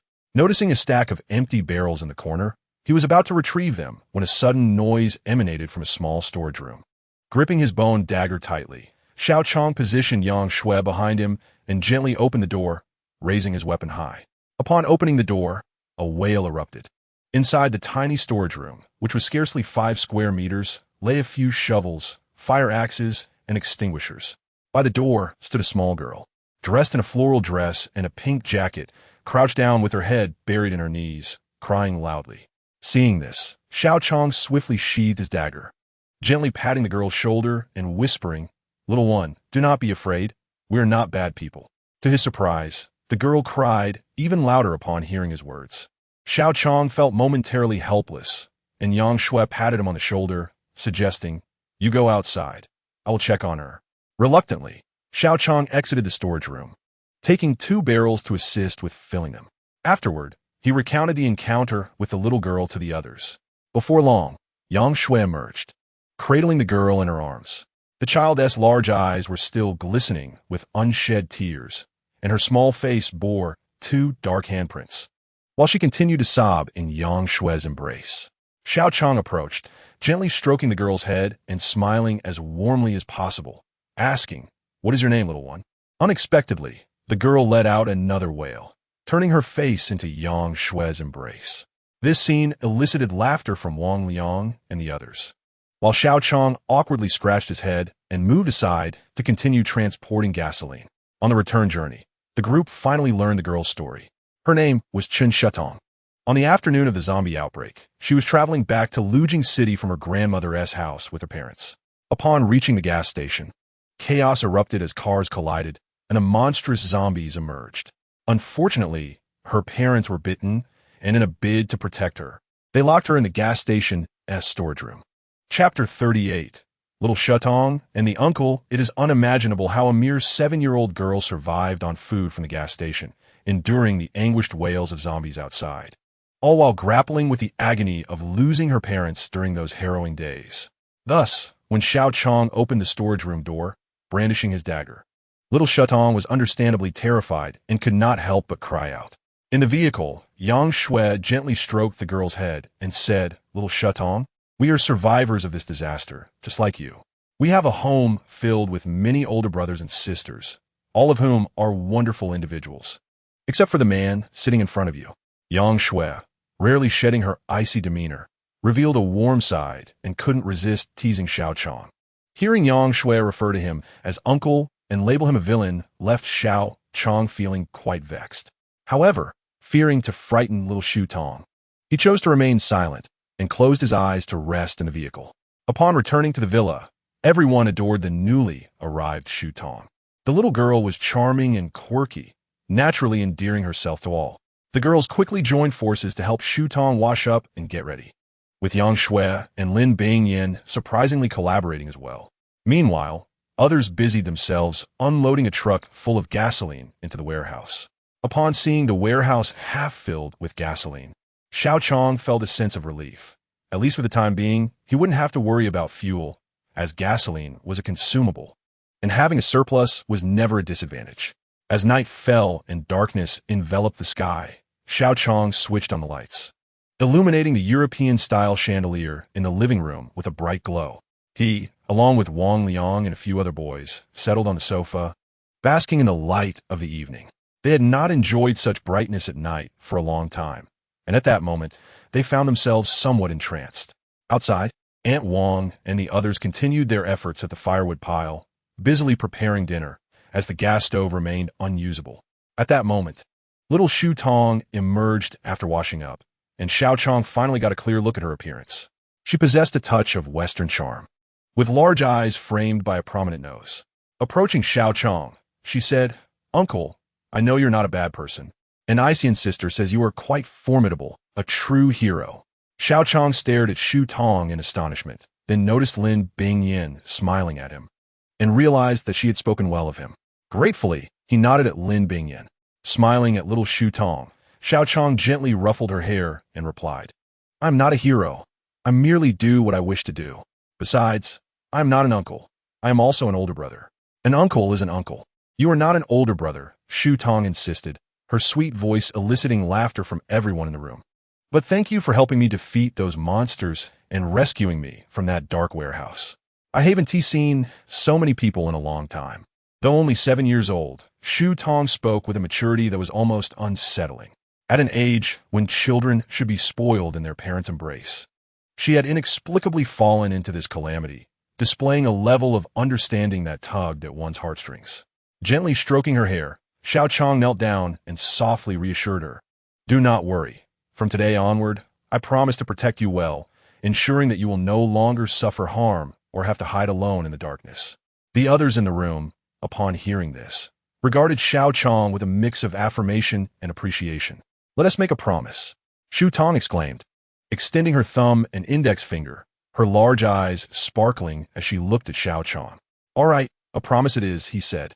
Their hands connected, the larger hand of Xiao Cong clasping the smaller hand of Xiao Cong in a bond of commitment. "Come to eat. Dinner is ready," Aunt Wang called out to the young people inside. In Chapter 39, titled Determining Personnel to Slay Zombies, tonight's dinner consisted of porridge and steamed buns, accompanied by a couple of dishes made from the last of the vegetables, with some supermarket snacks to fill in the gaps. During the meal, Wang Liang proposed a toast to welcome little Xiao Cong and to celebrate the fact that the Longshan base finally had electricity. Xiao Cong poured drinks for everyone, clinking glasses as they cheered. While they were still sober, he addressed the group, saying, "Kongzhuang village is located merely a few thousand meters from our Longshan base and is currently a crucial source of supplies for us. Unfortunately, a long-tongued zombie is circling the area. If we do not eliminate it, we will find it difficult to enter the village. So we plan to deal with this creature tomorrow." "Absolutely, Brother Chong. I must go. I witnessed that long-tongued monster kill several villagers without being able to do anything, and I am determined to avenge them this time," Li Chong stated vehemently upon hearing Xiao Qiang's decision to slay the zombie. However, this long-tongued zombie is indeed formidable. We must exercise great caution. Who will be going with us tomorrow? Lin Bingyin posed a question. This inquiry left Xiao Cong in a quandary. The three elderly individuals and little Xiao Tong were virtually incapable of confronting zombies, and he needed to leave a young person behind in case of emergencies. Xiao Cong had a habit of persisting with necessary matters even when immediate results were lacking. Given the current situation, he, Li Chong, and Wang Peng were essential for the mission. Among the three, Xiao Cong was the most well-rounded, Li Chong excelled in strength, and Wang Peng was an exceptional marksman. I'll stay at home, unexpectedly volunteered Wang Liang. He had realized that in this apocalypse, without any awakened abilities, he felt somewhat powerless. However, Wang Liang was broad-minded, believing that as long as he could help the group, their unity was what mattered most. Very well, then we entrust the house to Brother Liang. Once we acquire some machine guns, we will tackle those zombies together, Xiao Cong said, feeling a sense of gratitude. He was reassured to leave the house in Wang Liang's care. I want to go. Before Xiao Cong could finalize the roster, Lin Bingyin eagerly volunteered, shaking her handgun in her hand. All right, then it will be me, Wang Peng, Li Chong, and Lin Bingyin. He glanced at Yang Shui, seeking her approval. I will be going as well. Yang Shui responded coldly, her tone leaving no room for debate. This time was different. Facing the long-tongued zombie, victory was not guaranteed, and they needed to proceed with utmost caution while adhering to their strategy. Xiao Chang's words were largely directed at Yang Shui, as he had always found her somewhat enigmatic. However, from what he understood, she had no weapon and no discernible abilities, unlike Lin Bingyin, who had trained in Taekwondo. Rest assured, I will not hold you back. And I have been waiting for my handgun for quite some time now, Yang Shui stated directly, casting a meaningful glance at Lin Bingyin's weapon. Sighing inwardly, Xiao Cong thought, I will upgrade later and quickly get Yang Shui a proper gun. Otherwise, I will be in for some criticism. Come on, let us raise another toast. Wishing you all success tomorrow and a safe return. Wang Liang interjected, attempting to diffuse the brewing conflict between the two women. Cheers! For our first drink. Let us all indulge. The others eagerly echoed. Lin Bingyin shot Yang Shui a glance before raising her drink for a toast with the group. Wang Liang and Uncle Chui, both fond of alcohol, quickly elevated the atmosphere of the gathering, and soon everyone shared amusing stories and experiences from before the apocalypse, further strengthening their bonds. It is no wonder that some say alcohol serves as a bridge for communication. Before long, the 2 bottles of liquor were nearly empty. Despite his slender physique, Wang Peng had a surprising tolerance for alcohol. Noticing the empty bottles, he suggested, once we defeat the long-tongued zombie tomorrow, let us stock up on more drinks and celebrate properly. At that moment, Xiao Cong, overwhelmed by the effects of the alcohol, was already feeling drowsy and on the verge of passing out. The group couldn't help but tease him, surprised that while his strength had increased, his alcohol tolerance had diminished. Unable to resist, Li Chong carried Xiao Cong to his room. After the others tidied up, they each retreated to their respective rooms to sleep. Among them, Yang Shui and Xiao Qiang shared a bedroom. In the dead of night, whether it was due to the effects of alcohol or the anxiety about the following day, Xiao Cong tossed and turned, plagued by the same dream of battling zombies, enduring it throughout the night. Upon awakening in the morning, he found his pillow soaked with sweat. Chapter 40. Ambush of the Zombies in the Morning Hours in Kongzhuang Village. A relatively open area revealed several solitary stone pillars standing erect. Originally, the village intended to install a transformer here, but for reasons unknown, the project was postponed, leaving the stone pillars untouched. The village had long since transformed into a realm of the undead, devoid of any signs of human activity. At a street corner, a female zombie with disheveled hair wore tattered clothing, filthy and disordered. Her ragged garments barely concealed her exposed chest, and her skeletal hands with elongated claws were raised before her. The marks of bites were visible on her neck as her head leaned forward. Suddenly, as if sensing a disturbance, her eyes darted around, and she surged forward. With a loud thud, just after rounding the corner, her entire body was sent flying. Emerging from the corner was a tall, robust zombie, with a solid physique and a stature that towered over the surroundings. Its shoes had long since vanished, revealing enormous feet that thudded heavily against the ground, echoing through the street.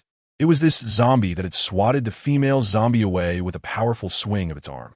Upon hearing a noise to its left, the hulking creature turned its head, emitting a deep, guttural growl. Suddenly, a swift object, resembling a rope, lunged toward the towering zombie. Its massive body was hurled aside, colliding with a nearby window, shattering the glass into a myriad of fragments. Upon closer inspection, one could observe a layer of fine scratches on the impacted arm. Nearby, a crawling zombie slowly approached the street corner, hissing as it extended its long tongue, striking the surrounding structures. This was the long-tongued zombie that Xiao Qiang and his companions aimed to eliminate. As the long-tongued zombie rounded the corner, a sharp arrow shot forth, targeting the back of its head. The tongue swiftly wrapped around, intercepting the arrow and snapping it in two, which fell to the ground. The archer was Wang Peng, and the group's plan had identified this location as their ambush site. Thus, early that morning, they had taken a detour to conceal themselves here. Just as they began to doubt whether the long-tongued zombie would wander into their trap, it appeared unexpectedly. The zombie extended its tongue, launching it toward Wang Peng's rooftop. Anticipating this, Wang Peng rolled aside, narrowly avoiding the tongue, which struck the eaves and dislodged a sizable stone to the ground. On another rooftop, Li Chong stood, brandishing a hefty piece of stone, preparing to smash it down onto the long-tongued zombie. However, the zombie's tongue recoiled with an eerie curve, colliding with the stone mid-air, causing it to shatter into pieces, which then scattered across the nearby shops with a cacophony. Just as the long-tongued zombie shattered the stone, a gunshot rang out. Lin Bingyan had fired upon witnessing the zombie's tongue extend. The creature seemed to sense the threat, fully extending its tongue to intercept the bullet, resulting in a sharp, metallic sound. Meanwhile, Wang Peng released another arrow, this time engulfed in flames, but it too was thwarted by the tongue. As the arrow fell, debris reached Wang Peng's position. The three formed a triangular formation, each taking turns to unleash their attacks upon the central zombie. The long-tongued zombie expelled its tongue, standing in the center of the open space, swinging it like a banner, though this banner was tougher than steel. The flailing tongue created an impenetrable defensive barrier, rendering the trio's assaults utterly ineffective. At this juncture, they had established a small encirclement, trapping the zombie within. Its tongue was drawn toward its head, resulting in a stalemate. Suddenly, from behind the houses, a figure emerged, wielding a Qianji umbrella. With a bone-spiked dagger at its waist and a red safety helmet atop its head, it was none other than the elusive Xiao Cong.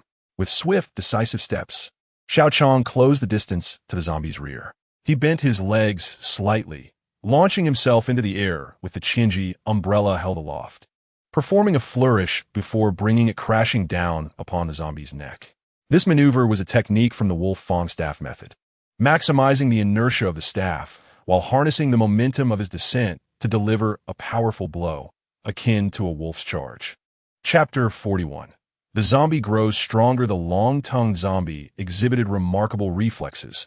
Just as the staff was about to strike, its tongue folded in midair, forming a U-shape, making contact with the Qianji umbrella with a resounding clap.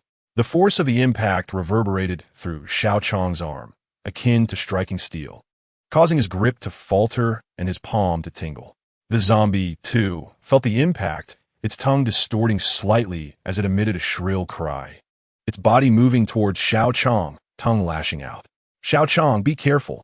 cried Lin Bingyan from the rooftop, urgently shouting as she pulled the trigger, sending bullets flying toward the zombie.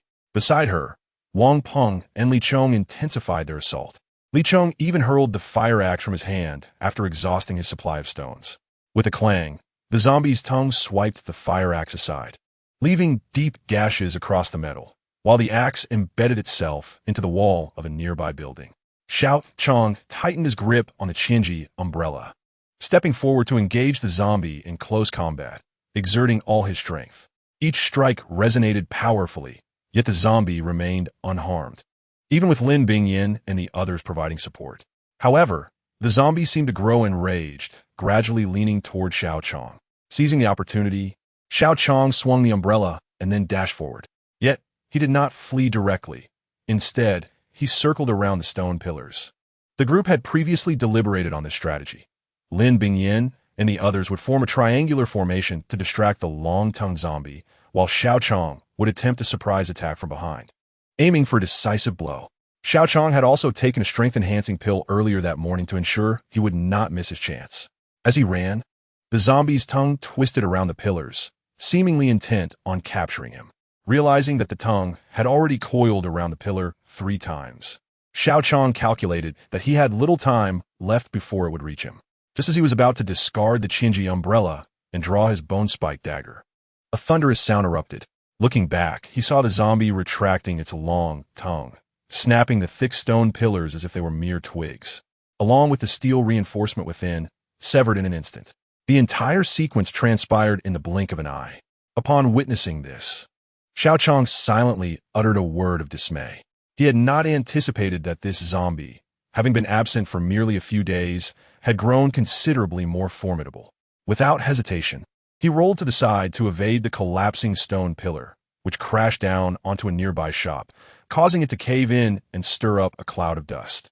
At that moment, Yang Shui suddenly appeared from the rooftop nearby, shouting urgently to the group, "This is bad. A large horde of zombies is approaching." It turned out that the 5 of them had previously conspired to send Yang Shui to the road to set up flammable materials like gasoline barrels and monitor for any incoming zombies. Upon seeing the scene before her, Yang Shui anxiously inquired, "Xiao Qiang, are you all right?" Xiao Qiang removed his safety helmet and called out to the others, "You all must go and stop the horde. I will deal with this one." Watching as his companions gradually distanced themselves, Xiao Qiang slowly retracted his Qinji umbrella and unsheathed his bone-spike dagger, casting a fierce glare at the long-tongued zombie. Simultaneously, he extended his left middle finger towards the creature and spat, "Go to hell." Chapter 42. The Ambush Technique. Without looking back, he dashed away. Indeed, fully aware that he was no match for the zombie, Xiao Qiang was genuinely fleeing this time. Earlier, with the assistance of Lin Bingyan and the others, they had been unable to damage the zombie, and now it was even more implausible for him to confront it alone. Xiao Qiang sprinted with all his might, while the long-tongued zombie, crawling on the ground, was surprisingly swift. The chase lasted 5 minutes before Xiao Qiang finally spotted an exit ramp, a smile illuminating his face as he thought, "Finally, I've made it." This ramp led to a narrow alley, initially wide enough for a single person to pass through, but as one ventured further, it dwindled to a mere crevice, with faint light filtering through. In fact, Xiao Qiang had discovered this alley during his initial search of the village, hoping to gather strength with his companions to deal with the long-tongued zombie, thereby avoiding the peril of leading the horde here. Entering the alley, he dared not pause, with the long-tongued zombie hot on his heels, its tongue stretching to its limits. As he was pursued, just as he reached the narrowing gap, Xiao Qiang lunged forward, narrowly avoiding collision with the walls and vanishing from sight. The unfortunate long-tongued zombie, however, was not so fortunate. Its momentum carried it forward, colliding heavily against the walls, its shoulder wedged in the crevice, leaving only its long tongue extending outward. Having previously mastered the ambush technique, Xiao Qiang already possessed the knowledge to execute it. This was his first application of the technique. As he leaped forward, he expended all 300 points of his energy. In an instant, he found himself atop the back of the zombie, staring down at the entirety of its back. At this moment, the zombie's tongue was still reaching toward the crevice ahead. Without hesitation, Xiao Qiang gripped his bone-spike dagger tightly and aimed for the back of the zombie's head. However, just as the dagger brushed against the creature's skull, its tongue abruptly retracted, slamming against Xiao Qiang's back. Fortunately, the Qinji umbrella shielded him from the brunt of the force, though it still left 2 fearsome wounds on his back. The dagger, misaligned, pierced from the back of the head and emerged from the right ear, leaving a gaping cut the size of a bowl, with foul, crimson blood gushing forth. Xiao Qiang wrinkled his nose, realizing that he had not received the notification of killing the zombie. Regaining his composure, he understood that this creature was not yet vanquished.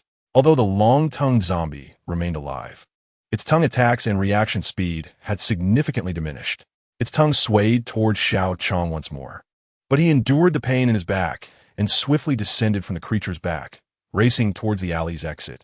Upon exiting the alley, Xiao Qiang gradually retracted his dagger and slowly extracted the Qinji umbrella, feeling a searing pain in his muscles. Just then, the long-tongued zombie staggered out from the alley.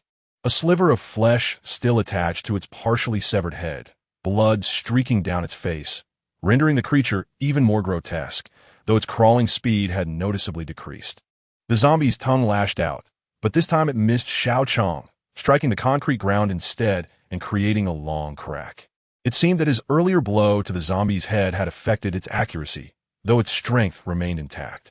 Observing the zombie's failed strike, Xiao Qiang hurried forward, taking 2 steps before raising the Qianji umbrella to strike the zombie's head. If he connected, the long-tongued zombie would either perish or lose its ability to move. Suddenly, he felt a jolt on his left side, causing him to be thrown to the right and crash heavily to the ground, the Qianji umbrella slipping from his grasp. The impact sent a jarring pain through his back, where the wound had adhered to his clothing with congealed blood. Chapter 43. Battling 2 zombies, it turned out that Xiao Qiang had been so focused on the long-tongued zombie that he had been oblivious to the sudden emergence of another zombie from the side. Rising unsteadily, he felt a heaviness in his chest and, with a cough, spat out a mouthful of blood. Simultaneously, he began to gauge the strength of the newly appeared zombie. Externally, it appeared to be an ordinary zombie, with no peculiarities in height or weight. Yet its strength was significantly greater than that of an average zombie, indicating it was a level 2 zombie. Facing the 2 zombies standing side by side, their pale eyes fixed intently on Xiao Qiang, ready to pounce and rend him asunder, he gripped the Qianji umbrella tightly, gritting his teeth, prepared to fight for his life. In truth, had the long-tongued zombie not been injured, Xiao Qiang would have had no choice but to flee. Suddenly, the level 2 zombie initiated the attack, lunging directly at Xiao Qiang. At that moment, the long-tongued zombie's tongue also shot towards him, curving and aiming to strike down upon his head. Ignoring the pain radiating from his back, Xiao Qiang clenched his teeth, exerting all his strength to swiftly sidestep to the left while swinging the Qianji umbrella, striking the level 2 zombie. The force propelled the zombie forward, causing it to crash face-first onto the ground. Simultaneously, the long tongue missed its target, striking the concrete and kicking up a cloud of dust. Seizing the opportunity, Xiao Qiang prepared to bring the Qianji umbrella down upon the fallen zombie. Yet, he noticed the long tongue sweeping back toward him, leaving him no option but to raise the umbrella in defense. Determined, Xiao Qiang engaged in a fierce battle with the 2 zombies. In a matter of moments, the trio had exchanged blows several times, dust swirling around them, causing windows and doors of nearby shops to shatter and fall. Just as Xiao Qiang successfully repelled the level 2 zombie, the long-tongued zombie attacked again, their relentless assaults coming like a torrent. Xiao Qiang summoned his strength to withstand the onslaught, but the pain in his back threatened to overwhelm him, causing him to nearly lose consciousness. Realizing that he could not hold out against both zombies much longer, and that his stamina was nearing its limit, he began to sweat profusely, his face smeared with dirt. As he fought, he reflected on the grim reality that if this continued, he would surely succumb to fatigue and be killed. While the 2 zombies appeared tireless in their assault, he needed to separate them, even if only for a brief moment, to break the current deadlock. With determination in his heart, Xiao Qiang gritted his teeth and unleashed a flurry of strikes with the Qianji umbrella, knocking the level 2 zombie aside. As he sprinted towards the supermarket without a backward glance, the long-tongued zombie pursued closely behind. Xiao Qiang lunged forward, vaulting into the store, followed by the zombie, its grotesque tongue slithering in after him, a piece of flesh dangling from its head, revealing a ghastly skull. Once inside, Xiao Qiang did not pause. He leaped out through a window, the zombie's tongue darting after him. In midair, he drew his bone-spiked dagger, aiming it at the tongue. A resounding clash echoed as the dagger met the appendage. Rolling on the ground, Xiao Qiang sought to take advantage of the moment to eliminate the level 2 zombie. However, before he could regain his footing, he was slammed down with a thud. A flicker of anger ignited within him as he struggled to rise, spitting out a mouthful of foul blood, his body feeling as though it were falling apart. With a roar, he stepped forward, thrusting the Qianji umbrella into the zombie's chest. Then, crouching low, he swept the umbrella horizontally at its legs. The zombie toppled forward from the impact. Without hesitation, Xiao Qiang stood and struck the level 2 zombie repeatedly with the Qianji umbrella. The fluidity of his movements left no opportunity for the zombie to retaliate. Ding! One ordinary level 2 zombie slain, gaining 90 experience points and 90 exchange points. Just as he finished with the level 2 zombie, the long-tongued zombie crawled out from inside. At this moment, Xiao Qiang was at the brink of exhaustion, his body racked with pain and fatigue, threatening to plunge him into unconsciousness. With the Qianji umbrella gripped tightly in hand, he stood panting, his clothing tattered, his back a gruesome spectacle of blood and tissue, sending waves of pain coursing through him. The zombie's tongue lunged at his left side, yet Xiao Qiang remained as still as a monk in meditation. As the tongue fully extended, he slightly pivoted his body, dashing towards the zombie with unyielding momentum, leaping high to bring his weapon crashing down upon the back of the long-tongued zombie's skull. The zombie's tongue retracted sluggishly, a consequence of the injury Xiao Qiang had inflicted earlier, hindering its speed and reflexes. Xiao Qiang's hands moved ceaselessly, striking down again and again. As the tongue was halfway retracted, he delivered a heavy blow to the ground, rendering the long-tongued zombie motionless. Perhaps the fear and threat it posed were too great, and Xiao Qiang felt an urge to release his pent-up frustration. He continued to swing the Qianji umbrella relentlessly, delivering over 20 blows until the zombie's head was crushed, its white brain matter exploding forth, mingling with dark blood. Xiao Qiang paused to retrieve the bone-spiked dagger, intending to deliver a final strike to the long-tongued zombie. Ding! One ordinary level 5 zombie slain, gaining 2,000 experience points and 3,000 exchange points. Acquired equipment. Ding dong. Congratulations, host has leveled up.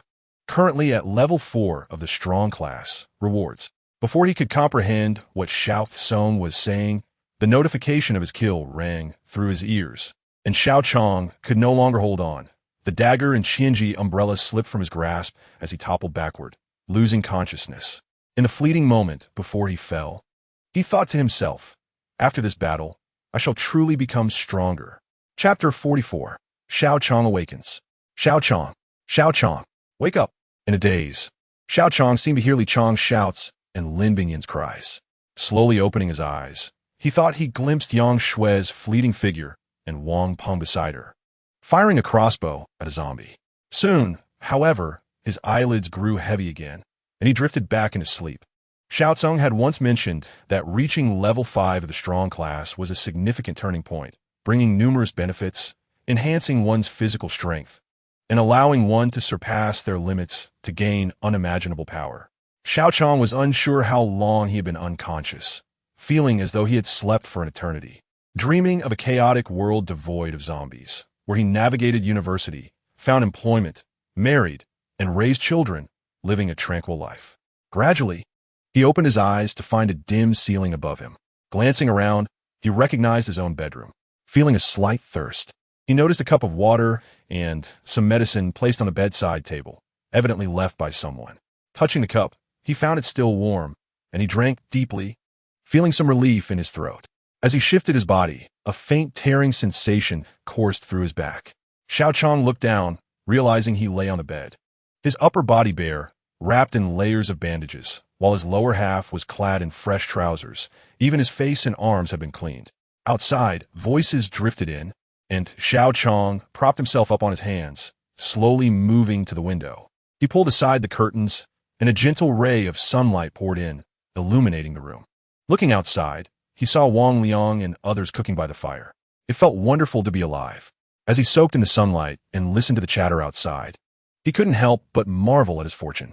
At that moment, the door to his bedroom cracked open, and a small head with 2 ponytails peeked in. It was Xiao Qiang, who upon seeing Xiao Qiang awake, exclaimed in a sweet voice, "Uncle, you're awake." Xiao Qiang turned his head, affectionately beckoning. "Come here, Xiao Qiang." He shifted to sit up, and she kindly brought a soft pillow for his back. "Now tell me, Xiao Qiang, how did I end up here?" Xiao Qiang moved a chair to sit before him, and Xiao Qiang inquired. "The day before yesterday, when you returned by car, you were covered in blood, which scared us all. After we carried you upstairs, we stopped the bleeding and found medicine for you.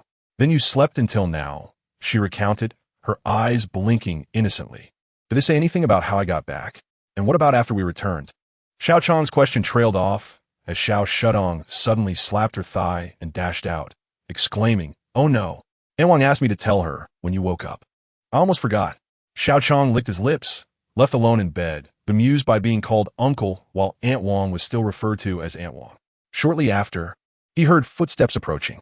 Xiao Qiang, you finally woke up. We were so worried. You've been unconscious for a whole day and night. Li Wei exclaimed, rushing towards him. I can't believe I slept for so long. By the way, where's Bing Yin? I haven't seen her. Is she all right? And what about Aunt Wang and Uncle Li? Where are they? Xiao Qiang asked urgently upon seeing the group, realizing that Aunt Wang, Uncle Li, and Lin Bingyan were missing. Just as he sat up, a sharp pain shot through his back, causing him to wince. The others couldn't help but laugh. Yang Shui opened the window and shot him a glare, saying, You're already a patient and still worrying about others. With that, she pushed him back down onto the pillow and went straight downstairs. Chapter 45. Understanding the Circumstances. Aunt Wang and Uncle Li killed a chicken and heard you woke up. They're downstairs making chicken soup. Wang Peng informed Xiao Cong. Sitting on the edge of the bed. Bing Yin is sleeping. She had an injury on her head and stayed up all night taking care of you. She only went to rest after seeing you improve this morning. Li Wei added with a hint of reproach in her voice. Bing Yin has sustained an injury. What could have transpired? Upon hearing of Lin Bing Yin's misfortune, Xiao Cong exhibited a surge of agitation, his already pallid visage now appearing even more ghastly. Brother Chong, please remain calm. Lin Bingyin's injuries are not severe and are of no great concern. Wang Peng hastily interjected upon observing Xiao Chong's distress. At that moment, Li Chong, with a hint of frustration, recounted, It's rather peculiar, I must admit. On that day, when you instructed the four of us to thwart the horde of zombies, after we ignited the oil barrels, we found you absent from your position. After some deliberation, we sent Sister Xiao Xue to take a detour and retrieve the vehicle while the three of us went in search of you. Li Shun Baozha, casting a glance at Xiao Chong before continuing, on the way, I was running ahead and failed to notice the debris kicked up by the collapsing stone pillar behind me. Bing Yin's sister pushed me out of the way, but the stones struck her instead, causing quite a bit of blood to spill. He added later, We discovered you lying on the ground in front of the supermarket and hurried back to the villa. Wang Liang chimed in. Upon returning to the villa, we were greatly startled and quickly tended to both of you. However, last night, you suddenly developed a fever and a cough. Thankfully, we found a first aid kit in the villa and administered some medicine to you. Yet, Bing Yin remained anxious until this morning, when she finally agreed to rest after we assured her of your stability. Xiao Chong was taken aback by the series of events that had unfolded, feeling deeply moved. You have all endured so much. I am truly grateful. As long as everyone is all right, that is what matters most. You young ones have worked hard. Once the chicken soup is ready, I insist you indulge yourselves. Uncle Chui, who was about to smoke, recalled that he was indoors and refrained from doing so. Addressing the group, when Bingyan awakens, do remember to call me to check on her. Xiao Chong, still somewhat uneasy, instructed Li Wei accordingly. Li Wei nodded in acknowledgement.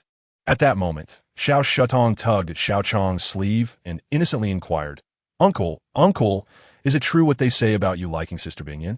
As soon as Xiao Shutong uttered this, she noticed the amused expressions of everyone in the room, causing Xiao Chong to blush awkwardly.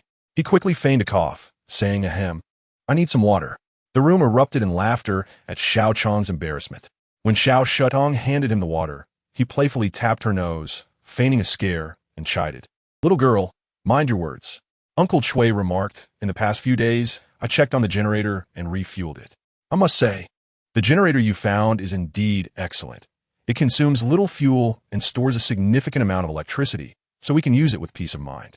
Moreover, we have cleared all the grass around the villa and found some wheat seeds in your room, which we have planted. By autumn, we shall be able to enjoy the fruits of our labor. Li Chong added enthusiastically. Xiao Chong recalled that he had won that in a lottery and had left it neglected in his bedroom. He had not anticipated it would be put to such good use. Our base is improving splendidly, he exclaimed, as a gentle breeze wafted through the room. A voice from outside, belonging to Aunt Wang, called out, Come down for dinner. The chicken soup is ready. Let us go, it's time to eat. Help me down. I wish to join, Xiao Chong said to those heading out. Stay put. I'll bring it to you shortly, Yang Shui retorted coldly, glaring at Xiao Chong. He shivered at her response and lay back on the bed, choosing to remain silent. Perhaps due to the exhaustion from battling zombies or the increase in his appetite following his upgrade. Xiao Chong devoured 4 large bowls of rice and 3 bowls of chicken soup before he was satisfied. Chapter 46. Reward items in the afternoon, reclining on the bed. Xiao Qiang summoned Xiao Cong, eager to inspect his recent gains. "Xiao Cong, are you there?" he inquired, closing his eyes and speaking in his mind. "Master, you have finally awakened. I was beginning to think you wouldn't pull through." The little girl teased upon her arrival. What was I to do? That long-tongued zombie was exceptionally formidable. I barely triumphed. Xiao Cong defended himself. "You truly are the most inept host I know. With such a powerful assistant by your side, how could you sustain so many injuries from a mere level 4 zombie? Furthermore, you have squandered the precious Qian umbrella in such a manner." Xiao Cong expressed her disdain for the zombie and frustration at Xiao Chong's incompetence. Xiao Cong couldn't help but scoff, and it was merely a level 4 zombie. "Well then, Xiao Cong, show me my upgrade rewards, as well as the rewards for slaying the level 4 zombie," he continued, growing impatient to see what awaited him. "Certainly, master. The reward for defeating a level 4 zombie includes 2,000 experience points, 3,000 exchange points, equipment, a crimson gold dagger, advanced, crafted from Wujin, capable of merging with the Qian umbrella, a rifle AK-47, intermediate, a heat weapon with rapid-fire capability, accompanied by 500 bullets, medicine, recovery potion, intermediate, a small vial of liquid that can heal non-lethal injuries, regenerate muscle tissue, disperse blood clots without scarring, suitable for oral or topical use. Skill, Tiger Claw Technique, intermediate. Fingers morph into claws capable of crushing stone and wood. Once mastered, can leave marks on metal, consuming 200 stamina points. Daily items. 2 rechargeable walkie-talkies with a coverage range of 500 meters. Xiao Cong meticulously detailed the rewards, showcasing the bounty for defeating the level 4 zombie within Xiao Chong's mental interface. Gazing at the array of rewards displayed, Xiao Cong felt his mouth water. Should anyone have entered his bedroom at that moment, they would have found him lying in bed, eyes shut, mouth agape, hands rubbing together in delight, and an exaggerated grin on his face, leading one to suspect he was lost in some whimsical dream. Why are there so many rewards? Even a piece of advanced equipment. Xiao Cong could not contain his curiosity and queried Xiao Cong, recalling that the last time he had received advanced items was upon completing the task of establishing the Apocalypse base. What Xiao Cong was unaware of was the inherent difficulty in establishing such a base, as both site selection and defense efforts posed significant challenges. His swift completion of the task was largely due to his familiarity with Longshan Park, where zombies were scarce and resources abundant. Furthermore, his ability to defeat zombies 2 levels higher than himself had also contributed to the generous rewards. "Hi, Xiao Cong, didn't you mention that Wujin is one of the most precious materials in this apocalypse? How is it that I've already acquired 2 weapons made from it?" Xiao Cong inquired, pointing at the crimson gold dagger. "Master, you truly are oblivious to your own fortune. Without this system, you would not even have had the opportunity to see Wujin. Thankfully, this system has gone to great lengths to prepare the accompanying Qian umbrella gear for you." Xiao Cong replied, pouting in indignation. All right, Xiao Cong, I apologize. Wujin is indeed a precious material. However, this recovery potion has also been meticulously prepared for me. Hasn't it? Xiao Cong said, repeatedly expressing his contrition. Of course, if it weren't for the weighty responsibilities resting upon you, I wouldn't bother with you at all, Xiao Cong responded. Thank you, Xiao Cong. He expressed his gratitude, feeling a twinge of regret. Had he not been injured, he might have obtained a potion akin to the body refinement potion. How delightful that would have been. Nonetheless, accepting the situation, he realized that not only would he recover swiftly, but he could also assist Lin Bingyan in her recuperation. Looking again at the Tiger Claw technique and the AK-47, he recognized the former as an additional life-saving skill, although it would require consumption of 200 stamina points. The crux of the matter lies with the AK-47. Possessing it transforms one from a mere bird gun to a formidable weapon, significantly enhancing one's efficacy against zombies. The experience gained from such encounters is indeed gratifying, though the only shortcoming remains the scarcity of machine guns. However, pondering over Wang Liang, Xiao Cong ultimately resolved to bestow the machine gun upon him. Since their arrival at the villa, Wang Liang had felt inadequate, unable to partake in the collective struggle against the undead, often succumbing to a melancholic demeanor. In addition, there was the walkie-talkie. As long as they remained within a kilometer, they could split into 2 teams without the worry of losing contact. Furthermore, it was rechargeable, perfectly suited to the current conditions of the villa, allowing for repeated use. Satisfied, Xiao Qiang turned to Xiao Cong and said, "Now, please show me the upgrade rewards." Chapter 47. Upgrade rewards. Very well, esteemed host, Xiao Cong replied, but I must first caution you that level 5 represents a critical juncture. Prior to reaching this level, one merely surpasses the physical limits of a human body, whereas level 5 ushers in an entirely new realm of understanding. Prepare yourself, and do not embarrass yourself as you did earlier. Xiao Cong cast a disdainful glance, offering a preemptive warning to Xiao Qiang. All right, Xiao Qiang acquiesced. After a prolonged period without upgrades, he was eager to heed Xiao Cong's every word following his last ascension to level 4. Thus, esteemed host, your current level is now 5. The rewards include a dual eye recognition function, intermediate, capable of identifying adversaries below a certain level. An enhancement of both strength and speed into a single physical quality metric, an intermediate Desert Eagle pistol with 100 rounds, basic spear techniques, and 3 intermediate berserk pills, which grant 3 times your normal strength for 1 minute upon consumption, as well as 1 intermediate lottery draw and 1 basic lottery draw. As Xiao Cong enumerated the rewards, images of these items materialized in Xiao Qiang's mind. Before Xiao Cong could finish, Xiao Qiang interjected, "Wait, Xiao Cong, I have a question. I fear I may forget if you elaborate too much." With an exasperated roll of her eyes, Xiao Cong halted her explanation and addressed him. "All right. You truly are the most foolish host I have ever encountered. What is your query?" Feeling sheepish, Xiao Qiang scratched his head and asked, "What exactly is the dual eye recognition function? Can it reveal an opponent's weaknesses, or is it limited to identifying zombies?" With a lowly-like tone, Xiao Cong continued, "The dual eye recognition function is automatically conferred upon your eyes, allowing you to identify all enemies, provided they fall below a certain level. Currently, it can only indicate the enemy's level and does not disclose weaknesses." Xiao Qiang understood. This capability would enable him to ascertain an opponent's level at a glance, allowing for strategic retreats if necessary. Esteemed host, do not merely think of fleeing. It is through facing danger in real combat, particularly in life and death struggles like these, that your combat awareness and experience will truly enhance. Xiao Cong reminded him, having gleaned his thoughts. "Wait, how can you hear my thoughts?" Xiao Qiang realized, having not engaged in a mental dialogue with Xiao Cong, yet discovering that his musings were audible. "Of course, I also know that you enjoy." Xiao Cong teased, following him with an impish demeanor. "All right, I acknowledge your prowess, Xiao Cong. Now, what do you mean by physical quality and physical strength metrics?" Xiao Qiang rapidly shifted the topic. Physical quality is a composite measure of attributes such as strength, speed, and jumping ability, while physical strength pertains to the body's resilience to impact, essentially representing a comprehensive defensive capability, Xiao Cong elucidated. It seemed that the system intended to provide a holistic enhancement to his physical attributes following the upgrade. Moreover, the rewards included a pistol and spear techniques, which would prove useful given that his Qi sand could transform into a spear form after merging with the crimson gold dagger. However, it appeared that the Desert Eagle should also be gifted to Yang Shui. She had mentioned wanting a firearm some time ago, and he wondered when she would finally acquire one.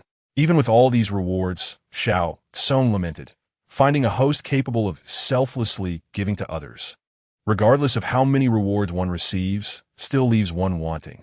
Scratching his head, Xiao Qiang remarked, "If they grow stronger, does that not also signify my own strength? After all, we are friends, and together we can better tackle this calamity." This time, Xiao Cong refrained from countering him verbally, instead reflecting inwardly with the rewards in hand. Why not first consider one's own needs? Such a kind-hearted and considerate individual. Are you a blessing or a curse to humanity? By the way, Xiao Cong, it seems you have not finished detailing the rewards. Please continue. Xiao Qiang suddenly recalled, urging her to elaborate. Xiao Cong momentarily interrupted from her thoughts, mused that since even he was willing to trust her, she too would extend her faith, recognizing this as a valuable quality within him, and thus, there was no need for needless worry. All right, now, esteemed host, you must pay close attention. The following information is crucial. Xiao Cong resumed her lively demeanor, shedding the previous seriousness. Chapter 48. 8 Gates of Duanjia. In the afternoon, within the villa of Longshan Base, Lin Bingyan awoke and, upon hearing from Li Wei that Xiao Cong had awakened, decided to visit him.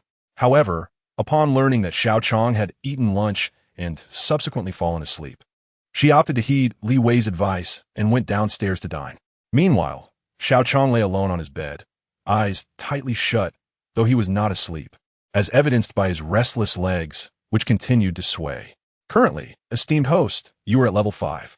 In addition to the aforementioned items, the most significant development is the 8 gates of Duanjia, which comprise opening gate, rest gate, life gate, injury gate, closing gate, scenery gate, shock gate, and death gate.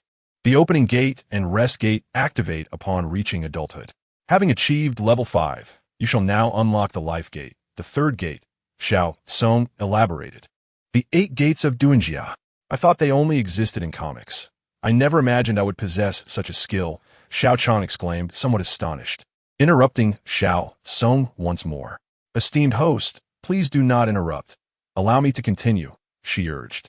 Upon unlocking the life gate, your strength will significantly increase, and you may also enhance your abilities through self-training. Xiao Cong paused, anticipating Xiao Cong's inquiries. As expected, Xiao Cong could not restrain himself from asking, if I train on my own, how will the system account for that in terms of experience? Is it easier to improve through self-training? When training independently, the system will convert your physical strength changes into a portion of experience points, while simultaneously enhancing your physical capabilities. However, training is inherently more challenging than combating zombies. As this is a benefit bestowed by the system, Xiao Cong clarified. Very well, please continue, Xiao Cong urged. Upon unlocking the life gate, your body will autonomously recover stamina. At your level 5, the stamina capacity is 1,000 points, which will fully replenish in approximately 1 week after exhaustion, Xiao Cong continued. Upon hearing this news, Xiao Cong could not contain his excitement and slapped the bed vigorously, causing a jolt to his back injury, which elicited a wince of pain, yet his face radiated enthusiasm. Esteemed host, I have warned you not to become overly excited. Could you please refrain from behaving as if you have never seen the world? Xiao Cong rolled her eyes, exuding an air of exasperation. At last, I have waited for this moment. Previously, I could only utilize stamina through potions or during upgrades, but now I can access it directly. While the replenishment may take time, the increased capacity is certainly a boon. If only the energy value could be reported earlier, then battling the long-tongued zombie would not have been such a strenuous endeavor. Xiao Cong could not help but express his excitement. It is still the fault of the host for not putting in more effort. It has taken so long to reach level 5 of the strong. Allow me to continue. Dear host, listen carefully. Individuals like Li Chong become stronger by directly unlocking the 3rd gate, while Lin Bingyan unlocks the 4th gate. Of course, at present, they can only unlock these gates. That is not the crux of the matter. The key difference between you and them, dear host, is that your 8 gates is also a form of advanced technique, aptly named 8 gates Dunjia, Xiao Cong remarked. Now it makes sense. No wonder Bingyan and the others exhibit unusual physical traits. However, why is it that Xiao Cong can already utilize the mutated energy, while Bingyan seems incapable of practical application at this moment? Xiao Cong inquired, puzzled. This illustrates the distinction between the 3rd and 4th gates.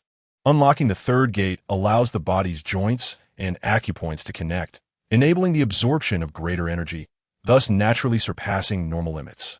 As for the secret of the 4th gate, your current level is still too low for me to disclose that information, Xiao Cong explained impatiently. Very well, Xiao Cong. You are in charge. I have another question. Who exactly is Yang Shui? Xiao Cong had always harbored doubts about Yang Shui and decided to voice them now. No comment. So, dear host, do you wish to learn the Tiger Claw technique and the basic spear technique? Xiao Cong inquired. Yes, I will learn them right away. The sooner one learns martial arts, the better. One cannot afford to let them languish. As Xiao Cong absorbed the techniques transmitted to his mind, Xiao Cong continued. Shall we utilize a lottery opportunity? For now, let us hold off on the lottery. I have acquired quite a few items today and would like to digest them first before drawing again. Very well. I shall now present your attributes, dear host. Xiao Cong stated. I can hardly contain my eagerness to see my attributes as a level 5 strong, Xiao Cong said confidently, pursing his lips. Chapter 49. The integration of the 1,000 mechanisms umbrella host. Xiao Qiang physical qualities. 200, average adult. 50, physical strength. 230, average adult. 50, skills acquired. Wolf Fong staff technique. Dragon's movement technique, beginner.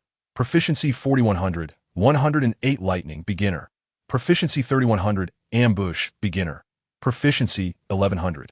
Tiger claw technique, beginner. Proficiency 0100, 3 gates of 8 gates. Dunjia unlocked marketplace privileges. Level 1, can only purchase low-level weapons, medicines, food, etc. Lottery privileges. Level 1, 3500 overall evaluation.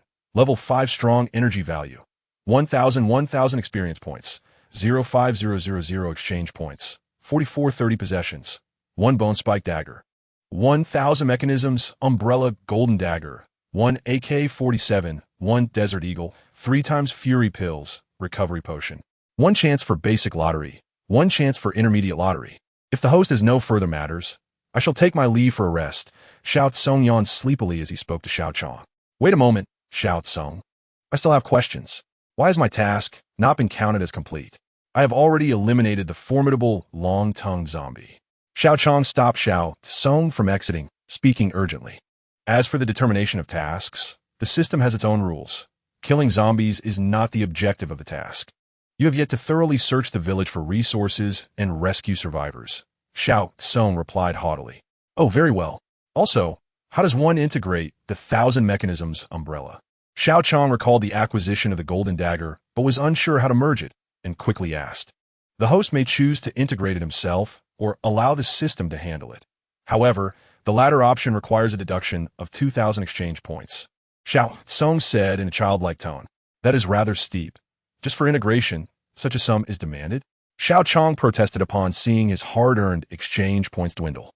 The host may also assemble it independently. However, I must caution you that the black gold is an exceptionally hard material, and the cutting tools you can conceive of may shatter upon contact. Xiao Cong teased, looking at Xiao Qiang. Very well, you monopolize everything, leaving no alternatives. Xiao Qiang grumbled as he gazed at the 2,000 exchange points that had just been deducted. Please wait 10 minutes, and you shall receive a magnificent 1,000 mechanisms umbrella, dazzling to the host's eyes. No, I mean splendid to behold, Xiao Cong mischievously remarked. Xiao Qiang rolled his eyes, unsure of how to respond to Xiao Cong. Since a 10-minute wait was required, he decided to retrieve the recovery potion from the system. Slowly holding the recovery potion in his hand, Xiao Qiang felt less agitated this time. After losing over 2,000 exchange points, he had calmed considerably. The recovery potion was contained in a small white plastic bottle. Upon opening it, a bitter scent wafted out, and the liquid appeared brown. Reminded of the saying that good medicine is often bitter, Xiao Qiang steeled himself and swiftly consumed more than half the bottle. The bitter taste immediately assaulted his palate, and he hastily drank a cup of water to alleviate the flavor. After securing the bottle cap, he saved the remainder of the potion for Lin Bingyan. At that moment, he noticed that the pain from the wound on his back had diminished. Turning around to find a more comfortable position, he felt a tingling sensation in the area. Reaching under the gauze, he discovered that the large wound inflicted by the long-tongued zombie had gradually begun to heal, leaving only a few narrow cuts while the bleeding had ceased and the oppressive feeling in his chest from the second-level zombie had completely vanished. Chapter 50. The recovery potion. Xiao Qiang exhaled deeply, sitting upright and marveling at the potency of the potion, already planning to stock up on more in the future. Ding! The 1,000 mechanisms umbrella has been successfully integrated with the golden dagger. Please check, dear host.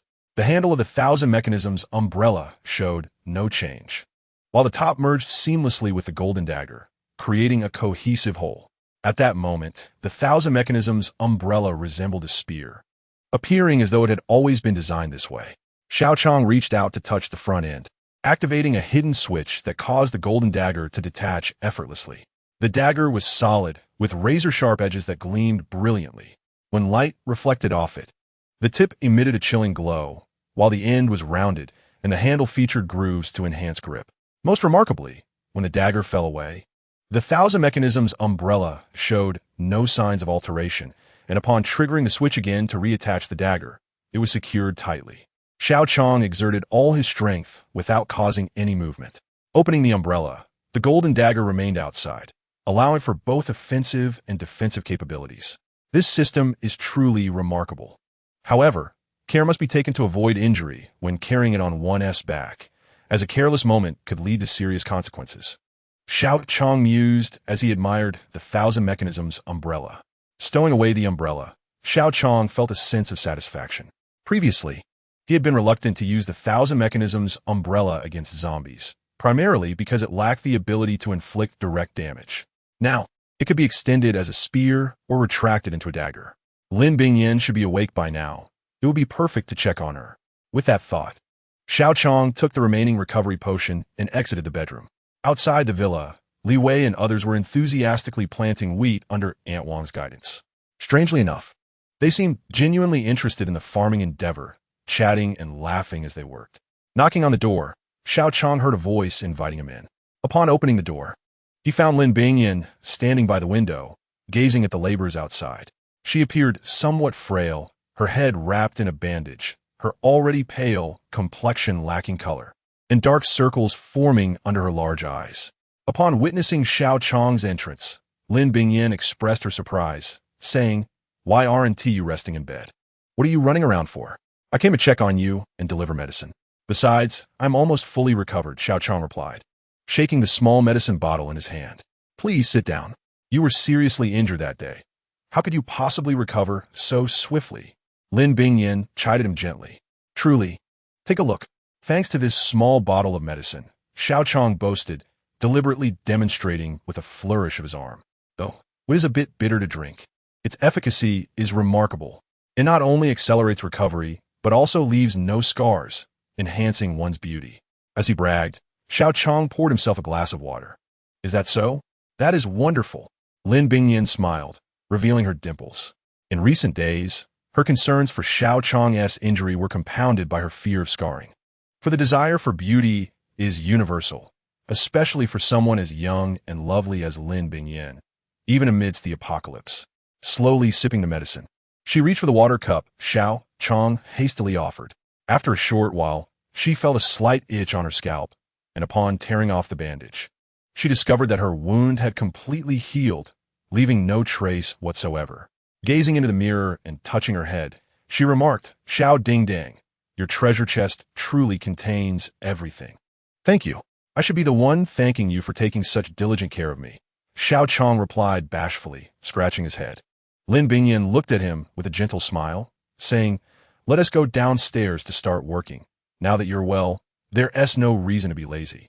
With that, she urged Xiao Qiang towards the stairs. Upon reaching the ground floor, they recounted the events to the others. A few, aware of Xiao Qiang's uniqueness, did not inquire further, though Yang Shui cast a meaningful glance in his direction. Chapter 51. Cultivation Upgrade in the Early Hours of Dawn. As the sun began to reveal its brilliance, at Longshan Base, for figures were jogging around the villa. Upon closer inspection, one figure was noticeably faster than the others, completing nearly 2 laps while the others barely finished one. This individual was none other than Xiao Qiang, who, despite his speed, was still tempering his pace. The other 3 were Wang Liang, Wang Peng, and Li Chong. Throughout that week, Xiao Qiang had refrained from entering the village, waiting for his back injury to mend. The 4 had agreed to exercise together every morning, and after Xiao Qiang reached level 5 of strength, his stamina had significantly increased, leading to the others watching as he lapped them repeatedly during their runs. After their daily exercises, the group would assist Aunt Wang in farming. Moreover, under Yang Shui's guidance, they gathered small sticks and cut branches nearby to fortify their defenses around the villa and the adjacent fields with a barrier of stakes. On this day, after the other 3 returned to the villa post-run, Xiao Qiang wandered into a nearby grove. With a powerful roar, he unleashed the tiger claw technique, his right hand transforming into a claw as he struck the tree trunk, leaving 5 finger impressions and tearing the bark away. Congratulations, host. Tiger Claw Proficiency Level 1. Current level, Entry Level, Proficiency 1100. Transitioning to the 108th Thunder Technique, Xiao Qiang transformed his claw into a fist, inhaling deeply before delivering a punch. Wood chips flew as he left a fist-sized imprint on a tree thick enough to be embraced by a person. Congratulations, host. 108th Thunder Proficiency Level 1. current level, entry level. Proficiency 4,100. Employing the swimming dragon technique, Xiao Qiang moved gracefully, his body flowing like a dragon as he darted around numerous trees, not disturbing a single leaf. Congratulations, host. Swimming dragon technique, proficiency level 1, current level. Entry level, proficiency 5,100. As he approached a large tree, Xiao Qiang vanished in an instant, reappearing at the spot where he had left the punch mark. Congratulations, host. Ambush proficiency level 1, current level. Entry level, proficiency 2,100. After completing the series of techniques, Xiao Qiang was drenched in sweat. Though the duration was brief, it demanded considerable focus and strength. Satisfied, he strolled back to the villa, where he found everyone gathered in a circle, with Aunt Wang cooking nearby. He approached to discover Wang Liang and Li Chong engaged in an arm wrestling match. Wang Liang was gripping Li Chong's single hand with both of his face flushed and veins bulging, while Li Chong appeared relatively relaxed. Nevertheless, Wang Liang's hands were gradually being pressed onto the stone table by Li Chong's steady effort. Brother Chong, you're back. It seems that in these days, Xiao Qiang's strength has increased quite a bit, Wang Peng remarked upon seeing Xiao Qiang. Xiao Qiang gained power from that beam of white light, although we still don't fully understand its origins. As for Brother Liang, his diligent training means that, had this been before the apocalypse, the three of us would hardly stand a chance against him. Xiao Qiang interjected, aiming to defend Wang Liang. Wang Liang cast a grateful glance at Xiao Qiang, stating, I'm fine. With the rifle you provided, I'll surely be faster at taking down zombies than you guys. But Xiao Qiang's strength is indeed formidable among us. Only you could match him. Why don't you give it a try? Come on, Brother Chong. Let us test our strength. Li Chong encouraged from his seat. As young men, the surrounding crowd began to cheer them on. All right, then let us see how it goes, Xiao Qiang said, rolling up his sleeves as he prepared for the challenge. The two sat at the table, and upon Wang Liang's signal, they began to exert their strength. Li Chong's strength was indeed notable. Xiao Qiang gradually increased his force, and even at full power, he could not budge Li Chong. However, observing Li Chong's face, which was also reddened with effort, revealed that he was straining equally hard.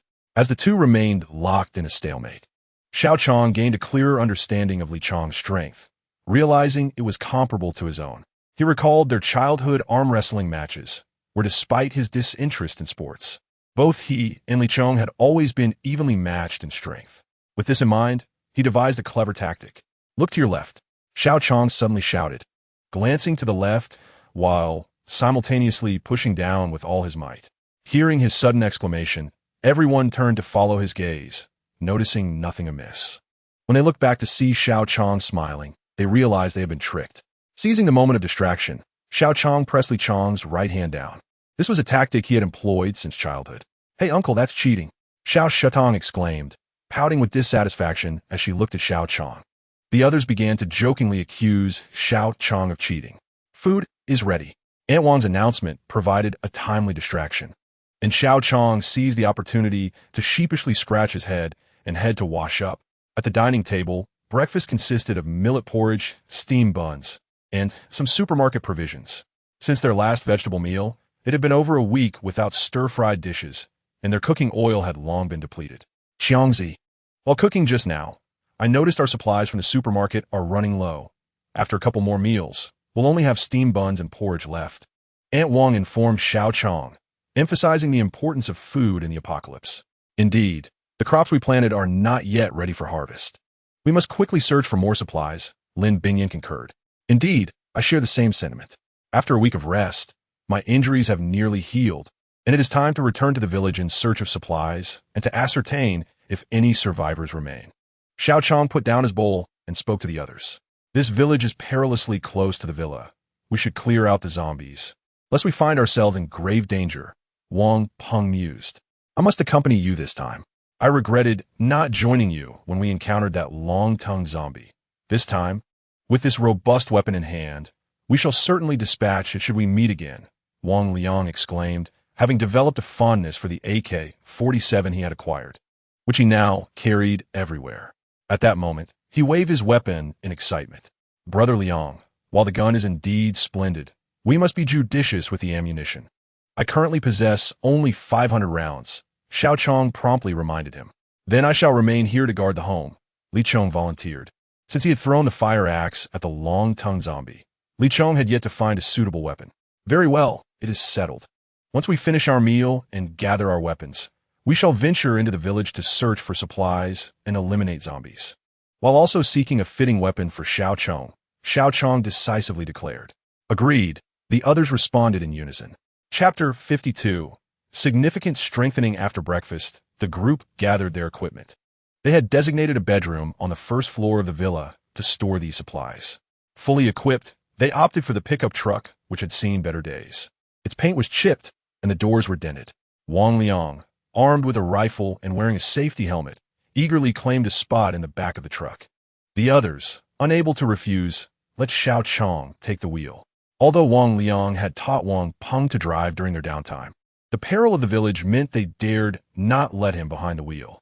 In the truck, Xiao Qiang observed Lin Bingyan in the passenger seat, diligently jotting down notes. Curious, he asked, "Bingyan, what are you writing?" "I am making a list of the items we need so that we can efficiently search once we reach the village."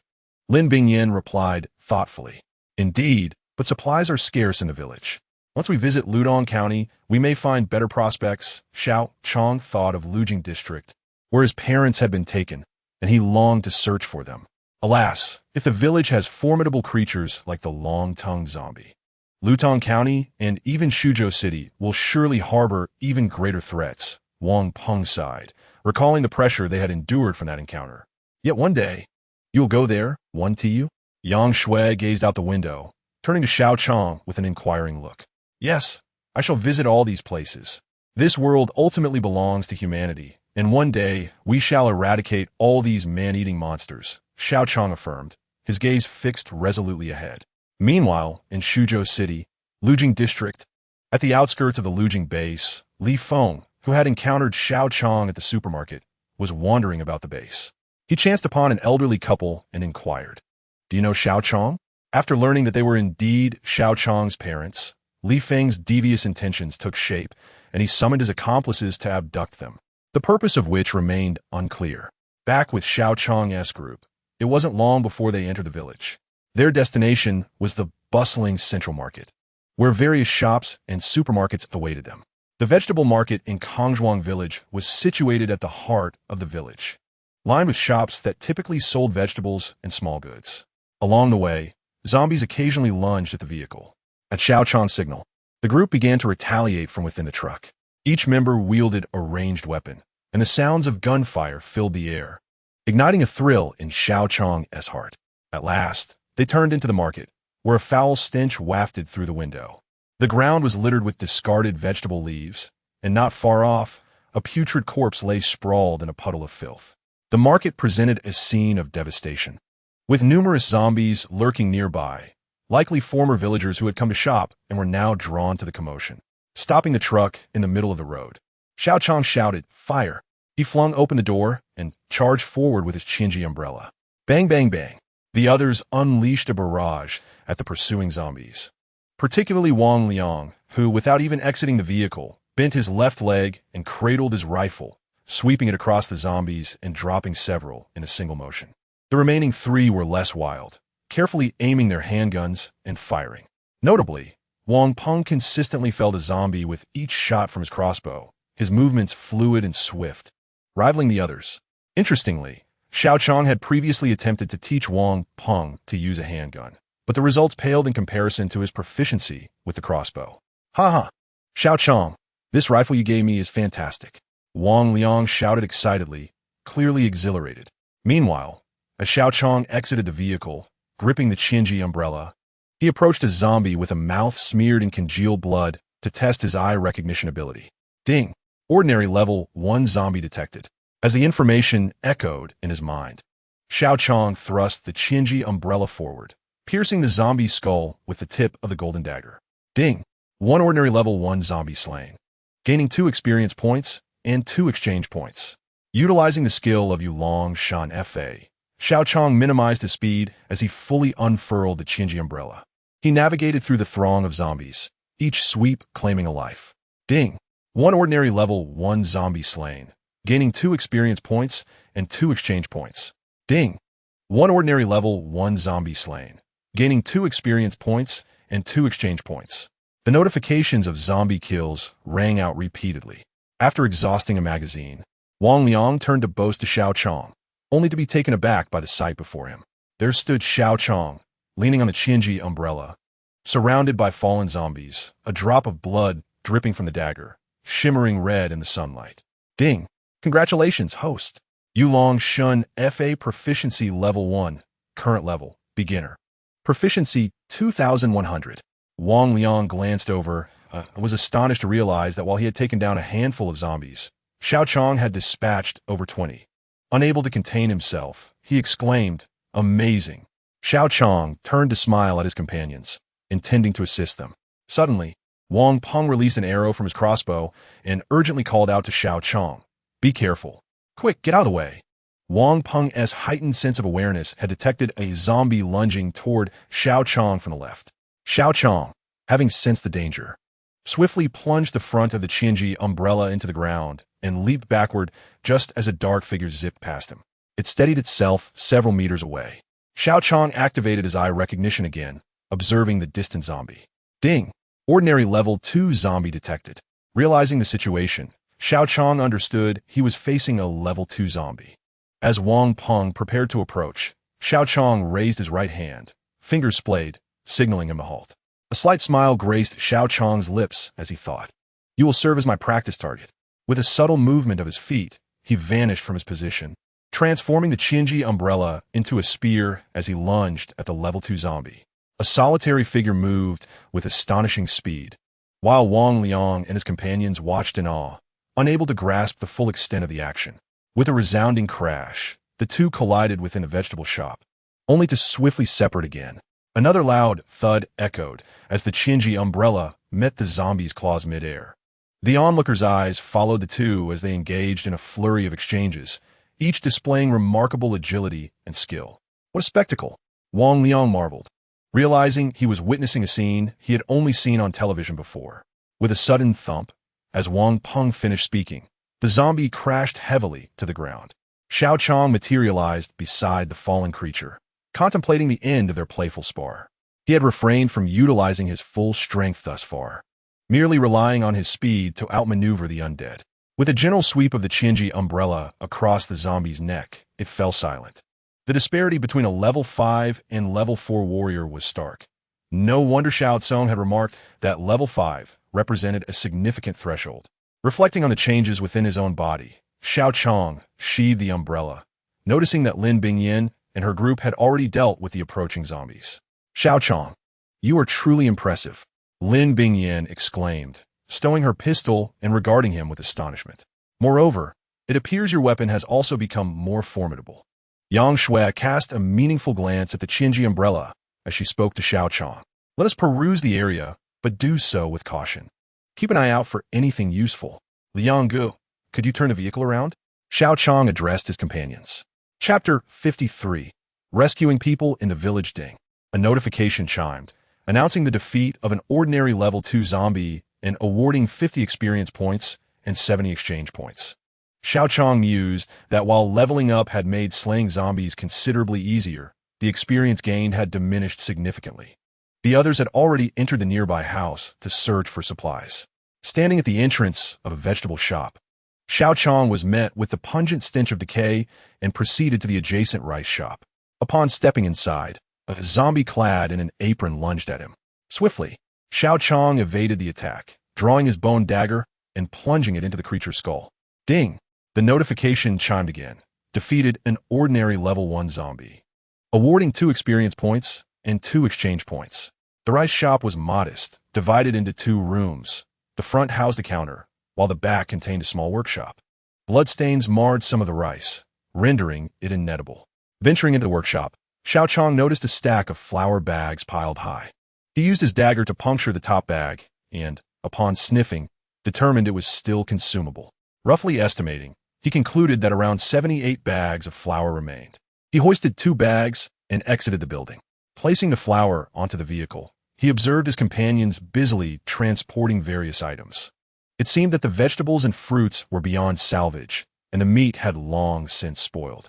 Fortunately, some supermarket goods remained edible. Wang Peng emerged from the supermarket carrying a box of drinks and remarked to Xiao Qiang, "Indeed, we have little choice but to endure. We can search again later." Xiao Qiang replied, "Is anyone there? It's a person, isn't it?" As they conversed, a voice suddenly called out. Turning towards the sound, they spotted a figure atop a nearby roof, its movements suggesting it was human rather than a zombie. "Yes, it's a person. Rest assured. There are no zombies here for the time being." Xiao Qiang beckoned to the silhouette on the roof. Hearing his call, Lin Bingyin and her companions emerged from the house. The figure on the roof shouted toward the courtyard, "It's a person, not a monster. Let's head over." Shortly after, a group of a dozen individuals, both men and women, rushed down the road, armed with various farming tools. They appeared gaunt and weary, some even bearing dark circles under their eyes. "Xiao Qiang, is it you?" called out a young man who looked slightly familiar. Upon closer inspection, Xiao Qiang recognized him as Zhang Jin, a former elementary school classmate. He had seen Zhang Jin a year ago. Once handsome, he had now lost considerable weight. "Zhang Jin, it's you. How have you become so thin?" Xiao Qiang approached him. "This brother here, it's good that you recognize us. We are all from the same village, and we've been starving for several days. We're just going to eat something." Zhang Jin's words were interrupted by a stocky middle-aged man named Hussein, known for his wealth, who interjected eagerly. Xiao Qiang watched as the group began to devour the food from the vehicle, their ravenous hunger evident. Exchanging glances with his companions, they felt a sense of helplessness.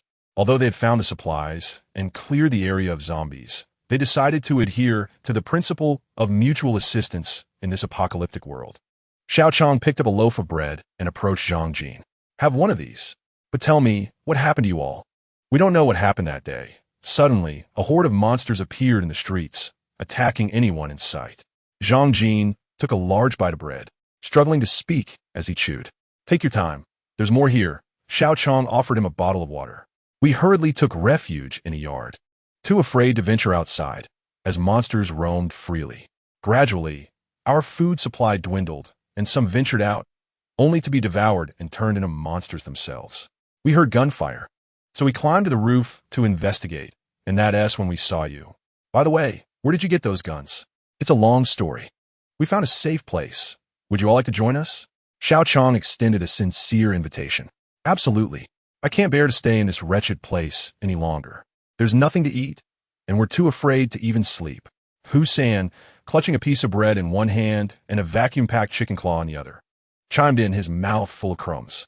Lin Bingyin and Yang Shui, who had been nearby, exchanged glances and discreetly stepped aside. "All right, let us gather our supplies and head back together. However, we might be short on vehicle space. Do you know where we can find more?" Xiao Qiang inquired. "Yes, my car is just around the corner," Hussein replied thoughtfully. "I have a vehicle nearby as well." Another voice chimed in. "Wang Liang, Wang Peng. You two go with them to retrieve the cars," Xiao Qiang instructed. "Understood." The remaining group swiftly filled the truck bed with supplies, marveling at how much could be accomplished with a larger team. Before long, they had nearly emptied the nearby stores. Wang Liang and his companions returned with 2 vehicles, and they organized the distribution of supplies before setting off back to the villa. On the journey, Xiao Qiang drove the pickup at the front, while zombies continued to pursue them from either side, though their numbers had significantly dwindled, with Wang Peng and his companions dispatching those that came too close.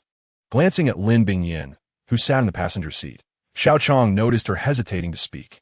He broke the silence, saying, "Once we return, I plan to arrange for them to stay temporarily at a hotel. First, the villa has limited space and cannot accommodate so many people. Second, it would be awkward for everyone to stay together if they are not familiar with one another. In these times, it is wise to remain cautious about human nature." Lin Bingyin cast a grateful glance at Xiao Qiang and added, "Yes, we can all eat together since we have the same food. However, we must also work together. Xiao Qiang, it would be best for you to discuss this with your neighbors. In the past, with fewer people, we could negotiate everything.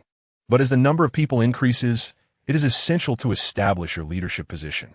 Suddenly, Yang Shui, who had remained silent in the back seat, spoke up. "Indeed, Xiao Qiang, our base needs a leader, and you are the most suitable candidate." Wang Liang nodded in agreement.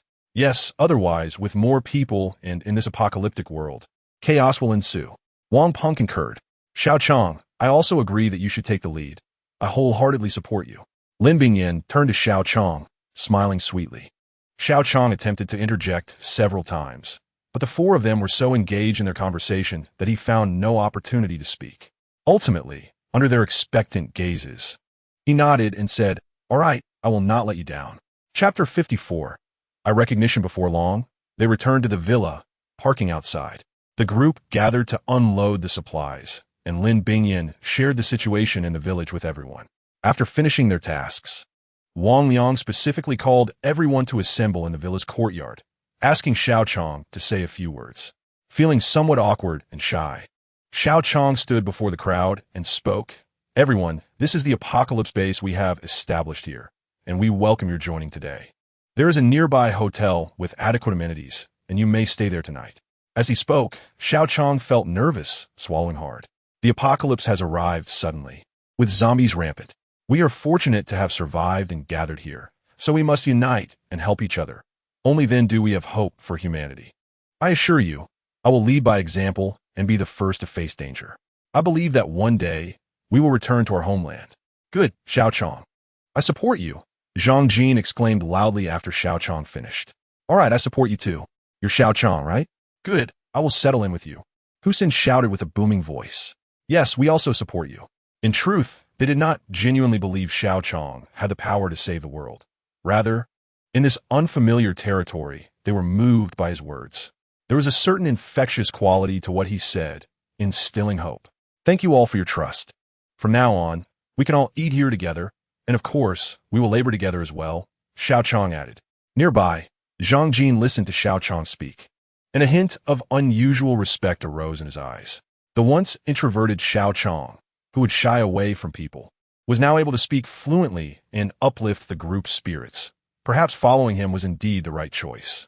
After Xiao Qiang's speech, the group reached a temporary consensus. During lunch, Aunt Wang had intentionally steamed many more buns. Unable to fry dishes, they were fortunate to have brought back plenty of groceries from the supermarket. Despite their hardships, they were not picky and managed to start a fire, cooking the meal without much delay. With so many people, the atmosphere naturally became lively. While everyone was enjoying their meal and chatting animatedly, Xiao Qiang utilized his eye recognition function to scan each person. Among the 10 or so newcomers, all were ordinary individuals. With no mutations detected, it appeared that those who could undergo changes under the white light were indeed few. After observing the newcomers, Xiao Qiang glanced at the few people inside his villa. Lin Bingyan, ability level 2. Wang Peng, ability level 3. Li Chong, strength level 3. Apart from these three, the rest, including Yang Shui, were ordinary people. Based on Xiao Qiang's understanding, Lin Bingyan possessed a unique ability related to ice, which he referred to as the ice system. Wang Peng had an exceptional talent for sensing his surroundings and shooting, particularly with cold weapons, while he was utterly hopeless with firearms. Li Chong, as Xiao Qiang mentioned, had directly unlocked the third door at the strength level and was currently at level 3. His emphasis on power made him capable of matching Xiao Qiang in an arm wrestling match. At that moment, Xiao Qiang tugged at Xiao Qiang's sleeve, holding a bottle of milk and chirping, Uncle, please help me open the cap." Xiao Qiang, who was currently engaged in using the eye recognition function to observe others, instinctively looked down at Xiao Qiang upon hearing her call. Ding, undetectable. Hearing the prompt sound, Xiao Qiang frowned, thinking there was an error in detection, and used the function on Xiao Qiang again. Ding, undetectable.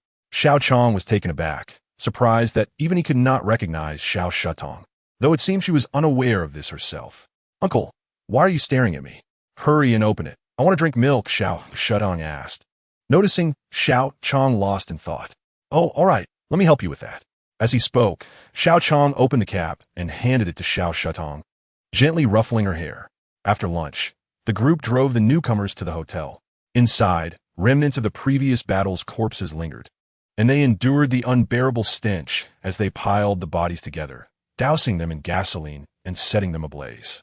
They spent the afternoon cleaning the hotel lobby, with Xiao Qiang and his companions leading the effort. Fortunately, both the hotel and villa shared the same electricity and water supply, making the work significantly easier due to Xiao Qiang's prior preparations. Once everything was completed, everyone selected their rooms and returned to the villa for dinner. With the increased number of people, 2 fires were lit, and the spacious villa yard still felt ample despite the crowd. As they enjoyed rice porridge and heated vacuum-sealed food from the supermarket in a frying pan, laughter and conversation filled the air, creating a lively atmosphere. At first glance, one might hardly believe they were in an apocalypse. It resembled a gathering instead. After dinner, everyone tidied up and prepared to return to the hotel. Xiao Qiang, feeling concerned, decided to take 2 miner helmets with him and personally escort them over, with Lin Bingyin accompanying him. Upon arriving at the hotel, Xiao Cong reiterated his instructions, emphasizing the importance of conserving electricity, locking the doors, and organizing shifts for the night. The 2 left the hotel and, since it was not far, chose to walk back. The moonlight shone brightly, illuminating the path, casting 2 long shadows that advanced side by side. You are quite responsible on your first day as a leader. You are so hands-on, Lin Bingyin teased as she walked ahead, glancing back at Xiao Cong. Feeling somewhat embarrassed, Xiao Cong scratched his head and replied, "What leader? It's rare for everyone to trust me like this, and I'm just afraid of disappointing them. Bingyin, do you think I did all right today? All right? You were exceptional. If you keep this up, you will be overwhelmed with trivial matters, let alone dealing with zombies and saving humanity." Lin Bingyin stopped and smiled at Xiao Cong. "What should I do then? I'm always worried that I'm not doing well enough." Xiao Cong continued, "My father once taught me that as a leader, it is crucial to delegate some authority to those around you. As long as you keep the direction correct, it will be fine. This way, the people around you can feel a sense of accomplishment, and you can also ease your burden." Lin Bingyin pondered while addressing Xiao Cong. "I have learned much. I hope you will continue to guide me, Teacher Lin." Xiao Cong bowed elegantly to Lin Bingyin and teased, "Huh, dare you mock me? Watch me not hit you."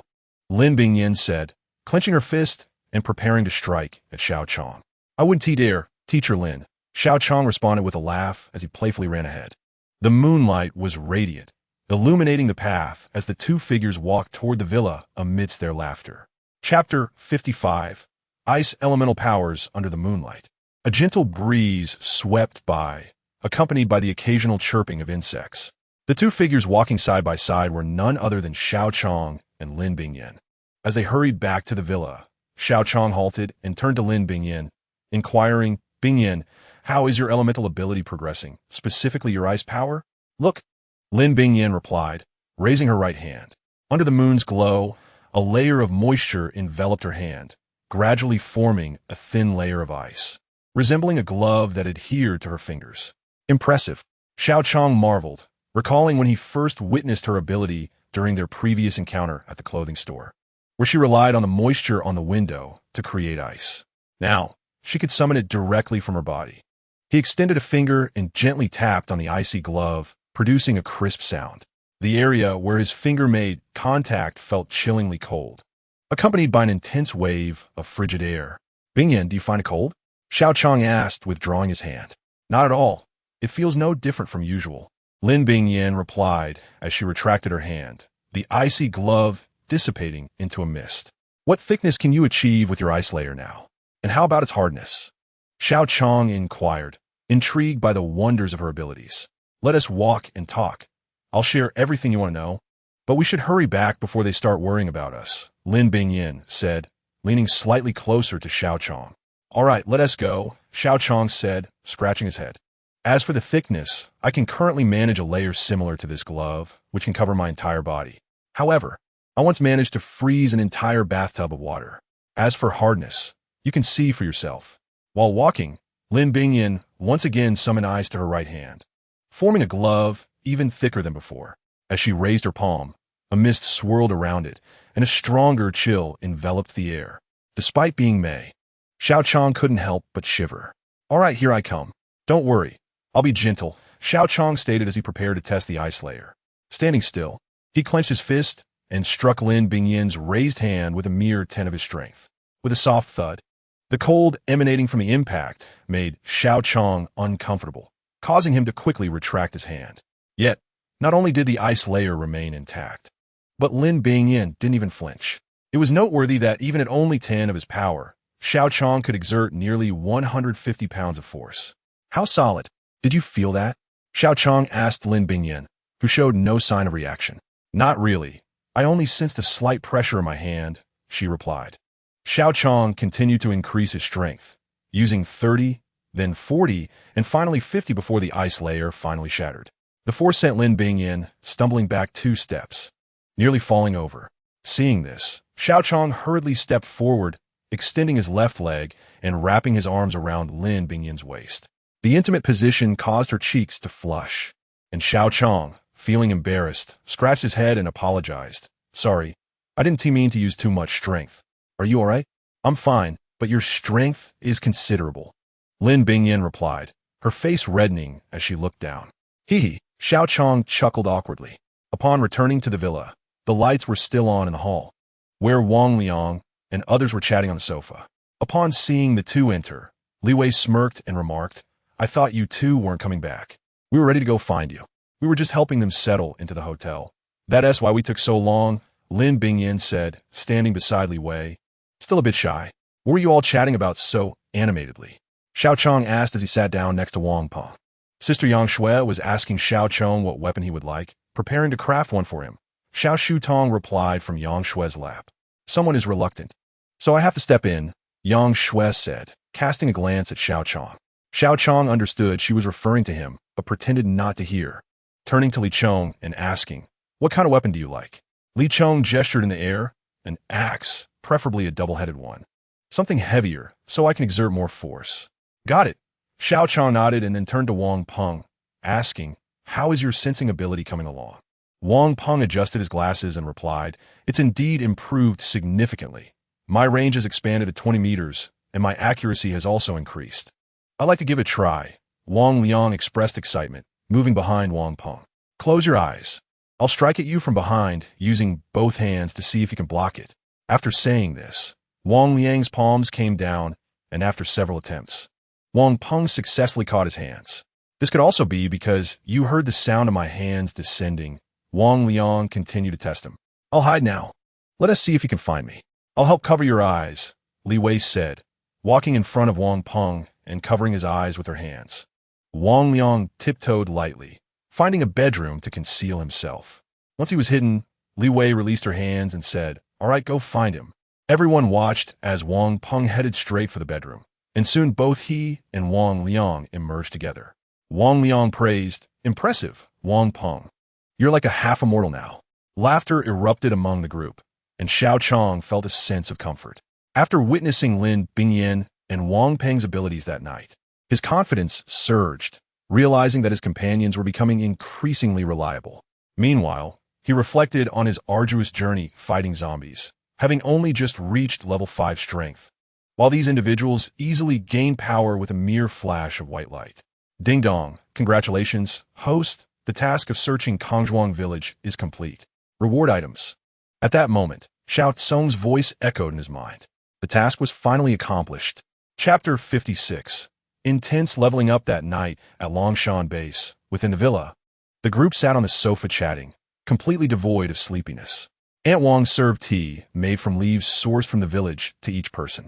Brother Chong, today the base received over 10 new arrivals. What are your plans moving forward? Wang Peng asked. Blanto. Xiao Cong began, but was interrupted by Lin Bingyan's gentle cough, casting a glance at him. Does anyone have suggestions? Xiao Cong promptly changed his wording.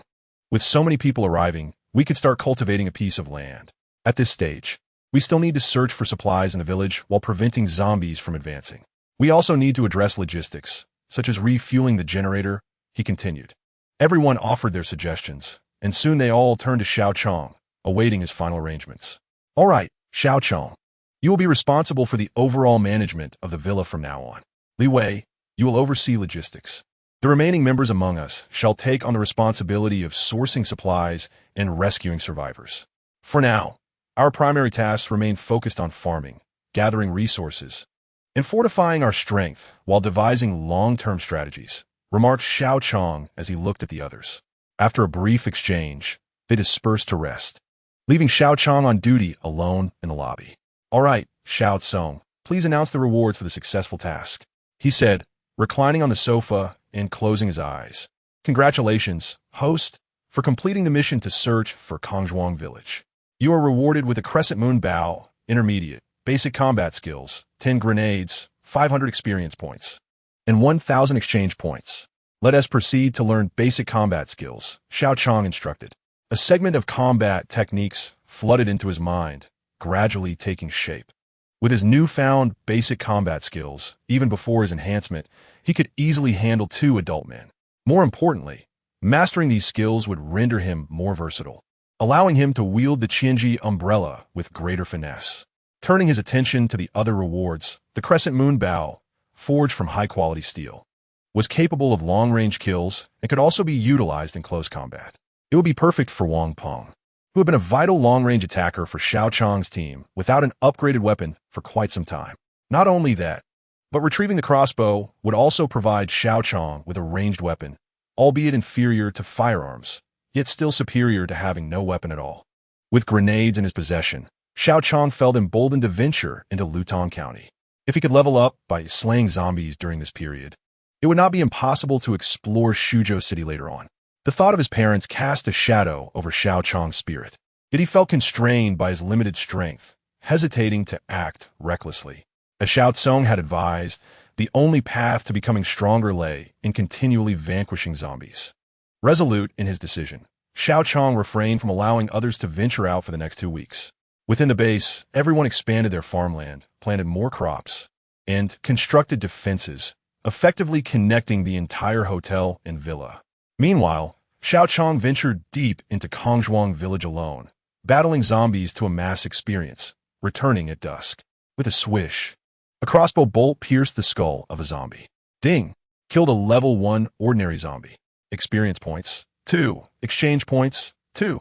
The Qianji umbrella gleamed as the sharp golden dagger sliced through the zombie's throat, causing it to collapse lifelessly. Ding! Killed a level 2 ordinary zombie. Experience points, 50. Exchange points, 70. Utilizing the Yeshalong body technique, he darted behind a zombie, which turned around just in time to receive a palm strike from Bai Balei, smashing off half of its hand. Without faltering, he swiftly reappeared behind the zombie, plunging the bone-spiked dagger into its skull. Ding! Killed a level 3 ordinary zombie. Experience points, 300. Exchange points, 500. Ding! Congratulations, host. Bai Balei proficiency level 1, current level, beginner proficiency, 7100. Ding! Congratulations, host. Yeshalong body technique proficiency level 1, current level, beginner proficiency, 10100. Ding! Congratulations, host. Surprise attack proficiency level 1, current level, beginner proficiency, 4100. Over the course of 2 weeks, Xiao Qiang consistently engaged in combat with zombies, significantly improving both his experience and mastery of techniques. One day, after a hearty breakfast, Xiao Qiang set off for Kongzhuang village as usual. The village was permeated with the stench of decaying corpses, but he had grown accustomed to it. By evening, he encountered only a few scattered zombies. Taking a moment to rest on the steps, he summoned Xiao Cong Xiao Cong. Please check my experience points and exchange points. Certainly, master. Current strength is level 5 strongman. Experience points, 44, 765, 000. Exchange points, 7966, Xiao Cong replied. It appeared he was on the verge of leveling up. However, with so few zombies left in the village, it seemed prudent to seek another location to clear zombies and scavenge for supplies. With this thought, Xiao Qiang rose and headed back to the villa. Chapter 57. Guests at the villa. After 2 weeks of entering the village to slay zombies, Xiao Qiang had developed a routine of rising early each day. On this particular morning, thinking the zombies in the village had been sufficiently cleared, he indulged in a rare lie-in. Just as he was enjoying a deep slumber, he heard voices coming from the courtyard. Peering out the window, he saw over 20 individuals gathered outside, with Wang Liang among them, alongside approximately 20 newcomers.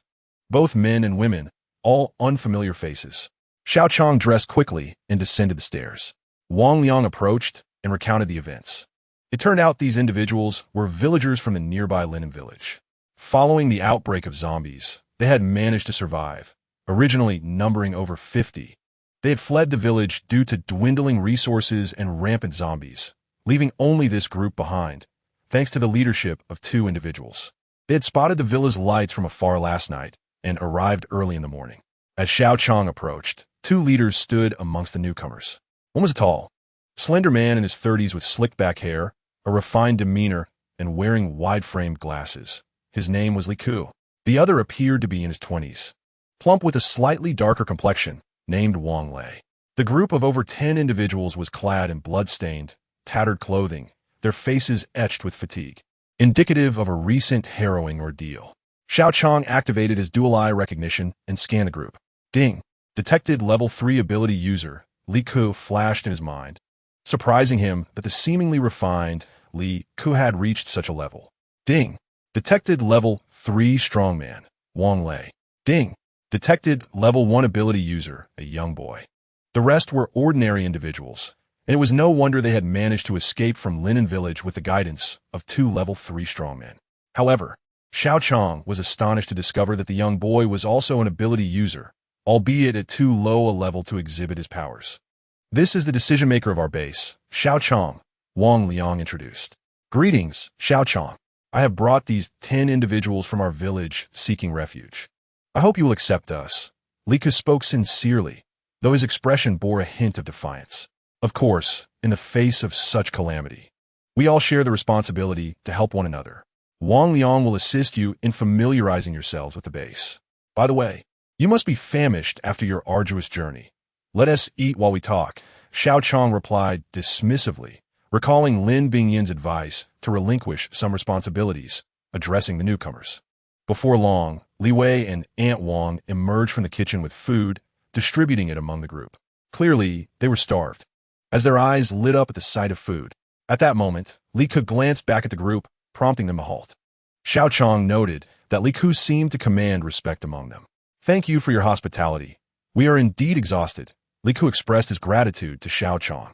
Xiao Qiang nodded silently, sensing a hint of discontent from Li Ku towards him.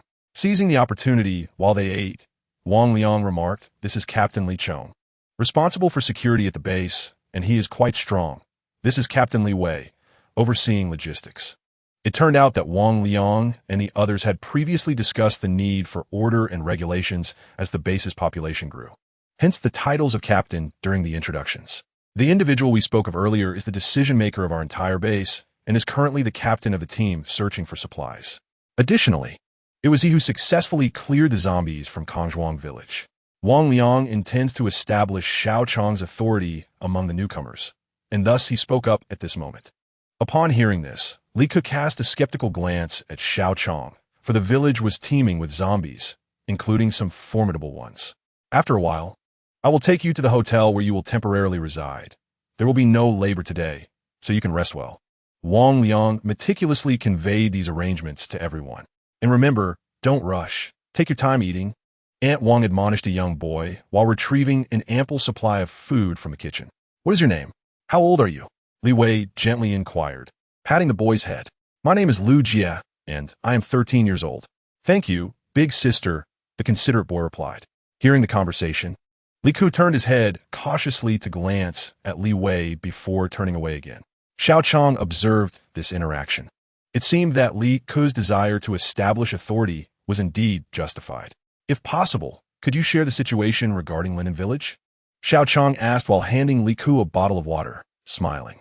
Li Ku accepted the water but did not open it, placing it aside as he looked at Xiao Qiang and said, "Thank you. Currently, Linen Village is overrun with zombies, with a resident population of at least 4,000. Are there any survivors there? Does your village have any supplies, particularly fresh vegetables and fruits?" Xiao Qiang sat down beside Li Ku, who was crouched, and continued to inquire. Although I am unaware of how you cleared Kongzhuang village, attempting to reach Linen Village with just these few guns is akin to chasing a mirage. There is a greenhouse in our village that contains a considerable amount of vegetables, Li Ku remarked, glancing at the rifle slung over Wang Liang's shoulder. Unbeknownst to Li Ke, Xiao Qiang and his companions possessed abilities beyond mere firearms, leading him to believe that they had merely relied on luck to find such a place. Xiao Qiang refrained from arguing further and asked, "Do you know where that greenhouse is located and its size? What is the state of the zombies in your village? You don't seriously intend to venture there for a few vegetables, do you? You will be hopelessly outmatched," Li Ku replied impatiently, unwilling to see these individuals waste their lives over something so trivial. "My intentions extend beyond mere vegetables. I also plan to eliminate all the zombies in Linen Village. for it ultimately belongs to humanity, Xiao Qiang declared, unperturbed by the skepticism surrounding his capabilities. To be candid, 45 days ago, 2 vehicles arrived in our village, claiming to be from a base in the city, armed to the teeth, even employing rocket launchers. However, they were overwhelmed by the sheer number of zombies and fell victim to 3 particularly formidable ones. Not a single person from those vehicles escaped, Li Ku recounted. Still haunted by the memory, Xiao Cong recalled that Uncle Chui had mentioned visitors to Kongzhuang village, and his parents had been taken away. Their current fate remained uncertain. Now, with Linen Village also seeking assistance, could it be that the situation in Suzhou City had stabilized enough to initiate rescue operations? Were they military personnel? They did not appear to be. They were clad in black, and their leader wielded a long knife. Nevertheless, even he could not withstand the onslaught of the 3 zombies. Thus, I advise against harboring any intentions towards Linen Village, Li Ku cautioned. It seemed that the leader was also an ability user, and given Li Ku's assessment of his strength, it likely exceeded the 3rd tier. Such formidable foes necessitated thorough preparation for any attempt to enter Linen Village. Pondering this, Xiao Qiang continued, "You possess considerable strength yourself. Would you be willing to guide us to Linen Village?" As he spoke, Xiao Qiang fixed his gaze on Li Ku. Taken aback, Li Ku quickly regained his composure and replied, "It seems you have some strong individuals among you, which explains your audacity in approaching Linen Village. I do possess certain abilities, yet regrettably, I could not lead all 50 of them to safety. I can guide you, but I cannot guarantee the safety of everyone should we encounter zombies." Li Ku, while acknowledging the potential strength among Xiao Qiang's group, remained convinced that they were merely relying on their firearms, thus emphasizing his caution. "Well, your assurance is appreciated. Rest assured, we will not engage in any reckless endeavors. Should we face danger in Linen Village, I will be the first to charge in," Xiao Qiang asserted to Li Ku. After dinner, he instructed Wang Liang to take them to the hotel for some rest, reassuring them of the safety of the location. Later that night, they would discuss strategies and plan to enter the village in a few days. Xiao Qiang rose and addressed Li Ku. Chapter 59, A New Mission at Longshan Base. Under Xiao Qiang's leadership, the base has grown modestly in size. In addition to the 11 residents of the villa, there are 17 individuals rescued from Kongzhuang village, and 18 people who sought refuge upon seeing the lights of the base, bringing the total population to 46. Seizing this opportunity, Xiao Qiang has brought back all usable supplies from Kongzhuang village, with food alone occupying an entire kitchen and a storage room. However, daily consumption of food and electricity has also risen significantly, prompting Li Wei to select 3 individuals to assist with cooking, increasing the number of cooking fires to 5. Furthermore, makeshift defensive structures have been erected using trees to create barriers between the hotel and the villa, as well as around the 2 buildings. Wang Liang and Li Chong have organized a duty roster to ensure that someone is always on watch between the hotel and the villa to prevent incursions by zombies. That night, after dinner, Xiao Qiang deliberately retained Li Ku's presence. As they sat in the villa, Xiao Qiang initiated the conversation. "Although our base has entered a stable phase, the increasing population has led to significant food consumption, so we need to discuss our next steps." Wang Peng adjusted his glasses and spoke up. "The food from Kongzhuang village is either spoiled or tainted with blood. All the edible supplies have been transported here. Additionally, I have gathered information indicating that the nearest village to us is Linen Village, where Li Ku resides. Indeed, I plan to visit Linen Village tomorrow. Li Ku, could you provide an overview of the situation there?" Xiao Qiang requested, glancing at Li Ku. "The resident population of Linen Village is around 4,000. Besides us who managed to escape, the remaining individuals have likely turned into zombies. Furthermore, to my knowledge, there are 3 particularly formidable zombies. One is exceptionally large with impenetrable arms. Another can leap great heights and moves with incredible speed. The last seems capable of emerging from the ground. These are the details I am aware of. When those 3 appeared, the armed individuals in the 2 vehicles were all annihilated, and their leader did not withstand even a single encounter," Li Ku recounted, visibly shaken as he spoke. "It seems their equipment remains in the village. Strong Gu, if we retrieve the rocket launcher, our base will become formidable," Wang Liang remarked, deliberately elevating Xiao Qiang's status by modifying his address. "If we manage to recover the rocket launcher, it would be quite useful for me, as I currently lack weaponry. Xiao chimed in, clearly delighted. Li Ke shot a glance at the two, responding, "Isn't that a secondary concern? The crux of the matter lies in the perilous nature of venturing into the village, which is certainly not a judicious course of action. Where is the vegetable greenhouse located? And is there a way to circumvent it? Approximately how much produce can we expect?" Wang Peng inquired while taking notes. "It is situated to the south of the village, and while we could circumvent it from outside, we would be unable to drive in." Li Ke pondered before responding with a hint of resignation. "Xiao Qiang, let us not proceed tomorrow. If we do not engage the zombies, we cannot offer any assistance," Lin Bingyan and Yang Shui remarked, understanding that Xiao Qiang and the others primarily aimed to search for vegetables. "Indeed, that sounds acceptable. You two may stay at home. As long as we can navigate around the greenhouse, I shall rely on Brotherly Ku to lead the way tomorrow. We will strive to avoid provoking the zombies and aim to transport as many vegetables as possible. Additionally, Yang Shui, please accompany Uncle Chui to inspect the electrical circuits. Once the vegetables are returned, I intend to store them in a large freezer located in the cafeteria over there," Xiao Cong stated, casting a determined glance at the group.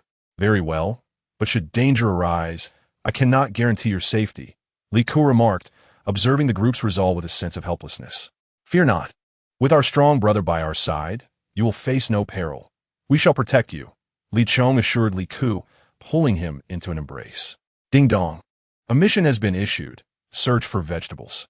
Successful completion rewards include 1 generator, intermediate, 1 pound of randomly generated fast-growing seeds, intermediate, and an iron gate. In his mind, Xiao Cong's voice echoed once more. At last, a mission has arrived. May our search tomorrow proceed smoothly, Xiao Cong mused inwardly. Chapter 59. A bountiful harvest of vegetables and the first zombie beast morning at Longshan Base.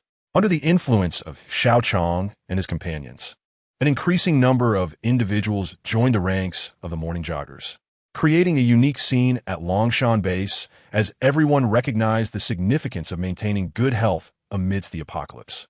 However, today, Xiao Qiang and his group were noticeably absent from the assembly. Early in the day, after breakfast, they took their prepared large bags and set off in a pickup truck towards Linen Village. Linen Village lies to the south of Kongzhuang Village, approximately 2 kilometers away, and the vegetable greenhouse they mentioned is situated in the southern farmland of the village. If they were to approach via the main road, they would traverse the entirety of Linen Village. Thus, under Li Ke's guidance, they opted for a detour. On the vehicle, Wang Liang was at the wheel while Li Ke sat in the passenger seat, providing directions. The chosen route was a dirt road on the outskirts of Linen Village, wide enough for only 1 vehicle, and appeared seldom traversed, with only occasional zombies encountered along the way. Xiao Qiang drew his crossbow and dispatched a zombie with a swift shot. Ding! 1 ordinary level 1 zombie killed, earning 2 experience points and 2 exchange points. Xiao Qiang was merely 500 experience points shy of leveling up, yet Kongzhuang Village had become devoid of zombies. He found himself meticulously calculating, unwilling to overlook even a single zombie. Before long, they arrived at their destination, and the reason for Li Ke's earlier statement about the inability to drive through became apparent. The area resembled terraced fields, with the vegetable greenhouse located at the lowest point. Approaching from a village would allow them to park by the roadside, but having taken the back road, they had to leave the vehicle parked at the edge. Wang Liang turned the truck around, and the group, armed with weapons, proceeded towards the location of the greenhouse. A total of 5 individuals were on this excursion: Xiao Qiang, Li Ke, Wang Liang, Wang Peng, and Li Chong. Their purpose was not to eliminate zombies, but to return with as many vegetables as possible. Hence, they had not brought Lin Bingyan and the others along. From a distance, the greenhouse appeared expansive, covering over 1,000 square meters, and was one of the key projects for prosperity in Linen Village. Upon reaching the entrance, Xiao Qiang instructed Wang Peng, "Maintain vigilance at the entrance. Should any zombies approach, raise your voice to alert us." "Understood," Wang Peng replied, retrieving the crescent bow Xiao Qiang had given him. Finding a vantage point from which to monitor the surroundings, his senses fully attuned, now able to cover a radius of 30 meters around his body. Upon entering the greenhouse, they were momentarily dazzled by the sight. It resembled an ecological garden, showcasing an array of vegetables including cabbages, radishes, and even some beans, which were unexpected for this season. With these bounties, they would finally be free from the monotony of daily bread and vacuum-sealed supermarket fare. Xiao Qiang thought to himself, "Let us gather cabbages and radishes first. These are easy to store and can alleviate hunger. The rest, we shall leave here for now." Xiao Qiang mused aloud to the others. Upon finishing his words, they began to uproot cabbages and radishes, with Li Chong demonstrating the most vigor. Possessing considerable strength and experience from years of agricultural labor, he soon filled a snakeskin bag, set it aside, and proceeded to fill another. Once both bags were filled, along with the contributions from Xiao Cong and Wang Liang, he carried 2 hefty bags toward the pickup truck. The bag filled with cabbages weighed no less than 50 pounds, yet Li Chong carried it effortlessly. Observing Li Chong's prowess, Li Ke's expression subtly shifted, contemplating inwardly, have these individuals truly endured the apocalypse? They appear to live so comfortably, unperturbed in their surroundings, laboring with such fervor. Rest assured, with Wang Peng keeping watch outside, we are safe. Hurry and assist. We must return by noon to prepare a meal for them. Oh, and Xiao Qiang, please pick some beans while you're at it. Just enough for one meal, as a welcome feast for Li Ke and the others. Wang Liang instructed Li Ke, simultaneously calling out to Li Chong. Li Ke, feeling somewhat helpless, could only remain vigilant while assisting with the tasks. As noon approached, the group finally filled the back of the pickup truck and prepared to gather a few more items for lunch before heading back. A sudden sound echoed outside the greenhouse, followed by 2 swift sounds. Stepping outside, Xiao Qiang and the others spotted Wang Peng drawing his bow, preparing to shoot at a zombie on the ground. It must be noted that Wang Peng exhibited greater proficiency with the bow than the crossbow. He had recently taken measures to enhance his arm strength, resulting in improved accuracy. Xiao Qiang felt as though this crescent bow had been custom-tailored for him. Wait, Xiao Qiang sensed something amiss and called out to Wang Peng to halt. Approaching the creature on the ground, Xiao Qiang discerned that it was a dog, its fur matted with blood, eyes clouded, and half its face flesh torn away, exposing stark white bones. Xiao Qiang activated his identification ability. Ding! Discovered a level 1 zombie beast. Chapter 60. A Bountiful Return. Encountering a burrowing zombie beast. Xiao Qiang pondered, but given the presence of the others, he could not inquire further with Xiao Cong analyzing the situation. It appeared that the animal had been bitten and subsequently mutated into a zombie. This was the first time Xiao Qiang had encountered an animal zombie since the onset of the apocalypse, and he felt a sense of unease. At that moment, the zombie dog, having been pinned to the ground by Wang Peng's 2 arrows, was swiftly dispatched by Xiao Qiang with his bone dagger. Ding! 1 ordinary level 1 zombie beast killed, earning 90 experience points and 90 exchange points. Hearing the notification in his mind, Xiao Qiang noted with concern that this level 1 zombie beast yielded more experience than a level 1 zombie. However, he felt no joy, for this implied that level 1 zombie beasts were tougher adversaries than their human counterparts. With growing apprehension, Xiao Qiang was eager to consult with Xiao Cong regarding the situation and addressed his companions. We have gathered enough. Let us return. Agreed, the group replied in unison. As they made their way towards the pickup truck, Xiao Qiang turned to Wang Peng to inquire further about the dog. Originally, as Wang Peng activated his perception, he suddenly sensed a creature darting from the northeast with remarkable speed. He discerned it to be a crawling organism and instinctively drew his bow, releasing 2 arrows in quick succession, pinning the zombie dog to the ground. Before getting into the vehicle, Xiao Qiang quietly advised Wang Peng to maintain his perception and stay vigilant. As they journeyed in silence, just as Xiao Qiang and his companions were about to leave the village, Wang Peng shouted that there was a zombie. He immediately leaned out of the window, retrieved his crescent bow, and shot 2 arrows. Hearing Wang Peng's warning, Xiao Qiang turned back to see a zombie slowly emerging from the ground, pursuing their pickup truck. Just as Xiao Qiang grabbed Wang Liang's machine gun, he noticed the zombie targeted by Wang Peng's arrows swiftly burrow into the earth, causing Wang Peng's arrows to miss their mark. Seeing the zombie vanish, Xiao Qiang retracted the machine gun and urged Wang Liang to accelerate. The sudden appearance of the zombie had left everyone on edge, and they only relaxed slightly upon seeing Longshan Park. That must be one of the 3 zombies you mentioned. Right, Li Ke? Xiao Qiang inquired. Indeed, now you've witnessed the threat posed by these zombies. Your machine gun poses no real danger to them. However, this brother's archery skills are impressive, hitting zombies while the vehicle is in motion, Li Ku remarked, casting a disapproving glance at Xiao Qiang while admiring Wang Peng. It was understandable for him to feel that way.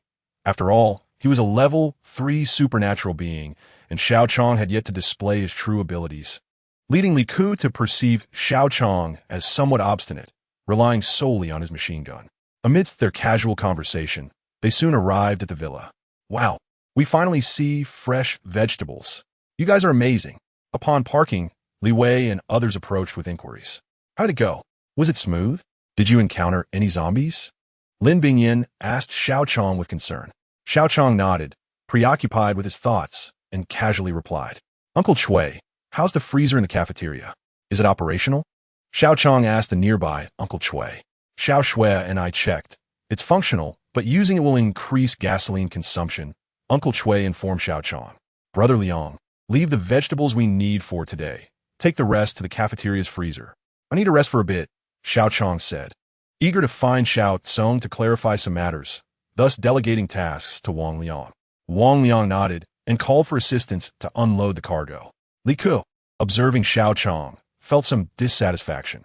After all, he did not know Xiao Qiang well and perceived him as lacking strength while bossing others around, questioning why the group chose him as their decision-maker. Although Li Ku harbored discontent, he refrained from voicing it further and called upon his fellow villagers to assist with meal preparations and unloading. Chapter 61. Xiao Qiang understands the zombie beasts. Li Ku displays discontent. When people's basic needs are met, they begin to pursue higher-level desires, feeling a sense of unfairness, often forgetting their previous struggles for mere survival. This is equally true in the apocalypse. Yang Shui's notes.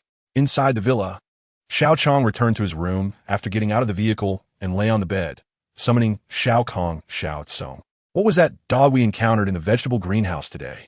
He inquired. Master, as you identified, that dog has mutated into a level 1 ordinary zombie beast due to being bitten by a zombie, Xiao Cong replied in a soft voice. Do all animals mutate into zombies? How is the ranking of zombie beasts determined? And why do zombie beasts have significantly higher experience points than zombies of the same level? Xiao Qiang, filled with curiosity, bombarded Xiao Cong with questions. I can assure you, not all animals will mutate into zombies. Those that are too small will not. Xiao Cong Kladit. Hearing this, Xiao Qiang exhaled in relief. If even mice could mutate, defending the entire base would be exceedingly difficult. The classification of zombie beasts aligns with that of zombies. However, animals possess superior mobility, sharp claws, and teeth, making them relatively more challenging to handle, thus yielding higher experience. Yet, as they ascend in levels, their innate physical advantages will gradually diminish, leading to experience points becoming more comparable, Xiao Cong elaborated patiently. The emergence of such creatures as zombie beasts unsettled Xiao Qiang, who had just begun to grasp tactics against human zombies, now faced with another threat. Nevertheless, he took solace in the fact that not all animals would mutate. With these thoughts clarified, Xiao Qiang descended to join the others for a meal. There was little he could do about the zombie beasts, but with his system at hand, he could continually grow stronger by eliminating zombies. Currently, the population within the base was nearing 50. Cooking with a single firewood pile was evidently insufficient. So they set up additional stoves outside the villa and brought in large pots from Kongzhuang village to accommodate everyone's needs. Upon arriving downstairs, they found themselves gathered in groups, eagerly awaiting their meal, while Li Wei directed everyone to serve themselves. Is everything all right? Xiao Qiang, I saw you looking worried when you returned to your room. Was it about that dog? Wang Peng asked, having heard from them. Lin Bingyin approached Xiao Qiang with curiosity. Xiao Qiang smiled and shook his head, indicating that he was fine. Xiao Qiang, we will face whatever comes our way together. We need not fear the zombie beasts. Lin Bingyin reassured him, believing in Xiao Qiang and patting his shoulder. Exactly. We aren't afraid of the zombies that were once human, so why fear these animals? Wang Liang added, joining the conversation. Yes, I was being overly cautious. As long as we unite, there's nothing to fear, Xiao Qiang said, looking around at his companions with newfound assurance. All right, I'm craving something fresh. Quickly grab a bowl and taste my cooking. It's been ages since we had fresh vegetables. Hurry before it's all gone. Li Wei teased, as she saw Xiao Qiang relax. It must be said that Li Wei's culinary skills were indeed commendable, even without meat. Everyone relished the meal. Watching his jovial companions, Xiao Qiang thought, why worry so much? With all you by my side, what is there to fear? In the afternoon, within the Dragon Mountain Base Hotel, the newly cultivated fields had all been sown, leaving the inhabitants with little to do. At this moment, Li Ke's room was filled with people from his village, including a few rescued from Kongzhuang village. Why do they get to stay in the villa while we are stuck in the hotel? It's unfair. Exactly, they talk about unified food supplies. Yet it is all under their control. This fresh produce was only found thanks to Kege, and now they're monopolizing it, claiming limited supplies. Chapter 62. Conflict arises at the villa. Xiao Qiang faces two adversaries. Listening to the heated discussions around him, Li Ke's expression darkened. Ever since returning from Linen Village that day, discontent towards Xiao Qiang had been brewing in him. Coupled with the grievances voiced by his fellow villagers regarding vegetable supplies at lunchtime, they gathered in Li Ke's room to deliberate after their meal. Kege. Xiao Qiang preaches unity in the apocalypse, yet this situation is so inequitable. Moreover, I doubt his abilities. He believes he can assert dominance in this world simply with a few guns. Kege possesses such formidable strength. Yet those residing in the villa are no match for him. Indeed, in this post-apocalyptic world, it is the mightiest who dictate terms. Enough of this discussion. Li Ke interjected, instructing everyone to accompany him to the villa shortly to demand an explanation regarding the distribution of supplies. It cannot be solely decided by them. Kege, I believe it might be unwise to go, ventured Wang Lei, a level 3 powerhouse who had remained silent in the corner. I feel they have treated us adequately. No, even if it is not to instigate trouble, we must make them aware of our capabilities. Only then can our village secure a firmer standing, Li Ke asserted, rising to lead several individuals toward the villa. Meanwhile, Xiao Qiang lay in his bedroom, summoning Xiao Cong to conduct a lottery. Xiao Cong, please check my lottery chances. Master, you currently possess 1 primary lottery and 1 intermediate lottery, came the response. Let us commence with the primary lottery. As Xiao Qiang spoke, a grid appeared in his mind, revealing 6 items: iron bracers, iron protective clothing, a void, a communicator, an external injury medicine, and 10 pounds of vegetable seeds. The pointer halted at the vegetable seeds. That concludes the primary lottery. Let us proceed with the intermediate lottery, Xiao Qiang instructed. The grid transformed with a yellow border, showcasing 6 items. Bone strengthening pill, intermediate. Golden silk armor, intermediate. A void, 10 grenades, a double experience card for 1 hour, intermediate, and a navigation device, intermediate. The pointer settled on the double experience card for 1 hour, granting a double experience for defeating enemies during that time. Xiao Qiang felt satisfaction, already contemplating how to best utilize this experience card. At that moment, a commotion erupted from downstairs. Xiao Qiang listened intently, stepped out of his room, and stood on the staircase to observe the situation below. 2 factions had formed, one consisting of Li Ke and his group, the other comprising Wang Liang and his allies, each brandishing weapons, with a palpable tension in the air. Lao Hu, you still side with them? They reside in a villa and still make you work daily. A voice directed at Husan. I, Lao Hu, know what it means to be grateful. If it weren't for Xiao Qiang back in the village, I would not have had enough to eat. And you lot, scram over here. Husan retorted angrily, pointing at a few individuals from the same village. Li Ke, those vegetables and supplies are being safeguarded by us. It is not solely for our benefit. Wang Ping patiently explained to Li Ke's group. What's safeguarding? Who knows if you will misappropriate them? One individual interjected. To hell with you, you ungrateful wretches. Li Chong shouted, barely able to contain his temper. In the apocalypse, strength reigns supreme. It is the strong who have the final say, another chimed in. Ah, strength reigns supreme indeed. I shall see just how strong you are. Xiao Qiang replied, his demeanor unfazed as he descended the stairs. Very well, I shall spar with you, Li Ke declared, noticing Xiao Qiang's descent. No, not you, but the 2 of you. Xiao Qiang indicated Li Ke and Wang Lei, intending to showcase his prowess before the crowd. Wang Lei stepped forward, and Li Ke's gaze toward Xiao Qiang shifted with a hint of curiosity. Please, Xiao Qiang gestured with his right hand, his left hand concealed behind his back. Chapter 63. Strength reigns supreme. Xiao Qiang strikes with lethal precision. Wang Lei removed his outer garment, revealing a muscular torso. His level 3 strength and speed surpassed that of ordinary individuals by several times.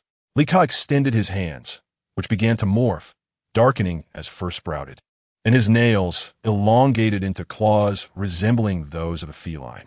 Upon witnessing this transformation, Xiao Qiang understood.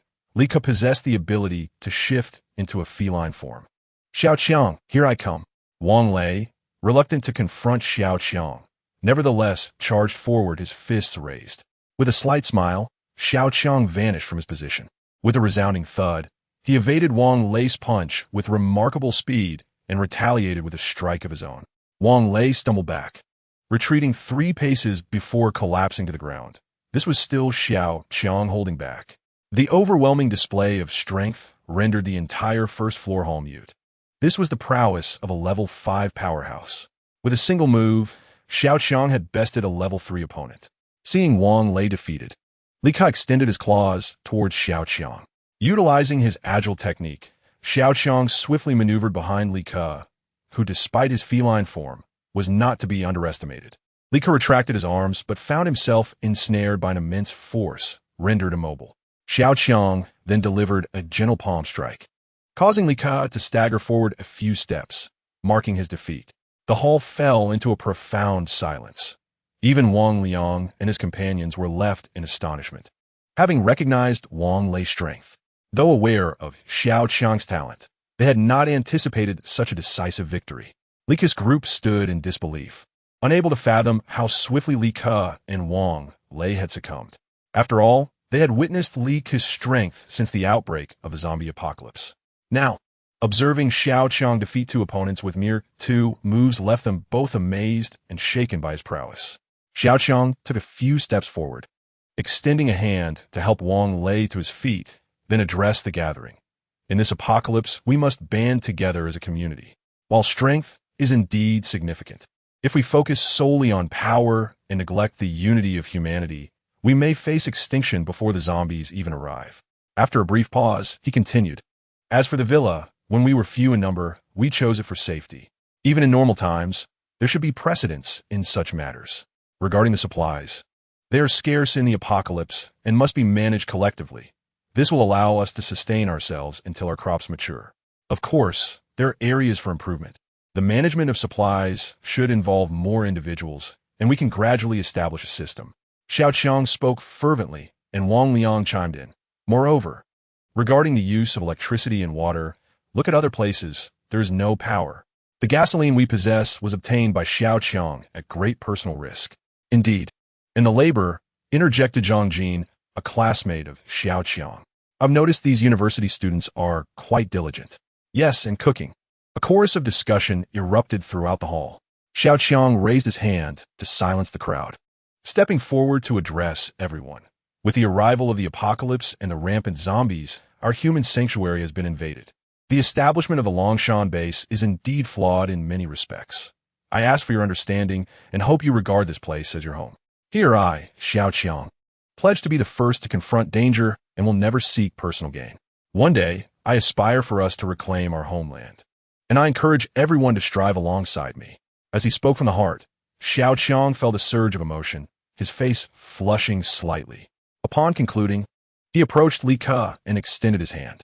Li Ka looked at Xiao Qiang, then firmly grasped his hand in a show of solidarity.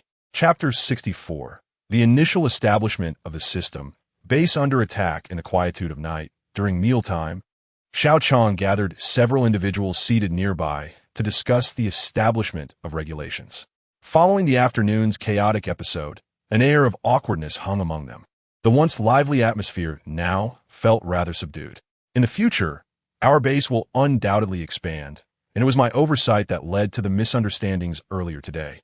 If anyone has constructive ideas, please feel free to share. However, I must emphasize that unity is essential for our base. Xiao Qiang began, breaking the silence. Please do not say that, Xiao Qiang. This afternoon's events were indeed our fault. We have reflected on our mistakes since returning. Li Ku interjected. Since we are gathered here, there is no need to dwell on right or wrong. Wang Liang added to ease the tension. We have settled on a name for our base, but we have yet to decide how to address our leader. Li Wei chimed in, her demeanor lighthearted. Why not call him Captain? Akin to the character in the manga One Piece, it aligns perfectly with Xiao Qiang's vision, Lin Bingyin suggested. Indeed, that could work. We have discussed privately. So let us establish a vice captain and team leaders. For the time being, we can organize into 3 teams. The first team will seek resources and require formidable members.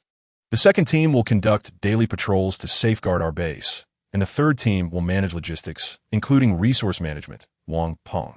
A fellow anime enthusiast known for his meticulous nature proposed. Shall we appoint Xiao Qiang as captain and Wang Liang as vice captain? Li Chong inquired. What about the team leaders? Let Li Ku take the lead of the first team. His display of skill this afternoon was impressive. As the conversation flowed, everyone began to engage enthusiastically, and Xiao Qiang felt a surge of happiness. Although their numbers were few, he envisioned a day when their base would flourish, and the regulations they were drafting would help mitigate conflicts like those experienced today. While he was generally pleased with the title of captain, he could not bear to deny Lin Bingyin's excitement. Before long, they had roughly outlined their regulations. Xiao Qiang as captain, Wang Liang as vice captain, Li Ku as the first team leader, Li Chong as the second team leader, and Li Wei as the third team leader, with personnel evenly distributed. They also established a system of rewards and penalties, though currently resources were limited and rewards would be scarce. After the regulations were discussed, Wang Liang read them aloud, and everyone expressed their agreement. At long last, a resolution had been reached, and a weight lifted from Xiao Qiang's heart. He entrusted internal matters to Wang Liang, allowing him to focus on combating the zombies. As the night deepened, Xiao Qiang tossed and turned, unable to sleep, his mind consumed with strategies to confront the zombies of Linen Village. Suddenly, the shrill ring of a mobile phone pierced the silence. At this hour, no one would be making calls, indicating the activation of an alarm set by Yang Shui. Yang Shui had previously informed everyone in the base of the alarm's location, so it was no accident. The intruders must either be outsiders or zombies. On hearing the alarm, Xiao Qiang hurriedly dressed and emerged from his room. A chilling, heart-wrenching scream echoed through the air, prompting him to switch on the villa's lights, where he found Wang Peng and others rushing out. What is happening? Xiao Qiang urgently asked Wang Peng. Wang Peng, his senses heightened, responded with panic. It's bad. A large horde of zombies has breached the base and is nearing our villa. Upon hearing Wang Peng's words, Xiao Qiang dashed into Wang Liang's room. Wang Liang was by the window, firing a machine gun at the encroaching horde. Glancing outside, Xiao Qiang was met with a throng of zombies, easily thousands, mere 20 to 30 meters from the villa. He silently thanked Yang Shui for the alarm and his insistence on a night watch. Otherwise, they would have been directly surrounded by zombies. Chapter 65. Zombies surrounding the base. Wang Peng's archery display, Xiao Qiang quickly turned and grasped Wang Liang, still firing from the window, and shouted, "Downstairs, get in the car and drive fast."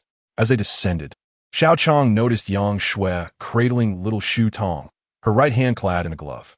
In the chaos, he had no time to ponder this. Xiao Qiang, assess the number of zombies and get everyone in the vehicle. Not a single person can be left behind, he instructed, recognizing that they would inevitably be overwhelmed if they remained in the villa.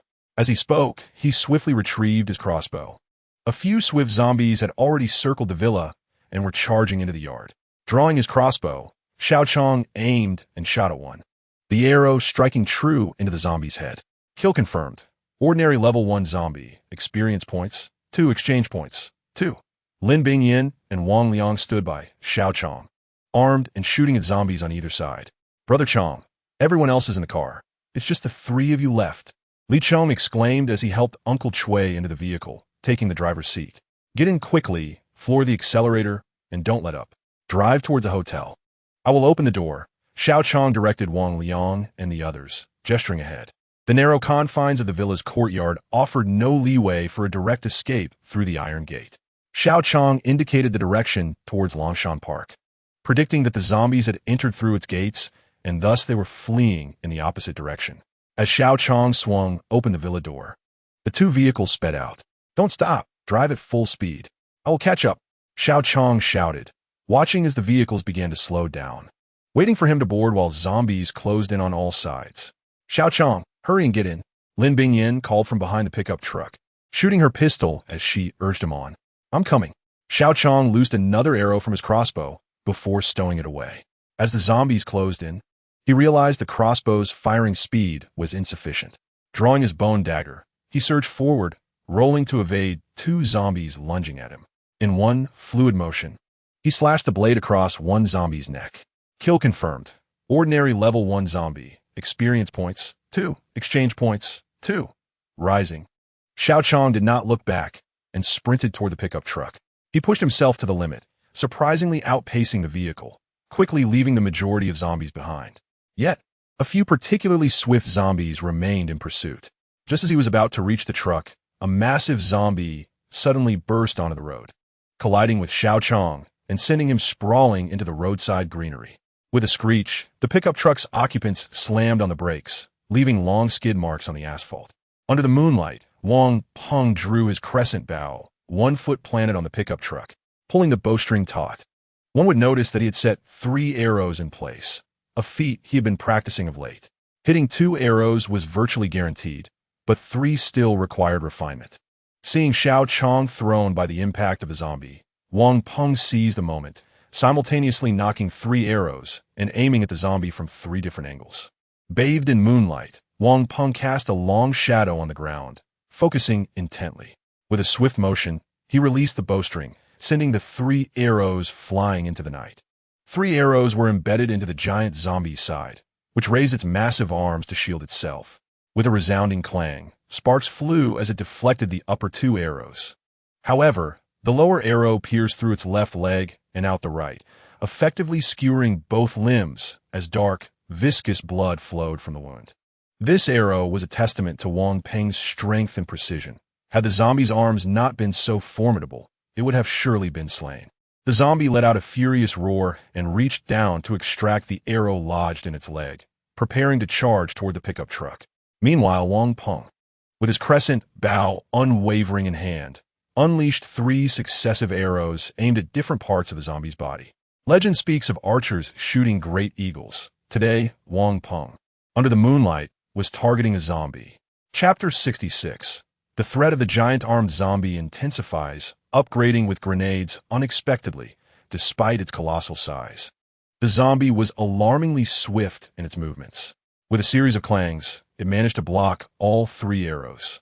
Its rage escalated as it continued to fend off the attacks from Wang Peng and Lin Bingyan while sprinting toward the pickup truck. In a moment of peril, as the zombie approached the vehicle, Xiao Qiang swiftly executed his technique, appearing behind the giant-armed zombie, gripping a bone needle dagger tightly, and aimed to plunge it into the back of the creature's skull. Ding! Congratulations to the host for achieving Stealth Skill Level 1, Current Level, Novice Proficiency, 5100. Just as the dagger's tip was about to penetrate the skull, the zombie instinctively shielded its head with its arms.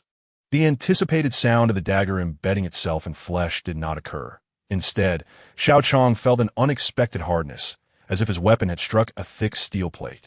Xiao Qiang swiftly maneuvered between the truck and the zombie, surprised by the unexpected resilience of its arms, which even his bone needle dagger could not penetrate. Moreover, the zombie's reflexes were remarkably quick, allowing it to block his sudden assault. Xiao Qiang, are you all right? Lin Bingyan, seeing him appear, felt relieved and inquired. Mifine. This zombie cannot harm me. Allow me to confront it, Xiao Qiang replied. After reaching level 5, his physical strength had significantly improved, and coupled with the body-enhancing potion he had consumed earlier, he was unscathed by the encounter. As he spoke, Xiao Qiang withdrew his dagger, retrieving the versatile thousand-mechanism umbrella from his back, holding it diagonally with the tip aimed at the giant-armed zombie. Utilizing the dragon movement technique, he began to circle around the zombie, the umbrella continuously clashing against the creature's massive arms, searching for vulnerabilities. Ding! Congratulations to the host for achieving Dragon Movement Technique Level 1, Current Level, Novice Proficiency, 11100. Clang, clang, clang. In mere seconds, sparks flew as the two engaged in a fierce exchange. Upon contact, Xiao Qiang noticed numerous tiny wounds adorning the zombie's arms, clear evidence of the thousand-mechanism umbrella's effectiveness. A slight smile crept onto Xiao Qiang's lips. It seemed the obsidian material was indeed the most resilient in this apocalypse, capable of inflicting damage upon the zombie's arms. However, Xiao Qiang could see a horde of zombies approaching from behind. Under normal circumstances, he would have relished the opportunity to slay this giant zombie. But the overwhelming numbers posed a dire threat. I won't play around any longer. Drive quickly and escape. Xiao Qiang called out to Wang Liang and the others. With those words, he sprinted a few steps closer to the zombie, and when he was merely a meter away, he plunged the umbrella into the ground, using it as leverage to launch himself into the air, delivering a powerful kick to the zombie's arms that were shielding its chest. The zombie staggered back, struggling to maintain its balance, yet managed to remain upright. Had Xiao Qiang's kicks struck a regular human, they would have surely broken several bones. But the zombie's sheer size and the hardness of its arms mitigated any significant damage, not lingering any longer after the kick. Xiao Qiang retracted the 1,000-mechanism umbrella and dashed toward the pickup truck. As he ran, he retrieved a grenade from the system. Turning to face the advancing horde, he calculated the distance. 321 now, he thought, pulling the pin and tossing it into the mass of zombies. With a thunderous explosion, limbs flew, and the wails of the undead echoed as many were obliterated in the blast. Ding! You have killed a normal level 1 zombie, gaining 2 experience points and 2 exchange points. Ding! You have killed a normal level 1 zombie, gaining 2 experience points and 2 exchange points. Ding! You have killed a normal level 2 zombie, gaining 50 experience points and 70 exchange points. Hearing the continuous notifications, Xiao Qiang estimated that the giant-armed zombie was at least level 4, yet no notification for its demise appeared, indicating that the grenade was insufficient to vanquish it. He retrieved another grenade from the system and hurled it into the densest cluster of zombies, resulting in another explosive detonation. Ding! You have killed a normal level 1 zombie, gaining 2 experience points and 2 exchange points. Ding! You have killed a normal level 2 zombie, gaining 50 experience points and 70 exchange points. Ding! You have killed a normal level 1 zombie, gaining 2 experience points and 2 exchange points. Ding dong! Congratulations to the host for leveling up. Current level, stronger level 6, rewards. Though the giant-armed zombie still lived, the notification of his level up resonated in his mind. Xiao Qiang, disregarding the rewards, felt a surge of strength coursing through him. Observing that the horde had been temporarily halted by the grenades, he hurriedly turned back toward the pickup truck. With a swift sprint, Xiao Qiang caught up to the vehicle, using all his strength to leap into the back of the truck. After the intense fight and exhausting run, he was drenched in sweat, sitting in the truck bed, gasping for breath. Lin Bingyan, noticing that the immediate threat had dissipated, approached Xiao Qiang, pulling out a tissue to wipe the sweat from his forehead as she gently asked, "Are you hurt?" That was quite perilous. Dressed in a fitted sports outfit, Lin Bingyan, likely accustomed to physical activity, possessed a complexion as smooth as jade and an ethereal beauty, complemented by a subtle, youthful fragrance. Under the moonlight, as Xiao Qiang crouched in the truck bed and Lin Bingyan stood before him, her graceful posture accentuated her figure, drawing his gaze. The soft illumination highlighted her exquisite features, casting delicate shadows on her face that rendered her even more enchanting. Before the apocalypse, Xiao Qiang had never encountered such beauty, and he found himself swallowing hard. "Xiao Qiang, I'm asking you a question. Are you all right?" Lin Bingyan noticed his momentary distraction and softly inquired once more. "Oh, I'm fine. Are you all right?" No one was left behind. Xiao Qiang snapped back to reality, realizing why ancient poets extolled the beauty of women. Once Xiao Qiang boarded the truck, Wang Peng remained vigilant. Facing backward with his crescent bow firmly grasped, senses heightened, beads of sweat cascading down his face. Upon seeing Xiao Qiang safely on board, Wang Liang pressed the accelerator to the floor, and before long, they arrived at the hotel.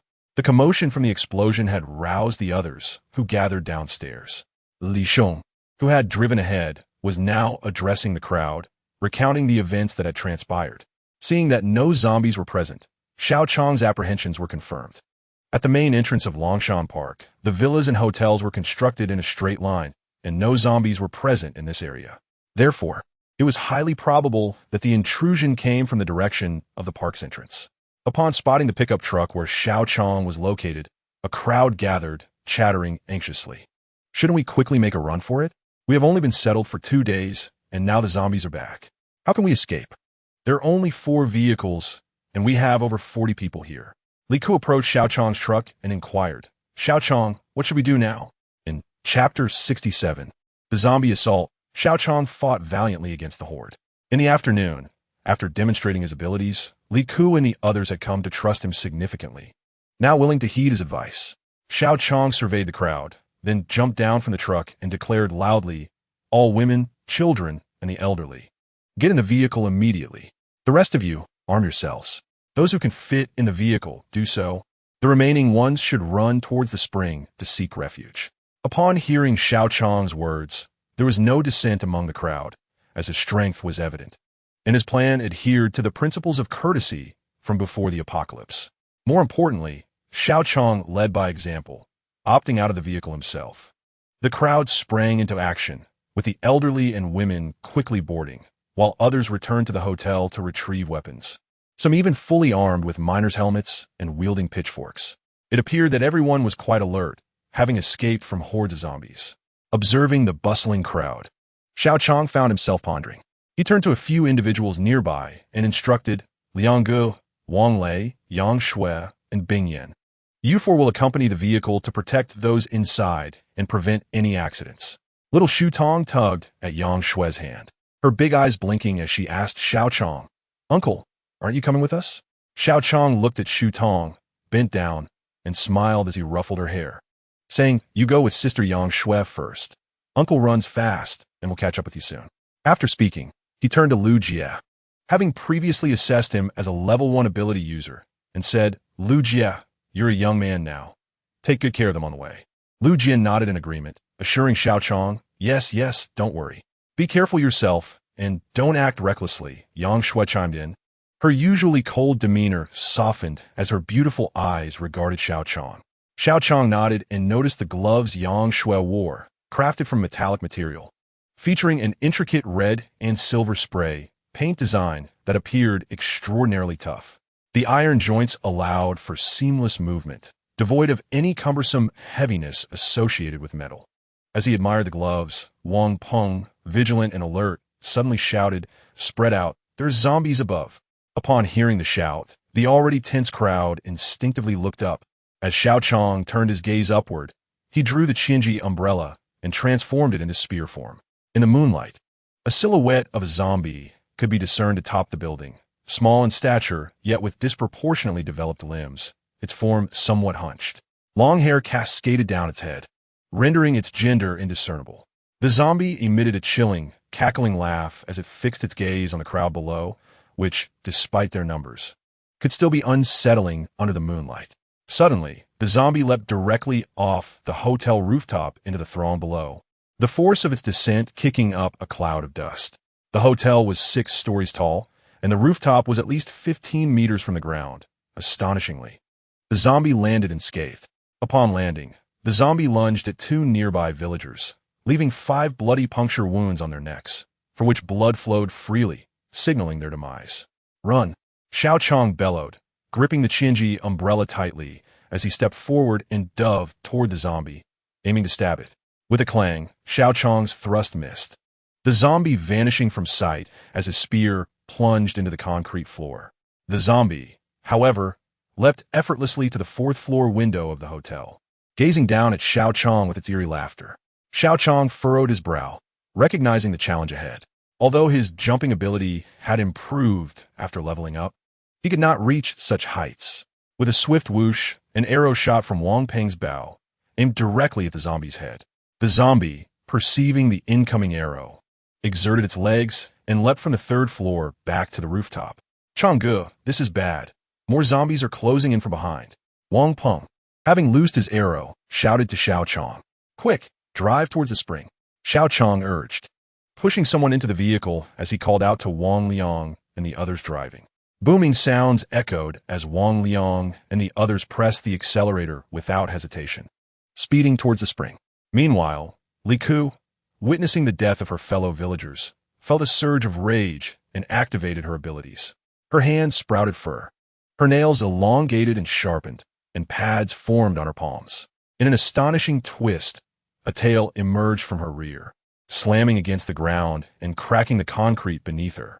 Most notably, her eyes transformed into those resembling a cat's. Once transformed, Li Ku's speed was astonishing. She dashed to the base of the hotel in mere moments. With a swift leap, she scaled the hotel's exterior wall with feline grace, reaching the rooftop in no time. Xiao Qiang was about to call out to her when he noticed a horde of zombies approaching from behind, led by a massive zombie, charging towards him and the others. "Run!" Xiao Qiang shouted, lifting the Qianji umbrella and charging at the horde. With a clang, Xiao Qiang leapt up, the Qianji umbrella colliding with the giant zombie's arms, sending sparks flying. Utilizing the Yulong Shenfa, Xiao Qiang maneuvered deftly among the zombies, dispatching those nearby while remaining vigilant against the giant's assaults. With all his might, Xiao Qiang, wielding the Qianji umbrella, managed to hold back the horde at the road's entrance. Ding! Congratulations, host. Yulong Shenfa Proficiency Level 1, Current Level, Beginner, Proficiency 12100. Ding! Killed a Level 1 zombie. Experience gained 2 exchange points. 2 ding. Killed a Level 2 zombie. Experience gained 25 exchange points. 50. Ding. Killed a Level 1 zombie. Experience gained 2 exchange points. 2. The notifications continue to sound, indicating that experience gained from slaying Level 2 zombies had been halved post-upgrade. The relentless onslaught of pursuing zombies was depleting Xiao Qiang's stamina and endurance. The formidable strength of the giant zombie was astonishing. Every collision with the Qianji umbrella left Xiao Qiang's hands numb. He leaped and delivered 2 powerful kicks, forcing the giant zombie back. With the Qianji umbrella raised horizontally, he blocked 3 zombies approaching from the right side, but another lunged at him from the left. "Bye ballet," Xiao Qiang shouted, concentrating his energy into his left fist, delivering a blow that shattered the zombie's claws and penetrated its skull. In Chapter 68, the moon cat form, Xiao Qiang pressed forward, pushing back several zombies as he glanced back to see the others had fled far ahead. As a horde of zombies approached, a swift backflip allowed one to leap over the head of a colossal undead. Meanwhile, the furious Li Ku transformed into a feline form, scaling the wall to pursue the zombies. Upon the rooftop, the zombies did not retreat. Instead, they raised their sharp claws to engage in combat with Li Ku. The sound of their claws clashing in midair was unexpected, as Li Ku, now in cat form, was able to parry the blows with his own claws. The confrontation between the human and the zombie unfolded rapidly under the moonlight, with dozens of exchanges occurring in mere moments. The 2 combatants broke apart, and Li Ku's feline eyes, illuminated by the moonlight, discerned the zombie's movements with remarkable clarity. With a swift motion, he removed his glasses and tucked them into his pocket, shaking his neck before inhaling deeply, propelling himself towards the zombie like a released arrow. The zombie leaped high, narrowly evading the strike, only to find that Li Ku's tail, in a swift motion, struck the zombie back, sending it sprawling. The zombie, now standing with its arms hanging limply, emitted a ghastly cawing sound. In the moonlight, Li Ku observed as the zombie's limbs visibly elongated and expanded, ultimately collapsing to the ground, appearing smaller than before. With a powerful push off the ground, the zombie spiraled toward Li Ku, who was caught off guard and was knocked off the rooftop. In a flurry of panic, Li Ku extended his claws, leaving deep scratches on the wall. Managing to stabilize himself, the zombie followed, leaping off the rooftop with its hands seemingly resembling suction cups, clinging to the hotel wall. Upon spotting Li Ku, it bounded over, its fists crashing down and shattering the aluminum window railing, sending debris flying, showcasing the immense strength of the creature. Seizing the opportunity, Li Ku climbed back up to the rooftop just in time to dodge the attack. Shortly after, the zombie, utilizing its elongated limbs, ascended to the rooftop, arms drooping, and let out a shrill laugh directed at Li Ku. Under the moonlight, Li Ku wrinkled his nose and spat out a mouthful of blood. Fixating his gaze on the zombie, his face began to transform. His nose shrank slightly, hair sprouted on his face, and sharp teeth grew in his mouth. Furthermore, his feet morphed, resembling cat claws that tore through his shoes, rendering him akin to a large feline. With a subtle smile, Li Ku bent his knees and launched himself toward the zombie. His speed significantly increased. Before the zombie could react, Li Ku's claw pierced through its abdomen. The zombie let out a howl, and the two were once again entangled in a fierce struggle. Their movements were rapid, and, under the moonlight, the roof was filled with the flashes of their colliding forms, engaging in a fierce battle that lasted for 20 exchanges. Here, Li Ku was panting heavily. Several ghastly scratches marred his body, blood soaking through his shirt, mingling with sweat on his face.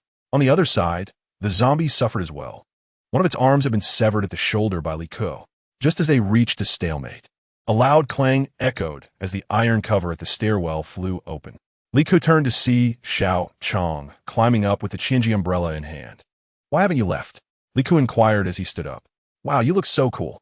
Is this your ability?" Xiao Qiang exclaimed, astonished by Li Ku's transformation. "Be careful." Before Li Ku could respond, the zombie, noticing Xiao Qiang, once again spiraled towards him. Xiao Qiang, witnessing this, raised an eyebrow, lowered his body, and bent his knees just enough to evade the attack. "I'll take this experience," he thought, as the zombie flew overhead. Just as Li Ku was about to assist, a sudden flash caught his eye. Xiao Qiang, who had been hiding beneath the zombie, had suddenly appeared on its back. Grabbing the zombie's long hair, he forced it down, while his other hand produced a bone dagger, plunging it into the zombie's nape. A torrent of foul blood erupted, and the zombie twitched twice before falling silent. It turned out that after escaping the encirclement of the zombies, Xiao Qiang had heard the sounds of combat from above, and, fearing for Li Ku's safety, chose to ascend rather than flee. Ding! Congratulations on mastering the element of surprise. Level 1, current rank. Entry level, proficiency, 6100. Ding! You have slain a level 4 ordinary zombie, earning 1000 experience points and 2000 exchange points. You have acquired. Xiao Qiang had no time to absorb the information as the sounds of the pursuing zombies echoed from the staircase below. It was no longer feasible to descend. Glancing down, he saw countless zombies swaying above the hotel. Some were rushing towards the rooftop, while others continued to chase after the fleeing vehicles. "Xiao Qiang, you must escape. I'll hold them off. You should have a way to get down." Li Ku, hearing the approaching footsteps of the zombie horde, pressed his hand against his bleeding wound as he urged Xiao Qiang. "We'll leave together. Let us jump from the rooftop," Xiao Qiang replied, having devised an escape plan. "I'm injured. I've been bitten by that zombie. Soon, I'll become a monster like it. While I'm still somewhat lucid, I'll buy you some time. Please take care of the people from our village in the future," Li Ku said weakly, having lost considerable blood. In truth, although Xiao Qiang had leveled up to level 6 and his strength had significantly increased, his earlier ease in dispatching a level 4 zombie was largely due to Li Ku's sacrifice, which had allowed him to exploit the zombie's loss of balance to execute his surprise attack. Without waiting for Xiao Qiang's response, Li Ku lifted his transformed cat-like legs, exerting force to push Xiao Qiang toward the rooftop's edge. With a sudden burst of energy, he inhaled deeply and plunged into the horde of zombies that had just reached the rooftop, with the intent to risk his life. Li Ku aimed to delay the zombies as long as possible. He thrust his hands into the heads of 2 zombies without regard for his injuries, leaping high amidst the throng, his claws and tail sweeping through the nearby undead. Suddenly, as Li Ku's claws pierced into the eye of a zombie before him, he was struck from behind and fell to the ground. The surrounding zombies quickly closed in, their bloodthirsty eyes fixated on Li Ku, their claws poised as if to tear him apart. Among them, the colossal zombie was most conspicuous, taking up the space of 3 or 4 ordinary zombies. Its massive arms raised high, ready to smash down upon Li Ku's head. Li Ku surveyed his surroundings. The pain coursing through his body intensified, leaving him too weak to resist. He could hardly lift his claws to defend himself, exhaustion enveloping him, and his eyelids grew heavy. He decided to close his eyes, a faint smile gracing his lips as he awaited the inevitable blow from the zombie's massive arm. Chapter 69, Breaking Through the Siege. New function of the Qinji umbrella. Xiao Qiang must have escaped by now. Knowing his character and trusting the safety of his kin to him was undoubtedly the right choice. The future Longshan base would surely be immensely powerful. With Xiao Qiang's abilities, perhaps he could indeed lead humanity to unravel the crisis of this apocalyptic era. Alas, I may never witness that day, Li Ku mused as he closed his eyes. After a while, instead of the anticipated pain of being struck, a series of clanging sounds resonated, and Li Ku opened his eyes to find a metallic umbrella unfurling before him, with Xiao Qiang beside him, holding the umbrella and smiling at him. "Why haven't you left? What are you doing back here?" Li Ku exclaimed in disbelief, staring at Xiao Qiang. "I'm here to save you." If you can fight, then stop lying on the ground pretending to be dead, Xiao Qiang replied, winking at Li Ku, who was sprawled on the ground. Moments ago, in a moment of carelessness, Xiao Qiang had been kicked to the edge of the rooftop by Li Ku, and before he could gather his thoughts, Li Ku had dashed into the horde of zombies.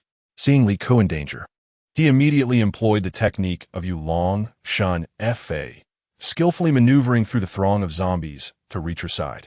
Crouching down, he unfurled his umbrella in one fluid motion. The Qianji San, crafted by Wu Jin, proved its worth as it remained unscathed amidst the relentless attacks of the zombies. As Xiao Qiang conversed with Li Ku, he stood up, spinning the umbrella above his head to repel the zombies surrounding them. He pulled Li Ku to her feet and dashed toward the edge of the rooftop. Are you crazy, Xiao Qiang? I've already been bitten. Even if you save me, it won't matter. At this rate, you won't escape either, Li Ku chided as she was tugged along, her voice filled with frustration. I have the antidote that will cure your zombie infection, and besides, at Longshan Base, we have never abandoned our comrades to flee alone. I cannot leave you behind, nor can you abandon your fellow villagers. I do not have a habit of caring for others. And remember, you owe me for that kick when you recover. Xiao Qiang replied, not looking back as he defended against the zombies while sprinting ahead. Get on my back. I'll carry you down. Upon reaching the edge of the hotel, Xiao Qiang hoisted Li Ku onto his back and leaped off the rooftop without a second thought. To truly win someone's loyalty, many things must be demonstrated through action rather than mere words. It was at this moment that Li Ku felt a genuine admiration for Xiao Qiang and resolved to follow him wholeheartedly. However, Xiao Qiang had no intention of winning her over. In the days to come, Li Ku would accompany Xiao Qiang through life and death situations without complaint. But that is a story for another time. In midair, Xiao Qiang held the Qianji San firmly and pressed the button, causing the umbrella to unfurl. Astonishingly, their descent slowed, and with a slight tilt of the umbrella, they began to glide forward. This was a discovery Xiao Qiang had stumbled upon. The light and thin material of the umbrella made it akin to a parachute.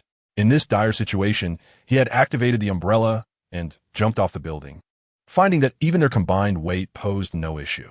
The horde of zombies pursued them, and at the rooftop's edge, aside from a few powerful zombies, the rest of the horde mindlessly chased after them, oblivious to the fact that there was nowhere for them to go. A fall from such a height would result in a gruesome fate, with some zombies crashing down onto their brethren below, creating a cacophony of noise. I. In midair, Li Ku, resting on Xiao Qiang's back, attempted to speak, but he interrupted her. Be quiet and stay still. I told you I have the antidote for your zombie infection. If you keep talking, I might just drop you, he said while scanning the ground for a suitable landing spot. Li Ku bit her lip, obediently resting silently on his back. In the air, Xiao Qiang issued a command to Xiao Cong, instructing him to activate the double experience card. Regretting his earlier hesitation in taking down the level 4 zombies, he anticipated that tonight would be a bloody battle, and he would undoubtedly rack up a significant number of kills. Thus, using the double experience card was indeed a timely decision. He recalled that the card had a 1-hour time limit, and with so many zombies tonight, leveling up was a distinct possibility. After activating the card, Xiao Qiang steadied the Qianji San with one hand while retrieving a grenade from his system with the other. He aimed for the densest clusters of zombies and hurled the grenade, which detonated with a resounding boom, igniting a fiery spectacle below. Countless zombies were blown apart, rendered motionless. Ding. Killed a normal level 1 zombie. Experience points. 4. Redemption points. 2. Ding. Killed a normal level 2 zombie. Experience points. 50. Redemption points. 50. Ding. Killed a normal level 1 zombie. Experience points. 4. Redemption points. 2. The system was indeed meticulous, while his experience from killing zombies had increased significantly. The redemption points remained unchanged. Xiao Qiang silently complained, yet he reminded himself that even the smallest gains were still worthwhile, especially with so many zombies below. Thus, he continued his onslaught, retrieving another grenade and tossing it down, resulting in another explosion that claimed numerous zombies. Ding. Killed a normal level 1 zombie. Experience points. 4. Redemption points. 2. Ding. Killed a normal level 2 zombie. Experience points. 50. Redemption points. 50. Ding. Killed a normal level 3 zombie.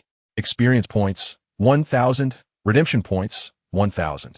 To his surprise, that grenade had taken out a level 3 zombie, though the rewards for killing higher-level zombies had diminished. It was worth noting that the first time he encountered a level 3 zombie, he had to use a level 9 experience card to defeat it. This time, however, a simple grenade had sufficed. Technology indeed transforms lives, as the saying goes.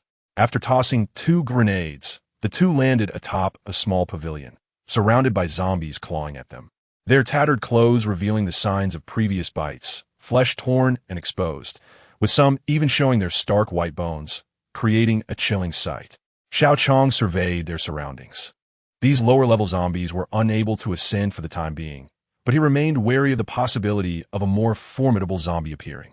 The roads were now teeming with zombies, with more arriving from the direction of the villas, and he wondered where they were all coming from. Perhaps the previous days of complacency had led them to forget that the world was now overrun with zombies. However, he was puzzled as to what had caused such a sudden surge of zombies to attack tonight. The main road is blocked. We'll have to go through the greenery.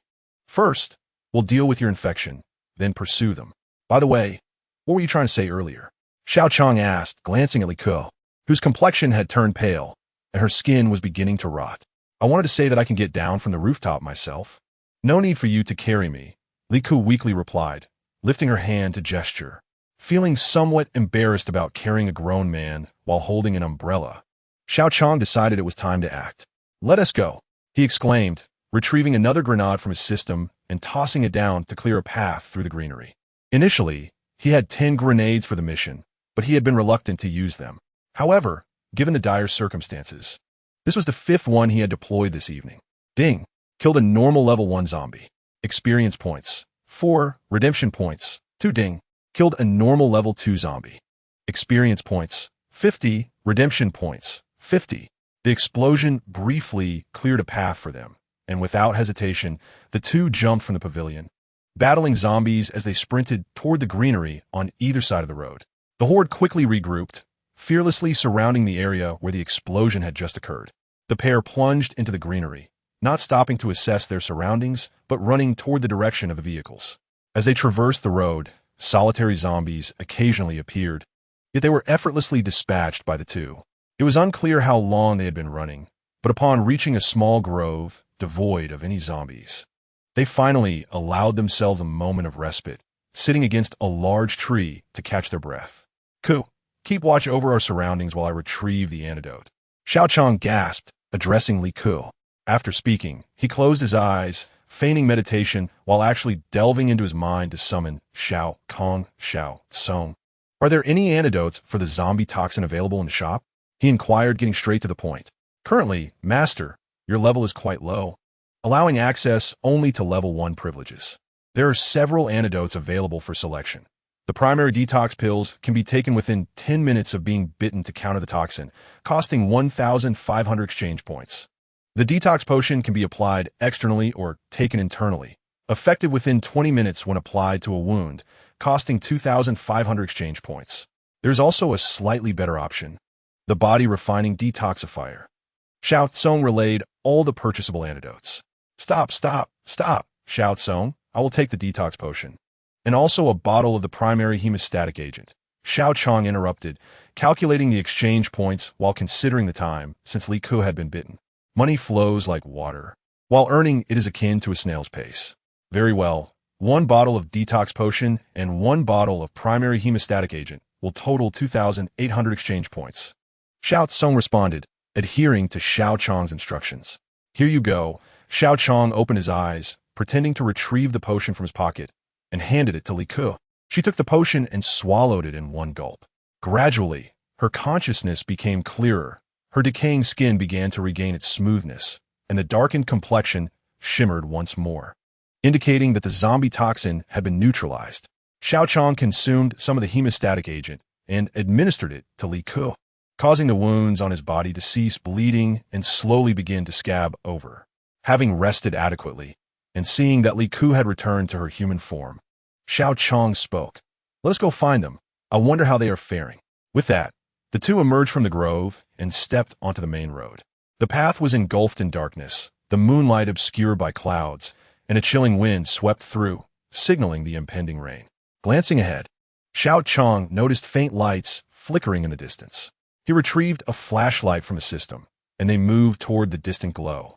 Before long, they encountered several individuals, Wang Peng and his companions, whom Xiao Qiang had instructed to proceed ahead.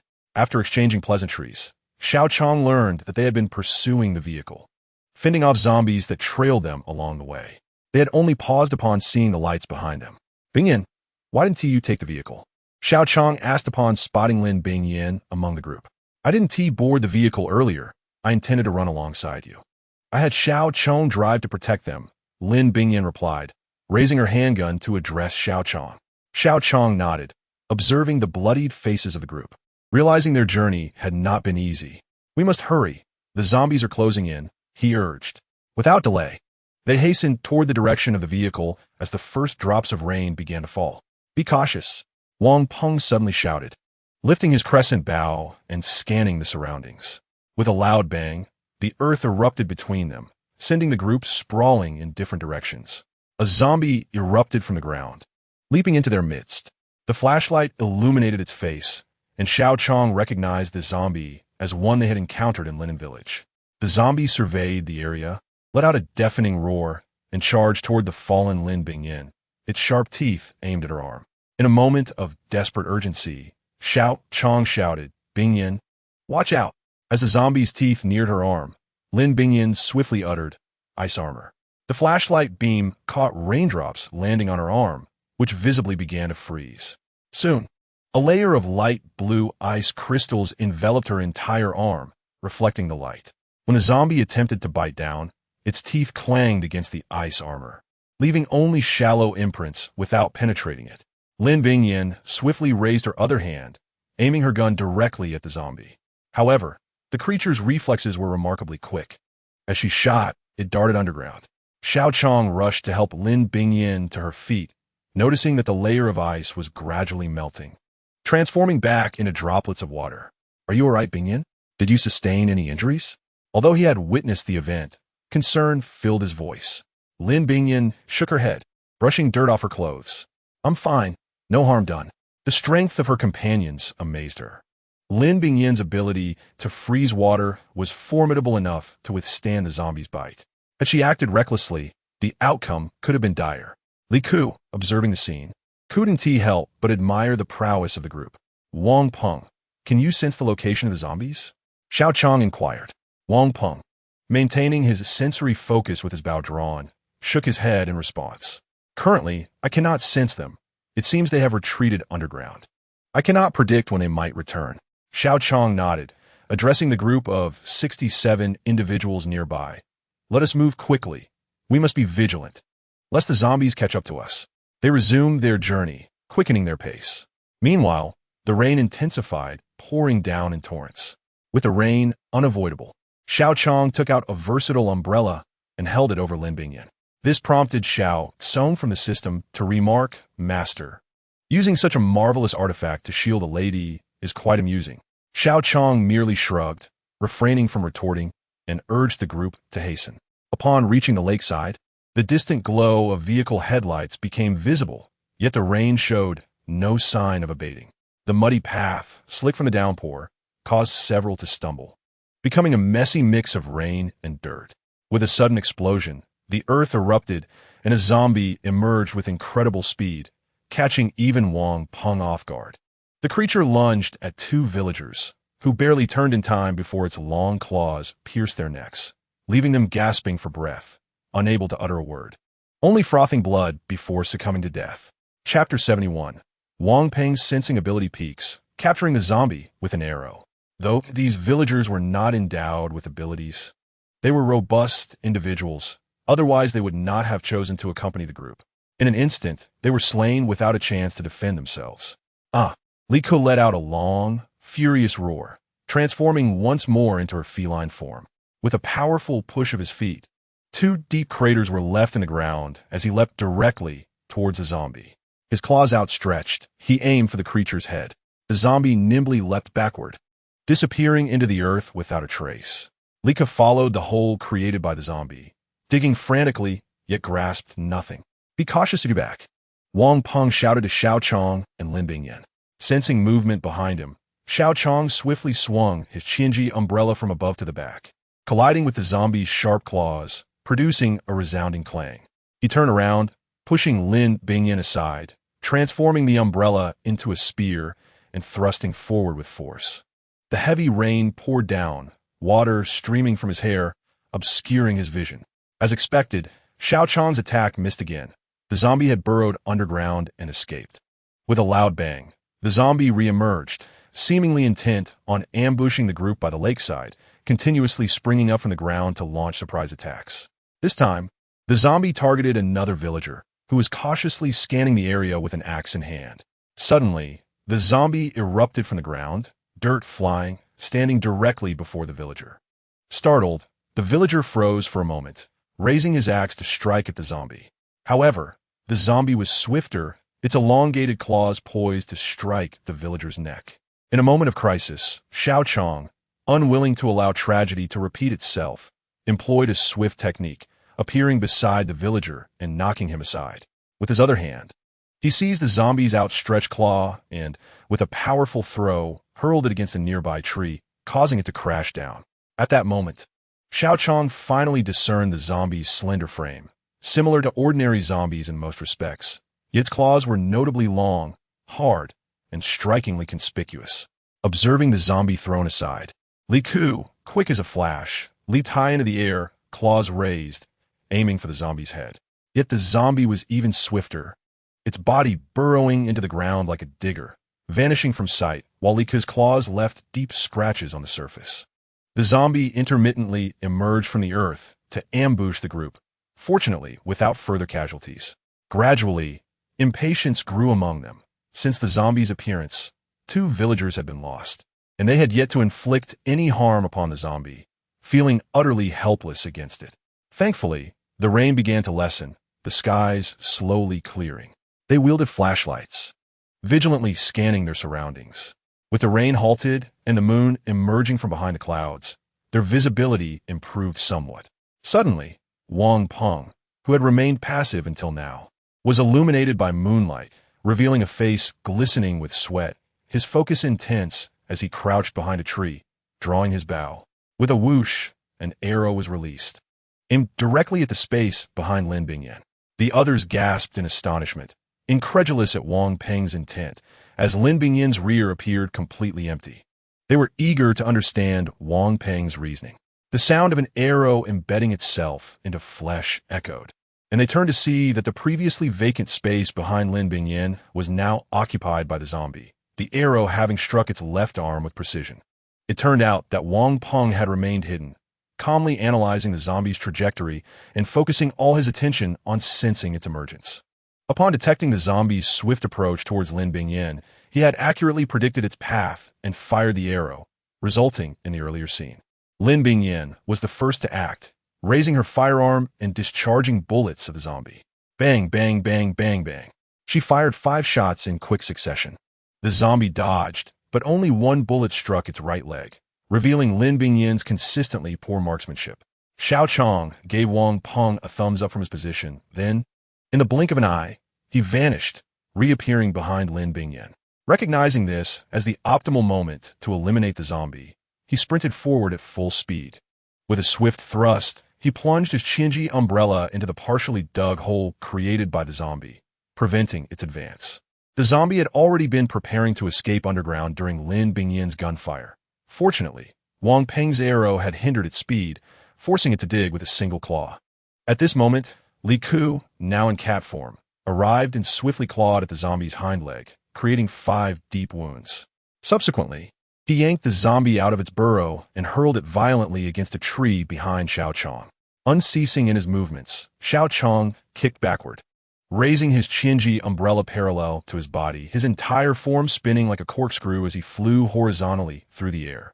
The umbrella pierced the zombie's body, pinning it against the trunk. Steadying himself, Xiao Qiang approached the zombie, drew a bone dagger, and plunged it into the creature's head, finishing off the struggling zombie still pinned to the tree. Ding! You have killed a level 4 zombie. Experience points, 2,000. Exchange points, 2,000. Obtained. Upon hearing this notification, Xiao Qiang finally breathed a sigh of relief. This zombie had been dealt with at last. Equally, he paid no heed to the rewards as, under the moonlight, the silhouettes of a horde of zombies could be seen rapidly approaching from behind. Withdrawing his Qinji umbrella, he stepped towards Wang Peng, who was now exhausted. Collapsed on the ground, his face slick with sweat, breathing heavily, and his pale lips indicating the toll of heightened perception. Xiao Qiang extended his hand with a characteristic goofy smile, saying to Wang Peng, "Thanks to you, we would have been done for tonight. Are you able to move? The zombies are about to catch up." After a brief respite, Wang Peng's complexion had improved considerably. He swallowed hard, grasped Xiao Qiang's hand, and stood up, saying, "I can walk." But it wasn't just me. In the end, it was you who dealt with the zombie. By the way, Li Ku, your ability is remarkable, especially with that transformation. Have you thought a good name for it? Let me help you come up with one. As they continued forward, Wang Peng, filled with curiosity, glanced at Li Ku, who had reverted to human form. The group, all fresh university students, were naturally intrigued by these extraordinary occurrences. Li Ku, unfazed by the chatter, engaged with Wang Peng amiably as they moved.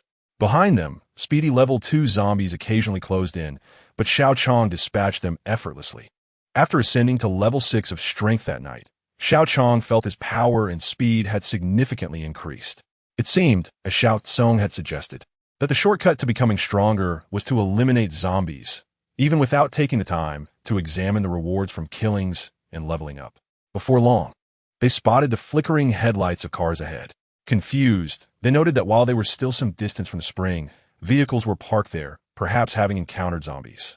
Chapter 72. The Convoy Under Attack, Moonlit Vengeance. With this thought, Xiao Qiang called for the others to quicken their pace towards the parked vehicles.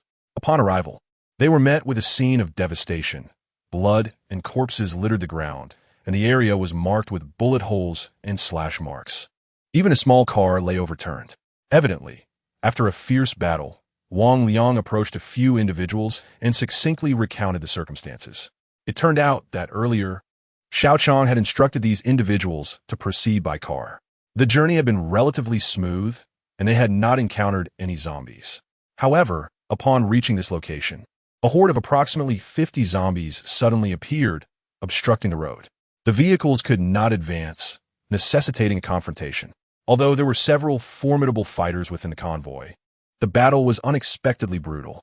Among the zombies was a particularly large one, immensely powerful, which overturned a vehicle with ease. Fortunately, thanks to Xiao Shui, they ultimately managed to eliminate that zombie. Wang Liang glanced at Yang Shui and addressed Xiao Qiang. Everyone had exerted themselves, sustaining considerable injuries, yet fortunately, they had only suffered superficial wounds and had not been bitten by any zombies. Yang Shui seemed intent on changing the subject and promptly interjected, "Uncle, you finally made it. Xiao Shutong was beginning to think you wouldn't come." Xiao Shutong, clutching Yang Shui's hand, appeared shaken, her eyes red as she spoke to Xiao Qiang. "You were scared, right? Don't worry, Uncle won't leave you. Uncle is here to protect you." Xiao Qiang squatted down and gently patted Xiao Shutong's head, offering her soothing words. As he spoke, Xiao Qiang cast a glance at the large zombie sprawled on the ground. Its head bore a neatly punctured hole, approximately 5 centimeters in diameter. Activating his identification ability, he scanned the creature. Ding! Detected ordinary level 3 zombie. No wonder the losses had been so severe. Observing the seated individuals, each bearing various injuries, he counted and found that only 30 remained. Li Bo had perished, leaving Xiao Cong and Wang Auntie in deep sorrow. Unwilling to depart from the spot, Wang Liang quietly remarked to Xiao Qiang. Xiao Qiang turned his gaze toward the overturned vehicle, where Li Chong was cradling a corpse and sobbing uncontrollably. Reminiscing about their shared past, Xiao Qiang felt a pang in his heart, and his eyes also glistened with unshed tears. He approached Li Chong and gently placed a hand on his shoulder. Li Chong looked up, his face streaked with tears, and shouted at Xiao Qiang, "Changge, I want to go back. I want to kill zombies and avenge my father." He seized an axe nearby and prepared to charge back. Xiao Qiang swiftly grabbed Li Chong, pressing him against the vehicle, and exclaimed, "I understand your grief. I too feel the pain of losing Uncle Li. But what good will it do to rush back now? If you throw your life away, can you truly defeat a horde of zombies? In the end, you may find relief, but what about your mother? Who will care for her? And who will look after the others?" As Xiao Qiang's voice rang out, Li Chong gradually calmed down, squatting and continuing to sob. "We must kill the zombies. They have taken so many lives tonight, and this vendetta cannot go unavenged. Remember, at Longshan Base, we do not let grudges linger overnight. Listen carefully. Women, children, and the elderly, those who are injured, will board 2 vehicles and continue to the spring. The zombies will soon pursue us. I will leave 5 people here to snipe the zombies and avenge those who have fallen. Once the zombies retreat, we will properly bury tonight's casualties. Standing tall, Xiao Qiang took a deep breath and addressed the assembled crowd. I will stay. I will stay too. You are injured, go. I will handle the zombies. Inspired by Xiao Qiang's words, many eagerly volunteered to remain and fight. Ultimately, assessing everyone's injuries, Xiao Qiang, Wang Liang, Li Chong, Wang Lei, and Zhang Jin decided to stay. Under Xiao Qiang's direction, the 5 gathered nearby branches which, having been drenched by the rain, were somewhat damp. Xiao Qiang retrieved some gasoline from the vehicle and poured it over the branches. They then overturned a vehicle, positioning it horizontally in the middle of the road. Beneath the moonlight, the 5 formed a line, their elongated shadows cast upon the blazing fuel. Xiao Qiang deliberately retrieved 5 grenades, distributing 1 to each person.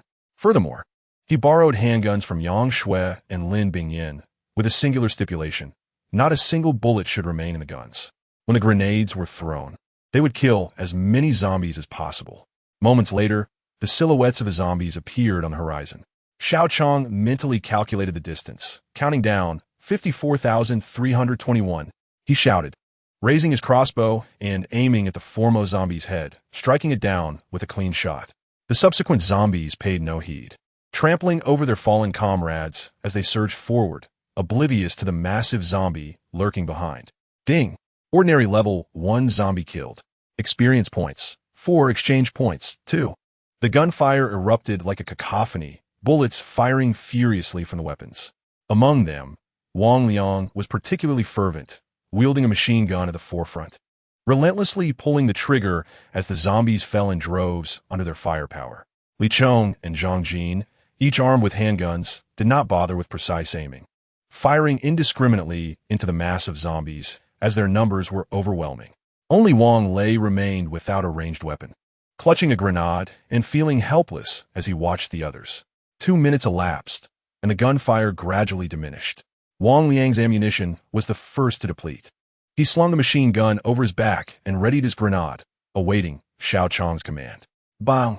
Zhang Jin's final bullet struck a zombie's eye. The 5 had exhausted their ammunition, and with a determined glare, they grasped the pins of their grenades. As some zombies began to pass the overturned vehicle, Xiao Qiang bellowed, "Throw!" He was the first to hurl his grenade towards the vehicle.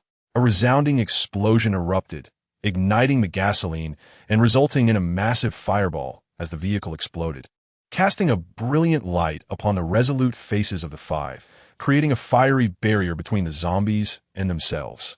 Boom! For more explosions followed, unleashing a torrential rain of blood among the horde of zombies. Ding! Ordinary level 1 zombie killed. Experience points 4, exchange points 2. Ding! Ordinary level 2 zombie killed. Experience points 50, exchange points 50. Hearing the prompts resonate in his mind, the 5 seized the opportunity and swiftly departed in their vehicle. Xiao Qiang understood that had he used all the grenades himself, his experience would have increased more rapidly, enhancing his strength. However, that was not his style and contradicted his principles. By doing so, he not only uplifted his teammates, but also allowed them to vent their pent-up rage. Otherwise, the event of that night would have been a substantial blow, particularly to Li Chong. The journey was silent, and they encountered no further zombies. Soon arriving at the house by the spring. Upon entering, they found Wang Peng cautiously perched against the courtyard wall, ever vigilant. Wang Peng had always been meticulous, and at this moment, he showed no signs of relaxation. Chapter 73. Boom, boom, boom. A bounty awaits. The moon had begun its descent, and the eastern horizon was starting to reveal the first light of dawn. Within the courtyard, individuals huddled together in small groups, weary after a night of rain and evading zombies. They were utterly exhausted, yet to avoid attracting the undead, they dared not light a fire, instead wringing out their wet clothing and wearing them as they were. Xiao Qiang leaned against the doorframe, observing Wang Liang directing others in shifts to keep watch. A sense of dejection washed over him, a feeling of loss enveloping his heart. Until now, Longshan Base had remained unscathed, and Xiao Qiang had lived a life of routine. However, the zombie assault tonight undoubtedly dealt a heavy blow to Xiao Qiang and the newly established Longshan Base. If only the perimeter of the sentry had been set wider. If he could have been stronger, if he had managed to find a few more vehicles, if he had followed the convoy, would Uncle Li have survived? Xiao Qiang found himself enveloped in profound regret, gazing upon the injured and ailing Longshan Base. Memories of those who had perished flooding his mind. Tears welled in his eyes, cascading down his cheeks like a relentless stream. Observing this, Lin Bingyan approached and knelt beside him, gently placing her hand on his shoulder. Xiao Qiang turned to see her damp hair, which evoked a sense of tenderness, and her beautiful eyes, framed by long double eyelids, radiated concern. "It's all my fault. If I had done better, perhaps everyone wouldn't be so hurt," he sobbed, addressing Lin Bingyan. "You have done remarkably well, Xiao Qiang. Regrettably, in this merciless apocalypse, no one can remain unscathed. Casualties in battles against zombies are inevitable." Lin Bingyan reassured him softly, her red lips parting to offer comfort. "Brother Qiang, this is not your fault. I must thank you for giving me the opportunity to avenge so many zombies," Li Qiang added, stepping forward to stand before Xiao Qiang. "I believe in you, Xiao Qiang. We all do. This is not your fault. Your quick response to escape the zombie encirclement and organize the evacuation, while bravely facing the danger, is commendable. Casualties are unavoidable in this world overrun by zombies. But you must gather your strength and lead us to continue fighting against them and reclaim our home." Li Ke joined in, earnestly addressing Xiao Qiang. "Indeed, Xiao Qiang, you're not to blame. We trust you, and I am certain you will lead our base to greater strength," the others chimed in, gathering around him. "Uncle, don't cry. Don't cry. Shu Tong believes in you. You must pull yourself together. It's not good to cry in front of girls if you're looking for a partner," Xiao Shu Tong said, leaning in to whisper in Xiao Qiang's ear, causing laughter to erupt among the crowd. Wiping his tears, Xiao Qiang gently ruffled Xiao Shu Tong's hair and stood to address everyone. "Thank you all for your trust. I am truly grateful. Let us take a moment to rest and plan for the dawn. Lianggu, assign more people to watch. We can extend the distance. For the injured, I will fetch some medicine shortly. Bingyan and Li Wei, please assist them with ointments. Let us refrain from starting a fire for now. It will be dawn soon, and we can light a fire then to warm up and dry our clothes." Revitalized, Xiao Qiang began issuing detailed instructions. After his words, everyone dispersed, busying themselves with tasks. Xiao Qiang first purchased several bottles of hemostatic powder and cold medicine from the system, handing them to Lin Bingyan for distribution while guarding the spring. So he need not purchase water. "Xiao Cong, show me my rewards," Xiao Qiang said, squatting down beside a wall, closing his eyes to summon Xiao Cong. Xiao Cong appeared in his mind, responding, "Certainly, dear host. You have 3 types of rewards. 2 rewards for killing ordinary level 4 zombies, which elevates you to level 6. The reward for killing a level 4 jumping zombie includes high-tech carbon fiber jumping shoes, intermediate, light in texture, allowing an ordinary person to jump up to 3 meters. A robust limb potion, intermediate, that regenerates severed muscles, enhancing limb resilience, and 2 rechargeable walkie-talkies with a coverage range of 500 meters. Xiao Qiang could not help but internally scoff at the meager nature of these rewards compared to his earlier encounter with the long-tongued zombie. Naturally, when you first faced the long-tongued zombie, you were only at level 4. Now, at level 6, the rewards are certainly not comparable, Xiao Cong explained, detailing how the rewards were contingent upon the levels crossed. Continuing to report on rewards for defeating the burrowing zombies, Xiao Cong stated. "You also receive a pair of medium-grade steel-black claw gauntlets for your right hand, crafted from steel, impervious to ordinary knives and axes, ergonomically designed, with increased power when combined. A basic climbing technique, and an intermediate alarm system that detects all zombies and enemies within a 2,000 square meter radius." This reward was remarkably considerate, given that their base had just been attacked, providing an alarm system to expand their monitoring range. The black claw gauntlets were perfect for Li Ke, enhancing her strength in her feline form. As Xiao Qiang listened, he began to strategize how to allocate these rewards, disregarding Xiao Qiang's thoughts on distribution. Xiao Cong's youthful voice chimed in. "Dear host, you currently stand at level 6, and your rewards include Dual Eye Night Vision, enabling visibility in darkness, achieving night vision effects. A medium-caliber submachine gun with 1,000 bullets, which is heavy and has significant recoil, so use it cautiously, and 10 landmines, intermediate. Along with 1 basic and 1 intermediate lottery draw. Excellent, these upgrade rewards are quite appealing. Moreover, I had envied Li Ku's ability to see in the dark during our earlier skirmish, and now the system has graciously provided me with this capability, Xiao Qiang thought, delighting in the rewards, unable to suppress his excitement. Dear host, I must remind you that possessing this system, yet envying the abilities of a mere cat, is quite shameful. Xiao Cong teased, rolling his eyes. I wonder how Li Ku would react if he learned that the system referred to him as a little cat. Xiao Qiang mused. Xiao Cong, how many exchange points do I have?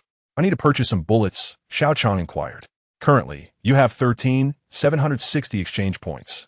What would you like to buy? Xiao Qiang scratched his head, surprised by the substantial amount of exchange points accumulated after a night of combat. Especially after purchasing detoxifiers and hemostatic agents. I'll buy 600 handgun bullets and 300 submachine gun bullets, he ordered. In this zombie siege, Xiao Qiang had witnessed the power of firearms. Although he was capable in combat, others did not share his strength. If everyone were armed, the casualties wouldn't have been so severe. Dear host, this will cost a total of 12,000 exchange points. Watching his points dwindle from over 10,000 to just over 1,000, he felt a pang in his heart. These bullets were not for his own use. Hence, they would not contribute to his experience. It was no wonder that, before the apocalypse, arms dealers were so wealthy. Each bullet represented hard-earned exchange points. Chapter 74. Returning to the villa in this apocalypse, crises abound. One must never let down their guard. Excerpt from Yang Shui's notes. Dear host, you could invest these exchange points in yourself to become stronger, which would accelerate your level progression, Xiao Cong suggested, noting Xiao Qiang's contemplative silence. That doesn't align with my principles. I prefer to have teammates by my side. Even if I am not at the base, they still possess the strength to fight. Otherwise, if it were just me, this world would be far too dull, Xiao Qiang replied, his gaze deep and thoughtful. Very well, the decision is yours, dear host. Xiao Cong supports you, Xiao Cong stated, looking at Xiao Qiang with understanding. In the depths of his mind, Xiao Cong murmured to himself, since he believes in you, why should I ponder further? It suffices to respect the decisions you have made. Of course, such words were lost on Xiao Qiang. Now, would you kindly reveal my attributes? Xiao Cong, Xiao Qiang continued. Host, Xiao Qiang physical quality, 300, the average adult is 50, body strength, 330, the average adult is 50, skills acquired. Wolf Fong staff technique. Dragon's body technique, beginner level. Proficiency 13100, 108 thunder, beginner level. Proficiency 8100, ambush, beginner level. Proficiency 8100, tiger claw technique, beginner level. Proficiency 5100. 8 gates of Duanjia. 3 gates open marketplace privileges. Level 1, can only purchase some low-level weapons, medicines, food, etc. Lottery access. Level 1, 3500, overall evaluation. Level 6, strongman energy value. 700, 1500 experience points. 7,000 and 12,000 exchange points. 1760, he possessed a bone spike dagger. 1,000 mechanisms, umbrella, and a crooked submachine gun. Additionally, he had 3 berserk pills, 1 black claw set, 10 landmines, 1 bottle of strengthening potion, and a pair of jumping shoes. A beginner lottery ticket and an intermediate lottery ticket were also at his disposal. The panel vividly displayed Xiao Qiang's attributes. Gazing at his stats, Xiao Qiang felt a profound satisfaction. Not only had his physical prowess augmented, but his possessions had also multiplied, instilling him with newfound confidence in confronting the horde of attacking zombies. After completing his tasks, Xiao Qiang opened his eyes to find dawn breaking. It was already 6 o'clock in the morning. Ding dong, the host's double experience card has expired, during which a total of 4,236 experience points have been accrued. A notification echoed in his mind, leaving Xiao Qiang somewhat regretful. He had anticipated a fierce battle with the horde, yet most of the past hour had been spent in flight. Achoo! The damp clothes clinging to him were indeed uncomfortable, prompting Xiao Qiang to stifle a sneeze. Lin Bingyan approached upon noticing Xiao Qiang had awakened, extending her palm which held a cold medicine pill. You should take one as well. Don't catch a cold. Yes. Yes. What is the current situation? Xiao Qiang took the pill and swallowed it down, then accepted the spring water Lin Bingyan offered, taking 2 large gulps. Stretching his limbs, he inquired, Wang Liang and the others are on guard. No zombies have emerged from behind. For the time being, no traces of zombies have been spotted nearby. It's unclear where they have gone. Lin Bingyan, having not rested, conveyed the information she knew to Xiao Qiang. All right, Bingyan, you should take a break too. Here are 300 rounds of ammunition. Keep them safe. As he spoke, Xiao Qiang handed several boxes of bullets to Lin Bingyan. He then rose to take a turn outside, distributing bullets and machine guns among the group. Wang Liang and the others were already accustomed to Xiao Qiang's abilities, merely expressing joy at the bullets without further inquiries. When Xiao Qiang handed the black claw to Li Ku, her expression was one of disbelief as she held the black claw for a long moment, overwhelmed with joy. She found Xiao Qiang increasingly enigmatic, yet she was captivated by the black claw, fearful he might change his mind and not ask further questions. Brother Liang, you and the others stay here to take cover. You can start a fire to keep warm, but make sure to organize the personnel for guard duty, maintaining a safe distance. Contact us via the intercom if anything arises. I will take a few people to scout the villa and see what the situation is. Xiao Qiang gathered a few individuals and handed the intercoms he received from the system to Wang Liang, stating, All right, don't worry. But is it too dangerous for you to go now? Wang Liang nodded, pondering his response. I suspect the zombies have retreated. If we do not ascertain the situation, we shall remain uneasy. Xiao Qiang replied, I'll accompany you. I run fast and can escape even if danger arises. Li Ku, donned in the black claw set, volunteered to Xiao Qiang. No, you must stay here to protect them. I will take Wang Peng and Wang Lei with me. Xiao Qiang insisted. I'll go with you. Yang Shui, who had been silent, spoke up with her strikingly cold demeanor. Xiao Qiang always found Yang Shui to be enigmatic and independent. Thus, he had no objections to her request. He nodded in agreement, noticing that her once metallic gloves had mysteriously vanished. The group gathered firewood, which was still somewhat damp, and doused it with gasoline before igniting it. They huddled around the fire, finally feeling a bit warmer. The 4 of them dried their clothes while Wang Lei drove the pickup truck towards the villa for reconnaissance. Along the way, they observed remnants of the previous night's battle strewn across the road.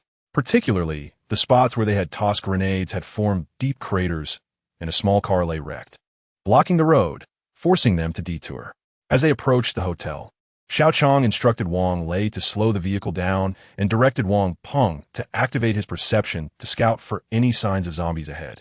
Seeing Wang Peng shake his head, they parked in front of the hotel and disembarked, weapons in hand.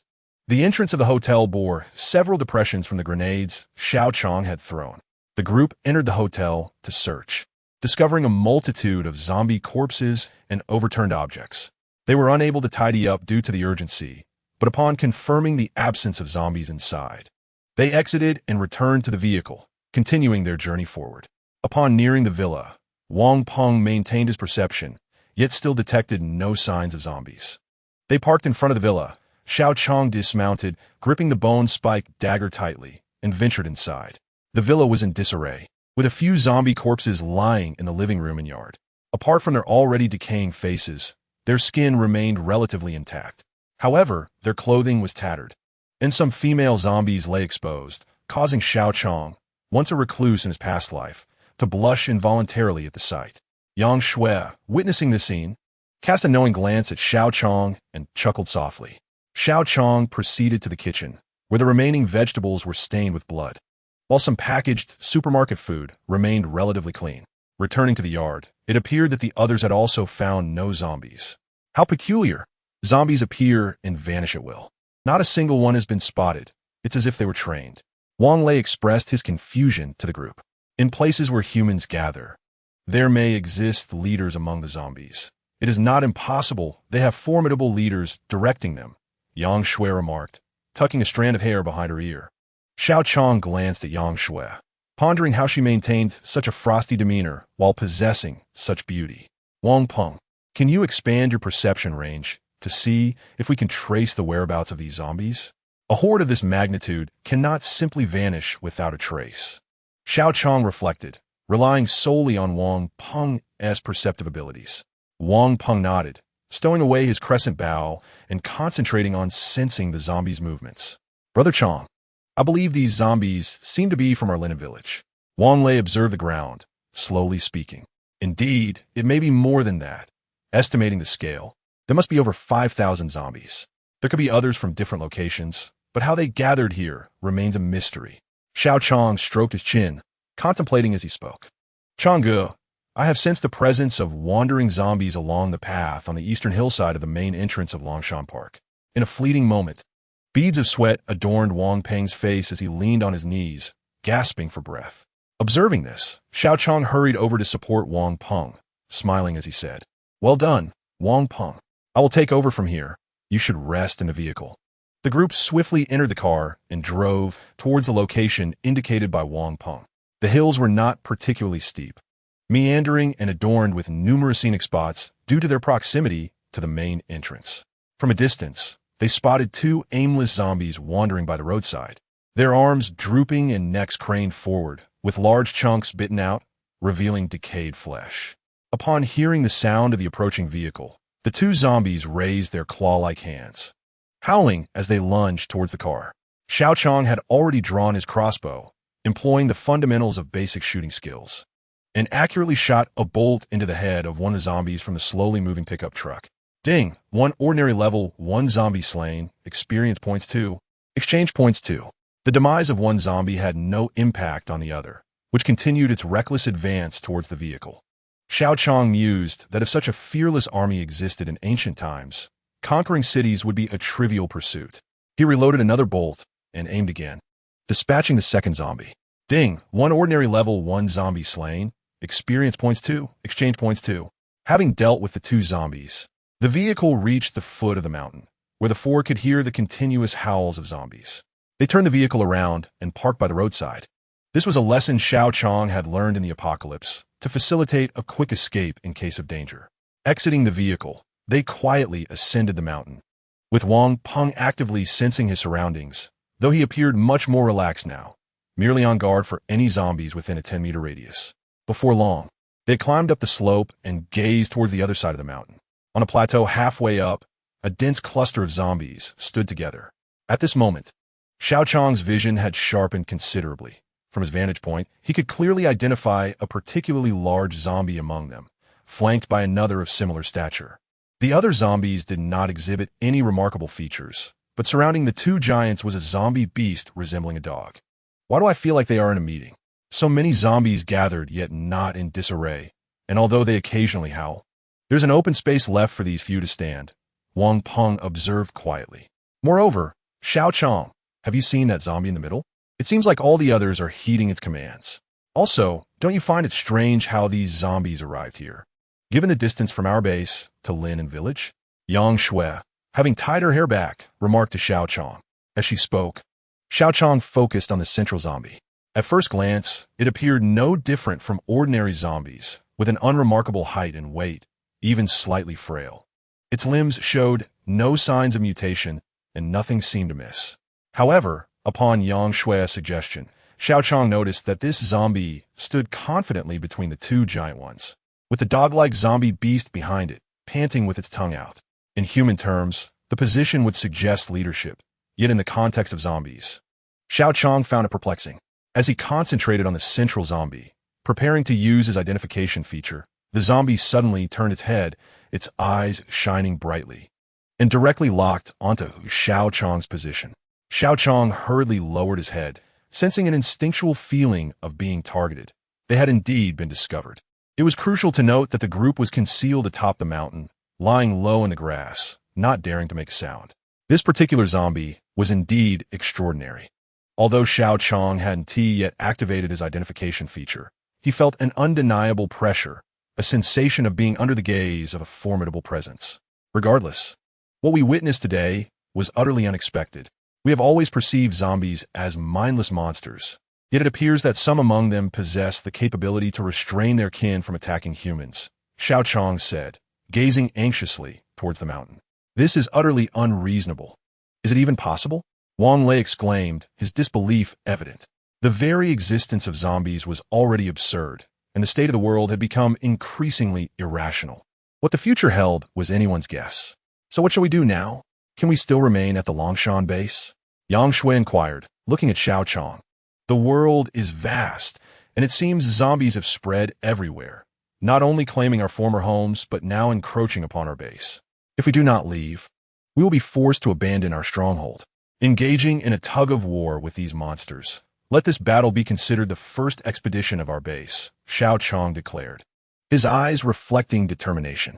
Indeed, Changgu, I support you.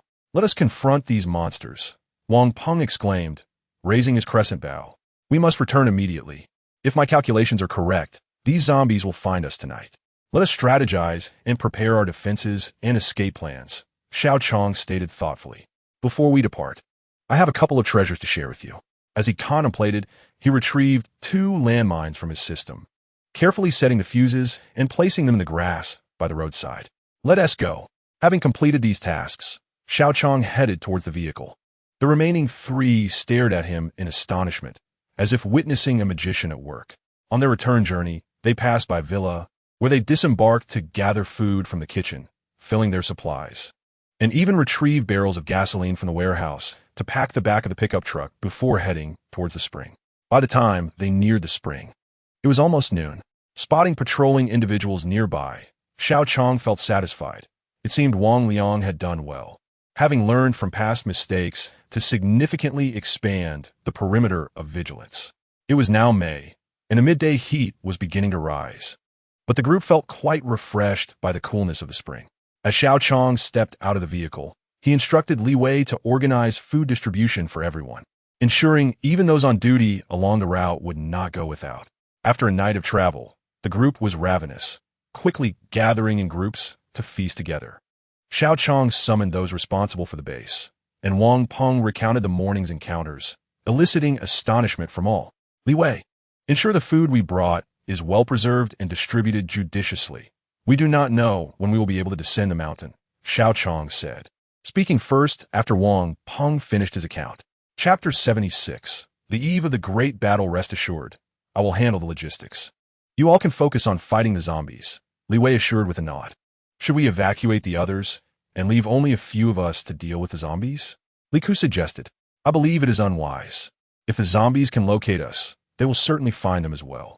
It is safer for everyone to stay together, Lin Bingyin, seated on a stone beside Xiao Cong, interjected. Following the surprise attack by the subterranean zombies last night, Lin Bingyin's long sleeves had been torn, revealing a clear bite mark on her arm. Upon noticing this, Xiao Cong quickly removed his jacket and draped it over her shoulders. Lin Bingyin flashed him a sweet smile in gratitude, accepting the gesture without hesitation. Ahem, Yang Shui interrupted from his side. The key question is, how do we prevent a zombie attack tonight? We have an additional gun now. If Changgu has any grenades left, we can fight the zombies head-on, Li Chong declared, brandishing his crooked submachine gun, his anger from Uncle Li's sacrifice still palpable. That's not feasible. Our ammunition is still insufficient, and I no longer have any grenades. However, we do have a few landmines. Yet there are formidable zombies among them, and these may not be very effective, Xiao Cong interjected, patting Li Chong on the shoulder. Rather, we should employ fire attacks. We can set up obstacles along the way by chopping branches and dousing them with gasoline.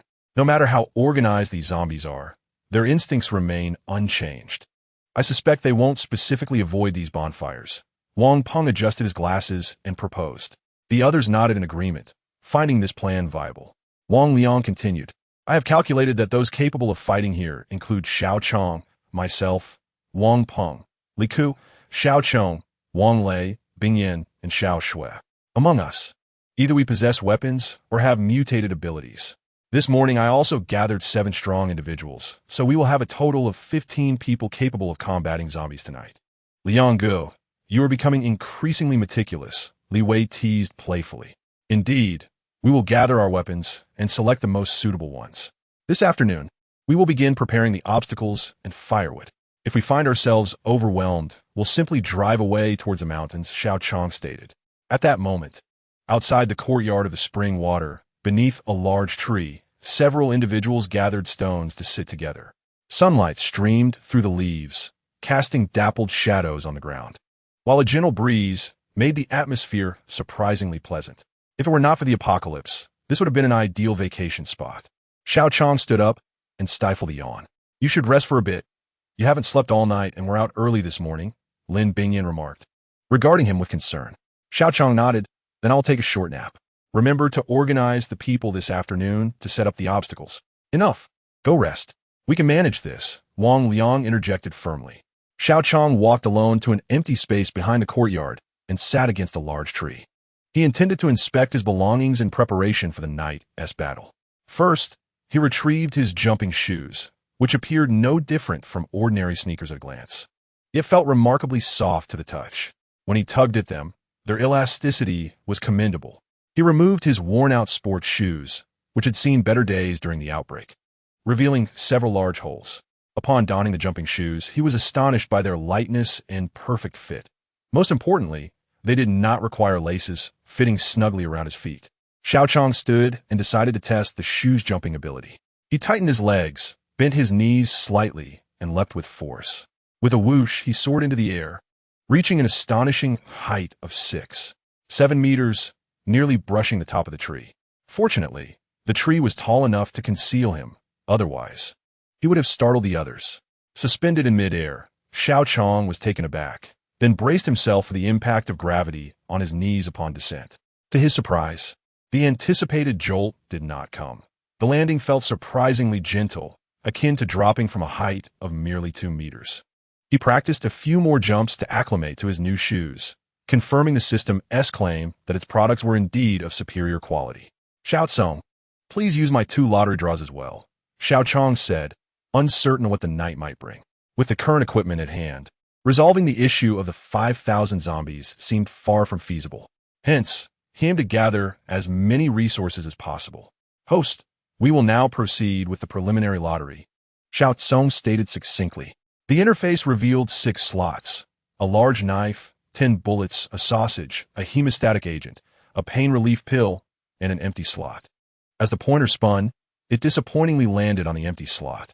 Although Xiao Qiang did not harbor high hopes for the preliminary lottery, landing on empty was still disheartening, especially in such a critical moment. Subsequently, a yellow panel reappeared, displaying 6 slots, a flamethrower, a machine gun, golden silk inner armor, zombie hallucinogenic powder, an empty slot, and a redemption point of 10,000 points. As the pointer whirled, Xiao Qiang refrained from entertaining any fantasies, merely hoping it would not land on an empty slot again.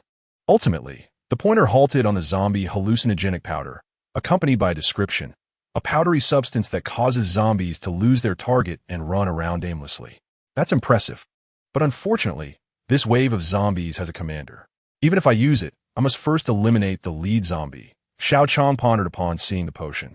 Xiao Cong, what was going on with that group of zombies we encountered this morning? And what about the one in the middle? How did they find our base?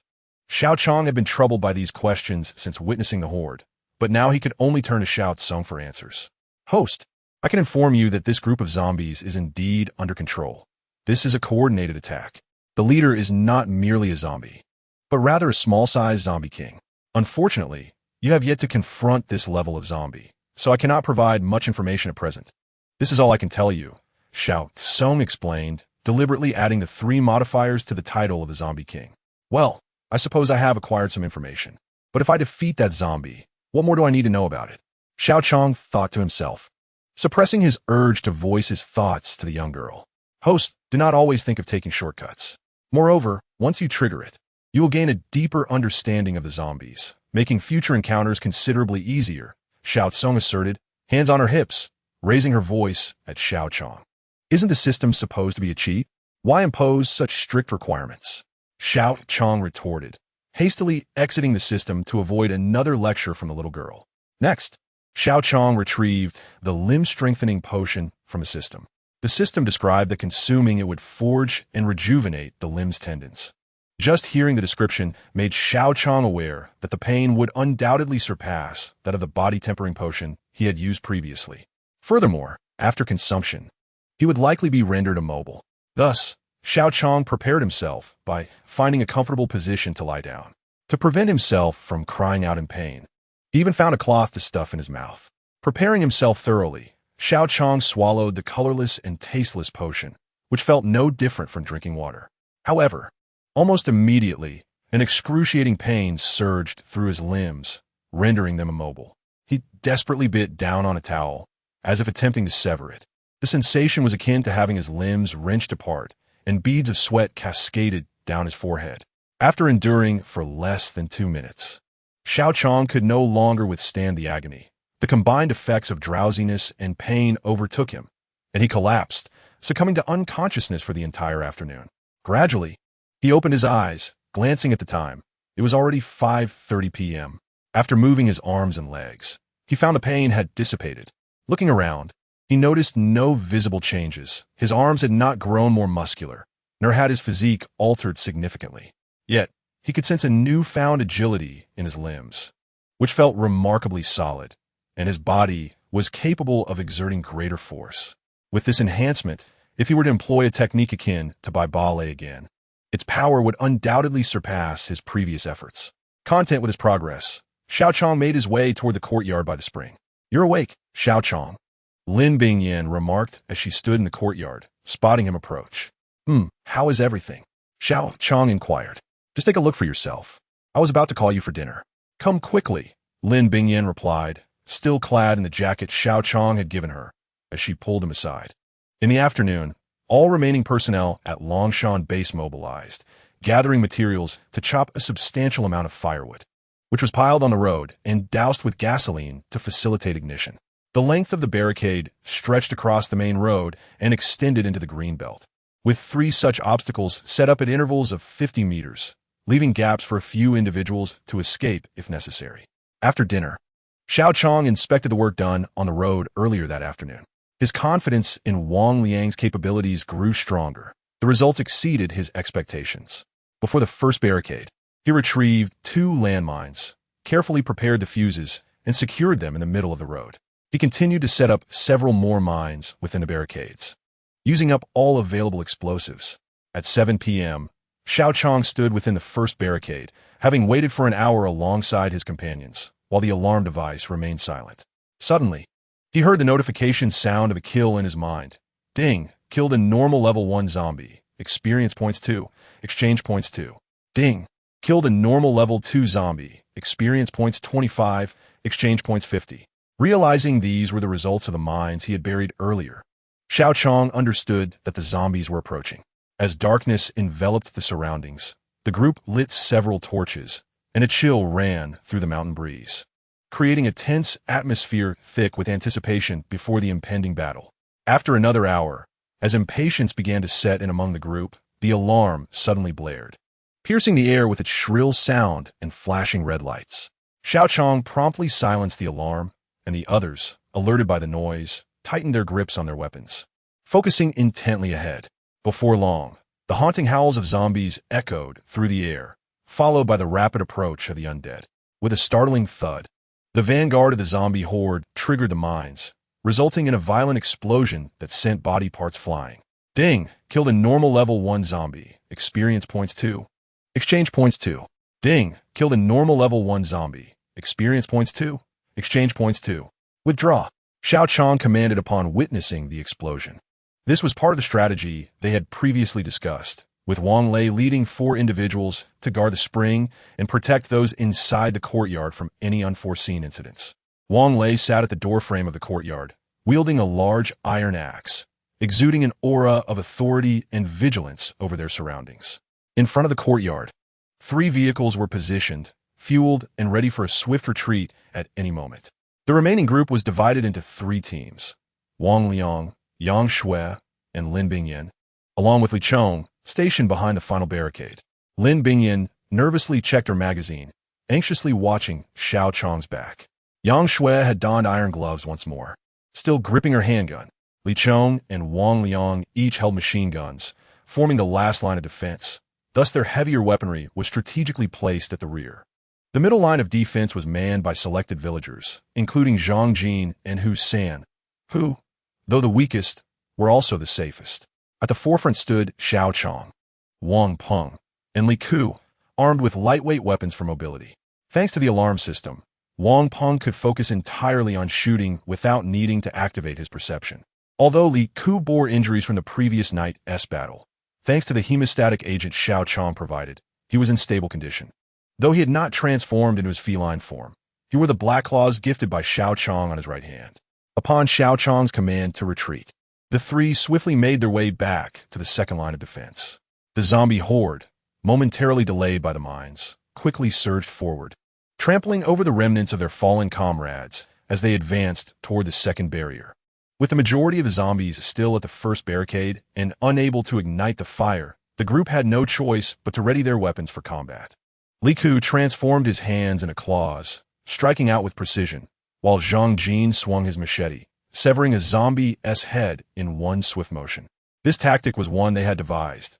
During the second wave of combat, Xiao Qiang and his companions would subdue zombies, allowing Zhang Jin and his team to deliver the fatal blow, thus optimizing their time in battle. Amidst the zombie onslaught, the group demonstrated remarkable coordination, remaining calm under pressure. Indeed, Xiao Qiang's strikes were consistently lethal. This was the stark contrast between their preparedness tonight and the surprise attack they faced the previous evening. Behind the third line of defense, Lin Bingyin and her team watched anxiously, wanting to rush forward to assist, but remembering Xiao Qiang's warnings, they refrained. In the front lines, Xiao Qiang noticed that zombies had reached the first barricade, creating a path through the pile of firewood. "Shoot!" he shouted to Wang Peng, who ignited an arrowhead and aimed at the pile of wood. With a swift release, the arrow soared and ignited the firewood, sending flames roaring into the sky as countless zombies were engulfed by the inferno, thrashing and wailing amidst the flames. Yet, the remaining zombies charged forward undeterred. With two more explosions, the fire ignited the fuse, detonating the landmines and delivering another devastating blow to the horde. Ding! Killed a normal level 1 zombie. Experience points 2. Exchange points 2. Ding! Killed a normal level 2 zombie. Experience points 25. Exchange points 50. Ding! Killed a normal level 1 zombie. Experience points 2. Exchange points 2. Although the zombies perishing in the flames did not count towards Xiao Qiang's total, the explosion claimed a significant number of undead lives. The flames flickered for quite some time, and several individuals, even from a distance, could feel the heat emanating from a bonfire. The acrid stench of charred flesh wafted through the air, and the scene before them was enough to induce nausea. However, Xiao Qiang had already noticed that numerous zombies had breached the first line of defense and were advancing towards the second. The burning pile of wood at the first line was evidently insufficient to halt their progress. Chapter 78, The Great Battle, Part 2, Retreat. Xiao Qiang bellowed, rallying his companions to retreat towards the third line of defense. As they regrouped, Lin Bingyin cast a concerned glance at Xiao Qiang and inquired, "Are you all right?" "Not injured, I hope. Fortunately, I am unharmed," Xiao Qiang replied with a slight smile. At that moment, a horde of zombies surged over the second wooden barricade, charging towards them. Xiao Qiang felt it was not yet time to ignite the bonfire, and thus urged his companions, "Fire your pistols." The sound of gunfire erupted as bullets and arrows flew towards the foremost zombies. Suddenly, among them, one zombie sprinted with alarming speed. It lunged forward, its claws aimed directly at Zhang Jin's throat. With no time to react, Zhang Jin was saved at the critical moment as a spear collided with the zombie's claws. It was Xiao Qiang, recognizing the imminent danger, who swiftly extended the Qianji umbrella. With a forceful flick, he sent the zombie sprawling away and shouted to Wang Peng, "Ignite it." Once again, the pile of wood at the second line of defense ignited spectacularly. However, this time, the burning timber was violently scattered, creating a pathway. From the flames, two hulking shadows emerged. Xiao Qiang recognized them as the two giant zombies, their arms raised high as they charged forward. With a thunderous boom, landmines detonated once more. "Congratulations. You have slain a level 1 zombie. Experience points 2. Exchange points 2. Congratulations, you have slain a level 1 zombie. Experience points 2. Exchange points 2. This time, however, the number of zombies slain was significantly lower. Regrettably, the two giant zombies used their arms to shield themselves. Although bloodied, they continued their relentless advance. Xiao Qiang felt a surge of dread. With the second line of defense breached, a majority of the zombies were charging forward. Even more alarming, many were ablaze, rushing towards them. If these zombies reached them, they would ignite the gasoline, putting everyone outside the third line of defense in grave peril. "Fire! Shoot!" Xiao Qiang shouted vehemently. In a cacophony of gunfire, the sound of bullets echoed as two machine guns provided overwhelming firepower, effectively stalling the undead horde. Waves of zombies fell under the barrage, their bodies riddled with gunshot wounds. Yet the relentless tide pressed on, an endless sea of darkness. As the zombies advanced, Xiao Qiang ordered, "Continue firing while we retreat."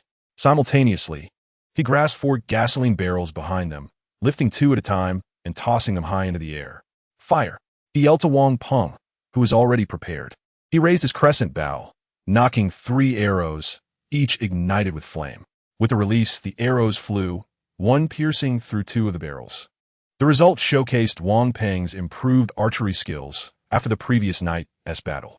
With a resounding explosion, the 4 gasoline barrels detonated in midair, showering the undead with fire, including the 2 giant zombies.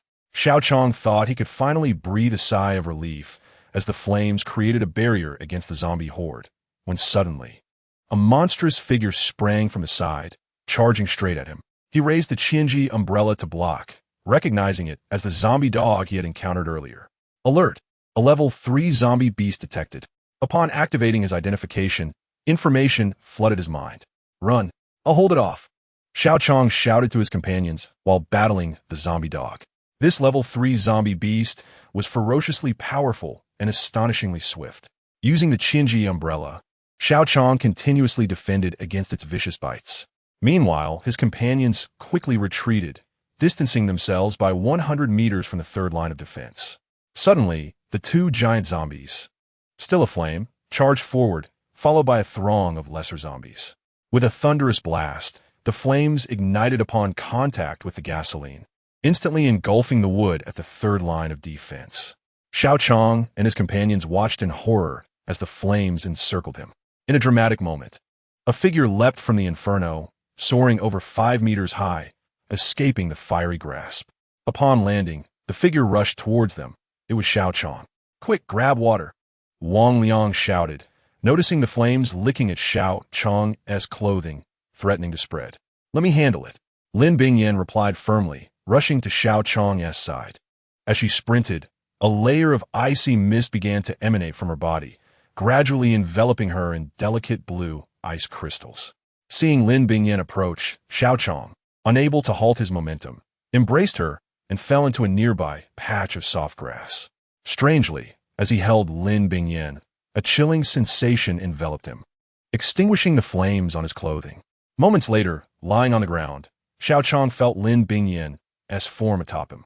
The sensation of her softness against his chest, combined with her beautiful visage, stirred feelings within him. Had the situation not been so dire, he would have gladly remained on the grass indefinitely. Noticing Xiao Qiang's gaze, Lin Bingyan blushed and asked, "Are you all right?" "Ah, yes, I'm fine. Thank you for earlier," Xiao Qiang stammered as he rose.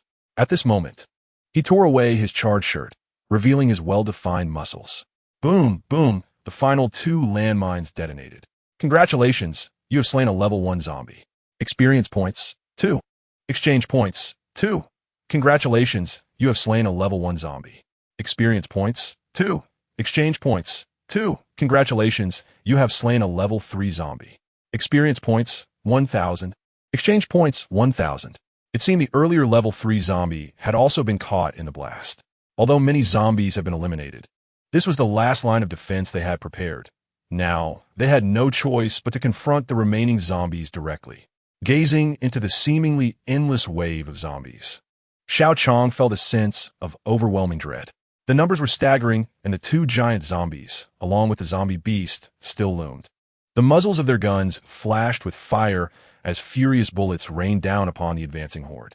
Chapter 79, The Great Battle, Part 3. None could discern how long they had fought, as the corpses of zombies piled up before them, creating a small hill, with dark blood flowing down the path. The relentless tide continued to surge forward, undeterred by the gruesome sight. At this point, the bonfire ahead had dwindled to embers, with only a few small piles still smoldering by the roadside. The ammunition in their guns was running low, and they prepared to engage in close combat with the remaining zombies. Suddenly, the Yulong Shenfa was set in motion, and Xiao Qiang, who had remained still until now, launched an attack directly towards the horde of zombies. A notification chimed.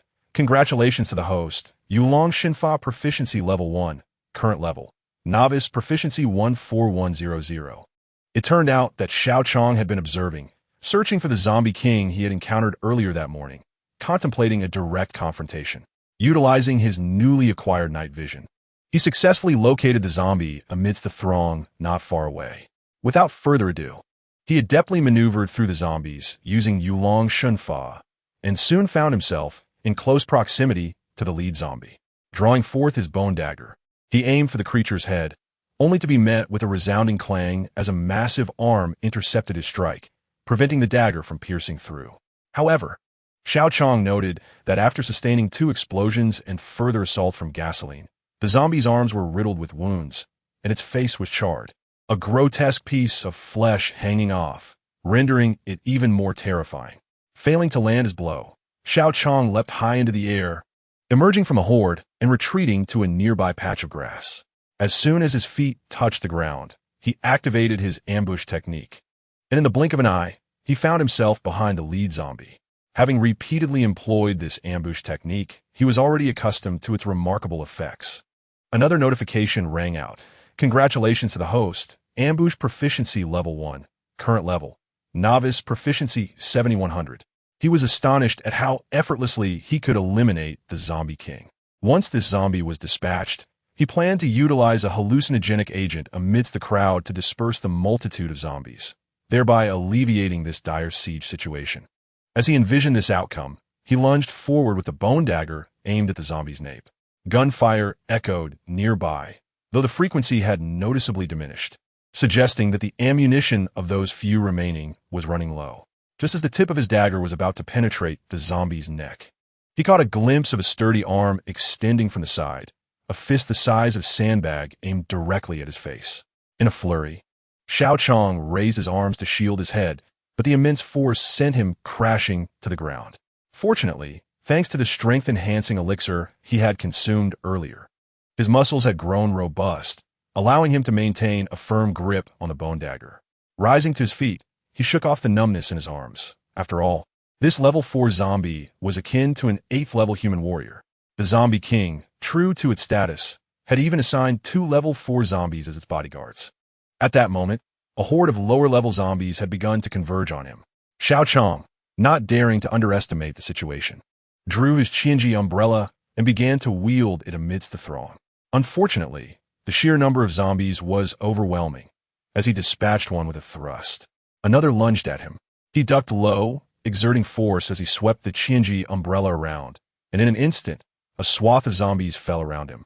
Notifications chimed continuously. Killed an ordinary level 1 zombie. Experience points 2, exchange points 2.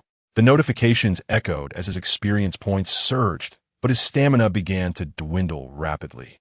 Meanwhile, Xiao Qiang found himself overwhelmed, encircled by the horde, while Lin Bingyan and her companions had exhausted their ammunition, leaving only a few rounds in the handguns of the 2 girls. They had become embroiled in close-quarters combat with the zombies. Not only that, but the relentless tide of zombies surged forth.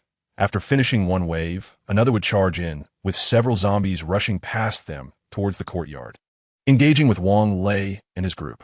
At that moment, the horde was estimated to still contain over 2,000 zombies. Suddenly, a level 3 zombie beast lunged towards Lin Bingyan, a creature on par with a 6th-level human warrior. It moved with such speed that the others barely had time to react before Lin Bingyan was knocked to the ground. With a snarl, the zombie dog bared its long, sharp teeth, dripping with an unknown foul liquid.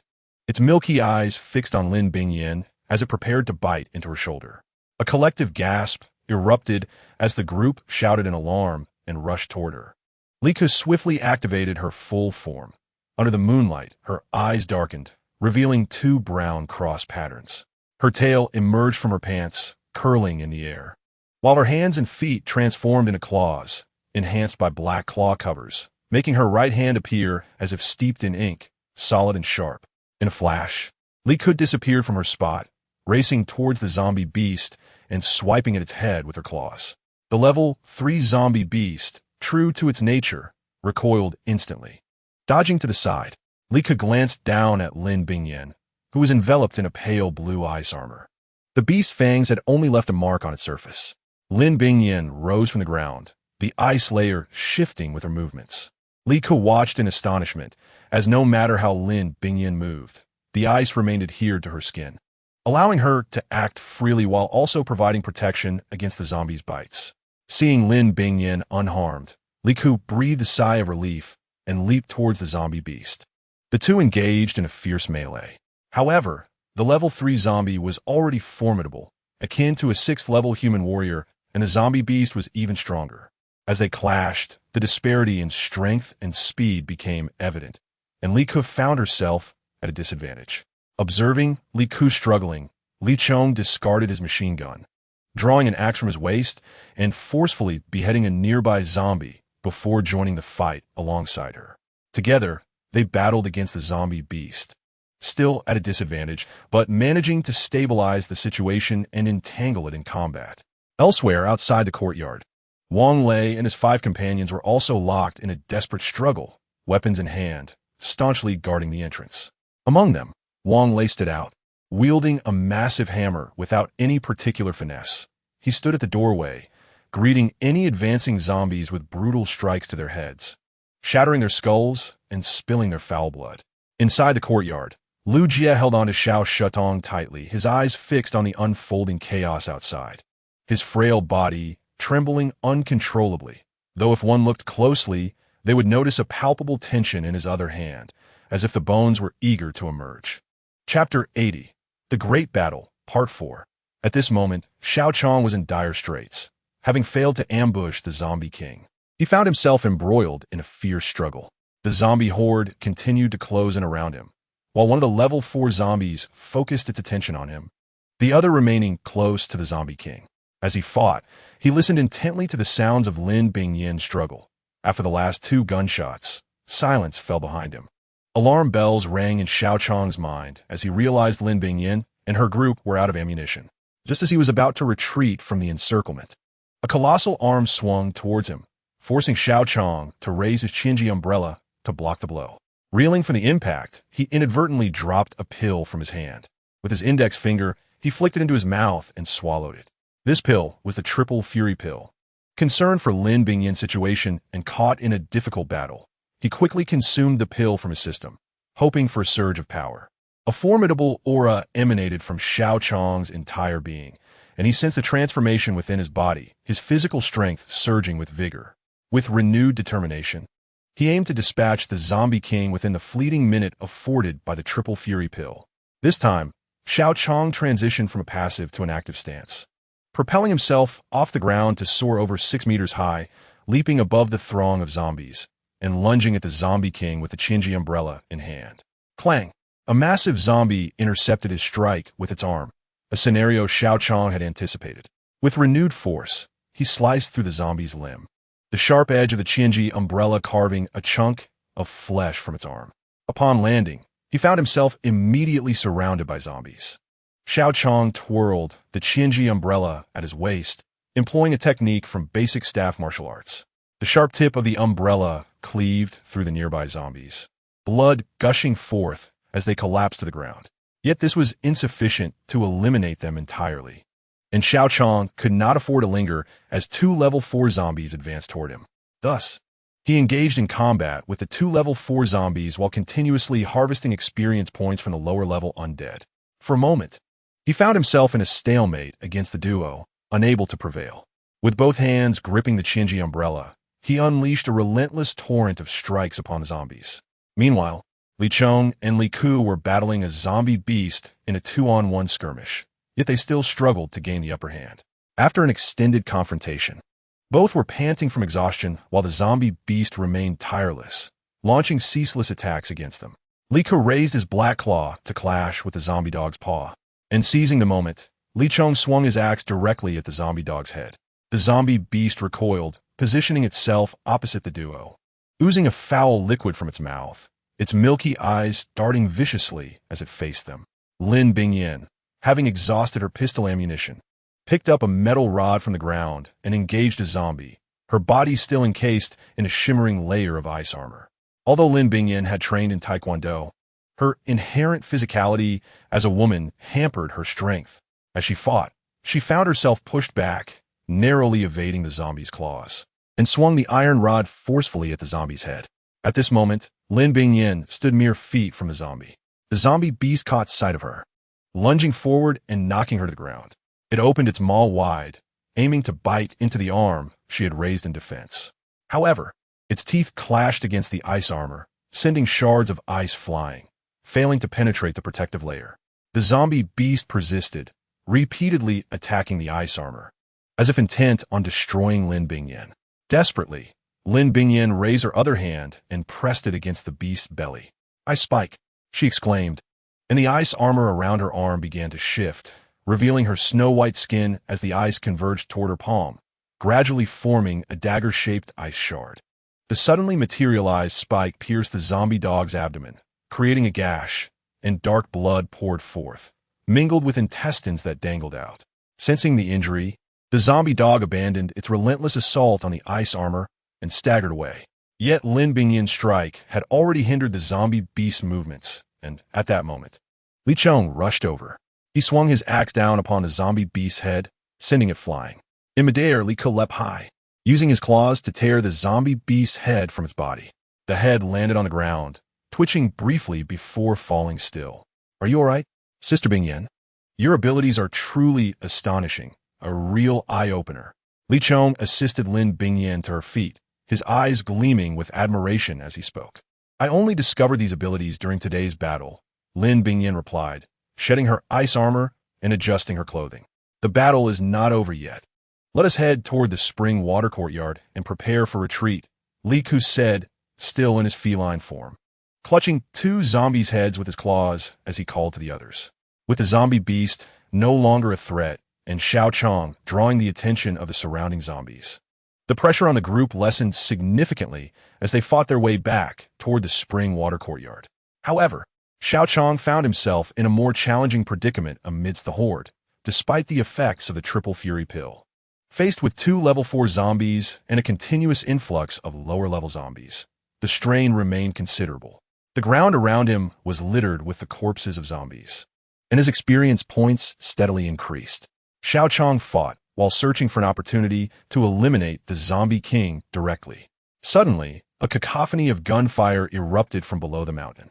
Seizing a moment of respite, Xiao Qiang glanced down, spotting vehicles with headlights blazing making their way up the slope. The zombies, under the command of the Zombie King, began to rush down the hill to intercept the oncoming vehicles. With fewer low-level zombies hindering him, Xiao Qiang felt a surge of relief. He dispatched a level 4 zombie with a single shot, then soared into the air, spiraling toward another zombie. This time, Xiao Qiang put forth all his strength, his resolve to deliver a fatal blow unwavering. Already a level 6 powerhouse, the triple fury pill had greatly amplified his strength. His spear thrust pierced the zombie's arm, driving through its chest. Taking several steps forward, the Qinji umbrella penetrated the zombie's torso, and a torrent of blood erupted from the wound. Withdrawing the umbrella, Xiao Qiang struck the zombie's head with a forceful blow, sending it crashing to the ground. Although the zombie had sustained a grievous wound, it remained alive, and 2 more zombies quickly flanked Xiao Qiang once again. "Brother, impressive skills. Allow me to assist you." A newcomer rushed up from the mountainside, delivering a swift strike to the back of the zombie. Xiao Qiang recognized the newcomer, clad in a dark green military uniform, with thick brows and large eyes. A square jaw, standing an impressive height of 185 meters, towering over Xiao Qiang. Armed with dual blades, he greeted Xiao Qiang. "Ding. Detected level 5 human powerhouse." "Thank you, brother," Xiao Qiang replied. With an ally by his side, Xiao Qiang found himself at ease against the zombie with a gaping wound in its chest. He unleashed a series of shots, each one precise and lethal, aimed directly at the zombie's vital points. In no time, the creature was riddled with wounds. Empowered by the triple fury pill, Xiao Qiang had gained the upper hand against the level 4 zombie. After exchanging several blows, Xiao Qiang drove the Qinji umbrella into the zombie's neck and with a swift motion, severed its head from its body. Ding! Killed ordinary level 4 zombie. Experience points 1,000. Exchange points 2,000. Gained. Ding. Congratulations. Host has leveled up. Current level. Level 7 powerhouse reward. Chapter 81. Great Battle. Part 5. Ding. The duration of the Triple Fury pill has expired. Though the time felt extensive, it was but a fleeting moment. As the effects of the level 3 Fury pill waned, Xiao Qiang immediately sensed a significant depletion of his strength. Fortunately, having slain the level 4 zombie had granted him a level up, now standing at level 7. After dispatching this zombie, he turned his attention to another level 4 zombie. Despite the military man being only a level 5 powerhouse, his combat skills were exceptional, allowing him to hold his ground against the level 4 zombie. Xiao Qiang circled behind the undead, and with a steady aim, thrust his Qinji umbrella into the zombie's skull. Ding! A normal level 4 zombie has been slain, earning 700 experience points and 1,500 exchange points. Upon leveling up, however, the experience and exchange points gained from defeating level 4 zombies have diminished. After dispatching 2 level 4 zombies, Xiao Qiang found himself utterly exhausted from the night's battles. As he surveyed his surroundings, he spotted the zombie king perched atop a hill, surrounded by a mere few zombies. The diminutive figure of the zombie king was obscure behind its companions, its white eyes fixated on Xiao Qiang. With a sudden surge of energy, Xiao Qiang activated his technique. The fatigue and pain from his wounds urged him to conclude the fight swiftly. In a flash, he appeared behind the zombie king, now free from the hindrance of the 2 level 4 zombies.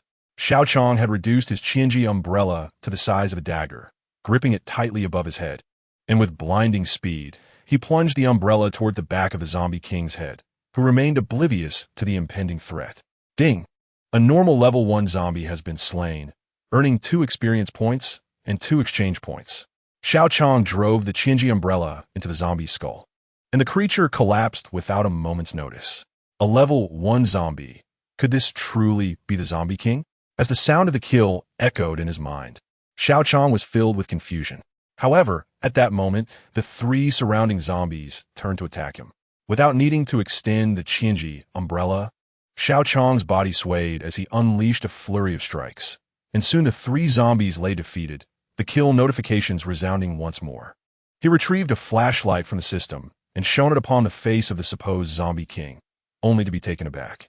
It turned out this creature was merely an imposter, resembling the zombie king in both form and visage, especially in the dim light. Even with his night vision capability, Xiao Qiang had mistakenly identified the zombie king in the haste of the moment. Yet, as he looked around, he noticed that the area was devoid of zombies. All had fled down the hill to intercept the convoy ascending. Could it be that the zombie king had escaped? If so, it was indeed a cunning creature. Standing beside the fallen zombies, Xiao Qiang stroked his chin, lost in thought. Suddenly, the headlights of 3 vehicles illuminated the clearing where they stood, prompting Xiao Qiang to turn around. He beheld 3 military pickups parked side by side, from which a total of 14 individuals emerged, each armed with light machine guns. They swiftly organized themselves into 2 rows, and the person on the far left barked commands. Attention, at ease. Salute. Addressing the individual who had previously aided Xiao Qiang. Report. Squad leader. The horde of zombies below suddenly scattered and disappeared. Our team engaged briefly. Under the cover of darkness, we did not pursue. Only 2 of our members sustained minor injuries and were not bitten. The individual sheathed his weapon, nodded, and approached Xiao Qiang, saying, "Young brother, I see you're quite skilled. I am Wu Zhe, the squad leader at the base in Tongjiang District, Shuzhou City. Are you alone here?" "Hello, Brother Wu. I am Xiao Qiang. There are over 30 of us. They're on the hill over there," Xiao Qiang replied, keen to establish a rapport. Before heading up the hill, he had met their deputy squad leader, the one who had saluted, named Wu Feng, whom Xiao Qiang recognized as a level 3 ability user. Wu Zhe advised him to remain vigilant and be on guard against potential zombie attacks. Xiao Qiang couldn't help but regard Wu Zhe with newfound respect. As they ascended the hill, they engaged in conversation. Through their discourse, Xiao Qiang learned that Wu Zhe was a soldier who, upon the outbreak of the zombie apocalypse, had received orders to establish a base. Unfortunately, their military camp had also succumbed to a zombie siege, suffering heavy losses. They had to scatter and fight individually, establishing 3 bases in Shuzhou City to recruit surviving humans and forge humanity's final stronghold. Wu Zhe's base was located in Tongjiang District, hence its name. Shuzhou City comprised 4 districts, yet only 3 bases remained, indicating that the military had endured severe attacks and was short-staffed. Wu Zei's squad had been tasked with searching for supplies. Upon their return, they had heard gunfire from Longshan Park and rushed over to assist. During this time, Wu Zei had navigated through the horde of zombies, culminating in his timely aid to Xiao Qiang. As they made their way, they fortuitously encountered Lin Bingyan and her companions, who had been searching for Xiao Qiang. "This is Brother Wu. We owe them our gratitude for helping us break through the zombie siege," Xiao Qiang thought to himself, intending to enhance Wu Zei's standing among them. The group greeted Wu Zei and entered the spring water courtyard. "Brother Qiang," the zombies suddenly scattered. "Thankfully, with you in front, we suffered no casualties," Wang Lei remarked upon seeing Xiao Qiang and the others. Xiao Qiang nodded, suggesting they spend the night in the courtyard, where they could light a fire, but advised heightened vigilance and the organization of rotating watchmen to expand their perimeter. "Xiao Wei, prepare some food. Everyone is exhausted from the night. Make sure to cook plenty, as Brother Wu has over 10 companions with him. Liang Gu, please arrange for the watchmen to begin immediately. Although most zombies have been eliminated, the escape of the Zombie King still worries me.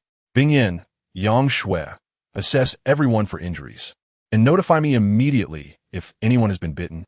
Xiao Qiang stood in the courtyard, issuing a series of instructions to those in charge. The courtyard became bustling with activity, and he summoned Wu Zei's team to join them.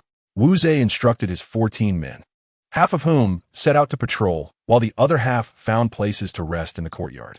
Xiao Qiang and Wu Zei sat beside a pile of firewood, engaged in conversation. "It's quite late, Brother Zei. Why not stay here for the night and set out in the morning? I wonder if your base still adheres to the military's old regulations of returning by nightfall?" Xiao Qiang offered a bottle of water as he spoke. "In this apocalypse, people die every day. Searching for supplies is a perilous endeavor. We set out with over 50 brothers, and while we cleared a supermarket, we also suffered significant losses. Spending the night here is not an issue. Besides, the current state of the base is far from what it once was," Wu Zei replied, his expression revealing a hint of frustration as he changed the subject. "Not at all. In this apocalypse, we rely on each other, creating this base together. They trust me, and I must uphold that trust," Xiao Qiang stated earnestly. "Indeed, but you are still outnumbered and lack heavy weaponry. If you wish, you could accompany us back tomorrow. However, the situation at the base might be, well, it is quite chaotic," Wu Zei admitted candidly. "We have no intention of going there. In this apocalypse, we prefer to be self-sufficient, as it offers us more freedom." "But what is the actual situation at your base?" Xiao Qiang inquired, confident in his abilities and the system he possessed, rendering him less reliant on others. Sighing deeply, Wu Zei continued, "It is a long story." Chapter 82. The Great War, Part 6. Suddenly, the zombie outbreak occurred, and we received orders via satellite phone to establish a base. This base was hastily constructed. Every day, a multitude of survivors flocked to us, and we ventured out daily to search for more. Initially, everyone was jovial, and the base was harmonious. Wu Zei took a sip of water and continued speaking. "However, as you may know, some individuals among humanity began to exhibit mutations and extraordinary powers. At first, we adhered to military regulations. Then, a large group arrived, claiming to be from the Suzhou New World Technology Company. Among them were individuals of remarkable strength who seized control of the entire base, disrupting the original structure. They proposed a classification system distinguishing between humans and zombies, identifying the mutated individuals among us to reorganize our ranks. Initially, there was discontent, but given the apocalyptic circumstances, we refrained from major conflicts. Despite their formidable presence, they managed the base with remarkable order, as if it had been prearranged. Reluctantly, we complied. Regrettably, in the past month, their actions have become increasingly excessive. Xiao Qiang felt a chaotic turmoil within, but could not pinpoint the source of his disarray. What criteria did they use for classification? He had many questions, but did not know where to begin. He could only observe whether their classification aligned with what Xiao Cong had informed him. Humans were categorized into strong, ability, awakening, and super strong, while zombies were divided into ordinary, infected, mutated, and super zombie, Wu Zei detailed. However, some among them claimed there were even higher levels, which we currently could not access. "For instance, I am classified as a level 5 strong, judging by your abilities. You should exceed me considerably," Wu Zei added. The classification appeared consistent, Yet Wu Zhe mentioned additional tiers above it. Xiao Cong had not disclosed any higher levels. Perhaps it was due to my own low rank. The need to advance became apparent. This world was growing increasingly inscrutable, and it seemed imperative to elevate my status to unravel these mysteries. Contemplating this, Xiao Qiang inquired, "Is there any means of communication? Can we contact other cities?" At this, Wu Zhe frowned and replied, "All basic communications have been severed. Yet those from the technology company seem to possess unique communication devices that they do not allow us to use." Xiao Qiang nodded, feeling an increasing sense of mystery surrounding this suddenly emergent company. "Xiao Qiang, dinner is ready," called Li Wei from nearby. Xiao Qiang shook his head and followed Wu Zhe over. As night deepened, the weary group had long succumbed to slumber, leaving only the flickering firelight dancing in the darkness. Xiao Qiang tossed and turned, unable to find rest, and stepped out into the courtyard. Not far away, he could still see the beams of flashlights from patrolling guards. Since the onset of the apocalypse, the events of the past 2 months had plagued Xiao Qiang's mind. Coupled with the arrival of this technology company, everything seemed premeditated. Pondering these thoughts, he heard a sound behind him and turned to find Lin Bingyan. "Why aren't you asleep? Aren't you tired after a whole night of work?" she asked, removing her outer jacket and draping it over Xiao Qiang's shoulders. He had been bare-chested since his shirt had been torn. Now, compared to when they first met, Xiao Qiang had visibly bulked up. His bronze skin showcased well-defined muscles, exuding a masculine charm. After enhancing his physique, he no longer felt the chill. "Thanks, but I can't sleep.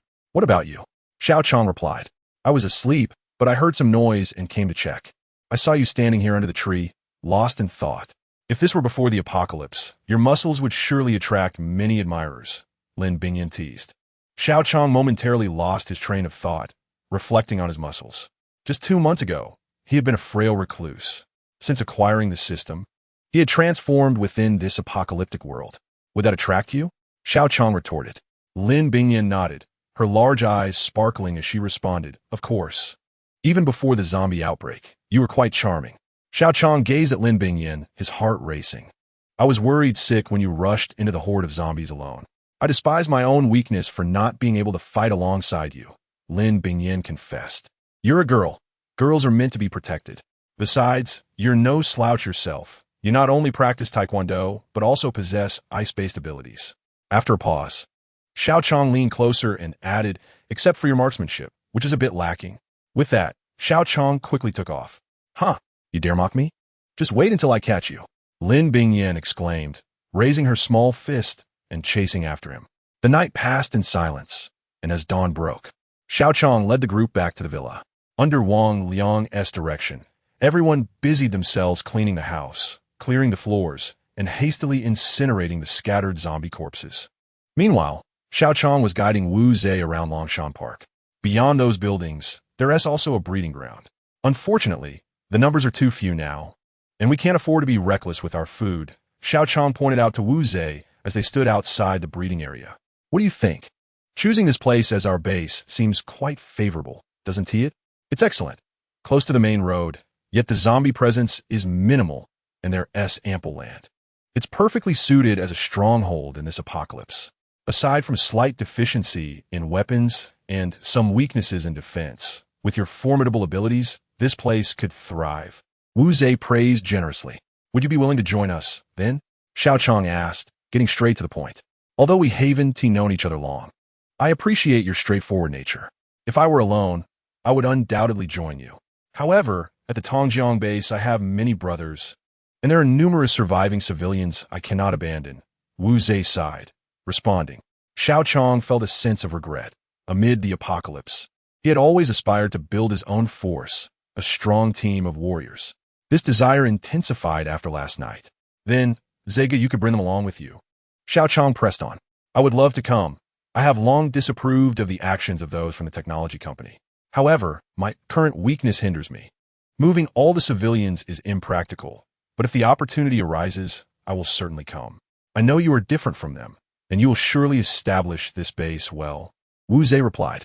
Seeing Wu Zhe's stance, Xiao Qiang refrained from further insistence, but emphasized that Wu Zhe should seize any chance to come over. After lunch, Wu Zhe prepared to return to the Tongjiang base with his 3 vehicles. Xiao Cong, these are supplies we scavenged. Please keep some for yourselves, Wu Zhe said. Opening the trunk, Xiao Cong looked inside to find it brimming with various supermarket goods. No, Zege, we have plenty of food here. You have more people. You should keep it, Xiao Cong declined. Wu Zhe nodded, calling over Wu Feng to relay a few instructions. Since you want to take the food, here's some weapons. Please accept them, Wu Zhe insisted. As they spoke, Wu Feng and a few others moved down 2 crates of ammunition and returned 5 machine guns. You should not refuse these. In the apocalypse, humanity ought to assist one another. We have plenty of weapons guarding our military camp, so let these be for you. Vayu declared. Then I shall not decline. We are in need of weapons here, Xiao Cong replied. Indeed, we shall set off now. Take care of yourselves. Wu Zhe waved at Xiao Cong as he boarded the vehicle. Be cautious on the road. If you get the chance, do come visit, Xiao Cong waved back. In the afternoon, Xiao Cong sought a secluded spot and prepared to examine his rewards. Xiao Cong, please review my various rewards. Ideally, they should be related to the defense of our base, he said while seated in the shade. That is certainly feasible. This system is quite humane, designed to serve the enhancement of the host. You have a total of 3 types of rewards. Defeating 2 ordinary level 4 zombies grants you an upgrade to level 7. The reward for defeating 1 level 4 zombie includes a lookout tower, intermediate, crafted from pure iron and equipped with long-range observation devices. Capable of monitoring the surroundings within a radius of 1,000 square meters. 5 pit traps, intermediate, each measuring 2 square meters and containing sharp spikes, and 3 steel helmets. The reward for defeating the other level 4 zombie includes a machine gun turret, intermediate, also made of pure iron, which can move autonomously while firing. The upgrade reward for reaching level 7 is. Xiao Cong interrupted, asking, why does this particular zombie only yield this one reward? This zombie was slain after your ascent to level 7. Thus the rewards are naturally diminished, Xiao Cong explained. Xiao Cong pursed his lips, unsure of what to say. Acknowledging the system's supremacy. The upgrade reward for level 7 includes Shattered Palm, Advanced, a technique of immense power that concentrates energy into a single palm strike. Capable of delivering blows from a distance and consuming 1,200 energy points. A 3-fold exchange point card, intermediate, which allows for triple experience gain within 1 hour. An ability level testing device, intermediate, for assessing the levels of any awakened individuals below the strong level. And golden silk armor, intermediate. An ancient artifact adept at defending against blades and axes, Xiao Cong concluded. Xiao Cong was exhilarated to discover an advanced technique, as it marked his first encounter with such a powerful skill, feeling he had acquired a formidable weapon. Xiao Cong, please show me my current attributes. Host, Xiao Cong physical quality, 500, average adult. 50, physical strength, 510, average adult. 50, skills, wolf tooth staff technique, dragon movement technique, beginner, proficiency 16100. 108 thunder, beginner, proficiency 8100, surprise attack, beginner, proficiency 11100, tiger claw technique, beginner, proficiency 5100, shattered palm, beginner, proficiency 0100. 8 gates of Duanjia, 3 gates opened, mall privileges, level 1, only able to purchase low-level weapons, medicines, food, etc. Lottery privilege, level 1, 10500, comprehensive evaluation. Strong level, 7 energy points, 2,200, 2,500 experience points, 920, 20,000 exchange points, 14760 items, 1 bone spike dagger, 1,000 mechanisms, umbrella, 1 bouncing shoes, 1 lookout tower, 5 pit traps, 1 machine gun turret, 1 3-fold exchange point card, 1 ability level testing device, 1 golden silk armor. Xiao Cong displayed. Although the base had suffered significant damage after 2 nights of fierce battles, Xiao Cong not only leveled up twice, but also amassed numerous items. Chapter 83. A new world. Human adaptability is often remarkable, even amidst the apocalypse. As noted in Yang Shui's journal, in the ensuing 2 months, the zombies seemingly vanished, no longer appearing. Having learned from past experiences, Xiao Cong remained industrious during this period, collaborating with others to fortify the villa's defenses, elevating their protective measures and erecting walls in critical areas. They constructed a passage connecting the hotel and the villa and salvaged over 10 vehicles from the roads, ensuring ample transport should zombies return. The disposal of the zombie corpses. either through burial or incineration, required considerable effort. Pit traps were strategically placed around the villa and hotel, marked to prevent human trespass. The lookout tower was positioned near the main road, equipped with a machine gun turret, with personnel rotating shifts day and night. This lookout tower reached 10 meters high, featuring a 5-square-meter room containing telescopes and other equipment.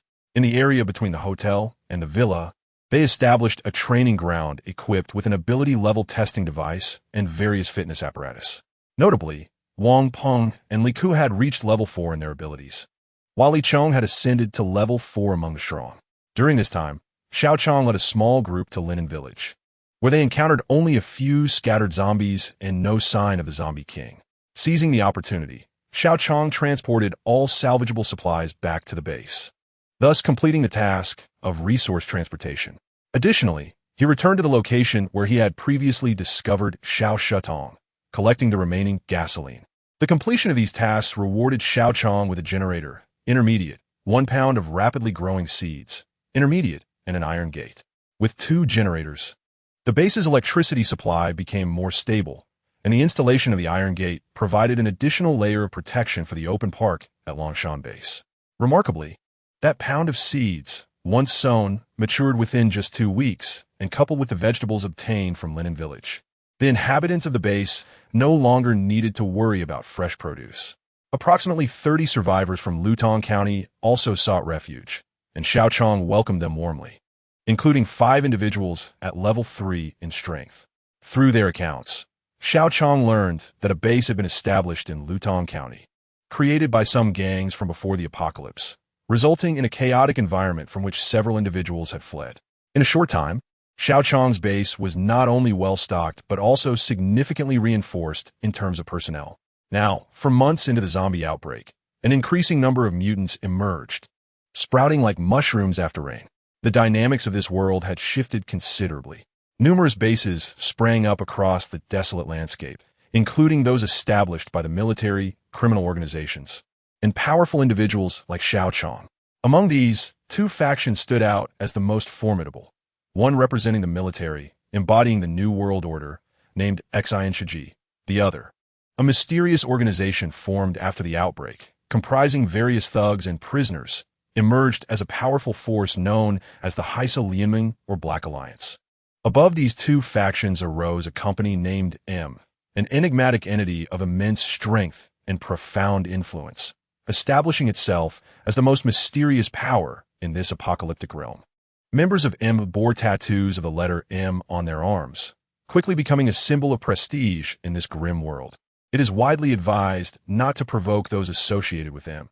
Notably, the Xiao restructured the classification of cities, categorizing them into 4 levels: 2 level 1 cities, 5 level 2 cities, 5 level 3 cities, and 6 level 4 cities. The city where Xiao Qiang resided before the apocalypse, Suzhou City, was classified as a level 4 city. In this narrative, the New World Organization and the Black Alliance each occupy a level 2 city as their respective headquarters. It is rumored that Company M commands a level 1 city, a stronghold whose might is undeniably impressive. The New World Organization once launched an assault on a level 1 city overrun by zombies. However, they encountered formidable evolved beings among the undead, resulting in significant losses without securing the city. 2 weeks ago, signals were unexpectedly restored, and this information began to circulate among the survivors. The New World permits individuals to establish their own bases, facilitating self-rescue for a greater number of survivors. Furthermore, expansive trading markets have been established in each city to ease the exchange of goods and services. In the wake of the zombie outbreak, human technology appears to have advanced considerably, with items once confined to the realms of science fiction now becoming utilitarian, even appearing in trading markets. It is said that these technological innovations are products of the mysterious Company M. Additionally, it has been reported that ordinary level 4 and above zombies possess bones evolved into black gold, which can be fashioned into weapons for sale. Furthermore, infected individuals harboring level 4 and above zombies may yield mutation pills, which, when consumed by humans, could potentially lead to their evolution into powerful beings. Thus, alongside numerous bases, hunting squads have emerged, These squads are disinterested in joining any bases or are merely contracted by them. They traverse the zombie-infested cities, slaying the undead and scavenging for resources to trade for their desired goods. The order in the New World has deteriorated significantly. Not only do zombies pose a threat to human lives, but conflicts and even violent skirmishes also arise among various human factions over resources. The world has descended into chaos, devoid of order. In this new world, strength reigns supreme. Chapter 84. A new task one night at Longshan Base, within a villa, as he awaited dinner. Xiao Qiang retreated to his bedroom. Moments prior, he had heard a notification from the system, signaling the arrival of a new task. Lying on his bed, he summoned Xiao Cong Xiao Cong. Could you kindly repeat the task just now? Xiao Qiang inquired. Certainly, Master. The task is as follows. Occupy Lutong County. Phase 1 requires you to venture alone to explore Lutong County. Successful completion will yield rewards. A technique upgrade card, intermediate, a minor defense pill, intermediate, and an invisibility talisman, intermediate. Xiao Cong replied with a cheerful tone, her voice reminiscent of a young girl. Why is this task divided? This is just phase 1. How many phases are there in total? And how does one go about occupying Lutong County? There's already a human base there. Xiao Qiang expressed a series of questions upon hearing Xiao Cong's explanation. As the system gradually assigns more challenging tasks requiring extended time, it humanely divides the tasks for the host. Each phase comes with its own rewards, and completing all phases will yield a bonus. The current task comprises 3 phases. After addressing one question, Xiao Cong paused before continuing. As for the criteria for task completion, that is determined by the system. Rest assured, Xiao Cong would never send you on a morally reprehensible mission. As you have heard, the base in Lutong County is fraught with chaos. Thus, even if conflict arises, you need not worry. Understood, I comprehend. Xiao Qiang responded, preparing to rise and head downstairs for dinner. By the way, Master, you have an achievement reward awaiting collection. Would you like to claim it now? Xiao Cong called out to Xiao Qiang. Of course, I wish to collect it. What is the reward this time? Xiao Qiang replied excitedly, adhering to the principle of not letting any opportunity slip by. Due to the host's base successfully withstanding the zombie assault and undergoing reinforcements, you have earned an achievement. The reward includes a proficiency card, intermediate, worth 50, a stamina pill, intermediate, 10,000 exchange points, 10 gasoline bottles, and a Gatling gun with 1,000 rounds of ammunition. Intermediate, Xiao Cong announced. Naturally, the proficiency would be allocated to the host's sole advanced technique. The 10,000 exchange points would serve as a reserve for emergencies. The stamina pill, while unnecessary given the host's recovery ability post-level 7 within a week, would still be prudent for dire situations. Regarding the Gatling gun, it would complement the machine gun turret, enhancing the base's defensive capabilities. As he listened to the rewards, Xiao Qiang began to contemplate their utilization. Xiao Cong, could you also assist me in reviewing my attributes? Xiao Qiang requested. Of course, Master. Your attributes are as follows. Host, Xiao Qiang. Physical fitness, 500. Average adult, 50. Physical strength, 510. Average adult, 50. Skills, Wolf Fong Stick Technique. Dragon's Movement Technique, Beginner. Proficiency 3100. 108 Thunder, Beginner. Proficiency 15100. Ambush, Beginner. Proficiency 16100. Tiger Claw Technique, Beginner. Proficiency 10100. Shattered Palm, Beginner. Proficiency 53100. 8 Gates of Duanjia. 3 gates open. Market access. Level 1. Capable of purchasing only low-level weapons, medicines, food, etc. Lottery access. Level 1. 10. 500. Overall evaluation. Level 7 Strongman. Stamina. 2. 502. 500. Experience. 920 000. Exchange points. 24. 760. Possessions include a bone spike dagger, a 1,000 machine umbrella, a triple exchange point card, golden silk armor, and 10 gasoline bottles. Xiao Cong displayed the attribute panel. After receiving these rewards, Xiao Qiang descended the stairs to join the others. In the villa's courtyard, everyone had already gathered around a fire, sharing a meal. Despite the increased number of personnel in the base, they preferred to congregate during mealtime. This not only allowed for a headcount to ensure safety, but also fostered a lively atmosphere after a day of labor, making it enjoyable to share laughter and stories. That evening, they dined on rice porridge, and Xiao Cong sat amidst the group. He announced, "Tomorrow, I plan to set off for Lutong County to investigate." Everyone turned their attention to Xiao Cong, and Wang Peng asked, "Are you preparing to take anyone with you?" "I will be going alone," Xiao Cong replied. "Going alone? That seems too perilous. We should accompany you," chimed in Lin Bingyan, appearing youthful and beautiful in her light blue jeans. "Rest assured, I am merely going to scout." "The risk is minimal," Xiao Cong reassured, wishing to take Lin Bingyan along for both companionship and the potential for deeper feelings to develop. However, he was bound by the system's stipulation to proceed alone. "Liang Gu, I leave the base in your capable hands while I am away," Xiao Cong said, turning to Wang Liang. "Yes, leave it to me," Wang Liang affirmed. After dinner, Xiao Cong and Lin Bingyan strolled through the garden. Under the moonlight, Lin Bingyan spotted a swing and pulled Xiao Cong to sit together. "The moon is exceptionally round tonight," she remarked. As they sat side by side, Lin Bingyan remained silent, prompting Xiao Cong to awkwardly break the silence. Turning to her, he noticed her gaze fixed upon him, her beautiful eyes reflecting a silent contemplation. "Xiao Cong, please ensure you prioritize your safety while you are out there," Lin Bingyan implored. "Don't worry, I might even bring you back a gift," Xiao Cong joked, hoping to ease her concerns. "I am genuinely concerned for your well-being. Thus, it is imperative that you return safely. Do you understand?" Lin Bingyan maintained a serious expression as she gazed intently at Xiao Cong, speaking with earnestness. Xiao Cong looked at Lin Bingyan in astonishment, his heart racing with an inexplicable tension, stuttering, "Oh. All right."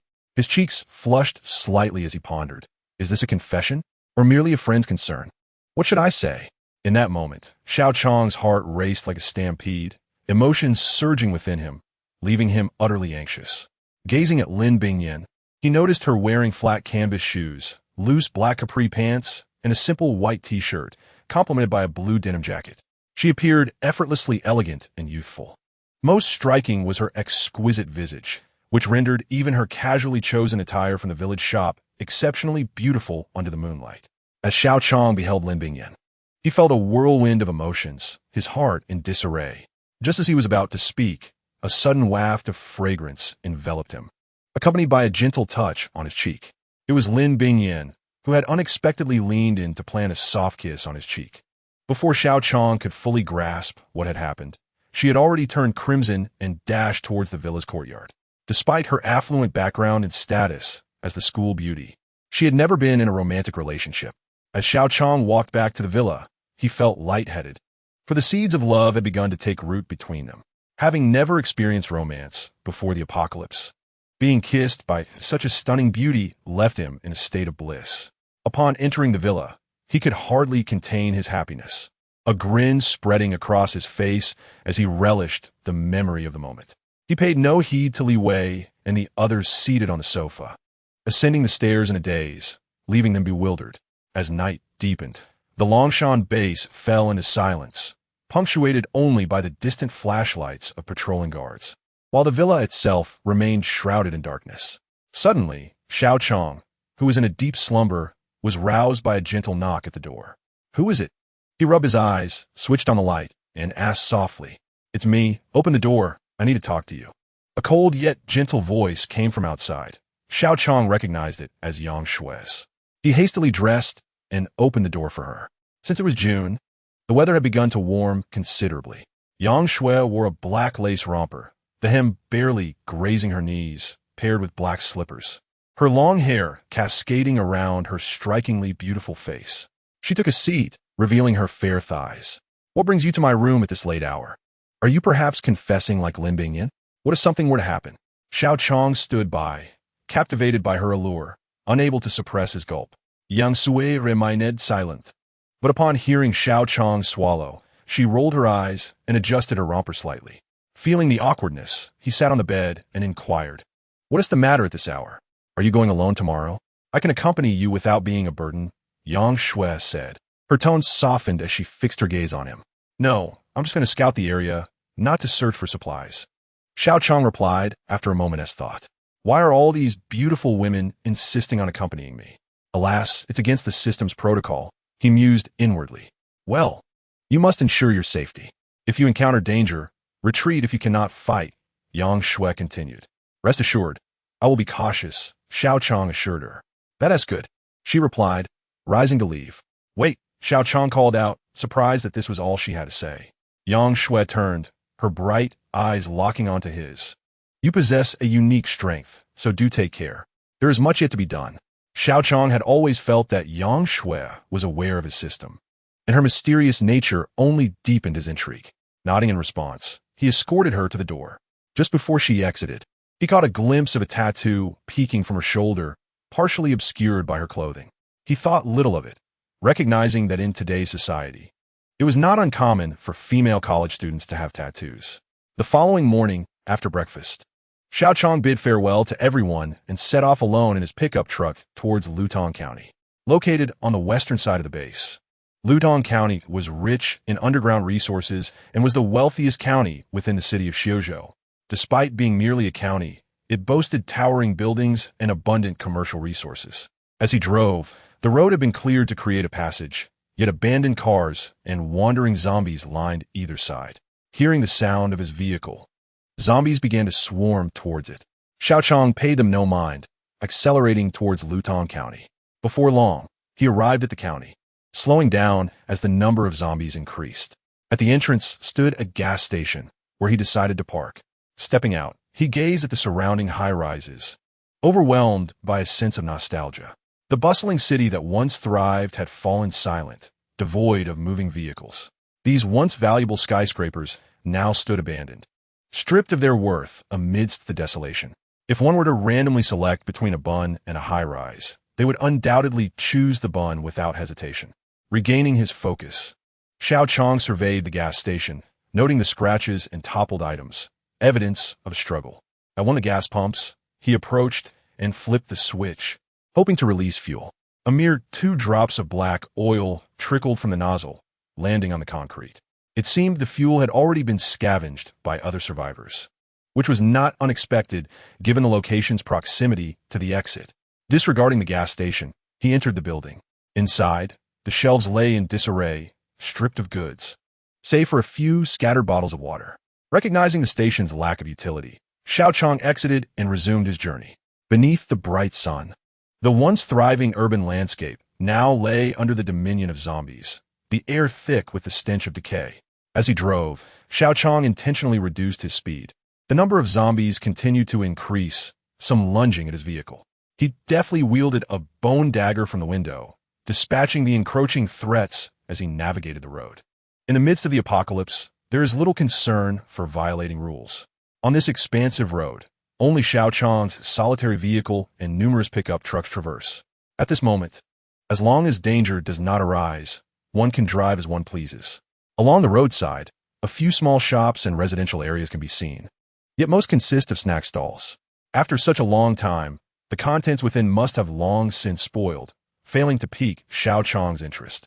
He leisurely dispatches zombies while continuing to drive forward. Ding!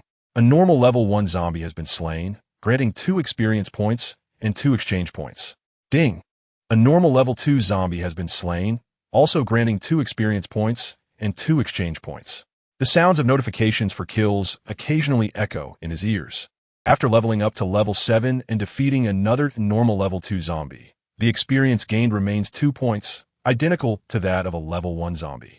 It seems that the minimum experience awarded for killing a zombie is indeed 2 points. Continuing forward, he reaches a square densely populated with wandering zombies, roughly estimating their number to be in the thousands.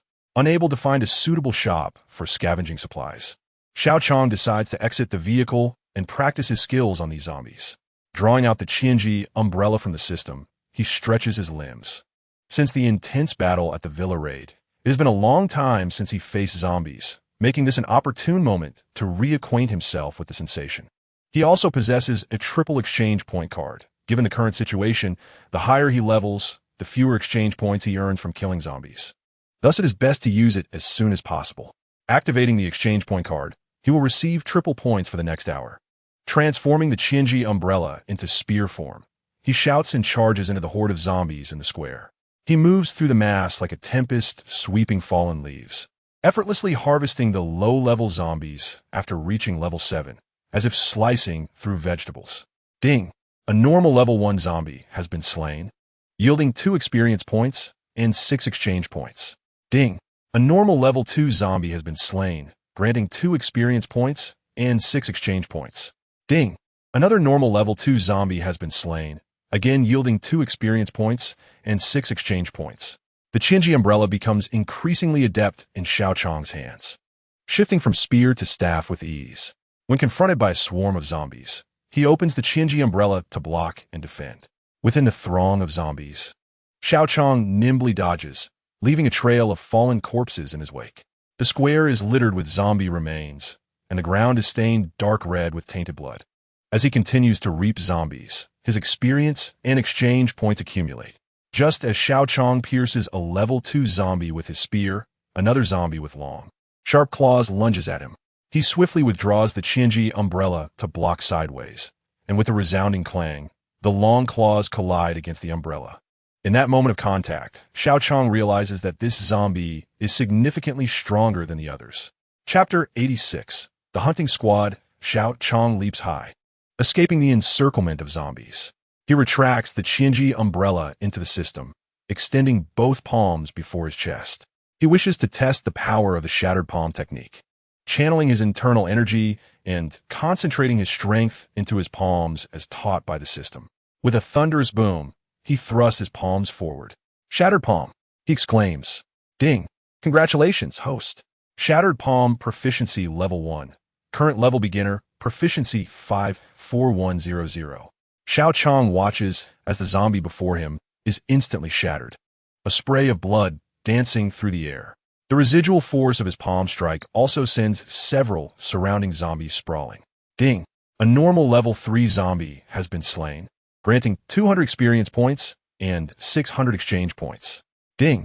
A normal level 1 zombie has been slain, yielding 2 experience points and 6 exchange points. Ding! Another normal level 2 zombie has been slain, granting 2 experience points and 6 exchange points. Truly, this advanced technique possesses immense power, though it consumed 1,200 energy points.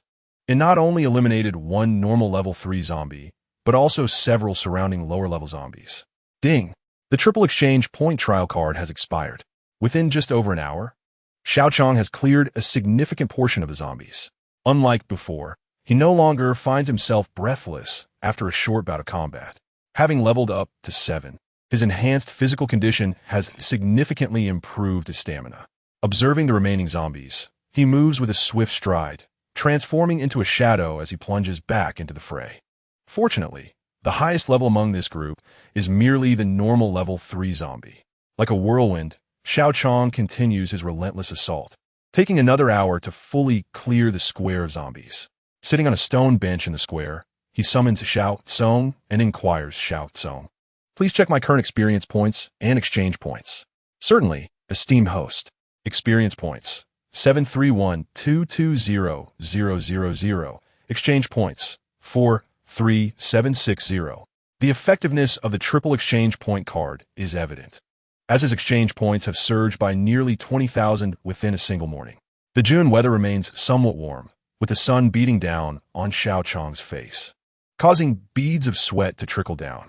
The surrounding corpses of zombies exposed to the sunlight have begun to rot, emitting a foul stench. Rising to his feet, Xiao Qiang intends to find a place to rest and enjoy some lunch.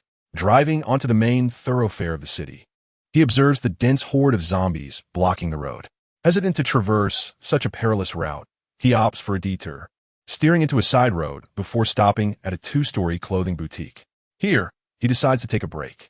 Exiting the vehicle, he finds the road relatively clear of zombies, though a few nearby begin to howl and rush towards him. With a slight flick of his wrist, he draws the bone-spiked dagger from the system, standing at the storefront without even shifting his stance as he dispatches the level 1 zombies. Ding!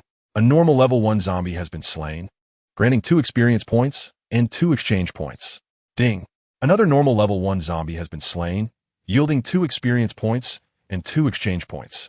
Hearing the notifications of kills, Xiao Qiang steps into the clothing store, ensuring to close and lock the door behind him to prevent any sudden zombie incursions. In the apocalypse, caution is paramount.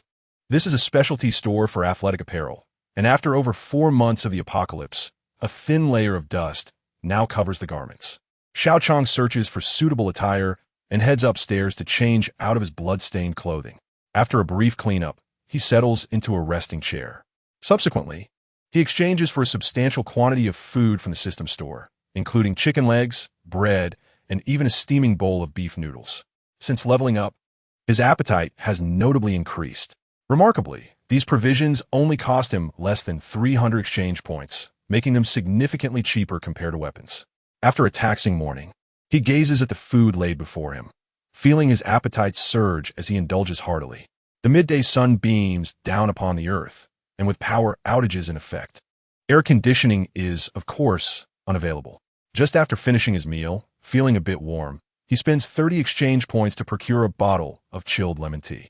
Reclining comfortably in the lounge chair, savoring a chilled beverage to stave off the summer heat, one might dream of the prospect of existing alone amidst the apocalypse.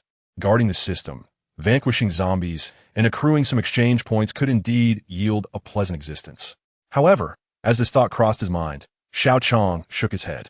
Setting aside other considerations, he found it impossible to abandon the company of two enchanting school beauties, Lin Bingyan and Yang Shui. Moreover, he reveled in the respect he garnered from others. The feeling of being acknowledged by his peers brought him a sense of achievement. It is worth noting that individuals like Xiao Cong, who were once inconspicuous before the apocalypse, would scarcely attract the attention of even ordinary girls, let alone someone of Lin Bingyan's stature. As he pondered, a wave of drowsiness washed over him, and he gradually succumbed to sleep in the lounge chair. Just as he began to drift, the sounds of a scuffle and clashes reached his ears, accompanied by human voices. Startled, Xiao Qiang bolted upright and moved to the window to peer outside.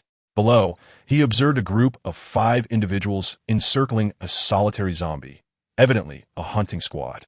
This was Xiao Qiang's first encounter with such a team, a mix of 4 men and 1 woman, armed with various weapons, discussing tactics while encircling the undead creature.